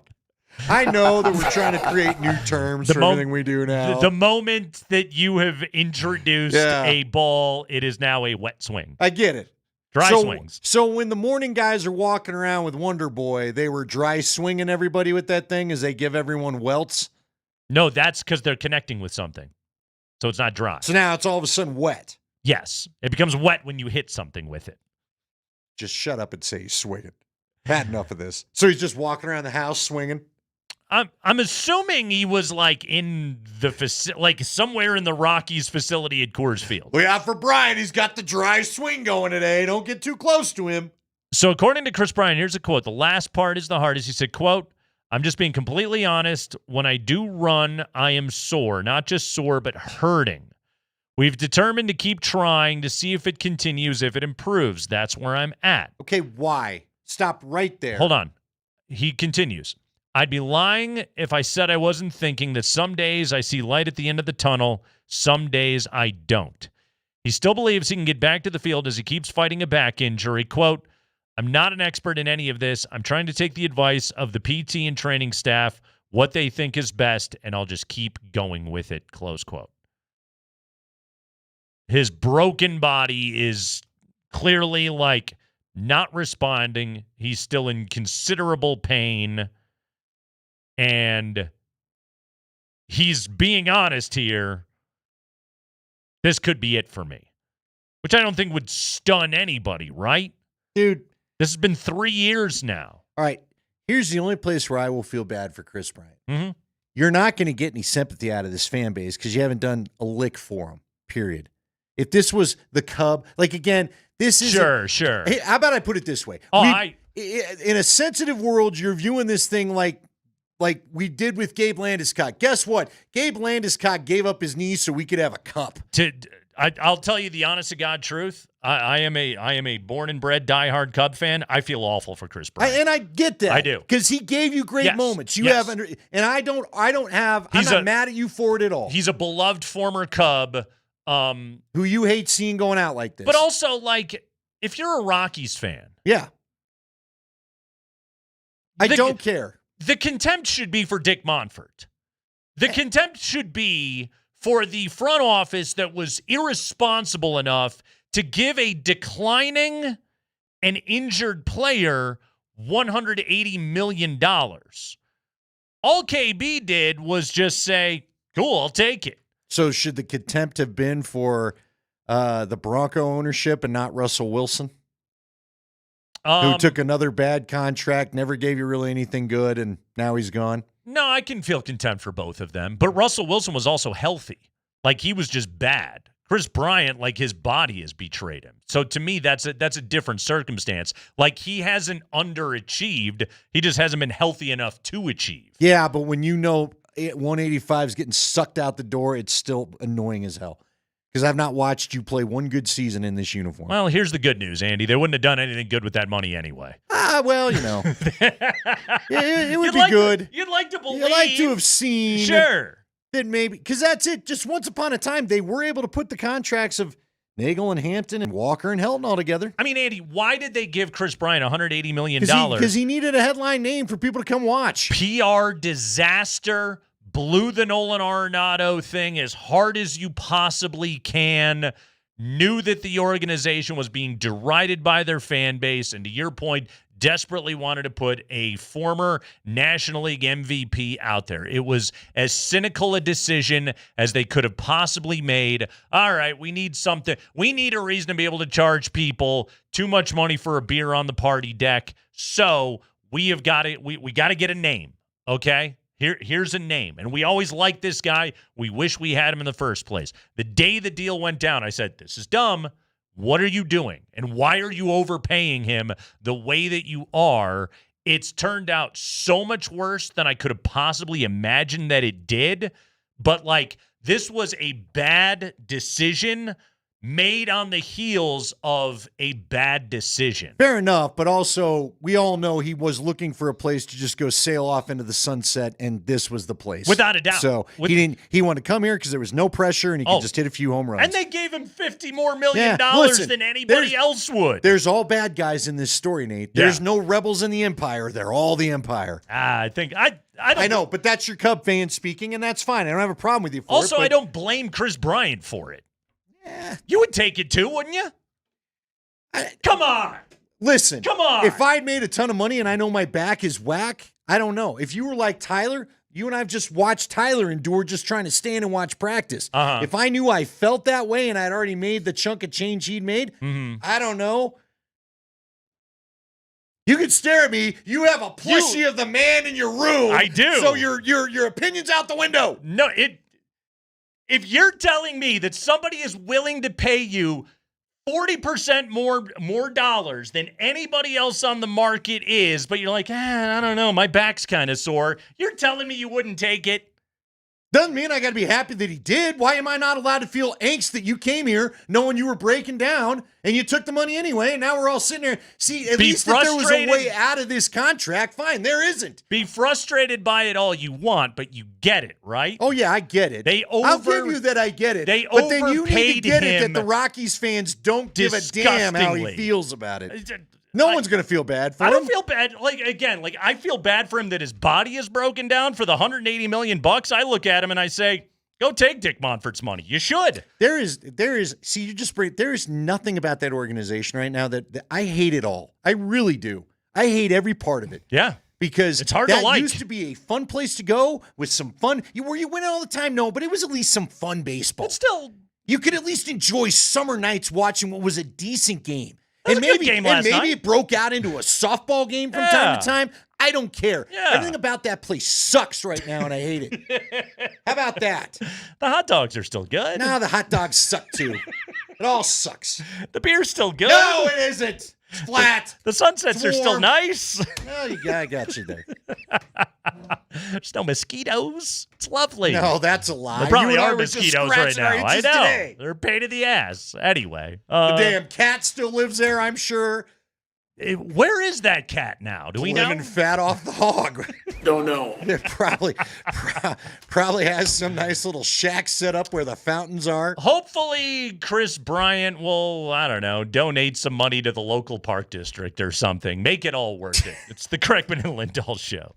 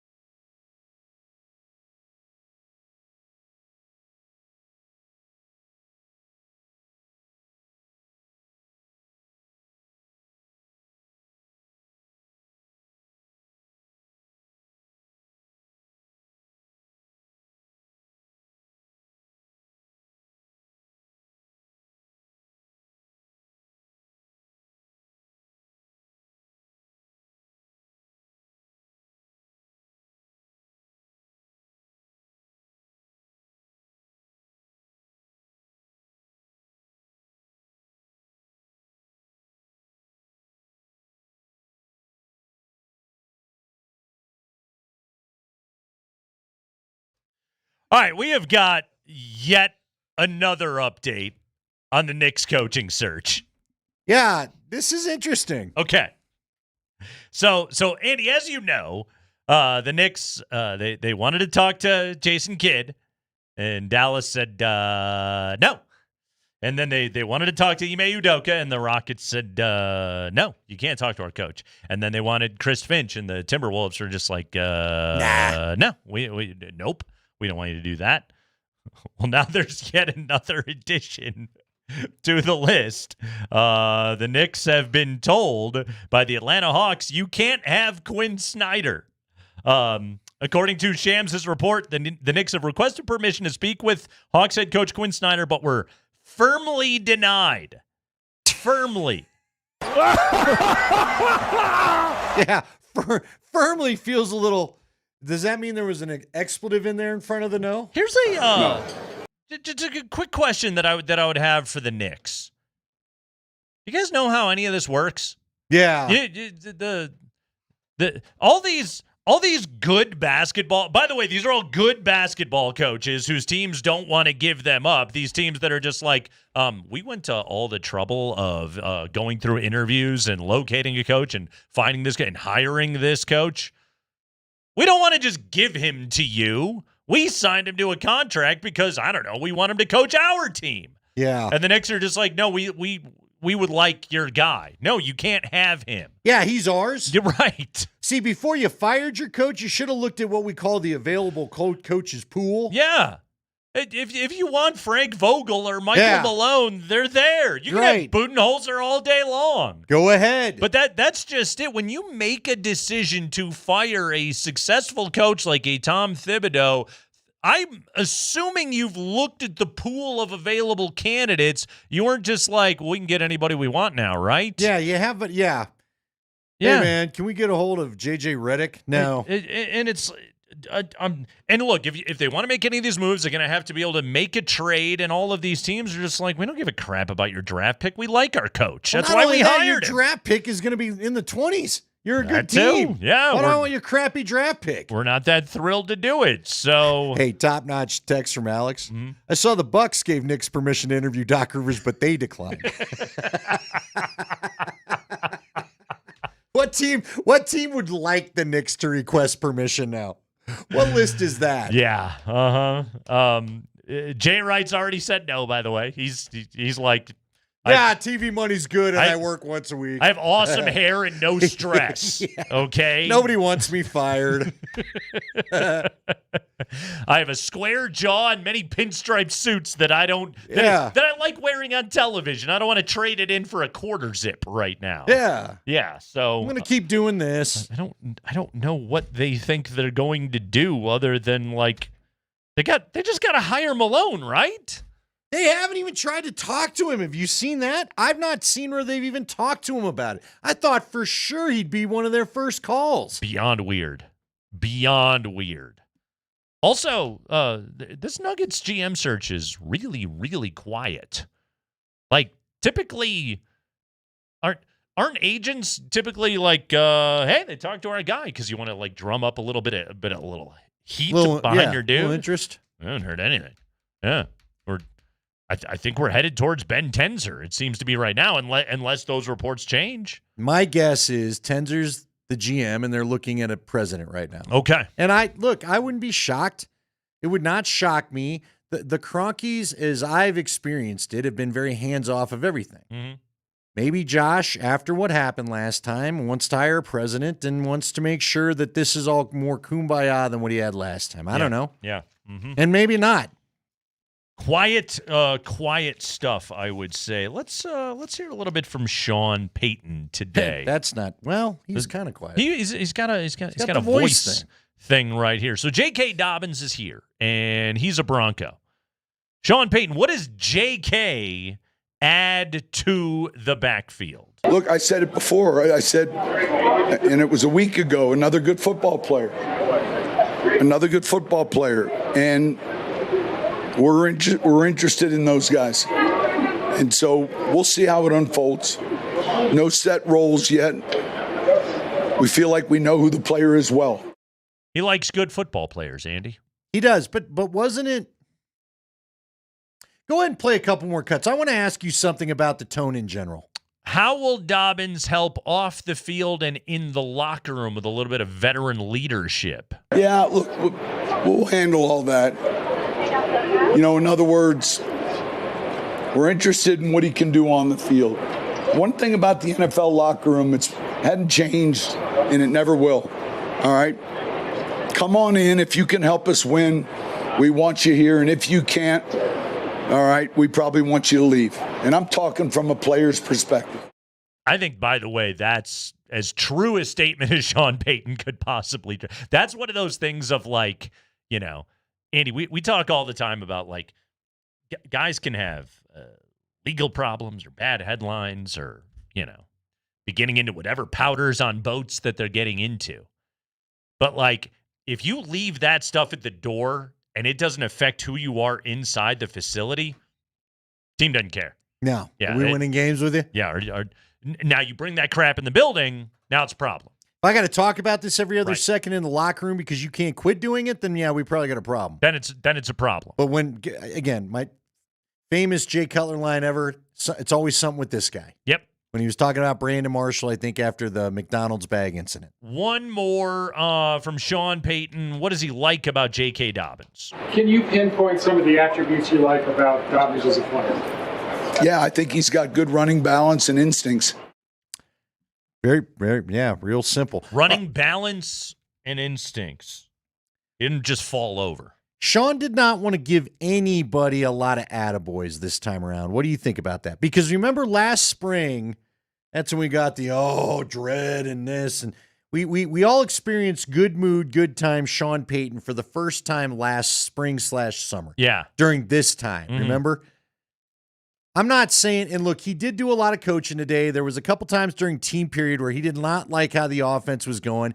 He stopped in the middle, like they're about to go to third down at one point. I think maybe you saw this, and he stopped and he got out there and he started coaching everybody. Yep. Really got after the offense about a couple of things. Did the same thing with the second unit too. It wasn't just a first unit thing. Yeah. So why do you think? Is it because he knows this team's good this time around? What do you think it is? Because I don't feel like good time Sean Payton showed up in full force the way he did a year ago. No, I would tend to agree with that right now. Like, again, like I thought he was snippier yesterday than he was today. And what's funny about it is I thought they had a cleaner practice yesterday. I would agree. Than they did today. There was some sloppy mistakes in there, some fumbled snaps, just dropped passes, just some kind of silliness out there. But I think basically like Sean mentally was in a pretty good place. But doesn't that sort of come down to like what Sean is looking for at this time of year, maybe that isn't necessarily like the best execution or precision or all that stuff, but just generally like guys knowing where they're supposed to be, familiarity with the plays, etc., progress from one day to the next. He may have seen that today. I don't know. It's a weird thing about football coaches. I've watched some absolutely what I thought were sharp training camp practices, and then after practice, you see like a 15-minute dressing down in the huddle afterwards. Then you'll watch another practice where everybody, to me, looks like crap, and the coach will come over and be like, "We got some great work in there today." I don't know what you guys are looking for right now. Today was kind of illustrative of that point. Well, and to your point, they did have a long kind of team huddle. We were all gathered at one end of the field, and they were as far away at the other corner as they could be. So I don't know. Maybe that undressing you spoke of was not as loud because of his voice, but they were in that team huddle for a long time after the practice. Yeah, he certainly had some things to By say long time, right there. I mean 5 or 10 minutes. Running balance and instincts on JK Dobbins. Okay, cool. And all right, new guy, go earn it, I suppose. What about RJ Harvey? Let's hear about the growth of RJ Harvey. Here was an interesting term that Sean Payton gave us today. How's RJ Harvey doing in terms of his receiving skills? Good. Yeah. Has it surprised you at all, or No, he's doing well. He's doing well. We haven't given him his Joker wings or any of that yet, but he's doing well. I'd say we need a Joker. Trying to find a goddamn Joker. Now, can you give us the start? We got that good along with two other goods. Haven't given him How do all the goods compare as far as tone of voice? Joker wings. Is this today's good? Good. How about past goods? Good. Do we have the happy good? He's going. Poor Spring. Good. There it is. Good. That was the happiest good. Yeah. Uh-huh. I find it funny when they match tone. He might have matched tone about those two goods. Do we have yesterday's by the way? Do we have that one Yeah. available? We do. We do have it. Good. Yeah, man. Spring's like, hey, Good. you want to challenge me, pal? Good. Speaking of yesterday's give me that one more time. Yeah. Yeah. That's got a little money to it. It does. I believe Spring's done that before. He's done that actually. with Connor. We might have to do it with Sean. We might have to do it with Sean. If he's so inspired. Andy, by the way, got name checked in the Gazette today. I did expect this. This is good. By the way, we didn't know this. Kiz gave us the update on this. But Mark Kisla, a little shout out to our dude Andy Lindahl today in the Gazette. I got a kick out of this. Okay, I want to make sure I got the and good column by Kiz. He's talking about, hey, like Cortland Sutton can't get money, but you're giving money to JK Dobbins. Here's a line from Kiz's column today in the Gazette. Without so much as saying hello, intrepid reporter Andy Lindahl of Altitude Sports Radio barked out, "Sean, did you guys sign JK Dobbins?" Yeah. I guess you it is true. You did not say hello. No, Uncle Leo would have been very disappointed in you. I was sure nobody else had seen it. And look, everyone's got a story they're trying to write, and I respect it. I just wanted to get to the bottom of, did you just sign this guy? Did you guys really just sign this guy as this guy took the post? Because you and I have talked about it. You and I have covered this team forever. Multiple decades between us. And never has a guy dropped a tweet about his signing as the coach was about to step to the podium. I'd never seen that before. And the other thing I thought was funny, I was like, there's no way Patrick's prepared him for this right. then. Now, maybe he did. I don't know. Because Smythe is the best. Here's what's funny. This is the next line of Kiz's column. Like the control freak he is, Payton bristles when any media wretch attempts to steer the narrative to a place the coach isn't prepared to go. Well, said Payton, getting his crabby pants in a bunch, I'm not going to answer to any reports. I think we're close. I'll tell you tomorrow. He's got bunched up crabby pants right now. Got to straighten those out, Sean. That'll chafe. It is the Kreckman and Lindahl show. We'll take a quick break. When we come back, Andy, anonymous Major League Baseball player survey. What do the folks around the league what do they think of the club over there at 20th and Blake? You got to hear some of these comments coming up next.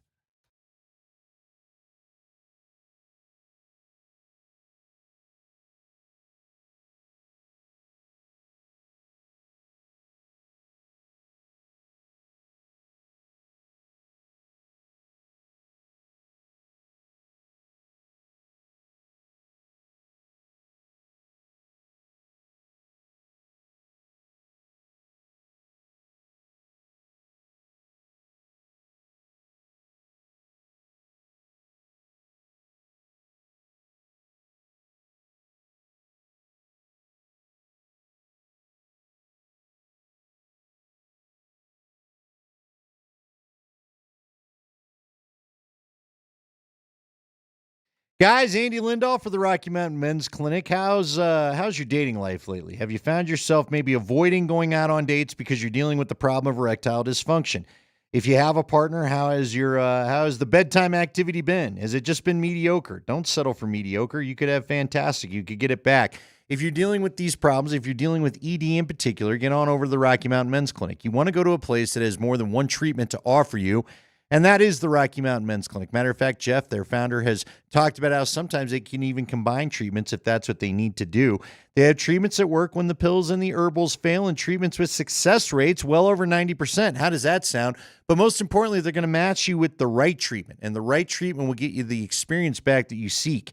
Not just okay, fantastic. Not just Sean going good, but like awesome. How about that? I don't know when he's been the most happiest, but that's what it's going to be like. Here's how it works when you go on over to the Rocky Mountain Men's Clinic. You schedule your first appointment. The cost is $99.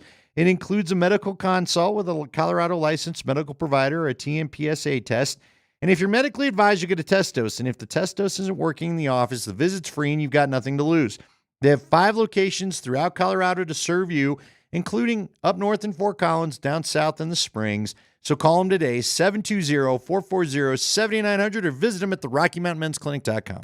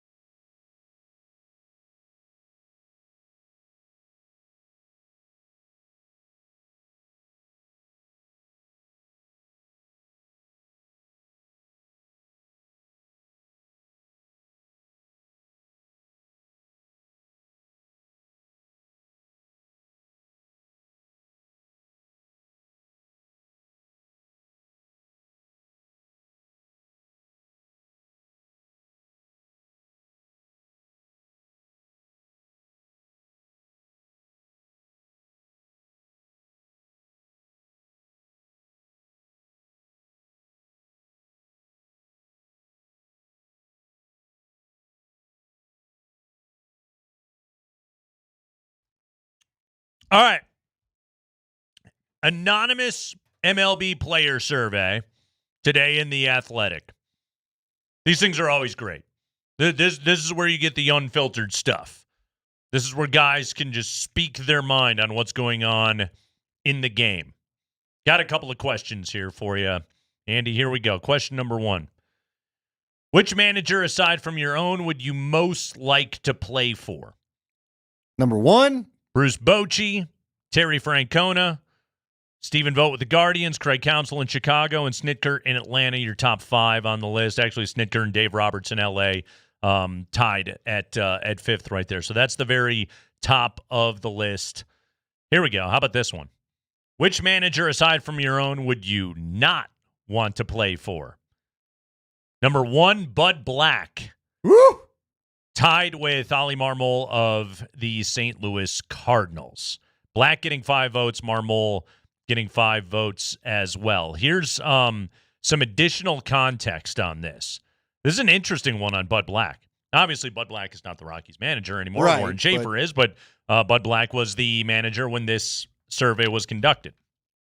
In their own words, on Bud Black, here's an anonymous player, quote, because he doesn't stop talking when he's in the dugout, and as a player, it gets kind of annoying. Plus, it means I'd be pitching in Colorado, close quote. So, but if the person knows he doesn't quit talking in the dugout, then doesn't. I thought that meant that the person had played for Bud Black that said it. Right. Maybe this is a former Padre, though, possibly. Oh, could have been. Could have been. But how long ago was Bud the manager of the Padres? Are there like any former players left? I'm sure there's a couple, but yeah, I would have to go digging on that. Or maybe that dude had been in the NL West and been near the dugout enough to be like, wow, their manager doesn't shut the bleep up over there. That guy just keeps on talking. Or maybe he's heard from friends that have played. Yeah. But it's a pitcher, and he doesn't want to pitch in Colorado. That's enough said. Here's the second quote.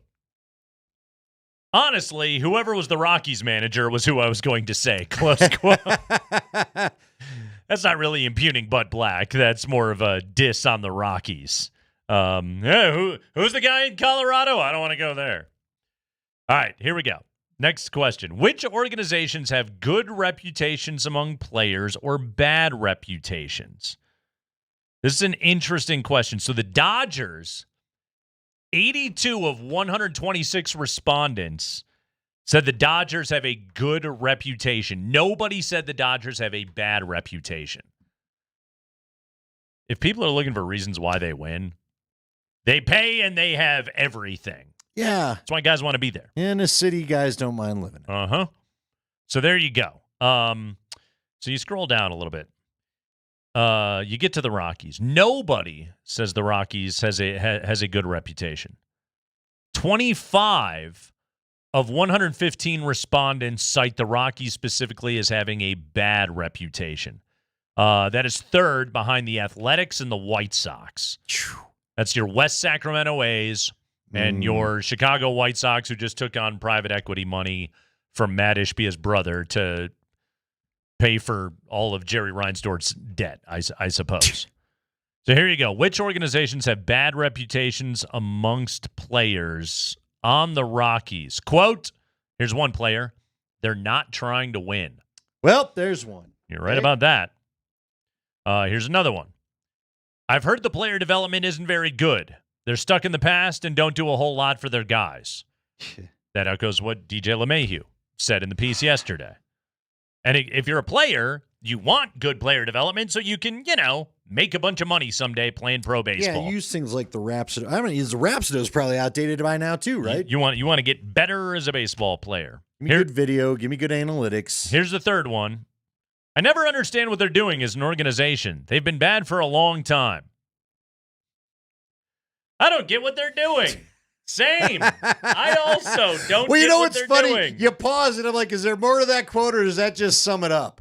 It just sums it up. Sums it up. Mm-hmm. Yeah.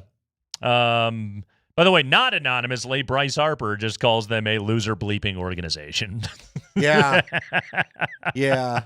And you saw a bunch of heads drop. To their players just go, oh, he's right. You jerk. Uh-huh. Did you say the truth out loud? You don't have to point it out to us. Stop we it, know. guy. We're just trying to collect a check. We know, okay. Spring, do you have the Ryan McMahon? Yeah, we saw this yesterday. Yeah. Right as we were getting off the air. Yeah. Ryan McMahon, by the way, homered last night. He homered over the weekend against the Mets, too. Like, Ryan McMahon's okay. He's doing a little bit of hitting. Emphasis on a little bit. But he's doing a little bit, okay? Dry. Hey, is he dry swinging or wet swinging? Those are wet. Don't think that's going away. Those swings are wet. Somebody asked you to call it a moist. Yeah, what about a moist? Is it a moist swing? Very If you just get a moist little swing. contact. Yeah. Like is a running bunt or a swinging bunt, is that a moist swing? It's damp. Yes. Can we get a soaker of a swing? Hey, was that what your guy Judge did when he sent it out of whatever out of KC yesterday? Yeah, that was As the a soaker. monsoon Uh-huh. swing. Yep. Uh-huh. Anyway, here's our guy Ryan McMahon. So Ryan McMahon. So they're having an event at Coors Field. Apparently. I guess. I give him credit for this. I've never heard of this. I've never heard of this event. So this is new. This is an idea. They tabbed Ryan McMahon as the Ryan. The Ryan as to you go will do hear, the ad. To do the ad, as you will hear here. But here's Ryan McMahon, and just listen to the excitement. What's the word, Andy? Crackle through your radio speakers as Ryan McMahon gets you pumped for this upcoming event for a particular audience coming up at Coors Field. Hey, this is Ryan McMahon, third baseman for your Colorado Rockies. I'd like to invite all my fellow Ryans to the first Ryan meetup at Coors Field, June 20th. Cheer on the Ryans on the field and join hundreds of other Ryans in the stands. Get your tickets at rockies.com/Ryan. See you guys there. Dude! And I wish, Spring, can you put the video up behind Nate for YouTube and Twitch? Get there now. It is... And we like Ryan McMahon. We do. He's come on the show. We talked about it before. We've had some fun interviews with him. Uh-huh. But this was, I saw this. You know what was funny? I was scrolling through Twitter in a break, saw this video, no sound up. And I'm like, just on mute. It looks like a hostage video. Blink twice. Come on, Ryan. Are you okay? And look, June poor guy's mired in this season. He is. So I'm not, you know. They're trying to get butts in the seats for the Ryan meetup. Yeah.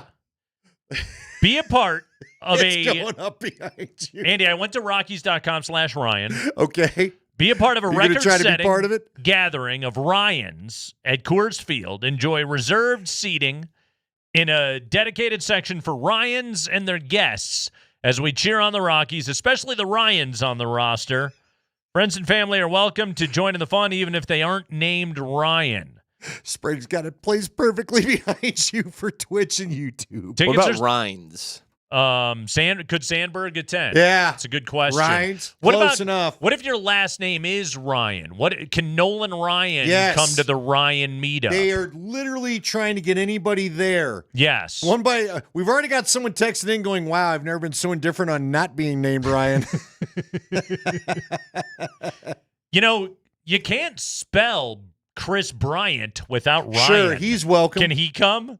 Bring the dry swings to the park. Prices and location subject to change. Ticket availability is limited, Ryans. By the way, for questions, please email Ryan Tapp at ryan.tapp@rockies.com. They got a Ryan running Ryan night at Coors Field. Cool, Hey, Carl. Ryan Johnson has weighed in. Are you going, Ryan? As a Ryan, I meet enough Ryans as is. The Rockies really think I want to meet more Ryans.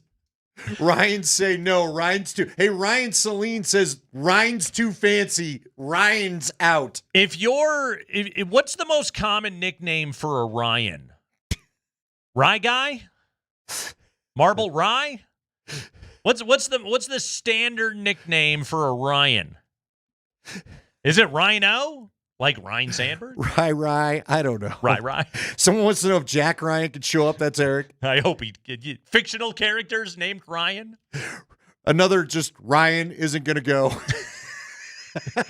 I have another Ryan meetup that night. This is awkward, but I already committed to this other Ryan gathering. A second Ryan Johnson says no Bryans allowed, so now we're getting some more meetings in there.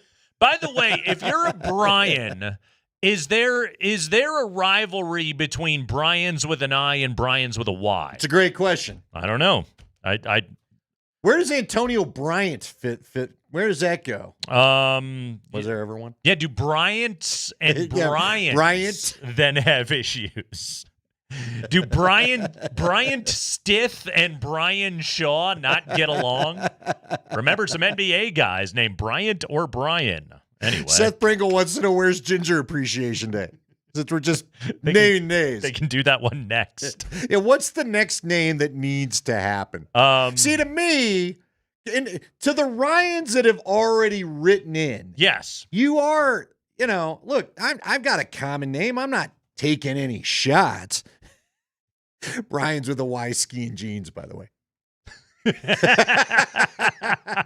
So now we may have Brian's fighting at Brian Day if we do it. Did anybody run this by Ryan Rollison? Is he That's allowed? a great question. That's another Ryan that's there. Is Ryan Ritter still going to be up with the big? He's been okay so far. Yeah. Ryan Ritter can stay with the big club. Sure. Okay. Any other Ryans from AAA or what about AA? like a Newt though? They could Newt.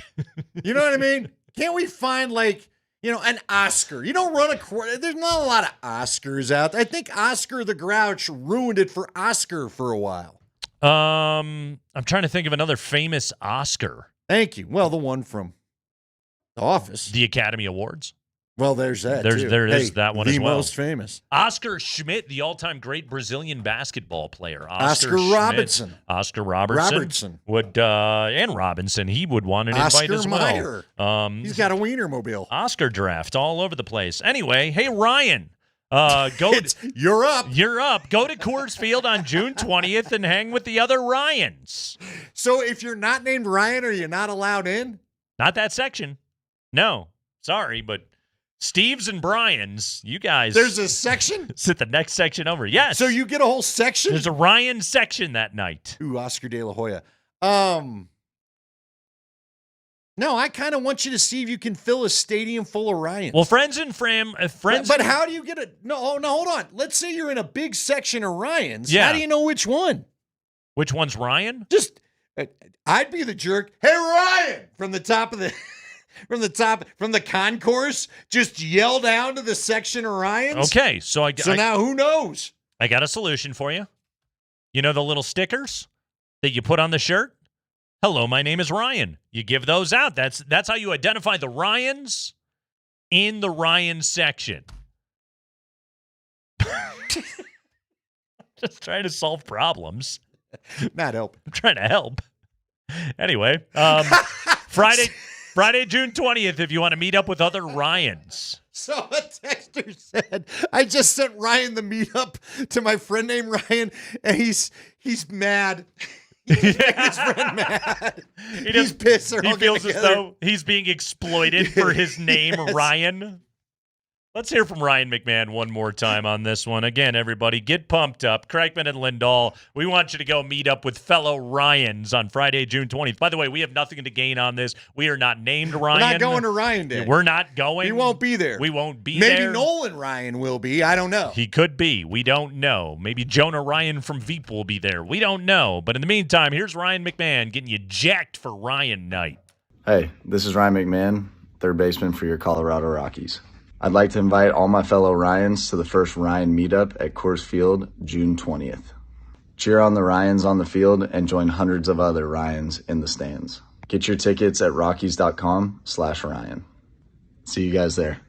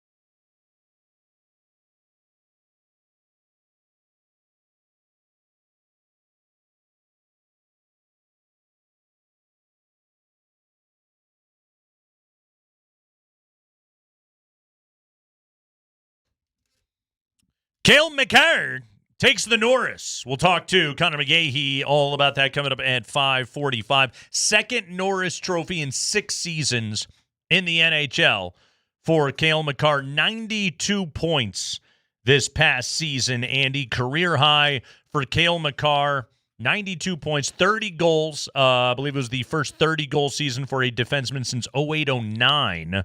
So it had been some time since we had seen that statistical marker hit. Makar hit it this past season, 30 goals, 62 assists, 92 points on the year. The 24th highest scoring season by a defenseman in NHL history. Of course, just a couple of years ago, Erik Karlsson won the Norris. He had a 100-point season with San Jose. We're 6 years into this whole thing with Kale Makar, but he's going to have a 100-point season, right? Like, this is going to happen for him. You would think, especially if they can get, again, the assists would probably be better if you get a little net front presence, tipping home some of those shots that he likes to fire away. Sure, right? 62 assists this past year in 80 games played for Kale Makar. Pretty good. Pretty good. Bobby Orr, by the way, 70-71. Bobby Orr, 139 points. All right. Not bad. Kind of a tough question, but I'm going to ask it anyway. All right. Where's this rank? Where's this season rank as far as disappointments? Ooh. That you didn't get it done. 303-504-0925. Feel free to weigh in. Sean Ma's the text line. But, Nate, I'm curious. You got another Norris winning performance. He won the Norris and the Conn Smythe in the same year of the Cup, right? Yep. Mm-hmm. So you got another Norris winning performance out of Kale Makar.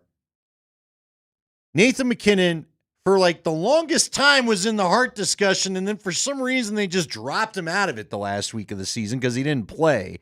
Thought that was weird. He didn't ask to not play. They rested him. Remember that? Have they handed out the Hart yet? I don't think so. But okay. I don't think when the 3 finalists were announced, he wasn't one of them. Okay. Remember that? It was Kucherov. I got to go. Here, I'll Hellebuck. Search it. Hellebuck's going to win, right? I think he's going to win the Hart Trophy when it's all said and done. He's got his Vezina, though. Last I saw, he was the betting favorite. The weird thing is that MacKinnon was always number 2 on that. And then just disappeared. You're right. Draisaitl, Hellebuck, and Nikita Kucherov. Yeah. There's your 3 finals, and it'll be announced. It was announced a month ago. Wow, a real long time ago, May 1st. Yikes. Oh, I should have known that then. Well, no, it's been that. Oh, just the finalists. Just they were announced. Yes. Did they not do the award show anymore? Was that canceled this year? That's a great question. Spring, what happened to the NHL awards? I count on you to know these things. Don't know. There it is. Okay. All right. There you go. Mm-hmm. So, yeah, I guess we're just doing it over social media because certainly that's what I woke up to today. Okay. So, all right. It's funny you put it that way. Okay. The disappointment of the season, given how good Makar was, how good MacKinnon was, how good the team honestly looked post-goaltending trades, post-trade deadline, everything else that went down, even the disappointment of the Mikko Rantanen trade. You still brought in Natchez. He produced pretty much right away. You made good moves at the deadline. You added Brock Nelson. You brought back Eric Johnson. You added Charlie Coyle, Lindgren. You did fixed cool your things this goaltending year. situation. Right. It's funny. This is one of the more disappointing Avalanche seasons, certainly in recent memory. And you tack on the boost that you got of Landeskog's return, and then you don't get it done. To me, I put it up there with 2012 Broncos. That's a pretty high one on my list. That was when they lost to Baltimore. They had won 11 consecutive games. And to me, the most disappointing Nuggets season was last year. Not this past season, but the year you lost to Minnesota. I'm with you. In 7, blowing a 20-point lead in the second half of Game 7, absolutely. But you're on the heels of having won a championship. KCP was still here.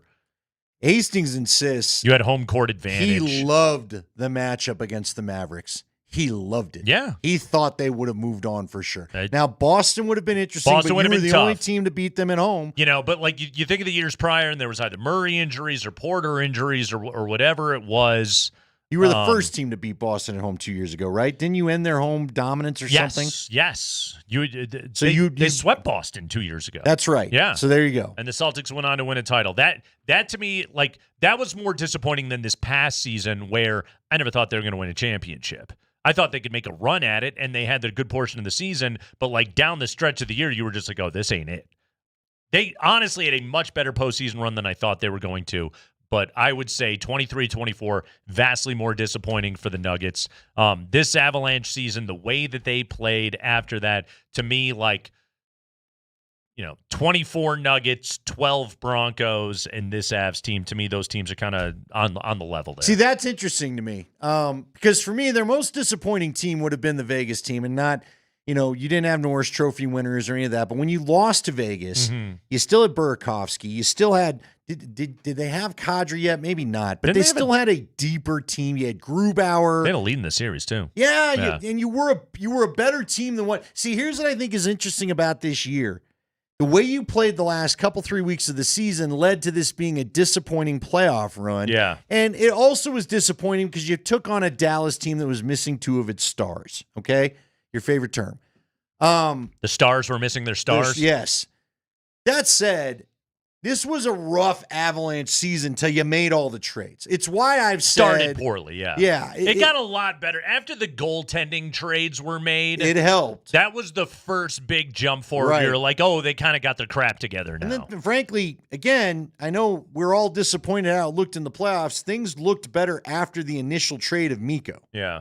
They got the power play going a little bit more. They did, and then they added Coyle and they added, but to me, when you really think about the balance of the season, it was not that great a season compared to what they were the year they lost to Vegas. Head over to altitudesportsradio.com/pick'em right now to enter the Altitude Sports Radio US Golf Pick Them.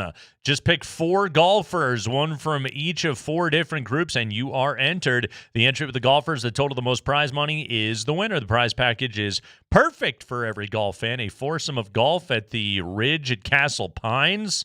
Nice track, 4 tickets to the U.S. Senior Open at the Broadmoor, and a Surfside prize package that includes a new Arctic cooler. Arctic, thanks to Surfside lemonade and vodka. Only 100 calories, 2 grams of sugar, and 0 bubbles. Look for the can with sunset stripes at bars, restaurants, and stores near you. Enter now at altitudesportsradio.com/pick'em for your chance to win. Get signed up. You got until 4:45 a.m. tomorrow because they're going to be teeing off at Oakmont. So jump on it. Do it tonight. Get entered to win an outstanding golf prize package at foursome at Castle Pines. Not bad at all. We'll take a quick break. When we come back, we get the 5 biggest stories of the day from Broncos mini camp. Nothing but huge stories from a mini camp. That's next.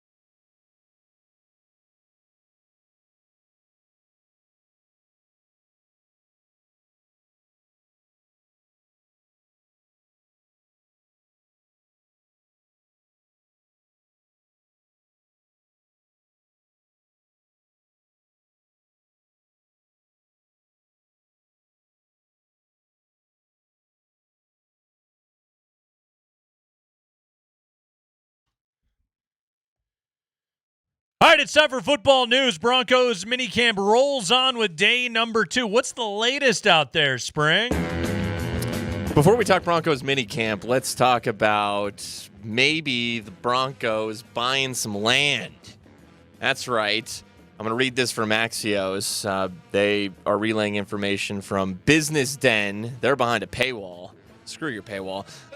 So from Axios, a series of secreted land buys in an industrial part of Denver's Lincoln Park neighborhood is driving speculation that the Broncos are eyeing the area for a new stadium.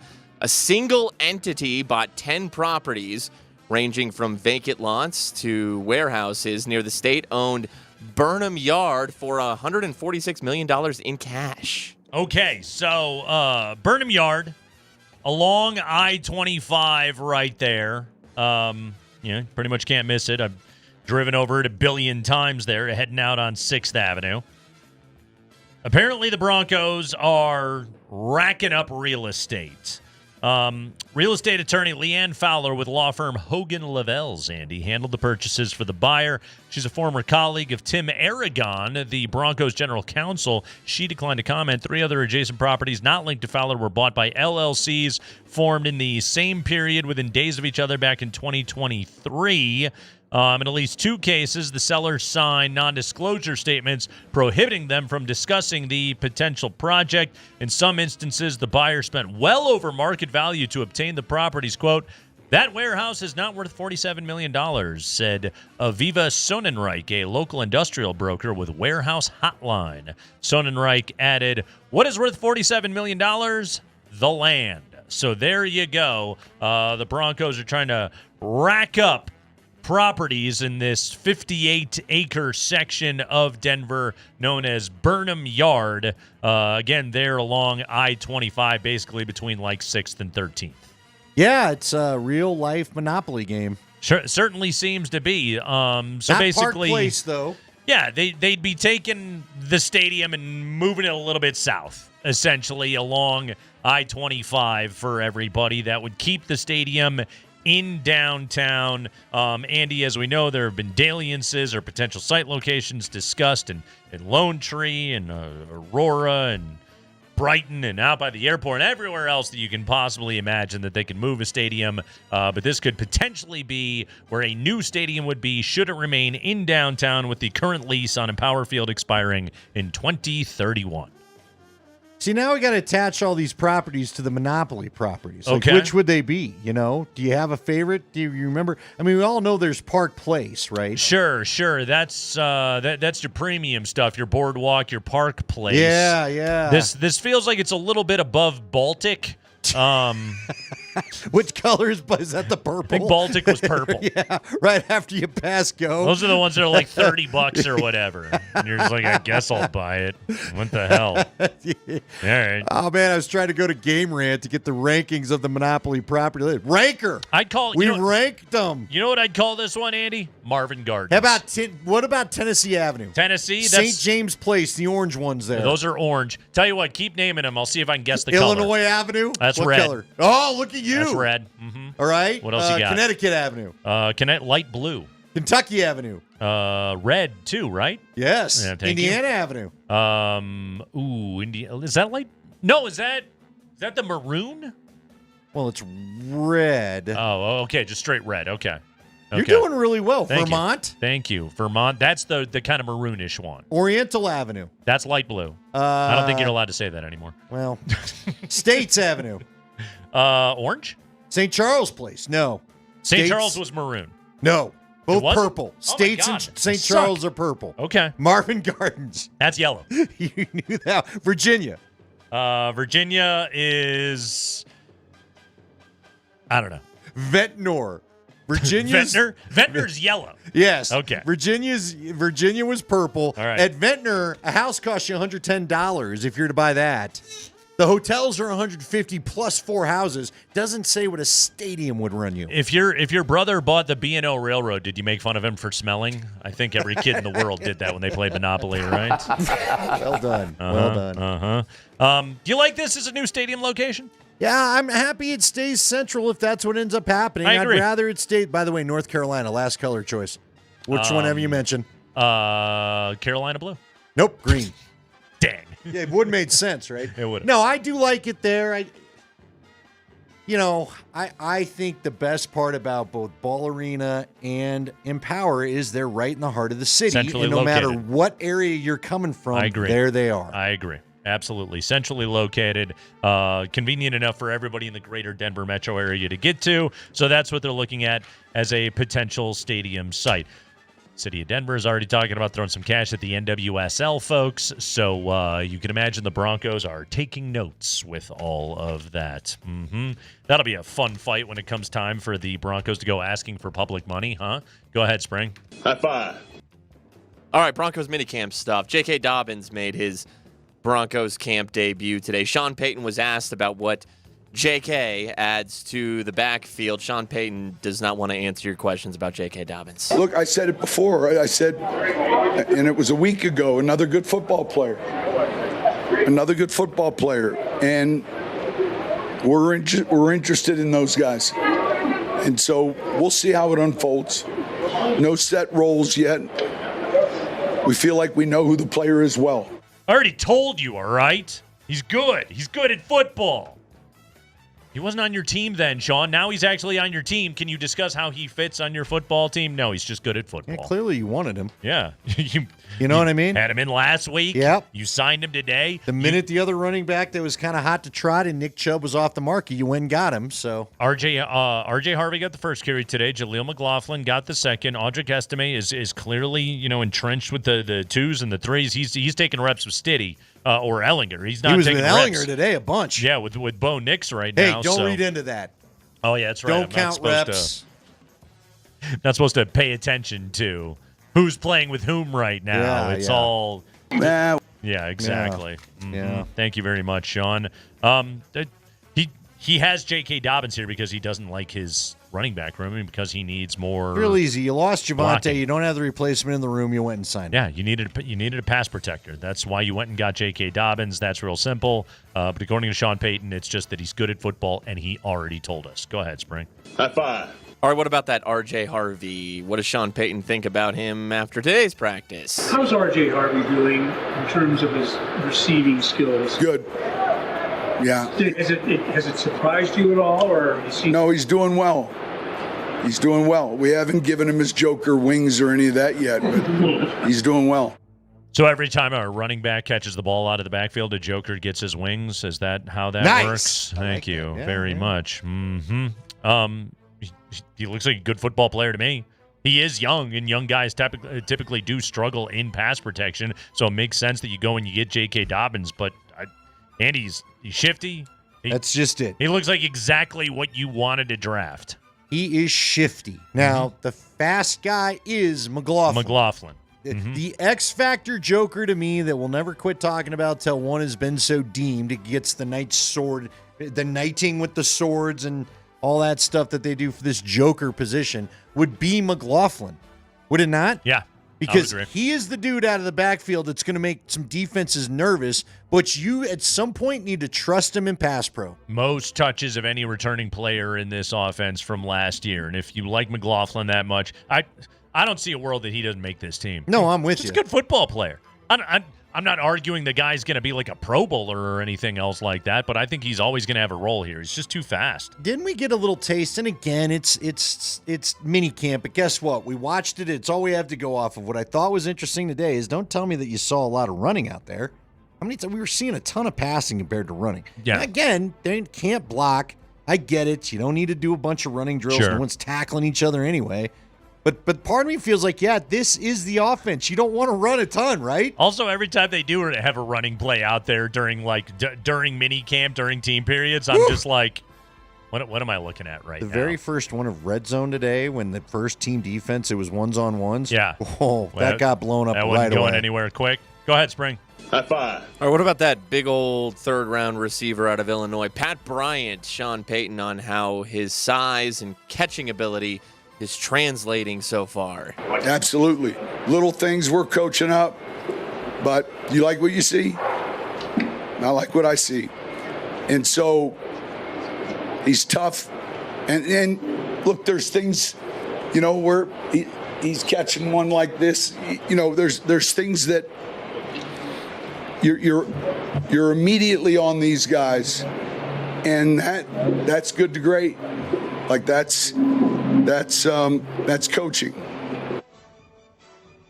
I thought he had a good day out there today, did Pat Bryant. He had an early drop. I thought he bounced back nicely from it. Had a great catch in red zone.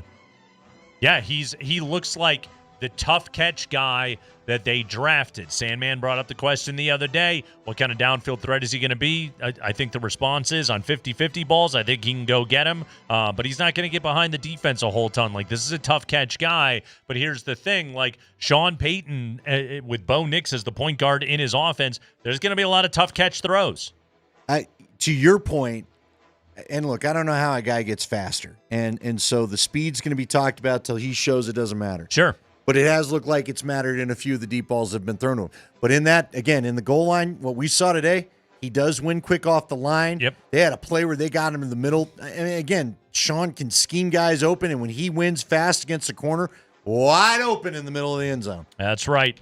So he's going to be a fun player to watch come training camp, come preseason, come this year. I think he's got to move up the pecking order a little bit, but that's a good football player. And finally, Spring. High five. Or I'm a big fan of Darren Rizzi, the Broncos. You love the Riz. The Riz man. I love the Riz. New Broncos special teams coordinator, former Saints interim head coach, former special teams coordinator under Sean Payton with the Saints. How is Darren Rizzi coming along so far in Denver? Oh, he's doing great. Riz is coached in this league. He's a pro. And I would say one of the things that, and these guys know it from me, I value compatibility. It's as important as coaching ability. I don't want problems. I don't want headaches. We manage a team. I don't want to manage a coaching staff. And it's important there's a cohesiveness amongst those guys. And Darren's been exceptional when we had him in New Orleans. And all these guys have dreams and aspirations. And honestly, I want to see him. I like watching Campbell and seeing Aaron Glenn get hired, and that pleases me. And so I'm glad we got him. Rizman got to live the That's where dream. the old voice was going too. Yeah. He got to live the dream for a while last year. Andy, remember he got the private Gotta bathroom. have the coach's bathroom. That's right. That's right. Rizman liked it in there, apparently. Toilets! He, by the way, he hyped Crawshaw big time today. Said that's as talented a prospect he's ever been around.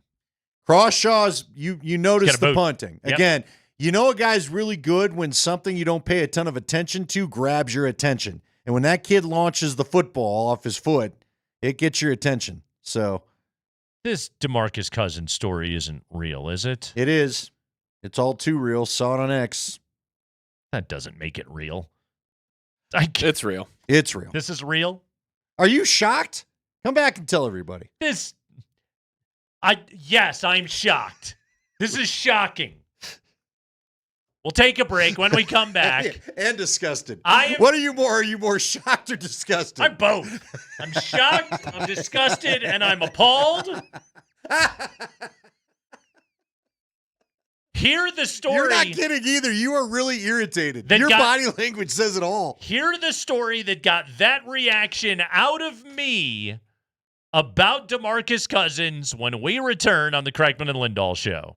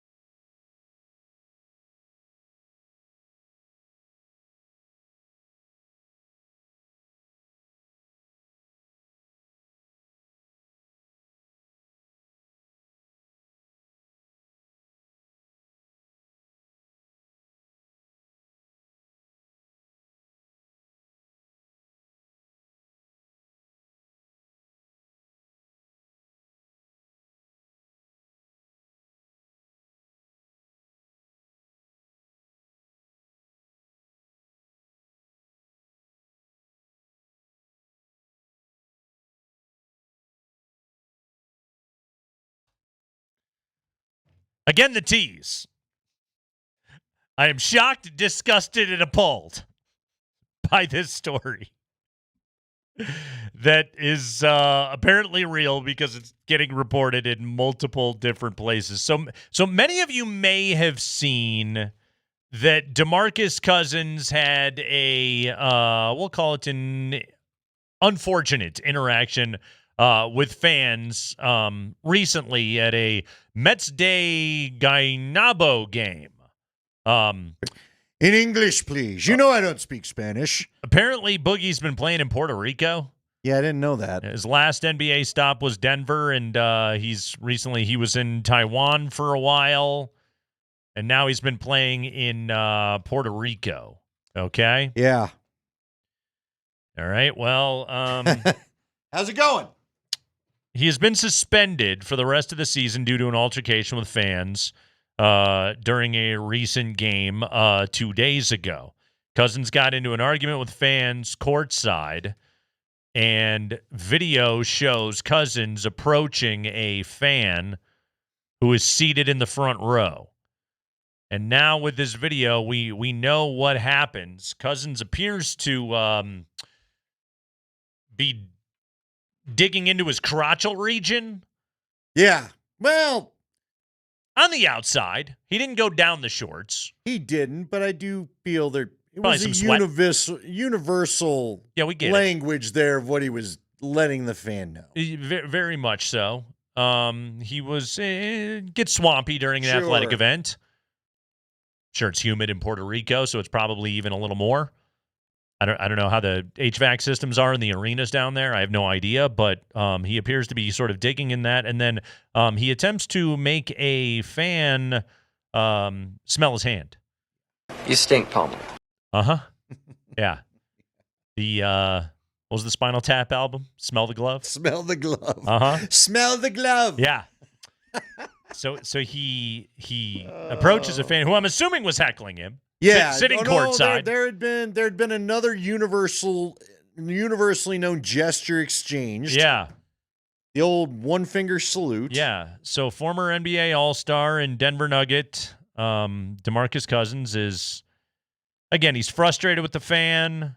He checks that region, and then he wants that guy to get a load of his hand. Sure. After being in that area. Get a load of this. Uh-huh. He is then ejected after an altercation is going on with those fans. Another teammate comes over, tries to get in between them, which is a good call. Several teammates were like, hey, they probably were also like, can you put that hand somewhere else? Yeah. You don't mind? Sure, boss. I don't appreciate Yeah, that. but he has one smaller teammate that I think saves this from being a real bad story. Yeah. Because he got in there in between the two of them pretty quick. So he's now been ejected after the interaction with the fans, negative interaction with the fans, again, in which he was trying to attempt to make a scratch and sniff maneuver.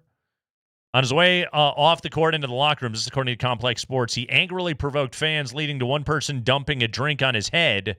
All hell broke loose once that happened, with Cousins trying his absolute hardest to break free of the people holding him back to attack the person responsible. Of course, reacting to one drink being thrown at you will inspire other people who have drinks and popcorn to follow in that first thrower's footsteps. A few other people can be seen in footage of the event dumping things on him as he realizes dejectedly he won't be able to turn anyone into mincemeat. We've watched that portion of the video. He does a flex as he leaves the court. Yes. He's heading to a tunnel that we'd all pick your arena tunnel. He's walking into one of those. A drink flies. Well, what happened first, so he does a flex. Yeah. The fan again gives him another one of the one-fingered single salutes. Yeah. He grabs said fan's hand, tries to pull him down there. That fan then switches hands and chucks the beer on him as he's heading out towards the tunnel, to which he whips a 360 or a 180, I should say, tries to come back, and luckily security takes him down fairly quickly. And as you said, once he hits the floor, the beers fly from every direction. Yeah, at that point, he doesn't even know who he's mad at. He's just mad at everybody. And he's probably not thrilled with security either for stopping his attempted maneuver. No, I don't think so. But the amount of assorted detritus being thrown down on him is significant. I like there's one security guy who's blowing a whistle and wagging his finger as though, please stop doing this. Yes. Yeah. No indications as to where that guy's hand had been. But yes, Demarcus Cousins ejected, and now, Andy, he has been suspended for the remainder of the season and fined $4,250 for a, quote, disqualifying foul, technical foul, and acts that incite violence or provocation, according to Baloncesto Superior Nacional. If Cousins can't show cause as to why he shouldn't be fined even more, his fines could jump to as much as $10,000. I also thought I read somewhere that said contract terminated, they're not. They don't. Your suspension is happening, and we're done. I think they're good. Is that the old? What did we have for the catcher last week? The release, Oh, what yeah. was the term in front of it? What was it? It was that was for Stallings. Stallings. Spring, do you remember what was Stallings' release? Oh, we gotta find this. Yeah, what was the term? Not unequivocal, but outright. Outright, yeah. Complete and total. Yeah. We're done with you. Unconditional release. That was what it was. Unconditional release. The unconditional release for Stallings. I think that's basically what they just got right there. Demarcus Cousins has been kicked out of the Puerto Rican Basketball League for, again, attempting to stick his hands in the face of a fan after having explored his crotchal region. It was quite the night at the arena. That's a 4-time NBA All-Star, Andy. Now he's out of the Puerto Rican League. That's a hell of a fall, man. Well, that is. Maybe he'll be back on some podcasts. We've had podcast audio from him in the past. Maybe some more will resurface. What the hell league you been playing in? California Penal. Yeah. A texter says, I'd like to imagine one of the folks dumping the beer on him is named Ryan. There's no Ryan section there in Puerto Rico. Did they do a Ryan night like the Rockies are going to? I can't believe this is a real story. It is. I cannot believe this. It is. There's video of it. Quite honestly, from some of the things I've heard about overseas basketball, I knew a guy that played in Greece, and some of the things he described to me as in the arena was scary. Now, I got to know him. His name was Brian.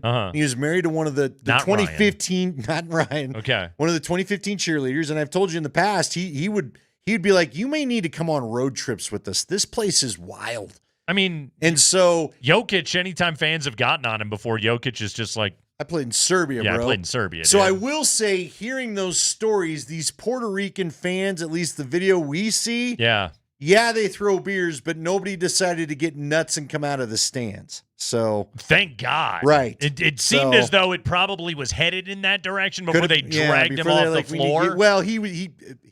You describe the interaction with the person that started all of this, then two or three. What I kind of don't understand is two or three other people that are half the size of Cousins decide to stand up, and nobody likes what the physical gesture to take place. I get that, but that dude's twice your size. Let the court officials get him out of here and let's call it good. It seemed as though the beer was flowing, Andy. There was a lot of But again, people stood up and still had to look up at him. That tells you you're out of your weight class, my friend. Yeah. I always think back to in the Malice at the Palace when Jermaine O'Neal went to go just lay that dude out, and he slipped.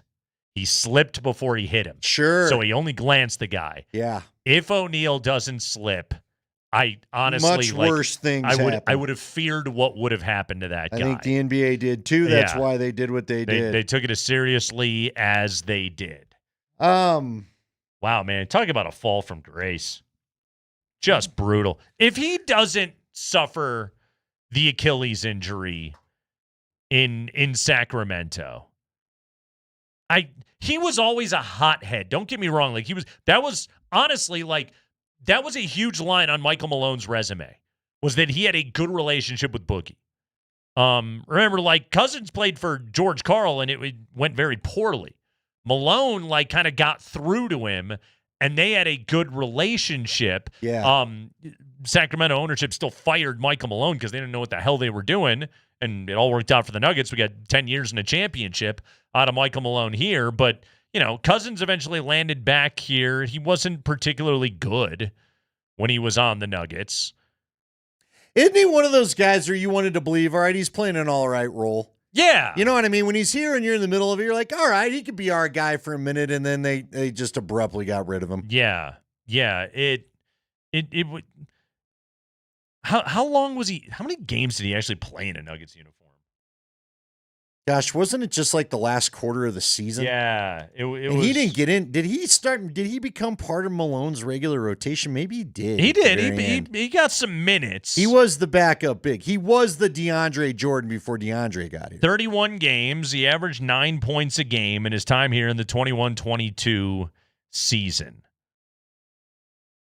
That was the year. I'm trying to think. Was that the year they lost to Phoenix? I think it was. Yeah. Yeah, I think you're right. Mm-hmm. Did he make it through the whole season here? Or did he get hurt at the end? Like, you're right. Because that was the year they lost. Boy, that was Suns and 4 guy year is what we're talking about? Oh, no. This was the year they lost to Golden State in 5. That was the year that the Warriors went on to win the title. That they traded for Gordon? Played in the playoffs. But then Jamal got hurt, right? Right. Okay. Exactly. Just to be clear. Yeah, that was... What a fall, though, man. I mean, 4-time NBA All-Star, and now it's like you're getting booted out of the Puerto Rico League, and now you're going to have this headline following you around forever. Well, no matter what. It probably was done anyway, but you're right. You were in the Puerto Rico League. Nobody lands there if it's going awesome for them, you know? Wow, what a wild story. Well, since you're already sad, should I make you further sad in NBA realms? I'm shocked, disgusted, and appalled. What else do you got for me? Shams has the list of teams that Kevin Durant and his business partner, Rich Kleeman, are, I'm going to go with Kleeman, might be Kleiman, but I'll go Kleeman, are considering. Okay. The teams mainly that they're interested in are Houston, San Antonio, Minnesota, Miami, and New York. Okay. No Denver on there. Yeah. Despite Mark Springer with his trade machine of glory yesterday and getting rid of, you know what, he did an all right job. The 2 main guys that feel like they're in the hardcore future plans would have been MPJ and Strother. Sure. But he ended up, we went through this scenario yesterday where he had to get 4 teams involved, and he ended up getting rid of 5 overall players from the Nuggets, if I'm not mistaken, because we had Hunter Tyson on there, right? And Saric. Right. And then Russ. Russ would have to opt in and agree to go to Miami in spring scenario.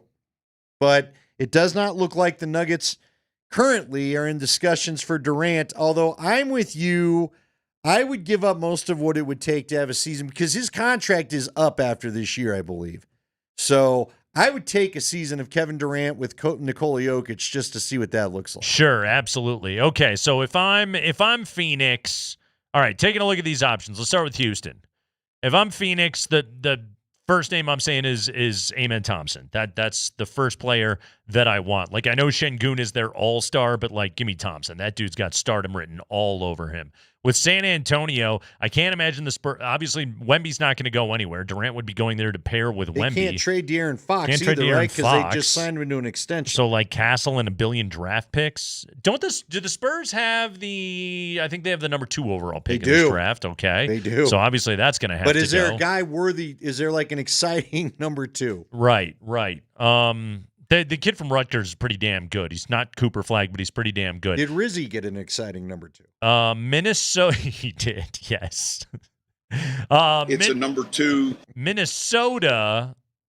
Everyone in Minnesota is a free agent. I don't know what that deal looks like necessarily. Would that bother you, though? Again, they're not giving up Ant, right? No, it would be Durant and Ant. It would be to pair him with Say Edwards. that a bunch. That'd be fun. Would you take Rudy? If you're Phoenix, I don't know. Miami and... Well, look, you're doing this for a reset, right? How long is Rudy's contract? How much time does he have left? Right. Well, that's what I'd have to ask. Didn't Connolly give him a bunch of cash? When he gave up 5 first-round picks or whatever to get him? But aren't they also halfway through the deal? Miami makes sense because every player wants to play in Miami and everyone wants to play for Spoelstra. That makes sense. And then the Knicks, which... I could think of a number of different configurations that would potentially work with the Knicks. And again, it would finally – the Knicks have been pursuing Kevin Durant for what feels like 18 years. Yeah. So finally he would land there. Remember the last time they thought he was going to get him, he ended up in Brooklyn. But are they giving up Cat? You would think they would have to, probably. Something. Isn't Cat tight with the front office, and that's what led to the Thibodeau firing? You would think, though, wouldn't this be to pair Durant with Jalen Brunson then? Isn't that what you're going to battle then with? Well, yeah, you're not giving up Brunson. Yeah. How many first-round picks do the Knicks have? That's a good question. Are they willing to spend in the tax? They don't have a coach. They keep getting denied interview requests. Yeah. So that's what we're looking at as potential Durant Are moves you surprised there's no Denver mention? No. I'm really not. I would like the Nuggets to get in on this conversation, but again, the names that we're talking about right here in a conversation such as this, and then I'll throw Michael Porter at you. If I'm Phoenix, I'm like, yeah, sounds good, but we're gonna talk to somebody else about what's going on. Well, and the other thing that would be hard, the guy you might have to even throw in there is Jamal. Yeah. And then are you giving up Jamal to a team you're going to see a lot in the West for 1 year of Durant, possibly? I would. Okay. Is there any possibility he could play for Mets de Guaynabo in the Puerto Rico League? I don't know. Is Okay. he? How does he feel about etiquette? They have loose rules Yeah, for but- security once you start walking up the tunnel. God, this Demarcus Cousins story. Connor McGahee. Oh, yeah. That's- Let's get a palate cleanser. No kidding. Kale Makar won at Norris. Let's talk about it with Connor McGahee coming up next.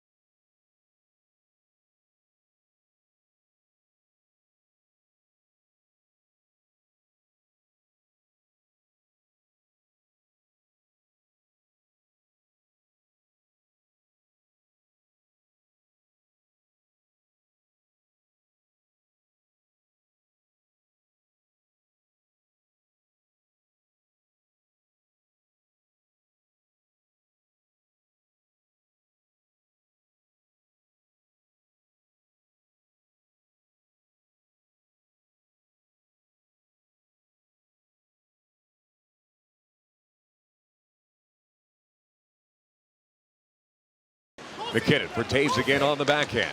Circle for Lehkonen. Blast it off the wall for Taves. Looks like a power play for the Avalanche. Kale Makar in the slot. Jukes! He scores! Oh! Kale! And he's one closer to 30 and 100. 30 goals, 62 assists, 92 points, and now a second Norris Trophy. By the way, he has finished top 3 in the Norris Trophy voting now in the last 5 seasons, including 2 victories. Joining us right now, the second best person in the world, the voice of the Avalanche, Connor McGahee. That's still pretty good, right? Hey, if you knew my field day track record in middle school athletics, second place is pretty darn good. You'll take pretty it, man. Good. Connor, this achievement by Kale Makar at the age of 26, reeling in his second Norris. He's already an all-time great defenseman, but just like adding this line to the resume, and look, we knew he was going to win this thing, but adding this line to the resume, do your best to sum up for us the big picture of where he already stands sort of in the pantheon of great defensemen. That sounded like a super fan skit, right? Like in the pantheon of professional football. Pantheon. Right? Talking about Bitka. But no, with Kale, every record it's beating Paul Coffey. It's beating Bobby Orr, right? It's tying Bobby Orr. It's getting within reach of all the all-time greats. And Kale Makar, I think, already is an all-time great. When it's all said and done, you're talking about one of the best defensemen of all time. And that's not hyperbole. That's the way that I think it is now and the way that it will be when he hangs him up and hopefully a long time from now. So I think when you're talking about the Pantheon, Mount Rushmore, whatever sports structure you want to put in there, Kale Makar's face is there. And we are lucky to have one of and maybe the best defenseman of all time when it's all said and done play for our team. So you'd put him as best defenseman Avs history right now? I would. Would you not? No, I'm just asking. I'm pushing. Look, you want the real question? I'll give you the real question. Who ultimately is more important to this team, Nathan McKinnon or Kale Makar? Because what's crazy about it is I never would have thought anybody would overtake Nate, but the more that Kale puts these trophies in the case, I think there's a debate to be had. It's a good thing you get to keep them both. And McKinnon's gotten better, too, I think, over the past 4 and 5 years, because now you have back-to-back Ted Lindsay finalists, back-to-back Hart finalists for Nathan McKinnon. So, yeah, we're, double the pleasure, double your fun when it comes to all-time greats on this team right now. And I'm not sure that I could answer it because it's a little bit apples to oranges. Boy, it is really tough. It's hard to plug those holes when you have power play, puck possession, right vision, all these things that these players have. It's impossible to fill in. The only way you can do it is sort of in the aggregate because they're just that far above everybody else. So I don't know who would be harder to replace. And the Avalanche are great, yes, because of them. But I'm not sure if one were out long term compared to the other. I'm not sure which would hurt the Avs more. That's a tough one. It's funny too because like right now, McKinnon is at this moment on average annual value the third highest paid player in the NHL. But also like we know the way that sports contracts work. Like Leon Draisaitl is the highest paid player in the league at $14 million per year. I'm assuming when Kale Makar comes up, which is, I believe, after next season. A couple years away, right, Connor? Yes. But I think they can extend him. Can they extend him now, Connor? Next summer, I think. Next summer, okay. Because, I think if it's – and double check, Andy, hit up the old Puckpedia now that you have that tool in your toolbox. And look, but it's the summer before your UFA expires. So I assume you can extend. So he becomes. You could extend Nature's right now if you wanted to. So he's up after next year. I assume Kale becomes the highest paid player in the NHL when that happens. I mean, it's safe to say timing-wise. Yeah. Right, because McDavid's still under contract at that point. Matthew's still under contract at that point. The way the timing works out, I would assume that would be Kale. Yeah. Not one person, except maybe the two people who voted for him for third place in the Norris voting, would say that he doesn't deserve that. But but everybody else would be like, yeah, I think that's fair for him. Connor, what are the ways that Kale is still getting better as a player?